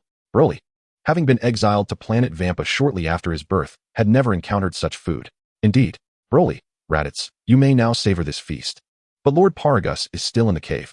Since Goku did not intend to take him away, he remained under Paragus's command. Paragus? Lord Paragus is Broly's father. In that case, summon him here. Raditz nodded. After a while, Paragus was called over. Bardock. Upon seeing Goku, Paragus immediately mistook him for Raditz's father. You must be Kakarot. Bardock's son? Goku nodded. Kakarot, you resemble your father so much that I almost mistook you for him. It's nothing. By the way, I heard from Raditz that you can teleport. Could you take us both away? Goku smiled and replied, I'm afraid that's not possible. Why not? We are fellow Saiyans. Are we not? My brother told me you treat him well. Upon hearing this, Paragus shot Raditz a glare. No, Lord Paragus, I absolutely did not say that. Raditz immediately denied. However, while I cannot lead you away from this place, I can provide you with an abundance of food. Food, indeed. The condition is that you must allow Frieza to stay with you, ensuring he remains unharmed. Goku gestured toward Frieza, who stood nearby. Frieza, the tyrant? Paragus exclaimed, his expression one of shock. Wait, do you have anything else to say? Paragus scoffed. Kakarot, do you perceive this place as your prison? Do you intend to resort to violence? Paragus glanced at the food on the table, ultimately regaining his composure. Kakarot, we wish to leave this place. If you can facilitate our departure, both Broly and I pledge our allegiance to you. And what if Vegeta were to become my subordinate? What then? Vegeta? Paragus was taken aback. Could it be that he has already gone to Earth? Goku nodded. I believe you are already aware of the devastation of planet Vegeta. The king of Vegeta, who once exiled you, has also perished. Thus, it is highly probable that King Vegeta's son, Vegeta, may become your target for vengeance.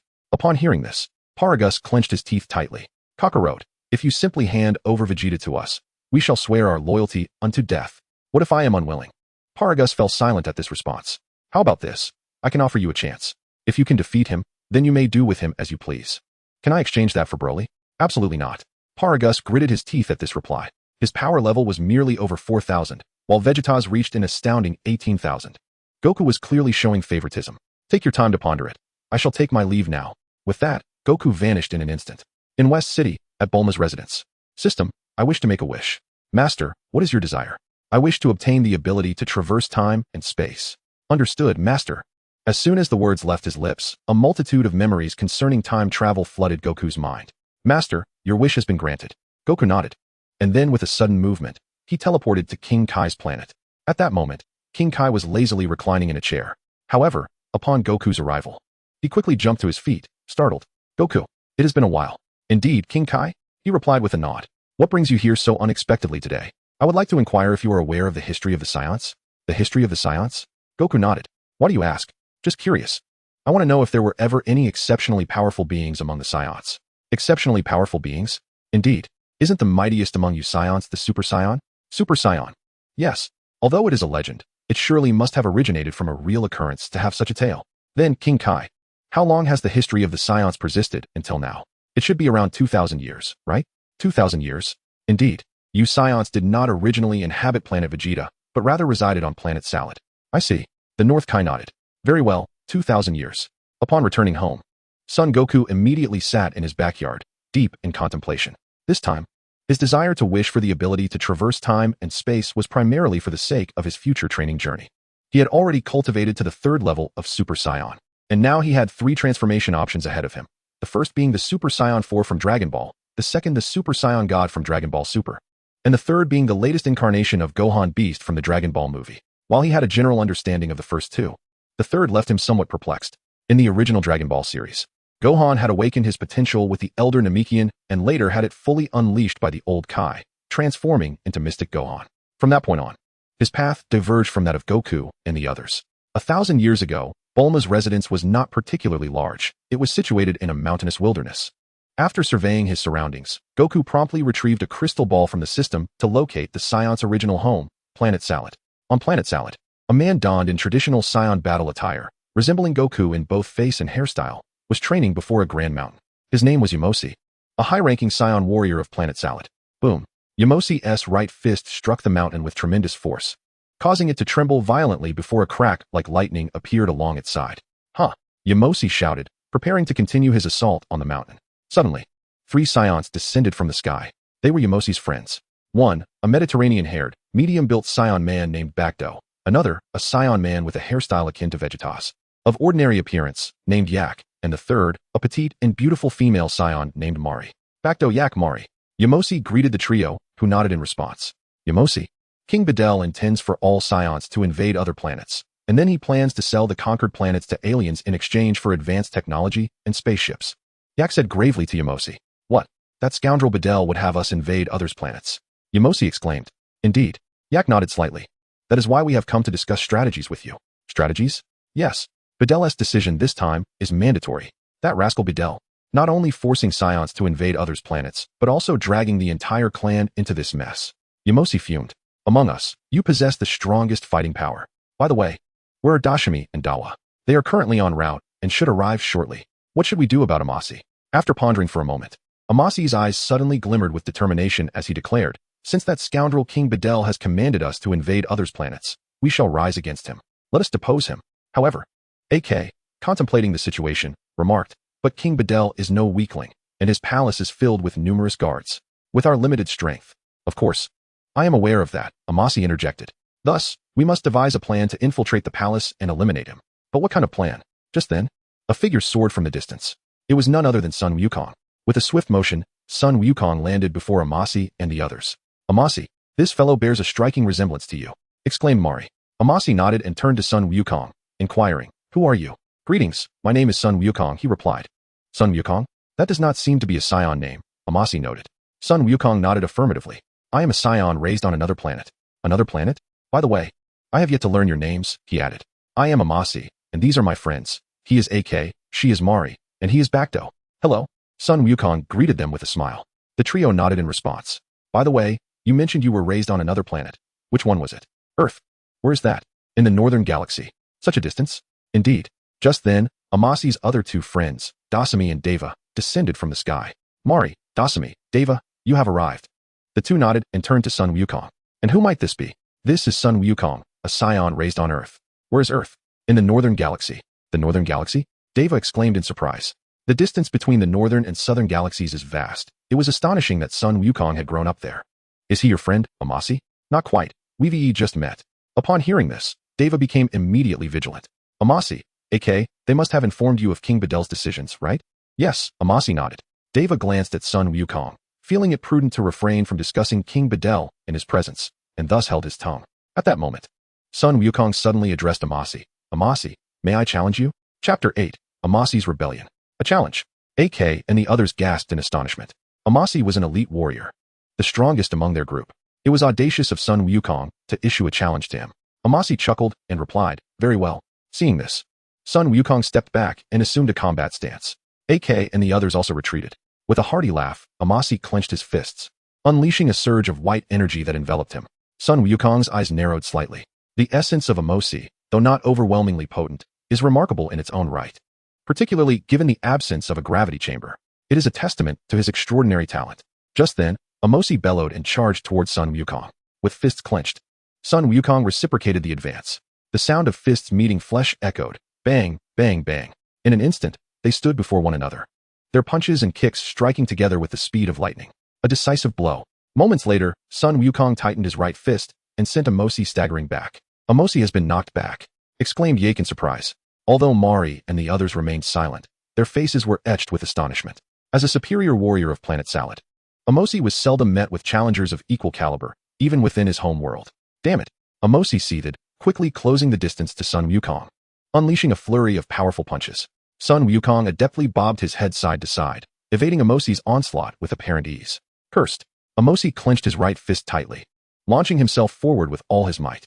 Sun Wukong swiftly raised his left hand, intercepting the blow. With gritted teeth, Amasi pushed forward with his right fist, but Sun Wukong exerted force with his left hand, propelling Amasi away, crashing him against the mountain behind.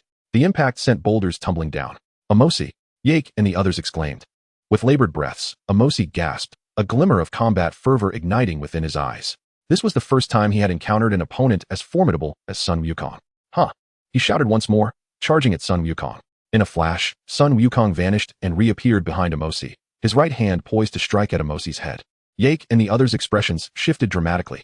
Amasi, sensing Sun Wukong's presence behind him, was quickly drenched in cold sweat. Suddenly, Sun Wukong lowered his hand and approached Amasi directly.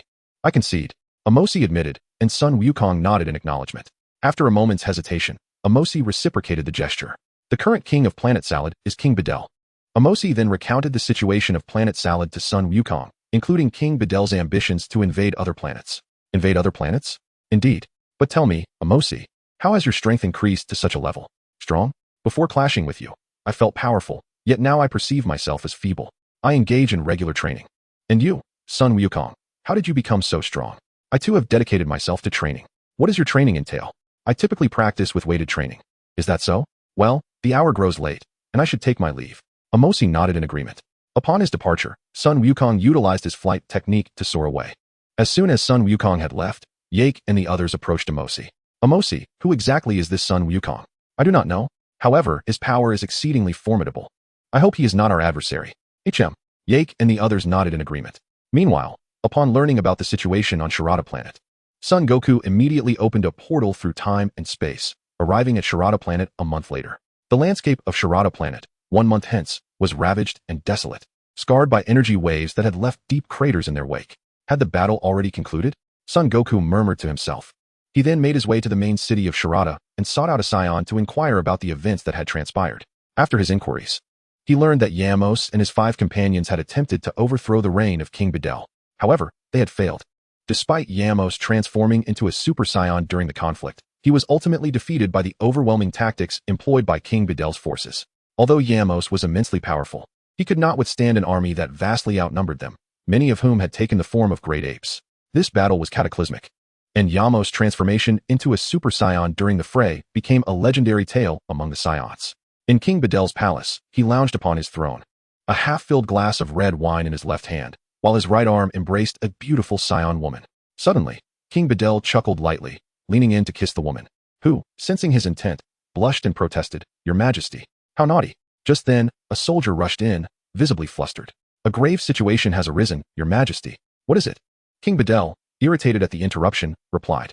"Yamos and Yake have rebelled." "Rebelled?" King Bedel's face contorted with rage as he sprang to his feet.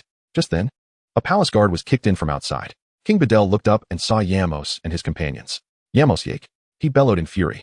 Yamos scoffed. "King Bedel, you have commanded all Saiyans to invade other planets, inflicting harm upon them. Such actions are akin to those of a bandit." I refuse to let our race be branded as marauders, which is why we are here to dethrone you. Bandits. King Videl erupted into laughter.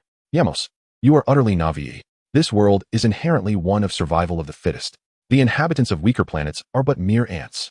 We Scions are the most powerful race in the universe. Why should we not conquer other planets and dominate the cosmos? Yamos clenched his teeth in defiance.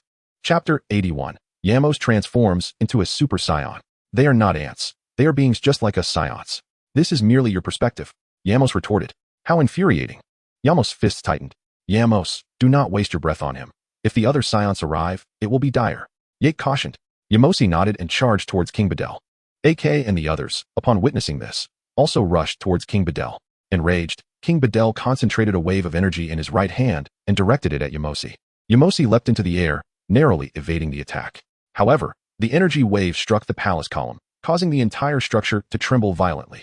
At that moment, the palace guards burst in from outside. Protect King Videl. The leader of the guards shouted to the surrounding Scions. Damn it, their reinforcements are arriving at an alarming speed. Yamosi gritted his teeth in frustration. King Videl let out a cold laugh and commanded the Scion warriors around him. Kill Yamosi and his companions. Understood, Your Majesty. The guards immediately surged towards Yamosi and his friends. Seeing this, Yamosi's expression darkened.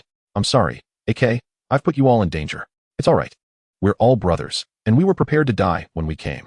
Upon hearing this, Yamosi's eyes glimmered with tears. He then shouted to AK and the others, fight.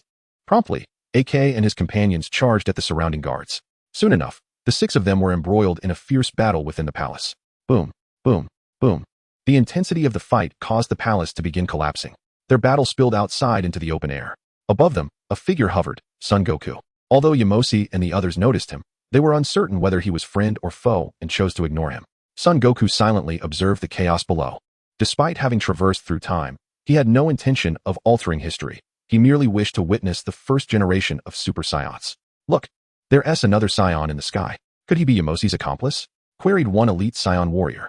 I don't know. Does anyone recognize him? Replied another elite Saiyan warrior. No. The surrounding Saiyan warriors shook their heads.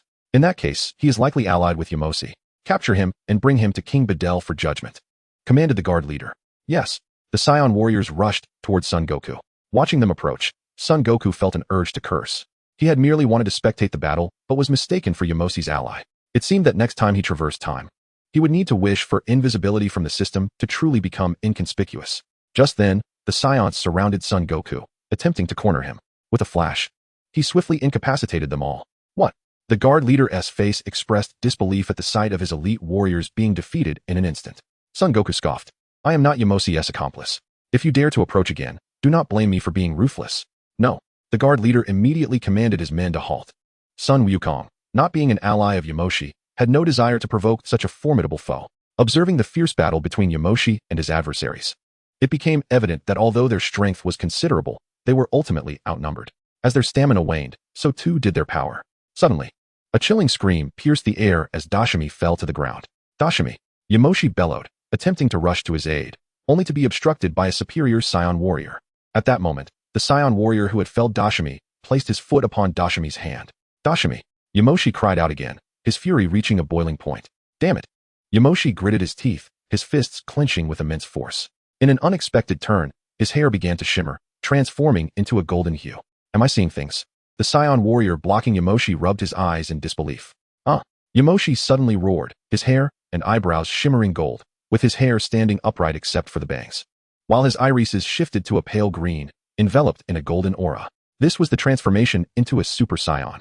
However, Yamoshi's transformation diverged from that of Sun Wukong, who had achieved his Super Saiyan form only after reaching a battle power of 3 million. According to Akira Toriyama, this transformation was intricately linked to the Saiyan cells within their bodies. What is this? Upon Yamoshi's transformation, the expressions of the surrounding Saiyan warriors morphed into shock. With a disdainful snort, Yamoshi unleashed a lightning-fast right punch, sending the obstructing Saiyan flying. The onlooking Scions, though wary, charged at Yamoshi. Bang, bang, bang. With his newfound power as a Super Saiyan, Yamoshi swiftly dispatched those who dared to approach him. Yak and the others, witnessing Yamoshi's sudden surge in strength, were filled with astonishment. Damn it! King Videl, observing the scene, immediately commanded the elite Saiyan warriors to create an artificial moon, enabling them to transform into their great ape forms. A cacophony of roars erupted as numerous Scions transformed into colossal beasts. This is bad. They've all become great apes. Boom, boom, boom. The great apes charged towards Yamoshi. While their power increased tenfold in this form, their speed remained unchanged. Yamoshi concentrated a blade of energy in his right hand, deftly evading and severing the tail of one of the great apes. Once transformed, the Scion's defensive capabilities were significantly enhanced. If Yamoshi wished to vanquish them, he would need to expend considerably more stamina. My tail. However, despite his augmented power as a Super Saiyan, Yamoshi found that his energy consumption had escalated. Chapter 82, The Super Saiyan God. Yamoshi glanced at Yak and the others, who were now gasping for breath due to their own depletion of energy. Damn it. Yamoshi clenched his teeth tightly, gradually finding calmness within. Yak, you all retreat first. I shall follow shortly. However, Yak hesitated. No buts. Otherwise, we shall truly face annihilation. After a moment's contemplation, Yak nodded, leading Mari and the others forward. Want to flee? King Videl sneered, addressing the surrounding Scions. Quickly pursue them. Do not allow them to escape. Yes, Your Majesty. A multitude of Scions surged towards Yak and his companions.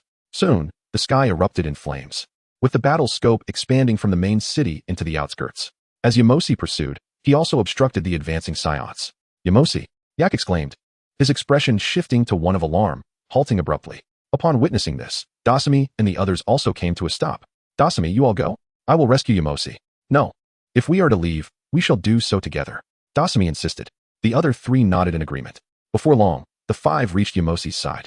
Yamoshi, we cannot abandon you, Yak declared. Moreover, our attempts to assassinate King Videl will be futile on planet Shalata. Fleeing to any corner will be in vain. As he spoke, Yak placed a hand on Yamoshi, transferring his energy to him. Mari and the others followed suit. Everyone. Yamoshi felt a surge of emotion.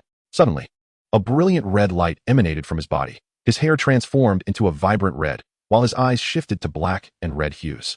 Yamoshi. Yak and the others gasped in astonishment. Goku, who had been observing, also displayed surprise. Yamoshi had inadvertently transformed into a Super Saiyan God. If Yamoshi were to ascend to godhood, it would elucidate Toriyama's mention of Yamoshi's soul wandering in search of 6 righteous Scions, striving for a more potent savior, namely, the Super Saiyan God. Yet, if that were the case, would there be remnants of Yamoshi's soul in his timeline? Uncertain. Regardless, capturing him was imperative. Upon finishing his thought, the Saiyan charged at Yamoshi, prompting the others to follow suit. Boom. Yamoshi propelled himself forward, swiftly confronting a higher-ranking Saiyan warrior, delivering a powerful punch that sent him flying. So fast. Mari gasped. Whoosh. Boom. Boom. Boom.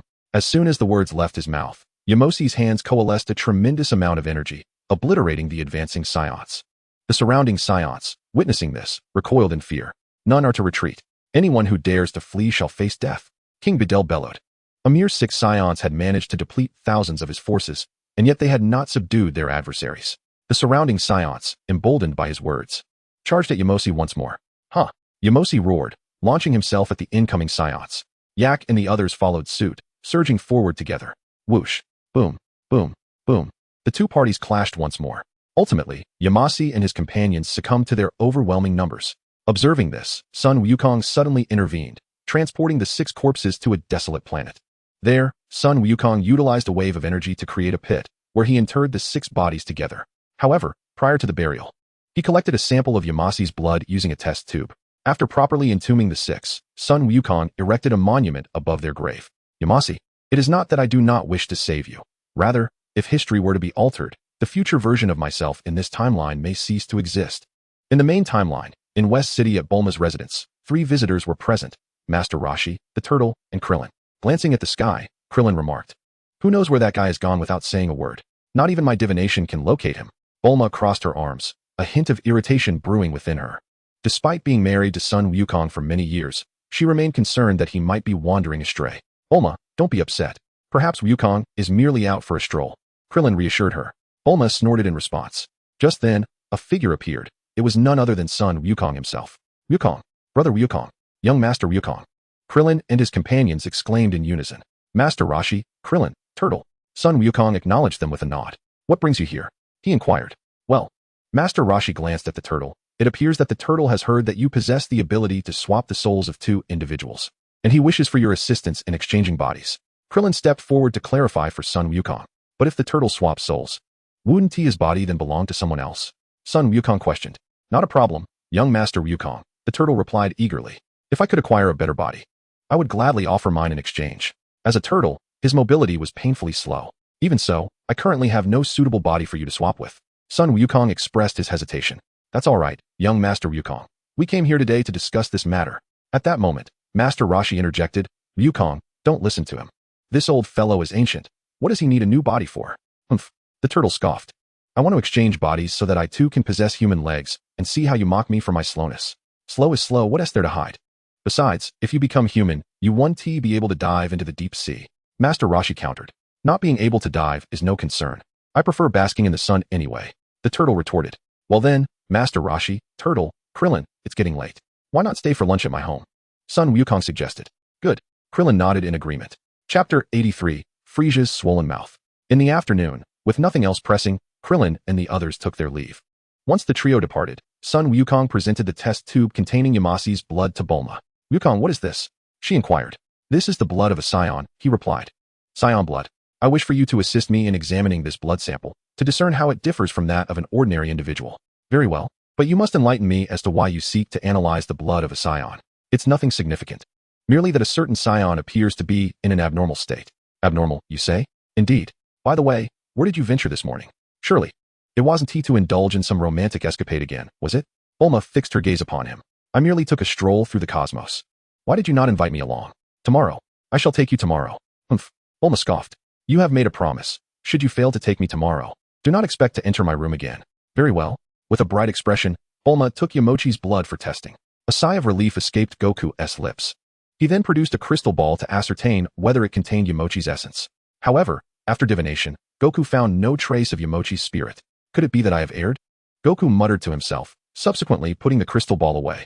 This journey through dimensions has yielded considerable insights, particularly regarding Yamochi's transformation into a Super Saiyan God. Yamochi's ascension to Super Saiyan God was entirely facilitated by the collective strength of his comrades. Such a transformation, while slightly superior to Yamochi's Super Saiyan form, bore the divine essence only momentarily, lasting less than 30 seconds. In Dragon Ball, God and God, Goku initially achieved his transformation into Super Saiyan God through this very means. However, a transformation reliant on the strength of others pales in comparison to one attained through personal cultivation. Nevertheless, this external aid undeniably augmented Yamochi's prowess. In addition to Super Saiyan God, the boundary-breaking Super Saiyan 4 from Dragon Ball Heroes was also achieved through the energies of Goku and Vegeta from the main timeline, as well as Trunks and the future timeline Xiaofang, who lent their Super Saiyan energy to Goku and Vegeta, thereby accomplishing the breakthrough of Super Saiyan 4. While self-cultivation is of utmost importance, if external forces can significantly enhance one's strength, one would certainly not refuse such assistance. Regrettably, he has but 2 children, Gohan and Goten. Were he to have 3 additional children, all of whom were Super Saiyans, perhaps he could harness their power to contend with Beerus upon his awakening. As for Vegeta, he has no desire to seek his assistance. At the same time, on the Baozi Mountain, Vegeta was immersed in rigorous training within the gravity chamber, enduring a 300-fold gravity. However, this immense pressure proved exceedingly strenuous for him, leading to frequent injuries. Fortunately, Frieza's universe remained intact, housing a recovery room aboard his spaceship. Kakarot, one day, I shall surely surpass you, Vegeta proclaimed, performing push-ups with his thumbs. Outside the gravity chamber, the scene unfolded. At this moment, Sun Wukong's son, Gohan, was frolicking with Oolong. Although Oolong appeared small, he was considerably older than Gohan and his companions, which made him less inclined to engage in their playful antics. As their interests diverged significantly, my father said, you merely need to harness the power of Frieza's body. Oolong was left speechless. If that's the case, why would your father want me to allow him to transform? Frieza's initial form was already formidable. Yet Sun Wukong insisted on having Frieza transform into his final form to exchange bodies. My father explained that the creature's first form was too intimidating. Hence the transformation into his ultimate state for the exchange. Oolong remained at a loss for words. Now, with a mere touch, he would break a raw egg. The thought of mastering Frieza's power seemed an insurmountable task that could take years. Perhaps it would be better to let him perish here. The following morning, Bulma completed the blood analysis of Yamcha and presented the report to Sun Wukong. This is the blood report you requested yesterday. Upon receiving it, Sun Wukong eagerly examined the document. This Saiyan's blood is significantly stronger than that of an ordinary human, with a notably high concentration. Is that so? Moreover, his blood exhibits remarkable vitality. Vitality? Indeed. It may be related to the physiology of your Saiyan race. By the way, you mentioned taking us on a cosmic adventure today? Yes. Where would you like to go? Since you are familiar with the cosmos, simply take us to a planet with stunning scenery. Shall I prepare anything for our journey? No need, Kiki interjected. We are all set. Then, both of you place your hands on my back. Bulma and Kiki nodded in agreement. In an instant, Sun Wukong transported them to a breathtaking azure planet. Where are we? It's beautiful. This is the planet of the blue sea. Indeed. Just then, a creature with a fish-like visage approached them. Startled by its appearance, Kiki instinctively clung to Sun Wukong, while Bulma remained unperturbed. The planet of the blue sea was predominantly aquatic, with only a mere fraction of land, and its inhabitants had evolved from a fish species. Time swiftly passed, and half a month had elapsed. Sun Wukong returned to planet Wampa to check on Frieza. Raditz. Sun Wukong acknowledged with a nod. How is Frieza faring? Frieza is. Well, what happened to Frieza? Oh, nothing much. He was merely bitten by a spider. A spider? Yes. He ignored our warnings and insisted on venturing out, only to be poisoned by a monstrous creature. Is that so? Take me to see him at once. Certainly, Raditz replied, leading Sun Wukong into a cavern. Inside, Paragus was seated on a pile of grass, while Frieza lay on a smaller patch, his mouth swollen to an absurd size.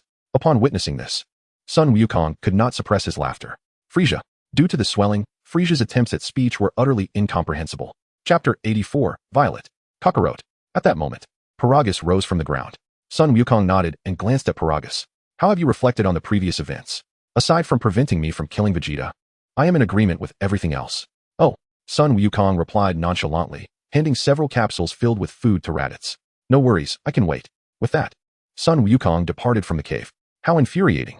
Paragus clenched his teeth, seething with anger towards Sun Wukong. He could not fathom why Sun Wukong was so intent on protecting that Vegeta. Time swiftly passed, and half a year flew by. Life on Earth remained tranquil. However, in the realm of the heavens, a group of uninvited guests had appeared.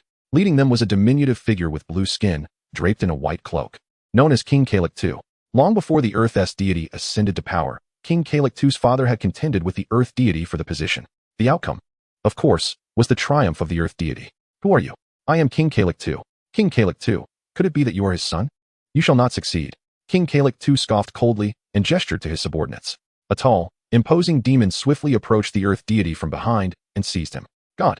At that moment, Bobo rushed into the temple. King Calyx II sneered. If you do not wish for him to meet his demise at our hands, it would be prudent to comply with our demands. Reluctantly, Bobo acquiesced to King Calyx II's words. Just then, a figure emerged, Piccolo. Piccolo and the deity were intertwined. Should the deity face peril, Piccolo would respond accordingly. Piccolo. The deity exclaimed in surprise. Piccolo. King Calyx II eyed Piccolo and asked, Who are you? The one who will defeat you. Bang. With that, Piccolo instantly appeared before King Calyx II and struck him with a powerful punch, sending him flying. Boom. King Calyx II crashed violently against the temple wall. My lord. His subordinate gasped in shock. Bang.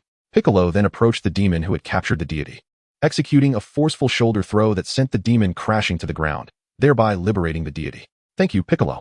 Humph. Piccolo scoffed. I did not save you. I merely saved myself. The deity nodded in acknowledgement. After being the Earth deity for so long, he understood that Piccolo spoke thus out of pride. He also silently praised Sun Wukong. If not for Sun Wukong, Piccolo might have become a dreaded tyrant like his father. How infuriating. At that moment, King Calyx II rose from the ground. Bang bang bang. Observing this, Piccolo immediately launched an assault on the other demons. Under Piccolo's formidable strength, the demons were swiftly subdued. Witnessing this, King Calyx II clenched his fists tightly, his skin transforming to a vibrant green as he grew taller and more imposing. As Piccolo's gaze sharpened, he charged towards King Calyx II. A flurry of strikes ensued, swiftly pushing the king back. Subsequently, Piccolo focused his right hand, channeling a radiant wave of golden energy to obliterate the threat. Thank you, Piccolo. The deity exclaimed, accompanied by bubbles in a gesture of gratitude. Piccolo remained silent, soaring into the heavens, departing from the celestial realm. Bubbles, what do you think about making Piccolo a deity? The god pondered. Why would you entertain such a notion? Bubbles replied. It's just that I feel Piccolo has undergone a significant transformation. Bubbles nodded in agreement. However, I still believe he might not be quite suited for it. Meanwhile, at Dumpling Mountain, Vegeta had just completed his training and was foraging in the wilderness. Suddenly, he encountered a tiger. In a flash, Vegeta struck with tremendous force, bringing the creature to the ground. Dragging the tiger along, he continued his search for more game. The wild beasts inhabiting the forest fled in terror at the sight of Vegeta. With a disdainful grunt, he prepared to pursue a wild boar when a slender figure with short purple hair emerged from behind a large tree. The woman, clad in a purple short-sleeved top and military green trousers, was none other than Colonel Violet, who had previously escaped under the command of the tambourine player. Upon noticing Violet's presence, Vegeta cast her a fleeting glance before dismissing her entirely, resuming his chase after the distant boar. Irritated by Vegeta's indifference, Violet's curiosity piqued upon seeing the tiger he was dragging. Thus, she followed him to satisfy her intrigue. With a resounding cry, The wild boar fell victim to Vegeta's swift attack. He effortlessly carried both the boar and the tiger, striding with purpose out of the forest. Violet watched in astonishment. The combined weight of the tiger and boar must have been several hundred pounds, and Vegeta's strength was remarkable. Yet what captivated her most was the tail that trailed behind him, an anomaly for an ordinary human. After a brief pursuit, Violet arrived at Vegeta's dwelling and beheld a colossal spaceship, Frieza's vessel. Could it be that this fellow is an extraterrestrial? She mused, casting a glance around, but failing to spot Vegeta. Perhaps he has entered the spaceship? After a moment of hesitation, Violet stealthily infiltrated Vegeta's craft. Inside the ship's kitchen, Vegeta was grilling the freshly hunted tiger meat in the oven. The enticing aroma wafted through the corridors, reaching Violet's senses. Just then, the kitchen door swung open, revealing a stern-faced Vegeta emerging from within. Upon seeing him, Violet's expression shifted to panic as she turned to flee. However, Vegeta quickly blocked her path with a disdainful huff. "Who are you? What is your purpose here?" he demanded. "My name is Violet, and I am merely curious as to why there is a spaceship here. So I decided to take a look." "Is that so?" Upon noticing that Violet was rather startled, and recalling his promise to Goku, Vegeta refrained from harming her. "You may leave. However, I shall not permit your return. Should you attempt to enter again, I will not show mercy." Chapter 85, Super Goku. "Yes." Violet nodded vigorously in fear. At that moment, he suddenly realized that the oven's display screen had gone dark, and the appliance had ceased to function. "Has this machine broken down?" Vegeta pressed the oven switch and inspected the power cord, confirming his suspicion of its malfunction. In frustration, he removed the tiger from the oven, along with the wild boar that lay on the ground, and carried them outside the spaceship. With the oven out of commission, he would have to resort to roasting over an open flame. "Damn it, that wretched Earth woman!" Vegeta exclaimed, only to discover Violet standing outside the spaceship. Violet, still irked by the earlier encounter, felt a surge of indignation upon hearing Vegeta's insult. "Who are you calling a wretched woman, you bastard alien?" "Bastard alien." Vegeta clenched his fists in response. "You foul woman, dare to repeat your words. I shall repeat them, indeed. You, bastard alien. Curse you." Vegeta placed the wild boar down. Violet, seizing the moment, drew her gun. Boom. Just then, a tremor echoed from the ground in the distance. Vegeta turned to look and saw a piano approaching, forcing him to abandon his murderous intentions towards Violet. He continued to drag the wild boar forward. Observing this, Violet lowered her weapon. Vegeta scoffed and flew off into the jungle. "That guy can actually fly," Violet gasped. Boom, boom. At that moment, the piano lumbered closer. Its enormous form frightened Violet, prompting her to hide behind a large rock. The piano, drawn by the aroma of roasted meat, salivated. However, since the meat was prepared by Vegeta, it could not simply seize it. Instead, it wiped its mouth with a hand. "Vegeta, why aren't you roasting meat inside the spaceship today? The oven is broken." "The oven is broken?" "Indeed. Today, I encountered a particularly unfortunate woman, and thus the oven is in disrepair." "Unfortunate woman?" Violet, concealed behind the rock, clenched her fists in anger. "Is she beautiful, then?" the piano inquired curiously. Vegeta glanced at the piano, but remained silent. "Your silence implies she is quite lovely." "Very ugly." "You scoundrel." Upon hearing this, Violet could no longer restrain herself and stepped out from behind the rock. "Vegeta, she is the unfortunate woman you speak of." Vegeta nodded nonchalantly. Violet, incensed, gritted her teeth. "I am not an unfortunate woman. Moreover, your oven's malfunction has nothing to do with me." Vegeta snorted dismissively. "Pray tell." "Before our paths crossed, my oven was functioning flawlessly. Why, upon your arrival, did it cease to operate?" "It must be mere coincidence," Violet exclaimed in a fit of anger. Vegeta responded with a dismissive snort, remaining silent. "Greetings, fair maiden. Might I inquire your name?" Piano smiled warmly, addressing Violet. "Violet," she replied, arms crossed. "Violet, what a splendid name. And may I ask, what brings you here?" "I am traveling the world and happen to pass by," she stated. "World travel? How I yearn to embark on such adventures." Thus, Piano continued to pose questions to Violet, engaging her in conversation, while Vegeta sat quietly to the side. When the meat was finally cooked, Vegeta began to eat alone. In the afternoon, after awakening from his nap, he returned to the gravity chamber to train. Violet, intrigued by Frieza's spaceship, chose to remain at Bowsy Mountain. At that moment, Violet was exploring Frieza's spacecraft. "So this is the technology of extraterrestrials. It is quite advanced. If only these items could be sold, they would fetch a handsome sum," she mused, picking up a laser gun to examine it. Subsequently, she ventured into other compartments. Upon entering the kitchen, she recalled Vegeta's words from earlier that day and decided to disassemble the oven to investigate. Upon doing so, she discovered a broken wire and promptly repaired it. "This spacecraft holds numerous treasures. I wonder what their purposes could be," Violet pondered, stroking her chin. Then, she thought of Vegeta. As the owner of this spacecraft, he must possess knowledge of its functionality. While Vegeta was undeniably handsome, his arrogant demeanor was quite off-putting to her. "Ah well, Everything is for the sake of profit. I shall endure. In the evening, after completing his training, a fatigued Vegeta emerged from the gravity chamber and spotted Violet grilling meat outside. Vegeta, you've finished your training. He merely snorted, ignoring her. Vegeta, I acknowledge my fault in this afternoon's incident. Would you care to join me for some roasted meat? Vegeta continued to disregard her and walked directly toward the spacecraft. Observing this, Violet took a hearty bite of the meat she had prepared.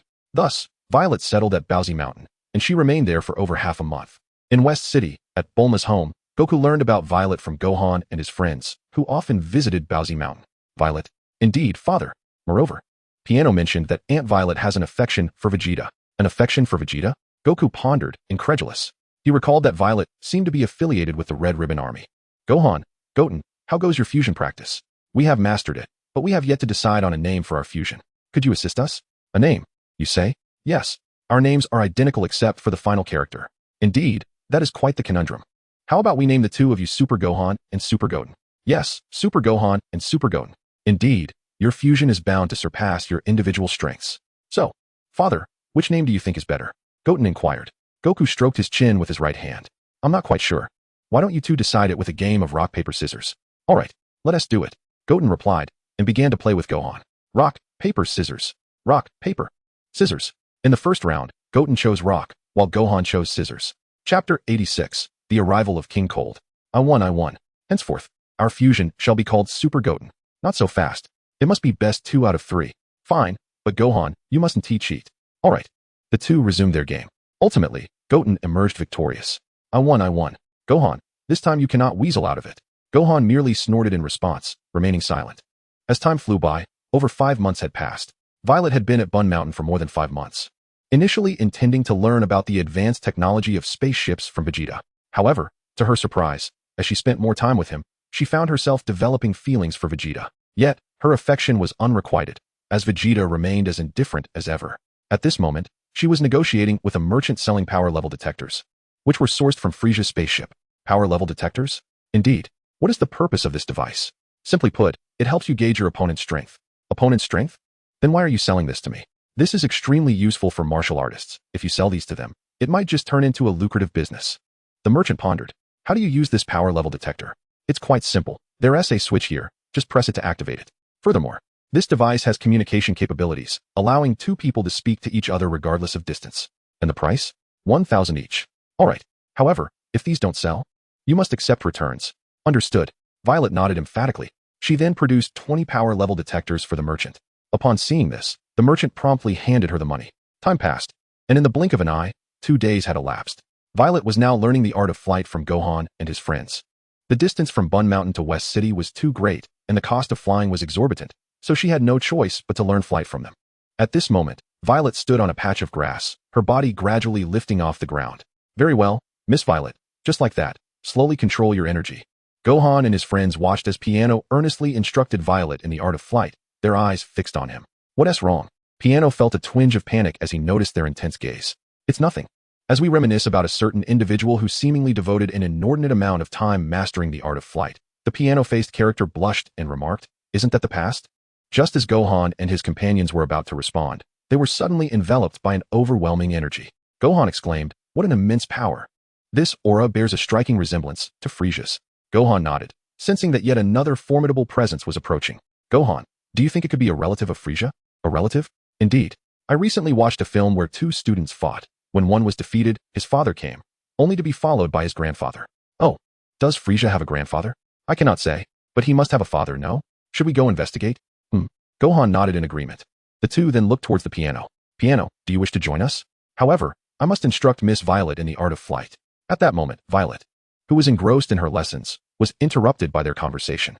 After Gohan and his friends explained the situation to her, they turned their attention to the Turtle Hermit Island. On the island, Krillin and the others, who were diligently training, also sensed the formidable energy of King Cold.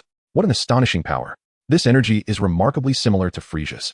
But wasn't Frieza supposed to have exchanged bodies with Oolong? Just then, the turtle, who had been eavesdropping nearby, slowly approached them.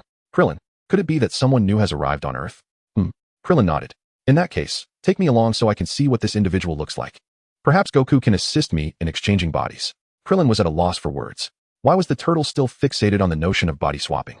Regardless of how appealing another's body may seem, it would never be his original form. Very well then. Tenshinhan, shall we hasten our journey? Krillin nodded once more, cradling the turtle as they departed from Turtle Hermit Island. Boom. On a towering mountain on Earth, King Cold's spaceship had landed smoothly. Coincidentally, Krillin and his companions arrived at that very moment. This spaceship resembles Frieza's to a T.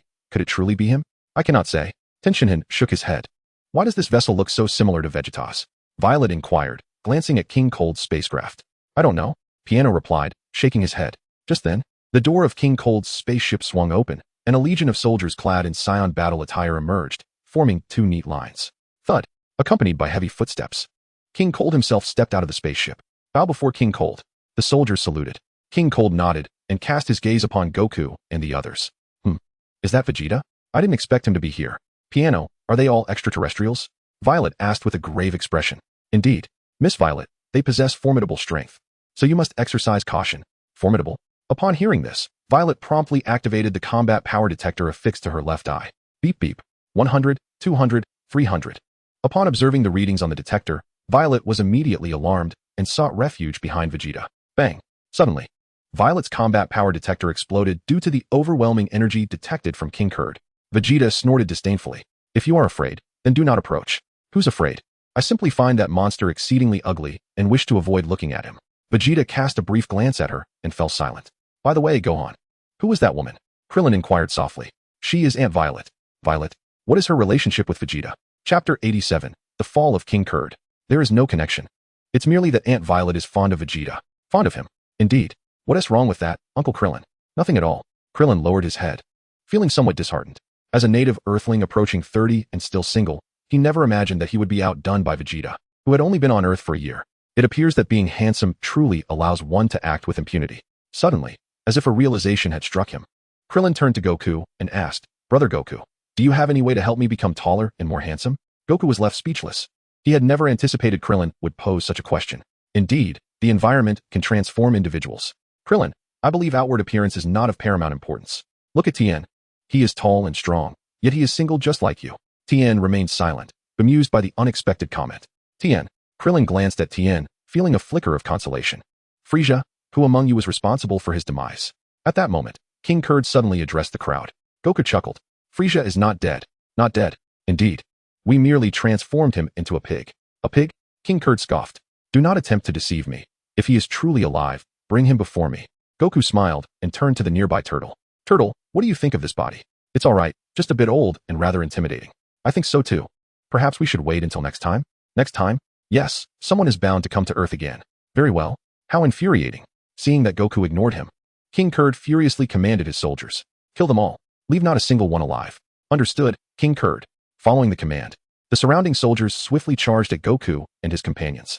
Goku unsheathed the long sword at his waist with his right hand and charged towards the approaching horde. Seeing this, Krillin and the others also sprang into action. Whoosh, slash, boom, boom, boom. Before long, King Kurd's army was vanquished by Krillin and his allies. The king of the Kurds clapped his hands together, a faint smile gracing his features. Indeed, it is no wonder you managed to defeat Frieza. Before you perish, could you enlighten me as to who it was that vanquished Frieza? It was I, Gohan exclaimed as he rose to his feet. The king was taken aback, unable to fathom that a mere child could have slain Frieza. You, child, are a Saiyan, are you not? Gohan nodded affirmatively. And what is your name, little one? Gohan. Gohan. Very well, then. Since that is the case, you and all your companions shall accompany my son to the grave today. As he spoke, the king's figure flickered and he appeared before Gohan in an instant. Huh. Gohan clenched his fists tightly, swiftly transforming into a Super Saiyan. What is this? The king, initially poised to attack, was now astonished by Gohan's transformation. Cursed be it. Vegeta ground his teeth in frustration. Although he had trained for a year in the gravity chamber, he had yet to attain the form of a Super Saiyan, and Gohan's transformation ignited a spark of envy within him. It was one thing for Goku to surpass him through training, but the fact that even Goku's son eclipsed him was a crushing blow to his pride. This is what is known as a Super Saiyan. A Super Saiyan. Is it true, then, that the legends of your race are indeed real? Gohan remained silent, steadily advancing towards the king. How dare you? The king, incensed by Gohan's contempt, raised his right fist to strike. Gohan lifted his left arm to block the attack. What? The king's expression shifted to one of shock. That punch, though not delivered with full force, was not something an ordinary person could withstand. In that moment, Gohan thrust his right knee forward, delivering a powerful blow to the king's abdomen. Ah! The king cried out in agony, spitting forth a mouthful of bile. Seizing the opportunity, Gohan swiftly raised his right foot and kicked the king away. Boom. The king collided violently with a towering mountain behind him. Rocks tumbled down in a cascade, and a cloud of dust quickly enveloped the area. How impressive! Yamcha exclaimed, his mouth agape. Indeed, it has been a year since Frieza set foot on Earth, Goku remarked, his arms crossed and a subtle smile adorning his face. Both Gohan and Goten possessed immense potential, should they dedicate themselves to training. Even if they could not surpass their own strengths, they would still come remarkably close. Goku glanced at Vegeta, contemplating the implications. If Gohan and Goten applied themselves diligently, Vegeta's aspirations of catching up could very well hinge on them. Yet, this prospect also held a certain intrigue. Kamehameha. Just as Goku was lost in thought, Gohan clasped his hands together behind him, gathering a deep blue energy wave and directing it towards the king. Stop! The king of Kurds let out a thunderous roar. His body struck by the Kamehameha wave. Following a cataclysmic explosion, both the king and the towering mountain behind him were reduced to mere dust upon the earth. Sensing the gravity of the situation, Sun Wukong swiftly flew to his son, Gohan's side. Gohan, if Frieza's grandfather comes next time, let me take care of it. All right. Gohan nodded in agreement. Frieza's grandfather?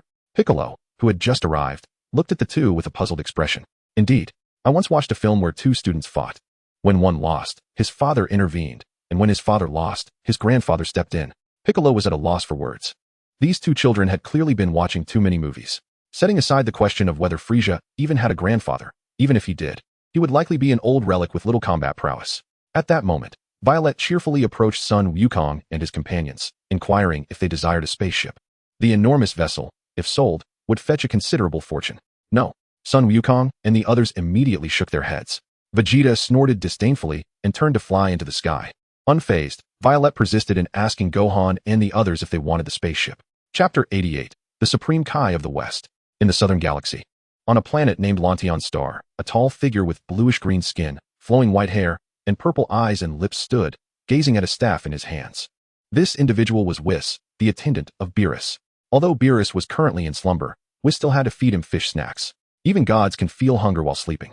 Whis's presence on this planet was primarily to gather supplies, which is how he learned of Frieza's demise on Earth, leading to the earlier events. Sun Wukong.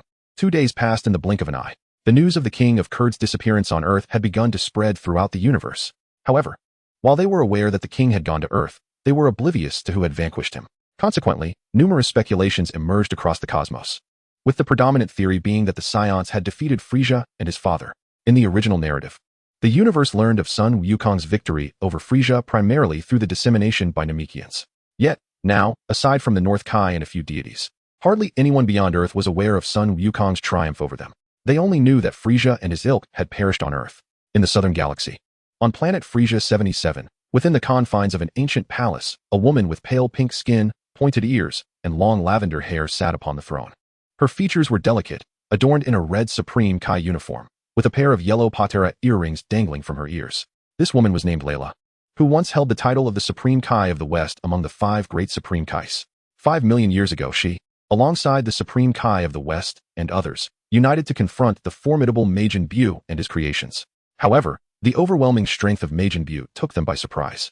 The West Kai perished at his hands, while the Supreme Kais of the East and South were absorbed by him. She herself was severely wounded and fell into a coma, drifting through the cosmos for millions of years, until rescued by an ancestor of Frieza. This experience profoundly altered her mindset, leading her to believe that power is the true path to dominance. Without the highest power, one cannot claim the pinnacle of the universe. Subsequently, she combined her own genetics with those of the Frost demons to create King Cold and his kin. The lineage of King Cold benefited immensely from the West Kai's genes, growing stronger with each generation. Her motivation for empowering the Frost demons was primarily to establish her rule over the universe. Now, with both King Cold and Frieza deceased, her interest has shifted to the Saiyans on Earth. Had she known that Frieza's defeat at the hands of Goku and others was due to his lack of training, she would have surely reprimanded him for squandering such remarkable potential. As the Supreme Kai of the West pondered whether to visit Earth, a soldier clad in Saiyan battle attire entered. Greetings, Lady Layla. What is the matter? Gula. Gula is another son of King Cold, Frieza's brother. Indeed. When did he depart? Just now. Upon hearing this, the Supreme Kai of the West promptly abandoned her plans to journey to Earth. Since Gula had already set off, she was curious to see if he could best the Saiyans. If he too were to falter, she would then consider visiting Earth herself. Very well, I understand, she replied, gesturing for the soldier to leave. The soldier immediately exited the palace. In West City, at Bulma's residence, Goku, frustrated by the slow progress of his training, suddenly recalled Whis, the master of Beerus. Although Beerus was in slumber, Whis, as his attendant angel, was undoubtedly still vigilant. Whis possessed immense power and a unique teaching style. If he were willing to mentor Goku, his strength would surely escalate swiftly. However, Goku's foremost dilemma was how to persuade Whis to take him on as a disciple. After contemplating for a while without arriving at a satisfactory solution, Goku retrieved a crystal ball from the system to locate Whis. Soon, Whis' figure appeared within the crystal ball, observing Goku on Earth through his staff. Goku was startled to see himself reflected in Whis' crystal ball. At that moment, he recalled a profound saying from his previous life: when you gaze long into the abyss also gazes back at you. A cold sweat broke out on him as he realized he had been overly confident in his divination. Suddenly, Whis, peering through his staff, displayed a cold expression. "Who are you? Why do you spy on me?" echoed Whis' voice from the crystal ball. Whis feigned ignorance of Sun Wukong. "Greetings, my name is Sun Wukong." In truth, he was not attempting to pry into Whis' affairs, but rather wished to seek him as a mentor. "Oh, so you aspire to become a god of destruction?" "A god of destruction?" Sun Wukong queried. "Indeed, I only accept gods of destruction as my disciples. Is it possible to refrain from becoming a god of destruction?" Upon hearing this, Whis' expression flickered with surprise. It was well known that many coveted the position of a god of destruction throughout the cosmos. Yet Sun Wukong astonishingly declined the offer. "That is not permissible." Whis shook his head. "Please, let us negotiate. By the way, I possess exquisite food, the finest delicacies in the universe." The mention of food stirred Whis' interest, but he still shook his head. "Sun Wukong, I must insist that you cease your prying. Consider this a warning. Should you attempt this again, do not expect me to be courteous." "Understood." Sun Wukong nodded. Observing this, Whis promptly lowered his staff. Taking a deep breath, Sun Wukong stored the crystal ball away. It seemed that seeking Whis' guidance for his training was a futile endeavor. Sun Wukong mused, contemplating the angels of other universes. However, since the gods of destruction they served were always awake, enlisting their aid would prove even more challenging. 3 days passed in the blink of an eye. Sun Wukong continued his training at home, remaining steadfast as before. Chapter 89, Whis. Before a barbecue stall in West City stood a remarkably tall man, awaiting his meal. This man was none other than Whis. Although he had declined to take Sun Wukong as a disciple 3 days prior, his insatiable curiosity for earthly delicacies persisted. "Sir, your barbecue is ready." After a considerable wait, the proprietor presented the freshly grilled skewers to Whis. "Thank you." Whis smiled as he accepted the barbecue, immediately savoring a skewer of roasted lamb. Upon finishing the skewer, a look of astonishment crossed Whis' face. He then sampled other skewers. Despite their varying flavors, each was delightful. After relishing the skewers, Whis ventured to the street side to purchase some handheld pancakes and assorted street snacks. "Ah," Whis sighed wistfully. "If only Lord Beerus were not still in slumber. I would relish these culinary delights for much longer." 20 minutes later, within the palace of Beerus, a blue fish stood upright in a tank atop a staff. This fish was the prophetic fish nurtured by Beerus. Just then, Whis entered from outside the palace. Whis smiled and nodded. "My apologies for being late today. I was on Earth." "Earth? The land of delicious food?"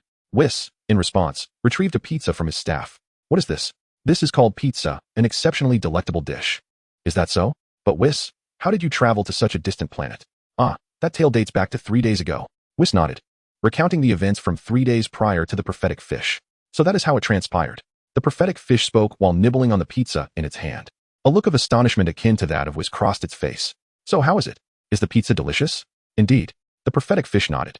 "Do you think if I were to feed Lord Beerus such a delicacy, he might awaken suddenly?" "I cannot say for certain. However, it is certainly a possibility." Whis contemplated. "Never mind. I shall stick to offering Lord Beerus dried fish. If he were to wake suddenly, he might hold me accountable." "Indeed." The prophetic fish agreed with a nod.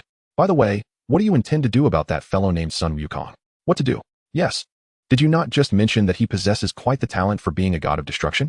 "He does have potential, but he has no desire to assume that role. With Lord Beerus still in slumber, even if he possesses talent, I cannot train him."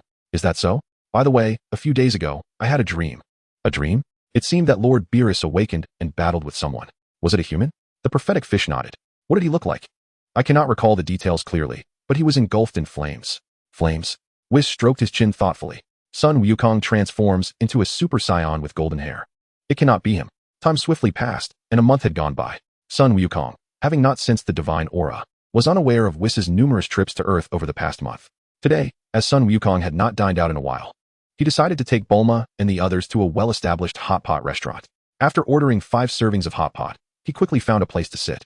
Just as he settled down, a remarkably tall figure entered the restaurant. It was Whis. "Whis!" Sun Wukong exclaimed, immediately rising from his seat. "What is the matter, Wukong?" Bulma inquired. Nothing, just ran into an acquaintance and wanted to greet him. An acquaintance? Sun Wukong said as he swiftly approached Whis. Wukong. Sun Wukong smiled and nodded. What a coincidence. Whis, you're here for hot pot as well. Whis nodded in agreement. So, Whis, would you care to sample the finest delicacy on Earth? The finest delicacy on Earth. Whis pondered, intrigued. But you wouldn't have any conditions attached, would you? There are indeed a few minor conditions. Sun Wukong replied, raising his right hand to gesture with his thumb and index finger. Wukong, I do not take on apprentices. I have already mentioned this to you before, have I not? I know. However, Whis, every time you come to Earth to collect food, it must be quite time-consuming, right? I can have Bulma and the others prepare the food you require in advance. Ahem. Whis cleared his throat. Let us sit down and discuss. All right. Sun Wukong responded, finding a seat alongside Whis. Wukong, while your conditions are quite appealing, I truly cannot train you. Why not? Lord Beerus is currently in slumber. Should you venture to his planet for training and inadvertently awaken him, I assure you, not even I could shield you from his wrath. Is there no alternative? Indeed. There is. We must await Lord Beerus's awakening.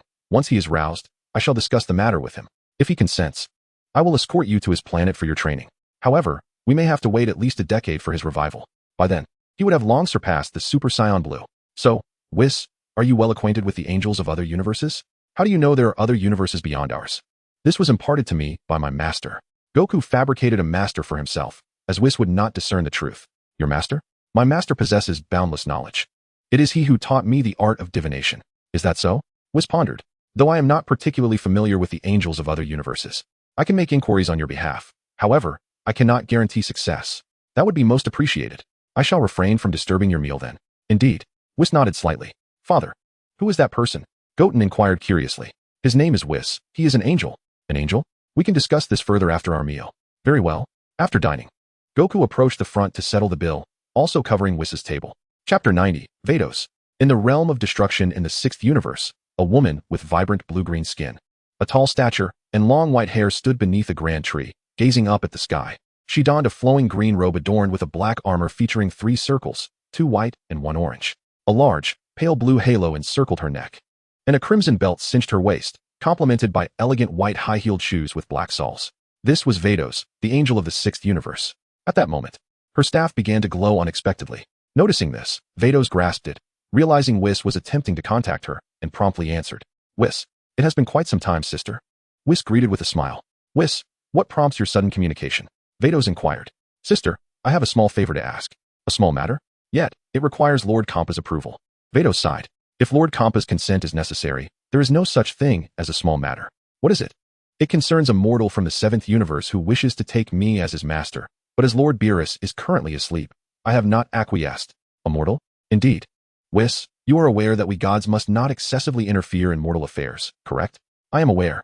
However, this mortal exhibits remarkable potential. Oh, in that case, why not accept him as a disciple? But Lord Beerus is in slumber, is he not? Therefore, you wish for me to take him as an apprentice? Not necessarily as an apprentice, merely to provide him with guidance. Vados contemplated. I must consult Lord Kampa regarding this matter before I can proceed to the 7th universe to meet the mortal you mentioned. By the way, do you have further matters to attend to? No. When you speak with Lord Kampa, you may inform him that the mortal resides on a planet that boasts the finest cuisine in the 7th universe. The finest cuisine in the 7th universe. Upon hearing this, Beerus narrowed his eyes. Whis, could it be that you have come to seek my assistance for this reason? Impossible.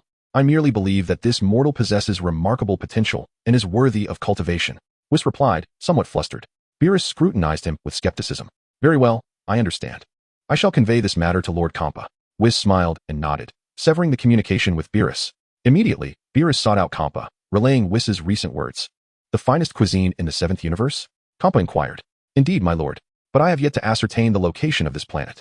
Then you must inquire promptly. Yes, Lord Kampa, and as for that mortal, I believe Whis has tasked you with his training? Beerus nodded in affirmation. In that case, you shall make the decision, provided it does not disturb my slumber. Understood. I shall contact Whis now to discover the whereabouts of that planet. Meanwhile, on Earth in the 7th universe, Violet was engaged in business discussions with a proprietor of fitness equipment. Due to the immense popularity of the combat power detector she previously sold, which functioned without signal in the mountains and was permanently free of charge, numerous customers were eager to purchase it. This proprietor was not the same as before. He had proactively sought collaboration with Violet. Miss Violet, might you allow us to sell this combat power detector? Certainly. Violet replied with a smile. And what price do you intend to sell it for? Violet grinned. 200,000. 200,000. Do you consider it overpriced? The proprietor nodded in disbelief. Miss Violet, while this combat power detector does possess wireless communication capabilities, is 200,000 not excessively dear? Violet chuckled. Sir, the wireless communication feature is merely an added benefit. Its true strength lies in its ability to reveal others' prowess, even if it can inform us of another's strength. Does that truly hold much value? It is to prevent unforeseen circumstances, sir. For instance, should you encounter the world's most notorious assassin, you would be grateful to know his strength before making any rash decisions. However, there are no buts, sir. My price of 200,000 is already quite reasonable. The proprietor clenched his teeth in response. Yet, if the price proves too steep and fails to sell, you must accept a return. Agreed. However, I shall only sell you 30, Violet said, slightly displeased. Very well. Subsequently, the two exchanged payment and goods. After the transaction, Violet held 600,000 in her hands, a feeling of inexplicable joy swelling within her. At that moment, on a bustling street of culinary delights in West City, a pair of figures ambled along the sidewalk, Kampa and Beerus. Bardos remarked, the food here smells quite delightful, yet I wonder how it tastes. Why not purchase some to find out? Came the suggestion. Soon, a look of astonishment crossed his face. What is it, Lord Kampa? Is that so? Bardos responded, promptly taking a taste. Her expression mirrored his, revealing her own surprise. The afternoon slipped away unnoticed, and the matter of Son Goku had been completely forgotten. What a satisfying meal, Kampa exclaimed, patting his round belly while seated. Indeed. By the way, Lord Kampa, should we go see that mortal mentioned by Whis? It's getting late. Let us discuss it another day. Agreed. Bardos, since the 7th universe has Earth, the 6th universe should possess one as well, right? Let me check. Bardos replied, using her staff to investigate the Earth of the 6th universe. After examining, she discovered that Earth had become a desolate planet due to human conflicts. Could this be the Earth of the 6th universe? What is wrong, Bardos? Perhaps it has suffered from some war, or was bombarded by numerous meteors. War? Chapter 91, Living Fossil. Bardos nodded and rewound the history of the 6th universe's Earth. As she did, she saw the planet's annihilation brought about by humanity's internal strife. It appears my suspicions were correct. The Earth of the 6th universe was indeed destroyed by warfare. Kampa clenched his teeth, feeling a surge of anger. Those foolish humans have deprived me of such exquisite cuisine. Indeed, Kampa conceded. The following morning, the duo returned to Earth to savor its culinary delights once more. As midday approached, Kampa suddenly recalled Son Goku, as mentioned by Whis. By the way, Bardos, where is that mortal? You mean Son Goku? He lives not far from here. Why, Lord Kampa, are you also curious about him? Not at all. I'm simply full and bored. Then shall we go meet him, Lord Kampa? After a moment's consideration, Kampa nodded. Bardos then pointed her staff to the ground, summoning a radiant spectrum of light beneath their feet, transporting them to Son Goku's residence. At Capsule Corp, Son Goku had just finished his training and was preparing to wash his hands before dinner when a brilliant light suddenly descended from above. As the brilliance faded, two figures gradually emerged, Kampa and Bardos. Kampa. Son Goku quickly recognized them. Kampa surveyed the yard before turning his gaze to Son Goku. Bardos. Is this the Son Goku you mentioned? Indeed, Lord Kampa. Upon hearing this, Kampa approached him directly. Who are you? Son Goku feigned ignorance. This is Lord Kampa, the god of destruction of the 6th universe, and I am his attendant, Bardos. The god of destruction of the 6th universe? Yes. I heard Whis mention that you sought my guidance in your training? Indeed. Son Wukong nodded. Just then, Bulma and the others emerged. Wukong, who are these two? They are Lord Kampa, the god of destruction from Universe 6, and Vados, a god of destruction? Are they friends? Not at the moment. Kampa yawned after hearing this. Young man, Whis spoke highly of your talent. Why not demonstrate your martial prowess so we may assess your strength? Very well. Son Wukong clenched his fists tightly, an astonishing aura emanating from his body. Huh. With a surge of overwhelming energy, Son Wukong transformed into a Super Saiyan at the 3rd level. Kampa chuckled lightly.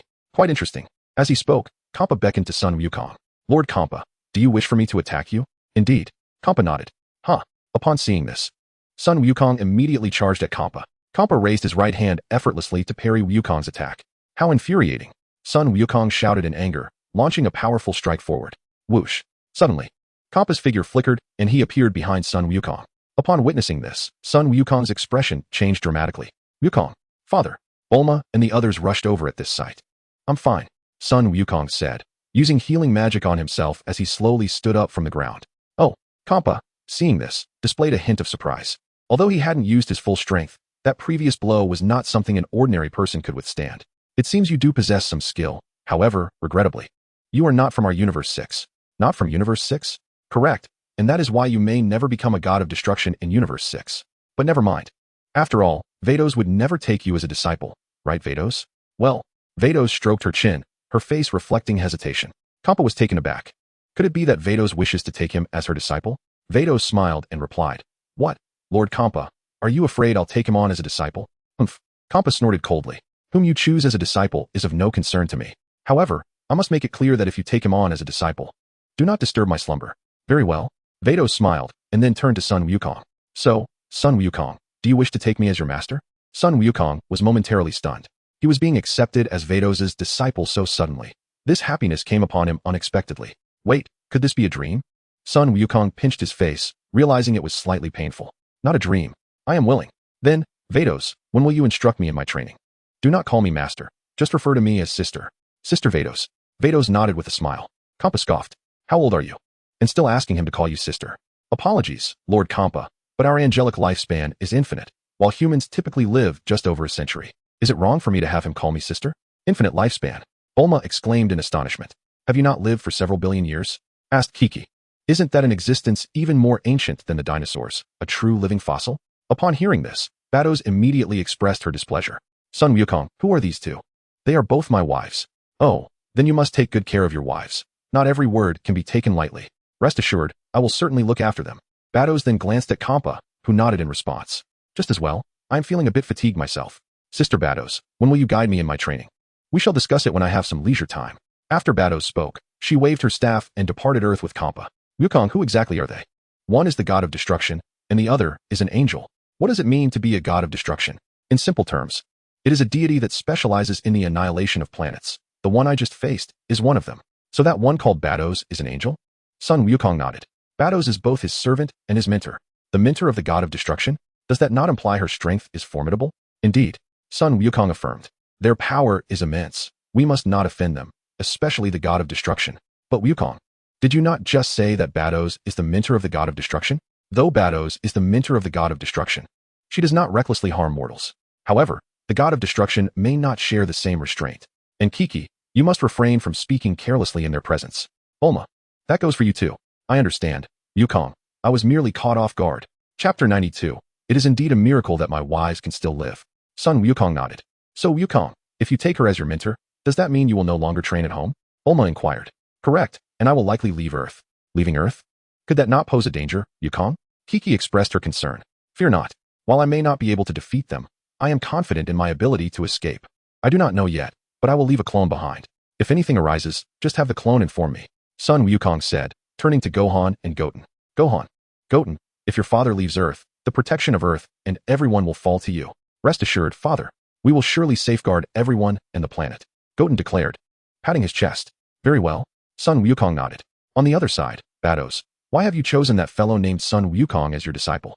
Vados smiled and replied, "Lord Kampa, did you not say that my choice of disciples is of no concern to you?" "Humph," Kampa snorted. "I am merely curious. While that lad possesses good talent, he is not from our universe. I do not wish to cultivate a god of destruction for Beerus." Vados chuckled softly. "It appears you are still concerned, Lord Kampa." Kampa huffed again. "Enough chatter. Just tell me why you wish to take that lad as your disciple." "This is actually my father's wish." "The Grand Priest?" Kampa exclaimed in surprise. "Is it possible that the young lad has some connection with the High Priest?" "No." Vados shook her head. "Long ago, my father mentioned that we deities should not overly interfere in human affairs. Hence he sought a human to oversee such matters. But how does that differ from our interference in human affairs? Lord Kampa, are you a god or a human?" "I am the god of destruction. Thus I am indeed a god. Then it follows that my father wished for humans to govern themselves. Is that so?" "In the 7th universe, on Earth." Shortly after Kampa and his companions departed, a figure suddenly appeared at Sun Wukong's residence. It was none other than Vegeta. Sun Wukong exclaimed, "Vegeta!" Vegeta let out a cold snort. "What? Are you referring to the Super Saiyan 3rd grade?" "Super Saiyan 3rd grade? Are you saying that your recent transformation was to that form?" Wukong nodded. Vegeta glanced at the unfilled pit on the ground. "Kakarot, did you just transform into Super Saiyan 3rd grade while battling someone?" "What are you talking about, Vegeta? I merely transformed into Super Saiyan 3rd grade since I hadn't done so in a long while." "Don't deceive me, Kakarot. The ground clearly bears the marks of a battle, and the opponent's strength must have been formidable. Otherwise, you wouldn't have transformed into Super Saiyan 3rd grade." Sun Wukong was taken aback. Since when had Vegeta become a detective? "All right, since you've deduced it, I shall not conceal the truth from you. It was indeed the god of destruction from the 6th universe who came." "The 6th universe? A god of destruction? You do realize that a god of destruction is responsible for annihilating planets, right? Surely you are aware of Beerus?" "Beerus? Before the destruction of Vegeta's planet, King Vegeta faced Beerus's wrath for failing to provide him with the universe's most comfortable pillow, opting instead to keep it for himself. He attempted to intervene but was overwhelmed by Beerus's formidable aura. Indeed. So you were battling Beerus? Not at all. I was engaged in combat with Kampa, the god of destruction from the 6th universe. The 6th universe? Yes, there are 12 universes in total, each with its own god of destruction. And we currently reside in the 7th universe. Who emerged victorious in your confrontation with the god of destruction? Naturally, the god of destruction prevailed. Then, Kakarot. Why can I not sense their energy? Humans are incapable of perceiving the energy of gods. So Kakarot, what brought the god of destruction from the 6th universe to our realm? They believe I possess considerable potential and wish to take me as their apprentice. A god of destruction wishes to take you as an apprentice? Vegeta was taken aback. No. It is the servant of the god of destruction who desires to take me as a disciple. Servant? Upon hearing this, Vegeta immediately recalled Whis, who accompanied Beerus. So, did you accept? Sun Wukong nodded. Is that servant's power formidable? Only slightly stronger than the god of destruction. What? That servant is even more powerful than the god of destruction. Indeed. However, Kakarot, how did you come to know of these matters? These are all revelations from my master. Your master? Goku, it's time for dinner. At that moment, Bulma's voice echoed through the house.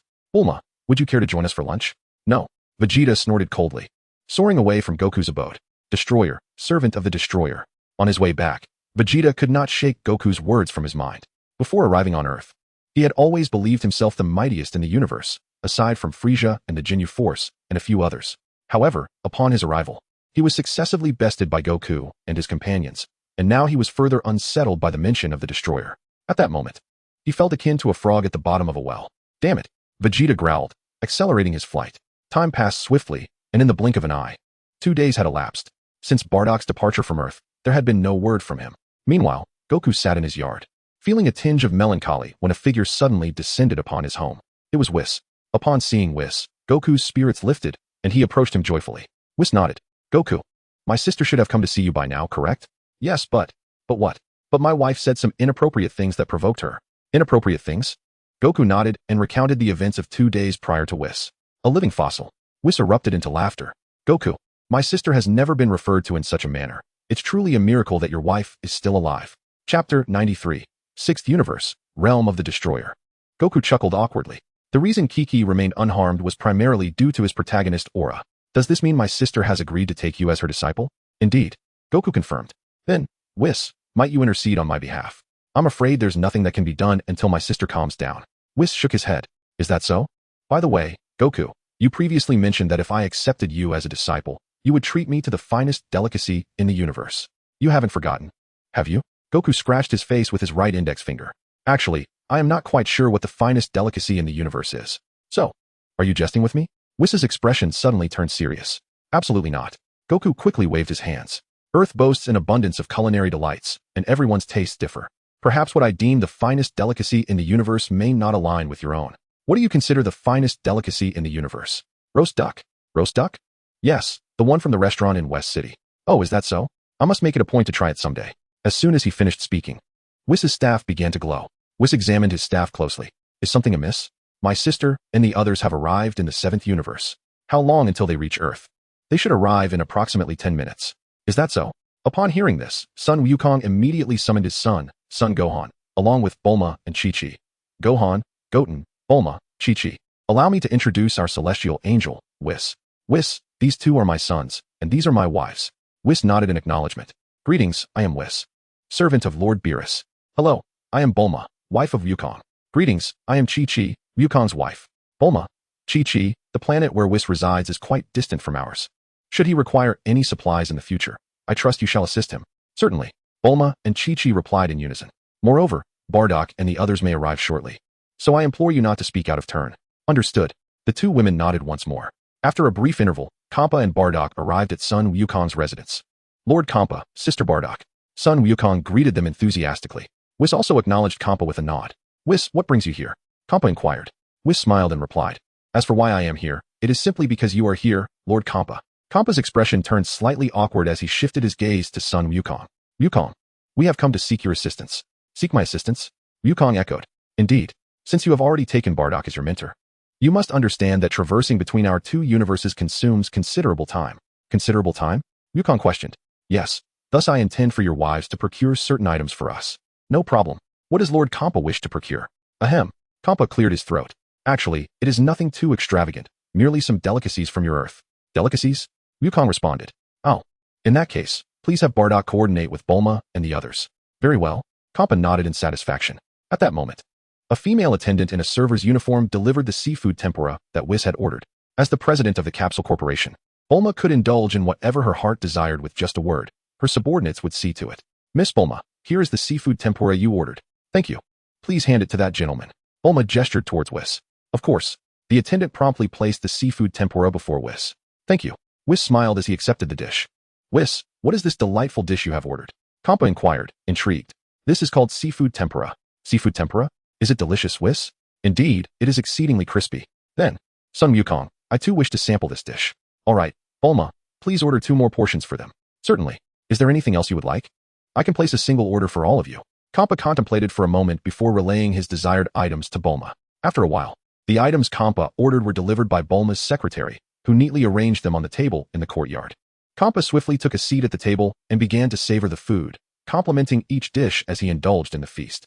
Moreover, Kampa's speed of consumption was scarcely inferior to that of Sun Wukong. In the blink of an eye, a considerable portion of the food laid out on the table had vanished into Kampa's belly.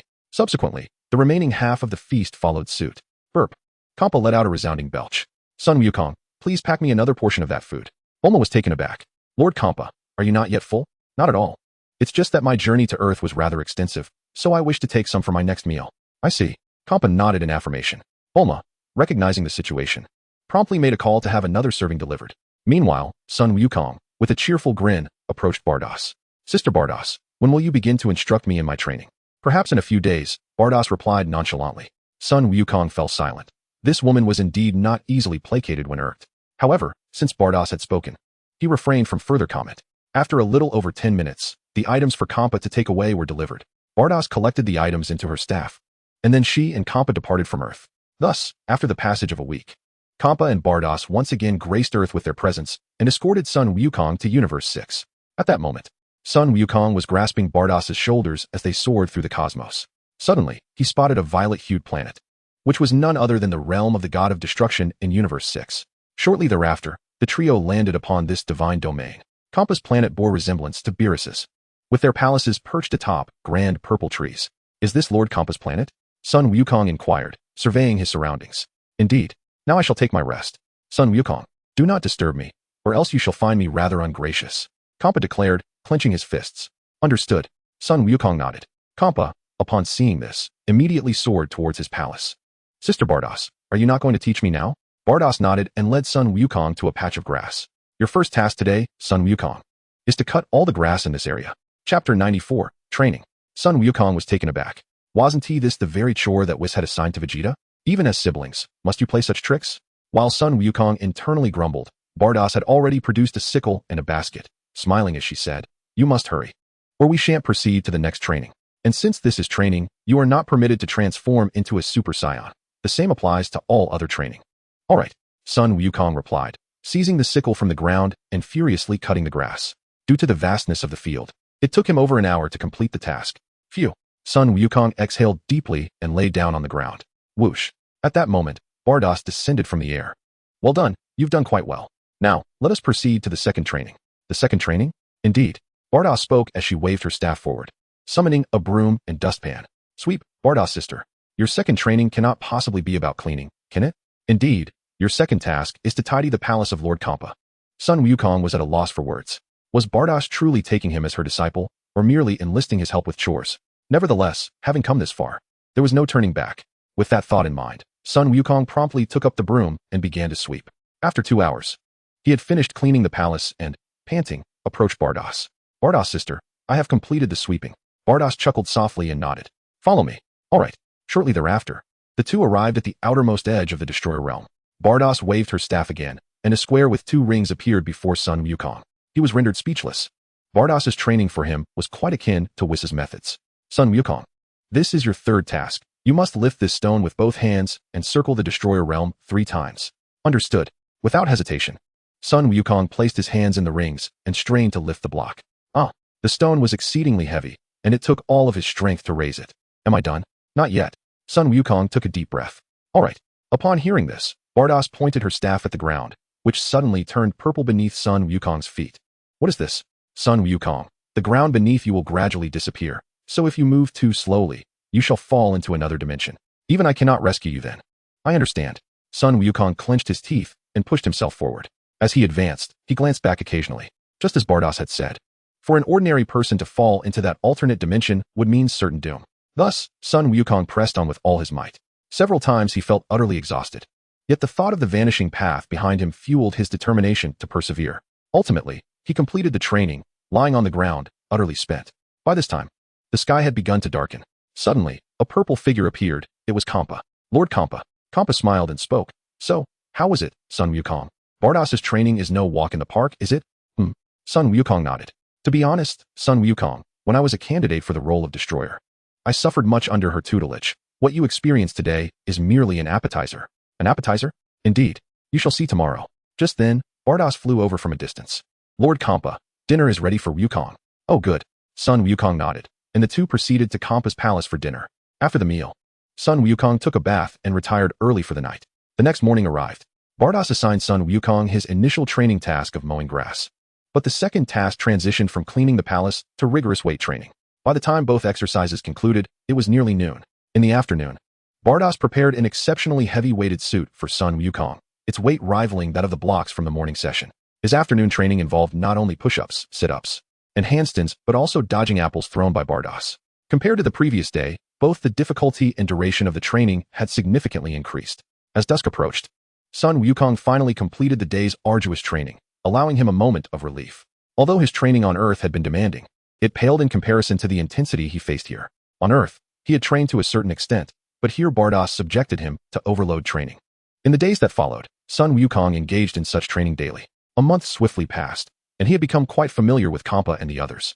Meanwhile, in West City on Earth, Bulma and Chi-Chi missed Sun Wukong dearly after not seeing him for a month.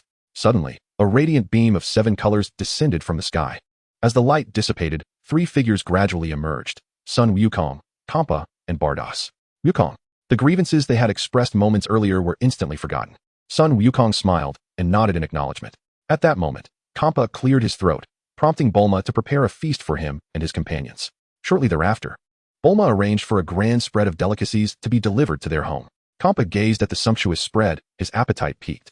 Lord Kampa, please observe proper etiquette. Bardos reminded him. Heeding her words, Kampa clasped his hands together in prayer. I shall begin. With that, he picked up his chopsticks and commenced eating. Bardos, witnessing this, couldn't help but cover her face in exasperation. Bulma, where are Goku and the others? Bardos inquired. They're at Bun Mountain. Bulma replied. Is that so? Sun Wukong said, placing 2 fingers on his forehead and instantly teleporting to Bun Mountain. At that moment, Goten and the others were engaged in sparring with Piccolo. Dad, Piccolo. Sun Wukong greeted Piccolo. Chapter 95, The Mysterious Master. Piccolo nodded. Wukong, I heard you've been training with the God of Destruction? Yes. So, how strong is that angel named Bardos? It's surprising that you chose her as your master. She's nearly a ceiling of the universe's power. The ceiling of the universe. Piccolo exclaimed. Sun Wukong nodded in affirmation. Humph. Piccolo scoffed. Wukong, I'm not babysitting them. I merely have them as sparring partners to enhance my own strength. Sun Wukong chuckled. Goten asked, Dad, considering your strength now, why do you feel the need to train with the God of Destruction? Sun Wukong smiled as he gently tousled Son Gohan's hair. Gohan, if one is content with the status quo, then their achievements in life will be limited. I hope you can understand your father. And I wish for you to surpass me in the future. After pondering for a moment, Gohan nodded earnestly. Yes. The two exchanged affirming nods. And what about Piccolo? Wukong continued. I must continue my training. That fellow Vegeta has made considerable progress this past year. Upon returning home, Sun Wukong asked Bulma to arrange for some live fish and dried fish to be delivered. At Korin Tower, Master Roshi was quietly observing the clouds beneath the tower when a figure suddenly appeared. It was Sun Wukong. Wukong, he exclaimed with a smile. It has been a long time. Master Korin. The cat sage nodded and glanced at the live fish and dried fish at Wukong's feet. What are these fish for, Wukong? Wukong chuckled. Master Korin. These fish are my gift to you. A gift for me? How generous of you. Of course, they are not entirely free. I wish to trade them. I knew it. You want to exchange them for some Sinza beans, right? Indeed. Wukong affirmed with a nod. How many do you desire? 2 jars. He indicated with a gesture. That won't do. The most I can give you is 1 jar. All right then, just 1 jar. Master Roshi suddenly felt as though he had been outsmarted by Wukong. Now, Master Korin, Where are the Senzu beans? Will you retrieve them yourself? Or shall I? I shall. The cat sage replied, somewhat irritated. After a brief wait, Master Roshi emerged from the cellar, carrying a jar of Senzu beans to present to Wukong. Here. Thank you, Master Korin. I shall return for more Senzu beans next time. Next time. Master Roshi nearly raised his staff in exasperation at Wukong's words. Indeed, a steady stream flows endlessly. An endless stream. Upon hearing this, Master Roshi could no longer restrain himself and reached for his staff. Wukong, sensing the impending ire, chuckled and vanished in an instant. This guy, now a father, yet still so immature. Master Roshi remarked, eyeing the box of live fish Wukong had brought, before picking up a fresh fish to roast. Since they are live fish, they are best enjoyed freshly grilled. In West City, at Bulma's residence, Kappa had already devoured all the food Bulma had ordered. Where's Wukong? He inquired. Is that so? Just as he finished speaking, son Wukong materialized on the grassy yard. Wukong. Wukong nodded and approached. Wukong, you just used instant transmission, didn't you? Kappa narrowed his eyes at the revelation. How did you learn instant transmission? It should only be known to the Kaioshin. Not quite, Lord Kampa. Aside from the Kaioshin, the inhabitants of Planet Yardrat can also utilize instant transmission, said Beerus. Planet Yardrat? Indeed. However, their method of instant transmission relies on sensing ki to facilitate movement. Sensing ki? Indeed. This implies that in places devoid of habitation or where energy cannot be sensed, instantaneous movement is rendered impossible. However, the Kaioshin's instantaneous movement can be executed as long as one is aware of the destination. Is that so? Xiangpa mused, stroking his chin. Actually, I too possess the ability of Kaioshin's instantaneous movement. You can perform Kaioshin's instantaneous movement? Xiangpa exclaimed, rising abruptly from his chair. Yes, this was taught to me by my master. Your master, could it be that she is a Kaioshin? Yet even a Kaioshin cannot casually impart the technique of instantaneous movement. That, I cannot say. And what of your master? She is no longer on Earth. You rascal, you are indeed deceiving me, are you? How could that be? Then tell me her name and appearance. She did not disclose her name. However, I can describe her appearance. Oh, what does she look like? She is a woman with pink skin, sporting a mane of peach pink hair, clad in a purple uniform. Son Wukong shared the description of the time Kaioshin with them. A woman? Baduk, do you recognize the person she mentioned? I do not. Baduk shook his head. Is that so? Xiangpa stroked his chin thoughtfully. If that is the case, why did you not tell us earlier? You never inquired. Humph. Xiangpa scoffed. If you had mentioned it sooner, I could have savored Earth's delicacies daily. Son Wukong chuckled awkwardly, realizing that had he revealed it sooner, they would have likely interrogated him as a suspect. Baduk remarked, Lord Xiangpa, your indulgence in food is excessive. It is high time you regulate your diet and engage in some exercise. I can exercise, but controlling my diet is absolutely out of the question. In that case, starting tomorrow, you shall train alongside Wukong. Tomorrow, indeed. Yes. Otherwise, you must regulate your intake. Very well then. If exercising proves too exhausting, I shall forgo my meals. In the afternoon, Bulma assisted Xiangpa and the others in procuring the culinary delights they desired, after which Baduk departed Earth with son Wukong and the others. The following day at noon, a sudden presence approached son Wukong. Chapter 96, The Arrival of Gula. A little bit. Xiangpa's eyes fixated on him. Last month, son Wukong had trained there and mentioned bringing a little bit of instant noodles. As it turned out, he produced an overwhelming amount, nearing 10,000 tons. Approximately how many boxes? Over 200 boxes. Given that Baduk and the others were already aware of his ability to perform Kaioshin's instantaneous movement, he would now be able to frequently traverse to and from Earth. Lord Xiangpa, is this truly advisable? If Sister Baduk finds out, she will surely increase the difficulty of my training. What is amiss with that? Rest assured, this time I shall not betray you. In the realm of destruction, it is just the three of us. Even if he remained silent, Baduk would surely deduce it was him. Well then, son Wukong contemplated for a moment before handing over the universal capsule containing hundreds of boxes of instant noodles to Xiangpa. Upon obtaining the universal capsule, Xiangpa soared joyfully towards his palace. Time swiftly passed, and in a blink of an eye, 10 months had elapsed.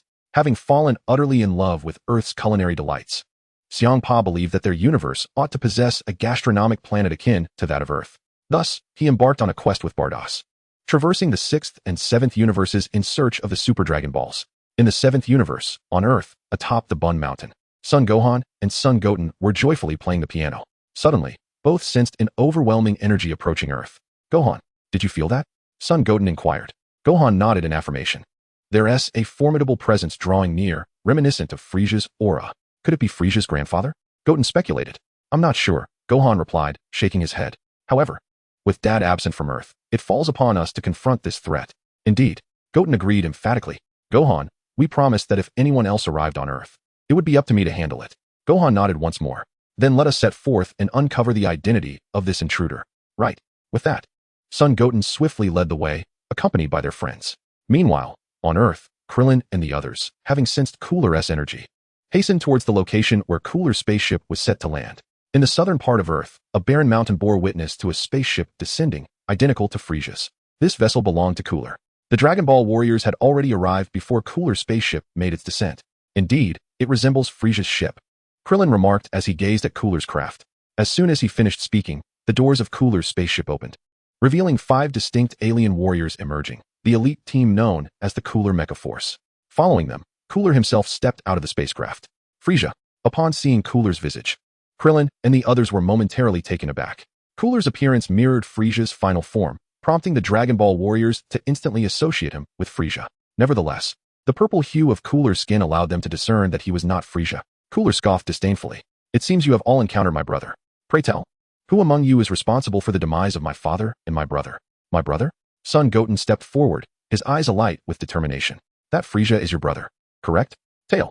Cooler narrowed his eyes at Goten. You are a Saiyan, aren't you? Goten nodded. You claim to be Frieza's brother. Do you have a grandfather as well? I have no grandfather. Why do you inquire about such matters, little brat? Cooler responded, somewhat perplexed. Just curious, since you seem to keep summoning reinforcements whenever you are outmatched. I was wondering if, after I defeat you, you would send more. How dare you? Cooler roared in fury, directing his ire towards the Cooler Mecha Force behind him. The Gula Mecha Squad. Eliminate those Saiyans and Earthlings. Yes, Lord Gula. Upon hearing this command, the 5 members charged towards Son Goku. Piccolo, Gohan, let us go? Alright. Uncle Piccolo. After their exchange, the two rushed towards the Gula Mecha Squad. Seeing this, Son Goku and his companions joined the fray. Whoosh. Bang. Bang. Boom. Boom. Under the onslaught of the group, the Gula Mecha Squad was swiftly annihilated. Clapping his hands with a smile, Gula remarked, well done, Saiyans. No wonder you managed to defeat my brother. Upon hearing this, Son Goku drew his long sword. A sword? You intend to battle me with that, brat? I am not a brat. My name is Son Goku. Son Goku replied with a stern expression. Son Goku. With a nod, he clenched his fists tightly. With a mighty shout, Son Goku transformed into a Super Saiyan. What is this? This is called a Super Saiyan. A Super Saiyan? Is that the legendary Super Saiyan of your kind? Indeed. I see. No wonder Frieza fell to you. But I am not like Frieza. Not like him. Upon hearing this, Krillin and the others grew somewhat apprehensive. Realizing the gravity of the situation, Krillin immediately urged Son Goku. You must defeat him quickly. He must not be allowed to transform. Why, Uncle Krillin? Son Goku responded. Gula sneered, a purple aura suddenly enveloping him. Following that, he clenched his fists, emanating an astonishing energy that surged upward. This is bad. Krillin's expression changed upon witnessing this. Even if they wished to intervene now, it was too late. At that moment, Gula's body expanded dramatically. With 4 horns extending from his head towards the back, his mouth shielded by a mask, red pupils replacing his eyes, and his shoulders protruding like chest armor, while 2 horns sprouted from his back, and his arms transformed into blade-like protrusions. This was Gula's final form. Chapter 97. Frieza is dead. Boom. Upon completing his transformation, Gula unleashed the energy he had gathered, causing the ground to tremble violently. Krillin, is this truly his final form? Indeed. Piccolo nodded. Krillin then turned to Son Gohan. So, Gohan, can you handle him? Yes. Son Gohan affirmed. Are we ready? A faint smile appeared on Son Goku's face as he spoke. Gula chuckled. All right. Is that so? Then prepare to meet your demise. Saying this, Son Goku raised his long sword and charged at Gula. Arrogant brat. Gula roared in anger, rushing towards Son Goku as well. Whoosh. Slice. In no time, the two stood before each other, with Son Goku swiftly wielding his sword in an attempt to strike Gula, who evaded the attacks with remarkable agility. Suddenly, Sun Wukong halted his hands mid-motion. A prime opportunity. Gula, seizing the moment, swiftly raised his right leg to kick at Sun Wukong. In response, Sun Wukong retreated, once again wielding his sword forward. Gula was taken aback. In the next instant, Sun Wukong's sword came crashing down upon his head, cleaving his body in 2. What? Krillin and the others were astonished at the sight. Whoosh. Bang. Bang. Bang. Before they could fully comprehend the spectacle, Sun Wukong swung his sword again, slicing Gula's body into numerous fragments. Then, with his right hand, Sun Wukong concentrated a golden energy wave and directed it towards the remnants of Gula's body. Boom. With a flash of golden light, the fragments were reduced to ashes. Krillin and the others widened their eyes in disbelief. They suddenly felt as though they scarcely recognized the Sun Wukong before them. He was merely 8 years old, yet his actions were anything but typical of a child his age. Realizing this, Krillin and the others turned their gazes toward Piccolo. Why are you all staring at me? Piccolo felt a hint of embarrassment under their scrutiny. Piccolo, the way Wukong fights, did you teach him? I may have shared a few techniques, but that's all. Really? Just curious, that's all. Is that so? Piccolo mused, half convinced. Son Wukong. Vegeta, who had come to observe, felt a surge of irritation as he noted Son Wukong's significant increase in power, prompting him to depart in displeasure. Vegeta. Krillin nodded, glancing at Yamcha and the others. Hell. A year prior, after King Cold was vanquished by Gohan, he descended into Hell. Alongside King Cold were the Ginyu Force, also defeated by Goku and his allies. At that moment, King Cold was engaged in discussions with the Ginyu Force regarding Frieza. Strange, if Frieza was eliminated like us, he should also be here in Hell. Yet we've been here for a year without sight of him. Ginyu speculated, could it be that Frieza is imprisoned elsewhere?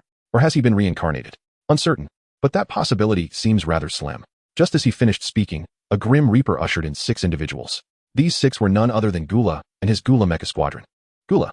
King Cold and his companions gasped in shock upon seeing Gula's demise. Father. Gula and his Mecha Squadron approached. This is all that wretched Saiyan brat's fault. Gula clenched his fist, seething with rage. Are you referring to Gohan? Gohan. Ascent at Son Wukong? No, that must be another one. By the way, Gula, how did you end up on Earth? I intended to assist you in exacting vengeance on Frieza, but, speaking of Frieza, where is he? It's all his fault we ended up in this wretched place. Who knows? Who knows? Indeed, 2 days passed swiftly, and Goku had learned from Gohan about Gula's defeat. However, he was still training in the 6th universe, on the planet Wampa.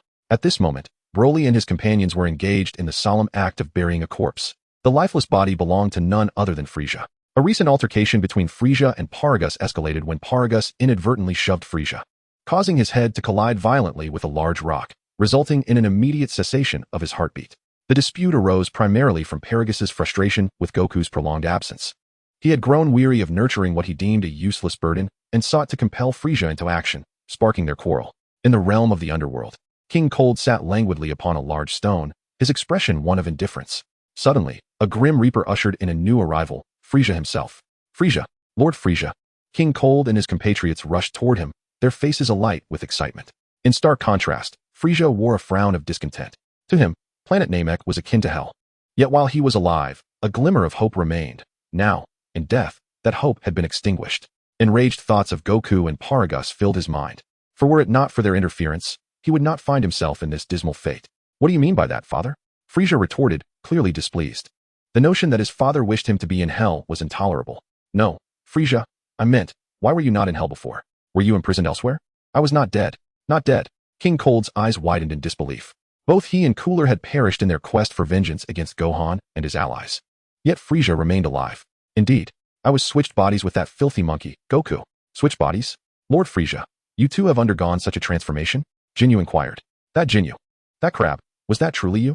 Ginyu fell silent, having nearly forgotten the incident over the course of a year, only for Frieza's sudden arrival to dredge it back to the surface. That urine, he muttered, nodding in response. What crab? What urine? King Cold questioned. Nothing, father. Chapter 98, The Dark Knight Assassination. This tale is lengthy, but to summarize, I exchanged bodies with a pig. A pig? What of it, father? Nothing. It was merely that Goku had mentioned this to me, but I thought he was jesting, so I dismissed it. Goku. Upon hearing that name, Frieza's fury flared. His teeth clenched in anger. The 2 years he spent in the body of Oolong were the most humiliating of his life. Crackling with rage, Frieza's aura surged, and a bolt of lightning sparked from his right hand. Lord Frieza, Ginyu, and the others recoiled in fear. Frieza. It was not until King Cold intervened that Frieza regained his composure, turning his attention to Cooler. Cooler, what brings you to hell? Could it be that, like father, you too fell victim to those Saiyans? Cooler responded with a disdainful snort. What of it, Frieza? At least I have not transformed into a pig. Frieza, filled with rage, charged at Gula. Frieza, King Cold exclaimed, attempting to intervene. However, Frieza paid no heed to King Cold's words and engaged Gula in combat. These detestable scoundrels. Seeing his words had no effect, King Cold rushed into the fray. Only then did the two cease their battle. In the 6th universe, within the realm of the gods of destruction, Goku was engrossed in weighted training when a sudden itch at his nose caused him to sneeze. How curious. Is someone thinking of me? At that moment, he heard the voice of Beerus. Goku, if you don't hurry, the path behind you will vanish. Sister Beerus. Goku responded, immediately quickening his pace. In the southern galaxy, on planet Frieza 77, the Supreme Kai of the West had learned of Gula's demise. She pondered how to extract Goku's blood to nurture beings even stronger than Frieza and his ilk. 3 days later, the Supreme Kai of the West, having disguised herself, arrived at Goku's home for a visit. Hello, is Goku at home? She inquired, pressing the doorbell of Bulma's residence. Goku is not home right now. Is there something you need? Came the voice of Bulma's mother through the intercom. It must be evening then. Evening? Yes, if it's truly urgent. I can convey your message. No, thank you. The Supreme Kai of the West replied, promptly departing. Bulma's mother later informed Goku of the visitor. A woman came looking for me. Indeed. But she's already left. Is that so? 3 days passed swiftly. During this time, the Supreme Kai of the West diligently observed Goku. She noted that Goku not only possessed the ability to instantaneously teleport, but also maintained an erratic schedule of early departures and late returns. Her original plan had been to lure him out and acquire his blood, but given the current circumstances, she found it increasingly difficult to deceive him. After much contemplation, the Supreme Kai of the West resolved to take matters into her own hands. Nightfall arrived. Who goes there? Huh? Goku clenched his fists, swiftly transforming into a Super Saiyan. Whoosh! Bang! Bang! Bang! As Goku evaded attacks, he retaliated against the Supreme Kai of the West. How infuriating! The Supreme Kai of the West was taken aback by Goku's unexpectedly formidable strength, her face betraying a flicker of anger. Huh! At that moment, Goku leapt back and ascended to Super Saiyan 3rd grade. What? The Supreme Kai of the West gasped in surprise. Goku's energy now rivaled that of the infamous Majin Buu. In that instant, while the Supreme Kai of the West was still astonished, Goku darted behind her and landed a punch that sent her soaring into the air. Bulma and the others, alerted by the commotion, quickly rushed over. Dad!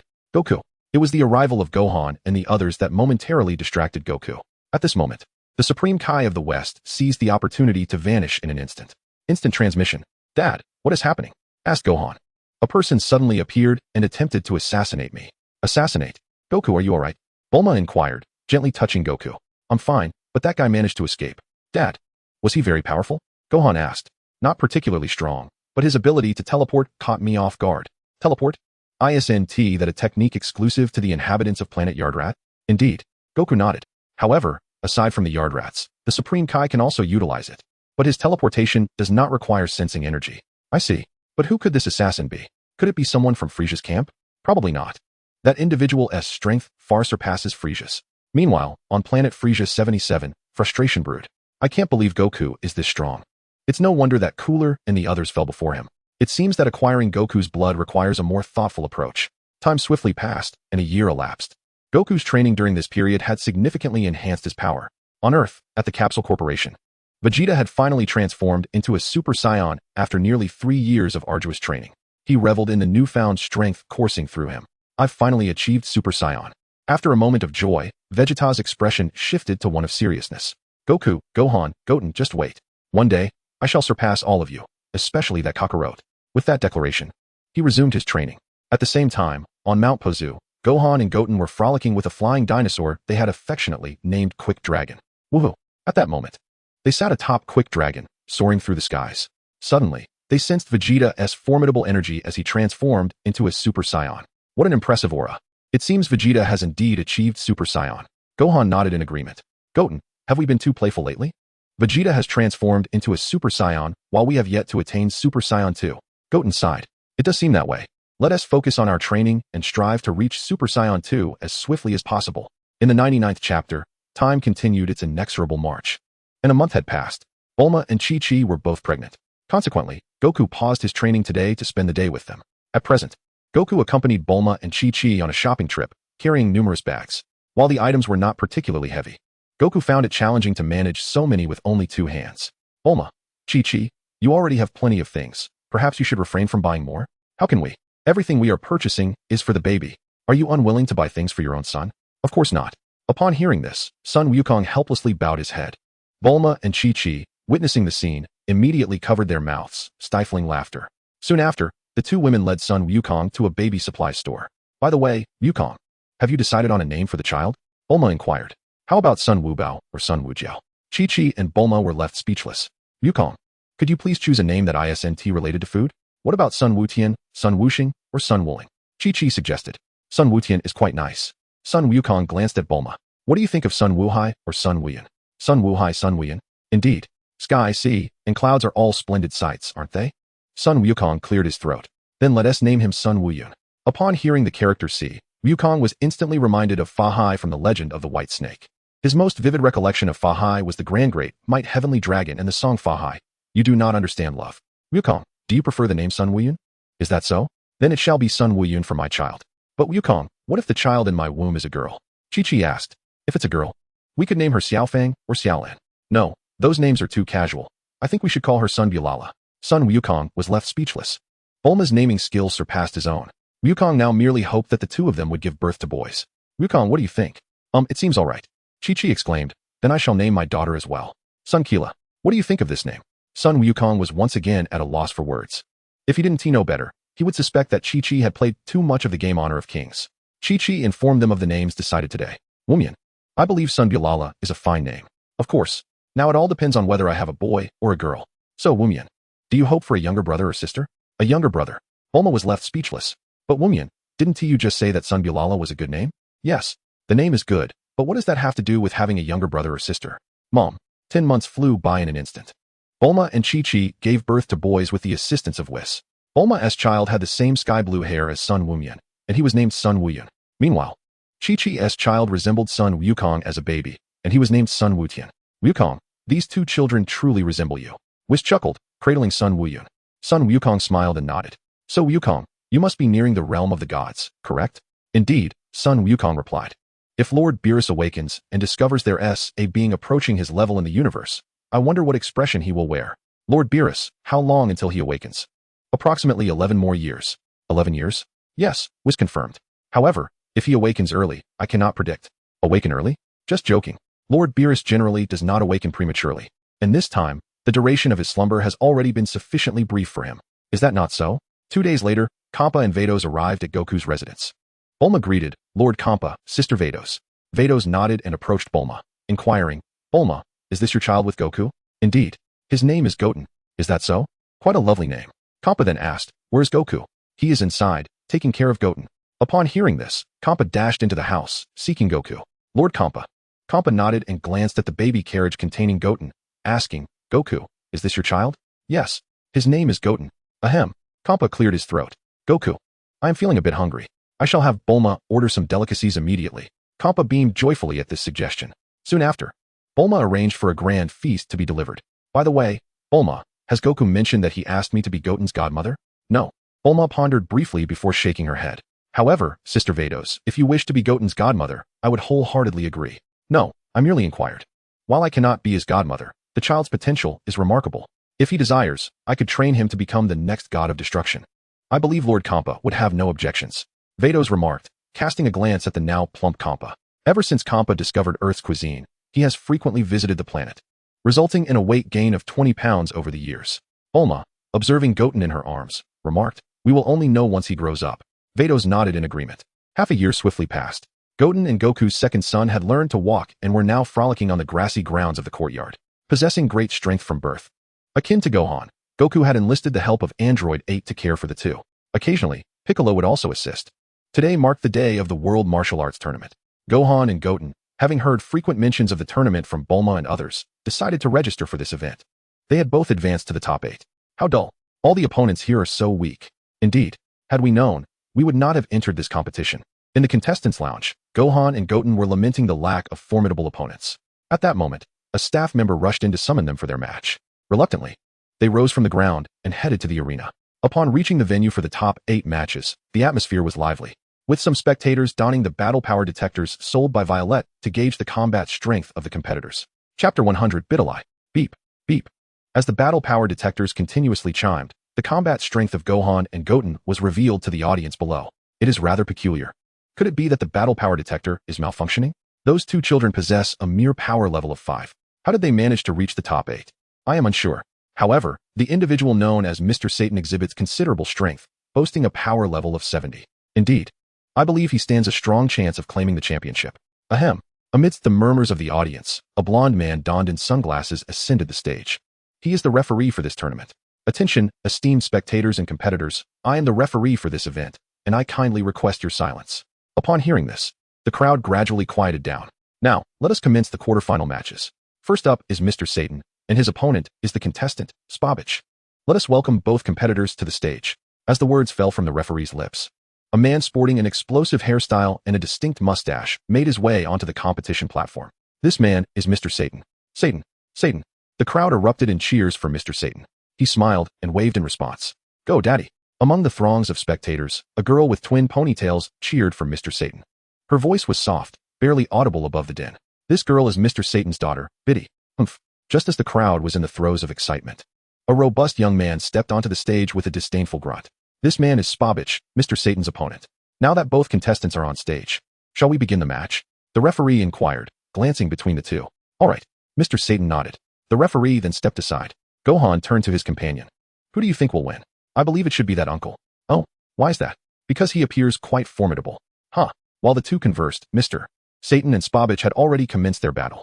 Bang, bang, bang. Their fists collided with the ferocity of a storm.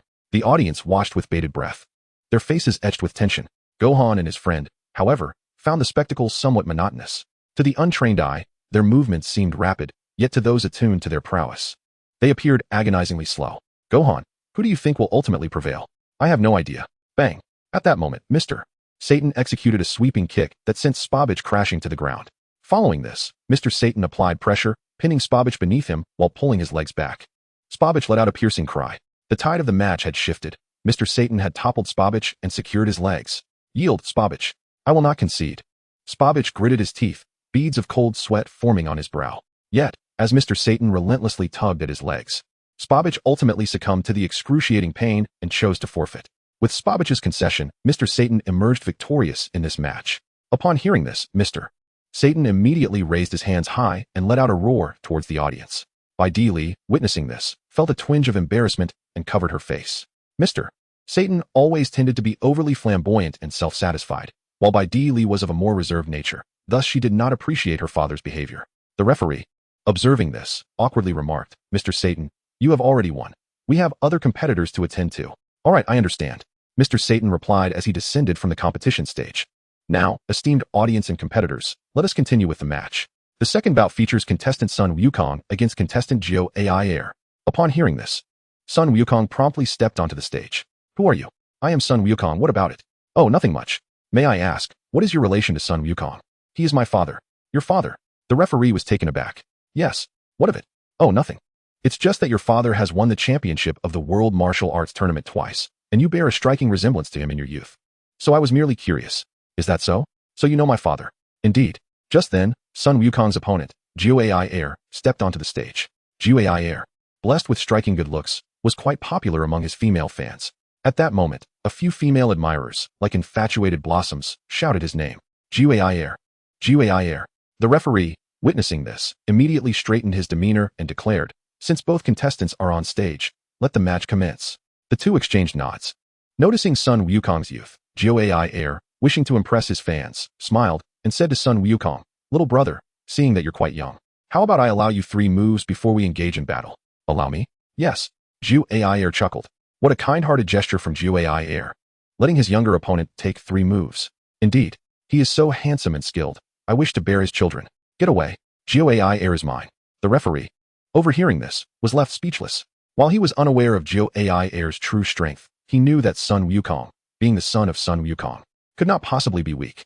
However, if this fellow wished to court disaster, let him do so. It was no concern of his. I think that 1T be necessary. After all, you 1T be able to withstand even a single move from me. Sun Wukong replied nonchalantly. What did you say? Geo AI Air exclaimed in anger. He had intended to show leniency to Sun Wukong, only to be met with ingratitude. In that case, I shall not hold back. Let us see what you are capable of. As he spoke, Geo AI Air raised his fist, preparing to charge at Sun Wukong. Suddenly, he felt a heavy blow to his abdomen. Instantly, his body was sent flying off the competition stage. The audience gasped in astonishment, particularly Mr. Satan, who had recently defeated Spobovich. Before the match, he had scrutinized numerous competitors' profiles, and Geo AI Air was among them. Though Geo AI Air's strength might not surpass his own, he was still considered a formidable adversary. Yet, the swift defeat of Geo Air by Sun Wukong's son instilled a sense of apprehension regarding the latter's formidable prowess. Even he, despite his prowess, could not guarantee an instantaneous victory over Geo Air. Sun Wukong's son emerged victorious. In Chapter 101, the combat power detectors all exploded. Initially filled with anticipation for the competition, the referee felt a wave of disappointment wash over him upon witnessing Geo Air's swift elimination. The silence among Geo Air's female admirers was palpable. Subsequently, the referee summoned Sun Wukong's son and his next opponent to the stage. Noticing the striking resemblance Sun Wukong's son bore to Sun Wukong, the referee's expectations for the tournament were rekindled.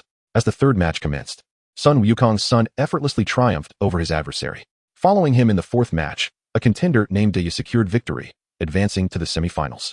The semifinals comprised 2 matches, the first featuring Sun Wukong's son against Mr. Satan, and the second pitting Sun Wukong's son against Daya. Ladies and gentlemen, the semifinals of our tournament are about to begin. Victory here leads to the championship showdown. The announcer beckoned forth the competitors for the first semifinal match, Sun Wukong's son and Mr. Satan. Upon hearing his name, Sun Wukong's son promptly ascended to the arena. Mr.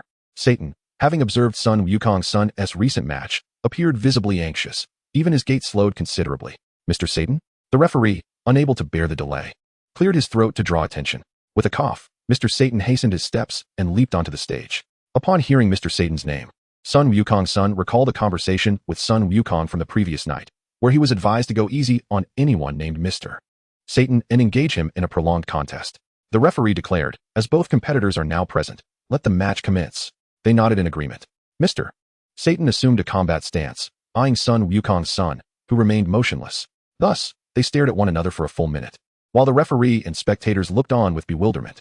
Come on, fight already, a spectator exclaimed, echoing the sentiments of the referee. Competitors, the match has begun. Oh right, Mr. Satan replied.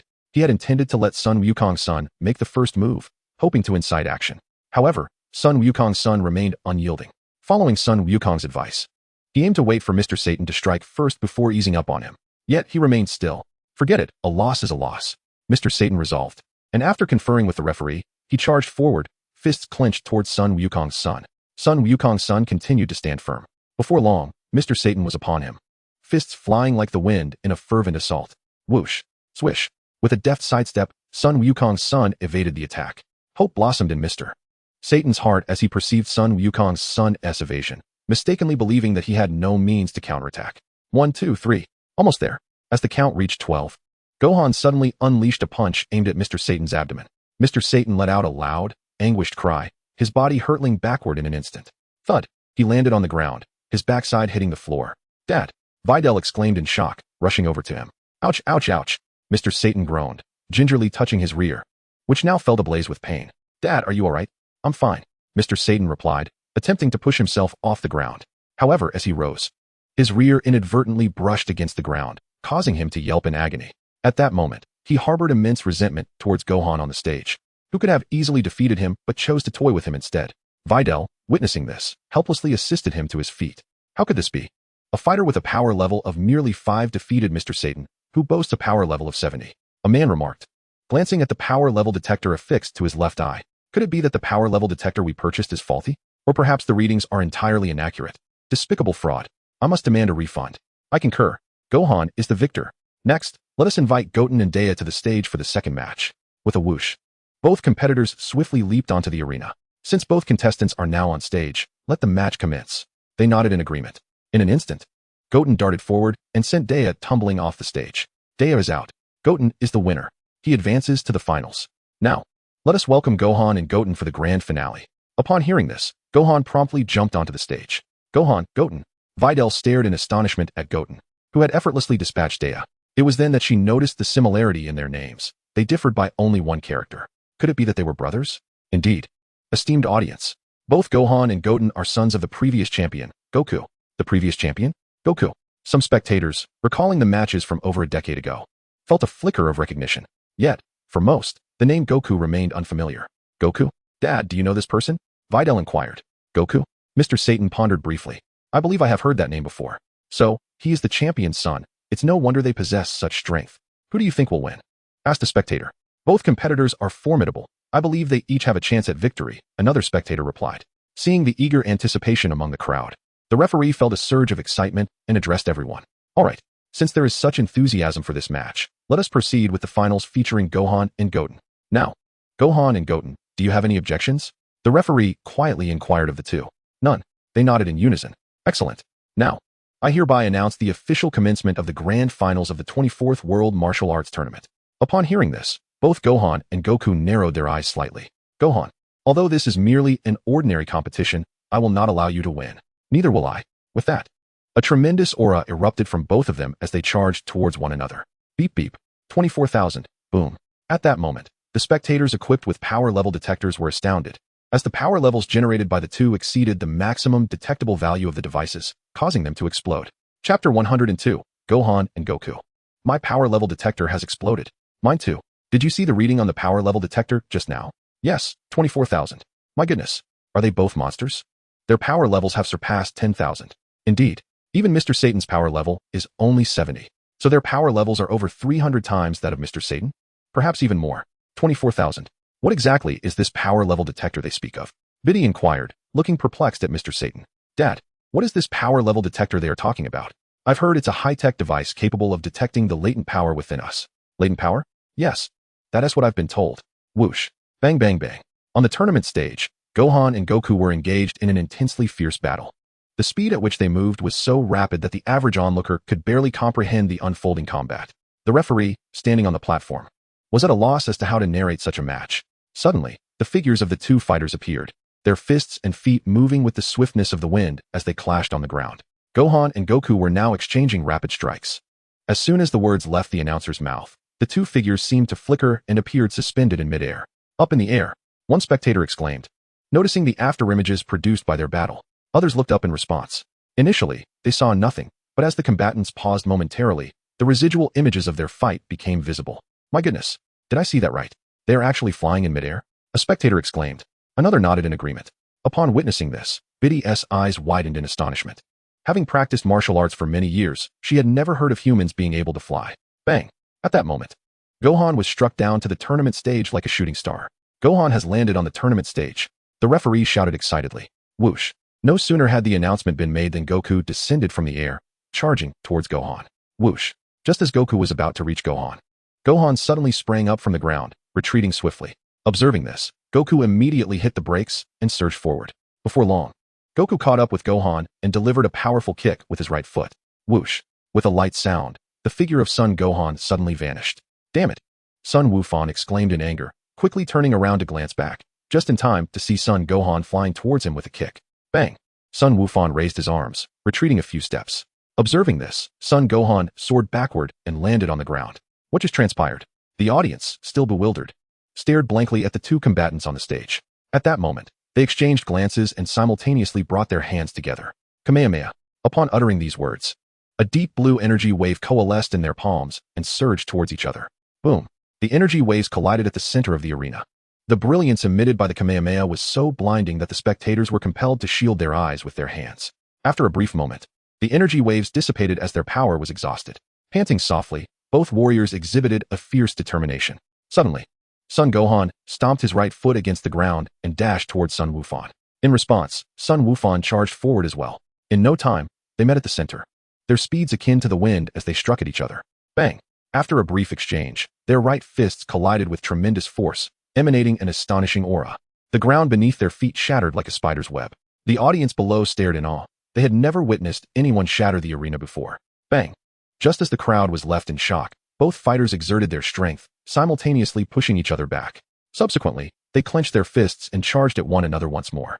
Whoosh! Bang bang bang! In an instant, they found themselves in front of each other, unleashing rapid attacks with fists and feet. Bang! With a tremendous impact, their right fists struck each other's faces simultaneously, causing their left cheeks to tilt back as they staggered a few steps. The audience erupted in cheers, captivated by the intensity of the battle. What remarkable young warriors! Regardless of who emerges victorious, I will support them. Ignoring the cheers from the crowd, the two ascended into the air. They're flying up into the sky. An elderly gentleman exclaimed in astonishment. Whoosh! At that moment, they halted at an altitude of several hundred meters above the arena. Huh! With a powerful shout, they both charged at each other.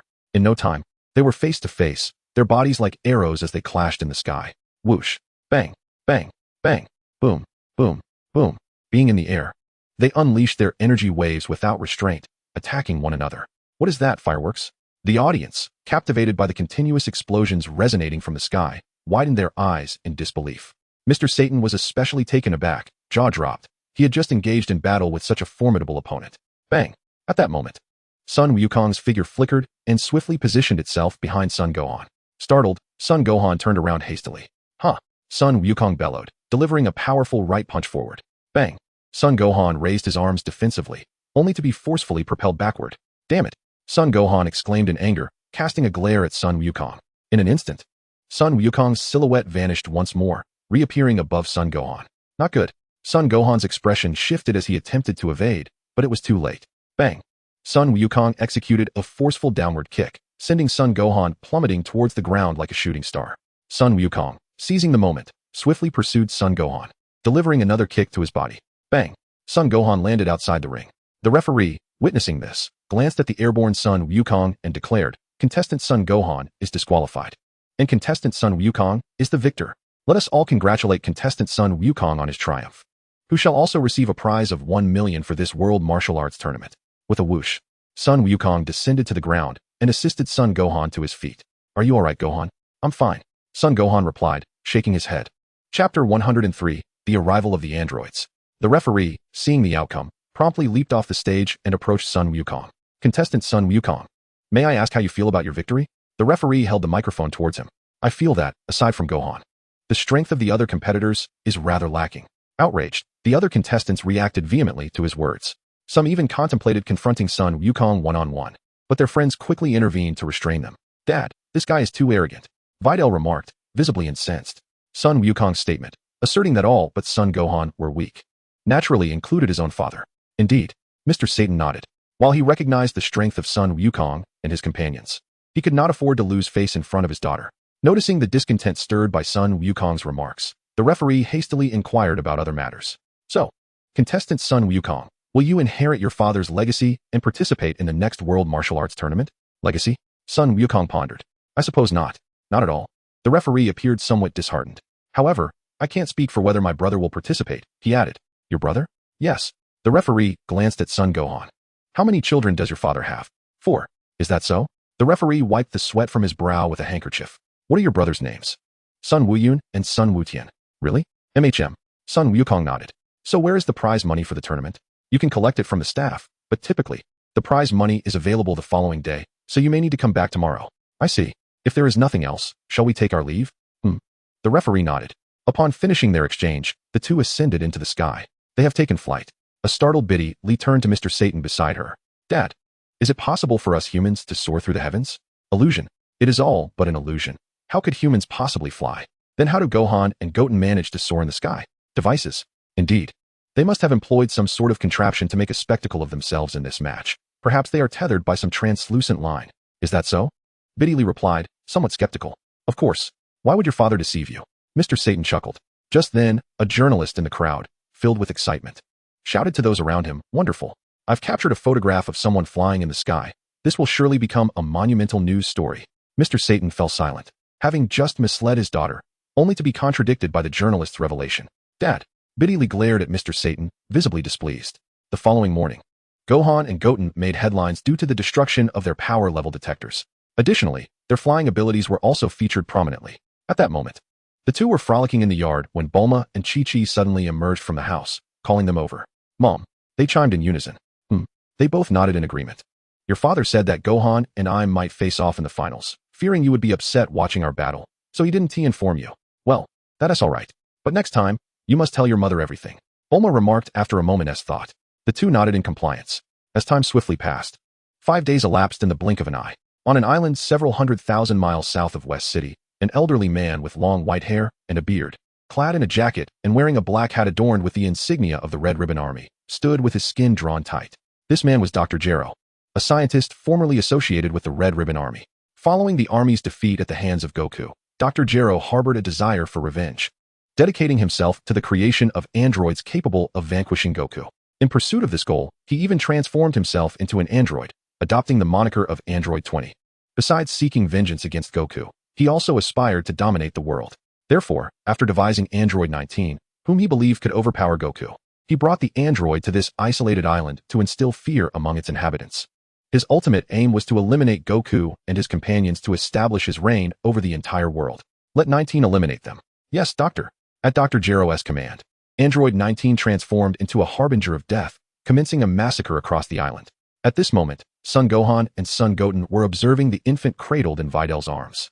This little baby was none other than the son of Videl and Vegeta, named Duralgas. Son Goten playfully poked Duralgas' cheek. "Videl auntie, is Uncle Vegeta still training?" inquired Son Gohan. "Indeed, that fellow is entirely consumed by his training. Even upon the birth of his son, he has only cast a few fleeting glances." "Is that so?" "And Gohan, is your father still training with the god of destruction?" "Yes. It seems that all Saiyans are alike, a veritable assembly of training fanatics. Son Gohan chuckled awkwardly, suddenly realizing that he and Son Goten also belonged to that lineage. In that moment, they noticed Krillin approaching. Uncle Krillin. Krillin nodded in acknowledgement. Uncle Krillin, what brings you here? Has something happened? Well, Goten, Gohan, this morning, an entire island's populace was slaughtered. The inhabitants of an island were slaughtered? Son Gohan exclaimed in shock. Yes, those two claim to be androids 19 and 20, and they seek vengeance against your father. Vengeance against Dad? They are the creations of the Red Ribbon Army that your father eradicated. The Red Ribbon Army? At that moment, Bulma emerged, having just finished watching the news that Krillin referenced. Krillin, that android who calls himself Android 20, seems to be none other than Dr. Gero himself.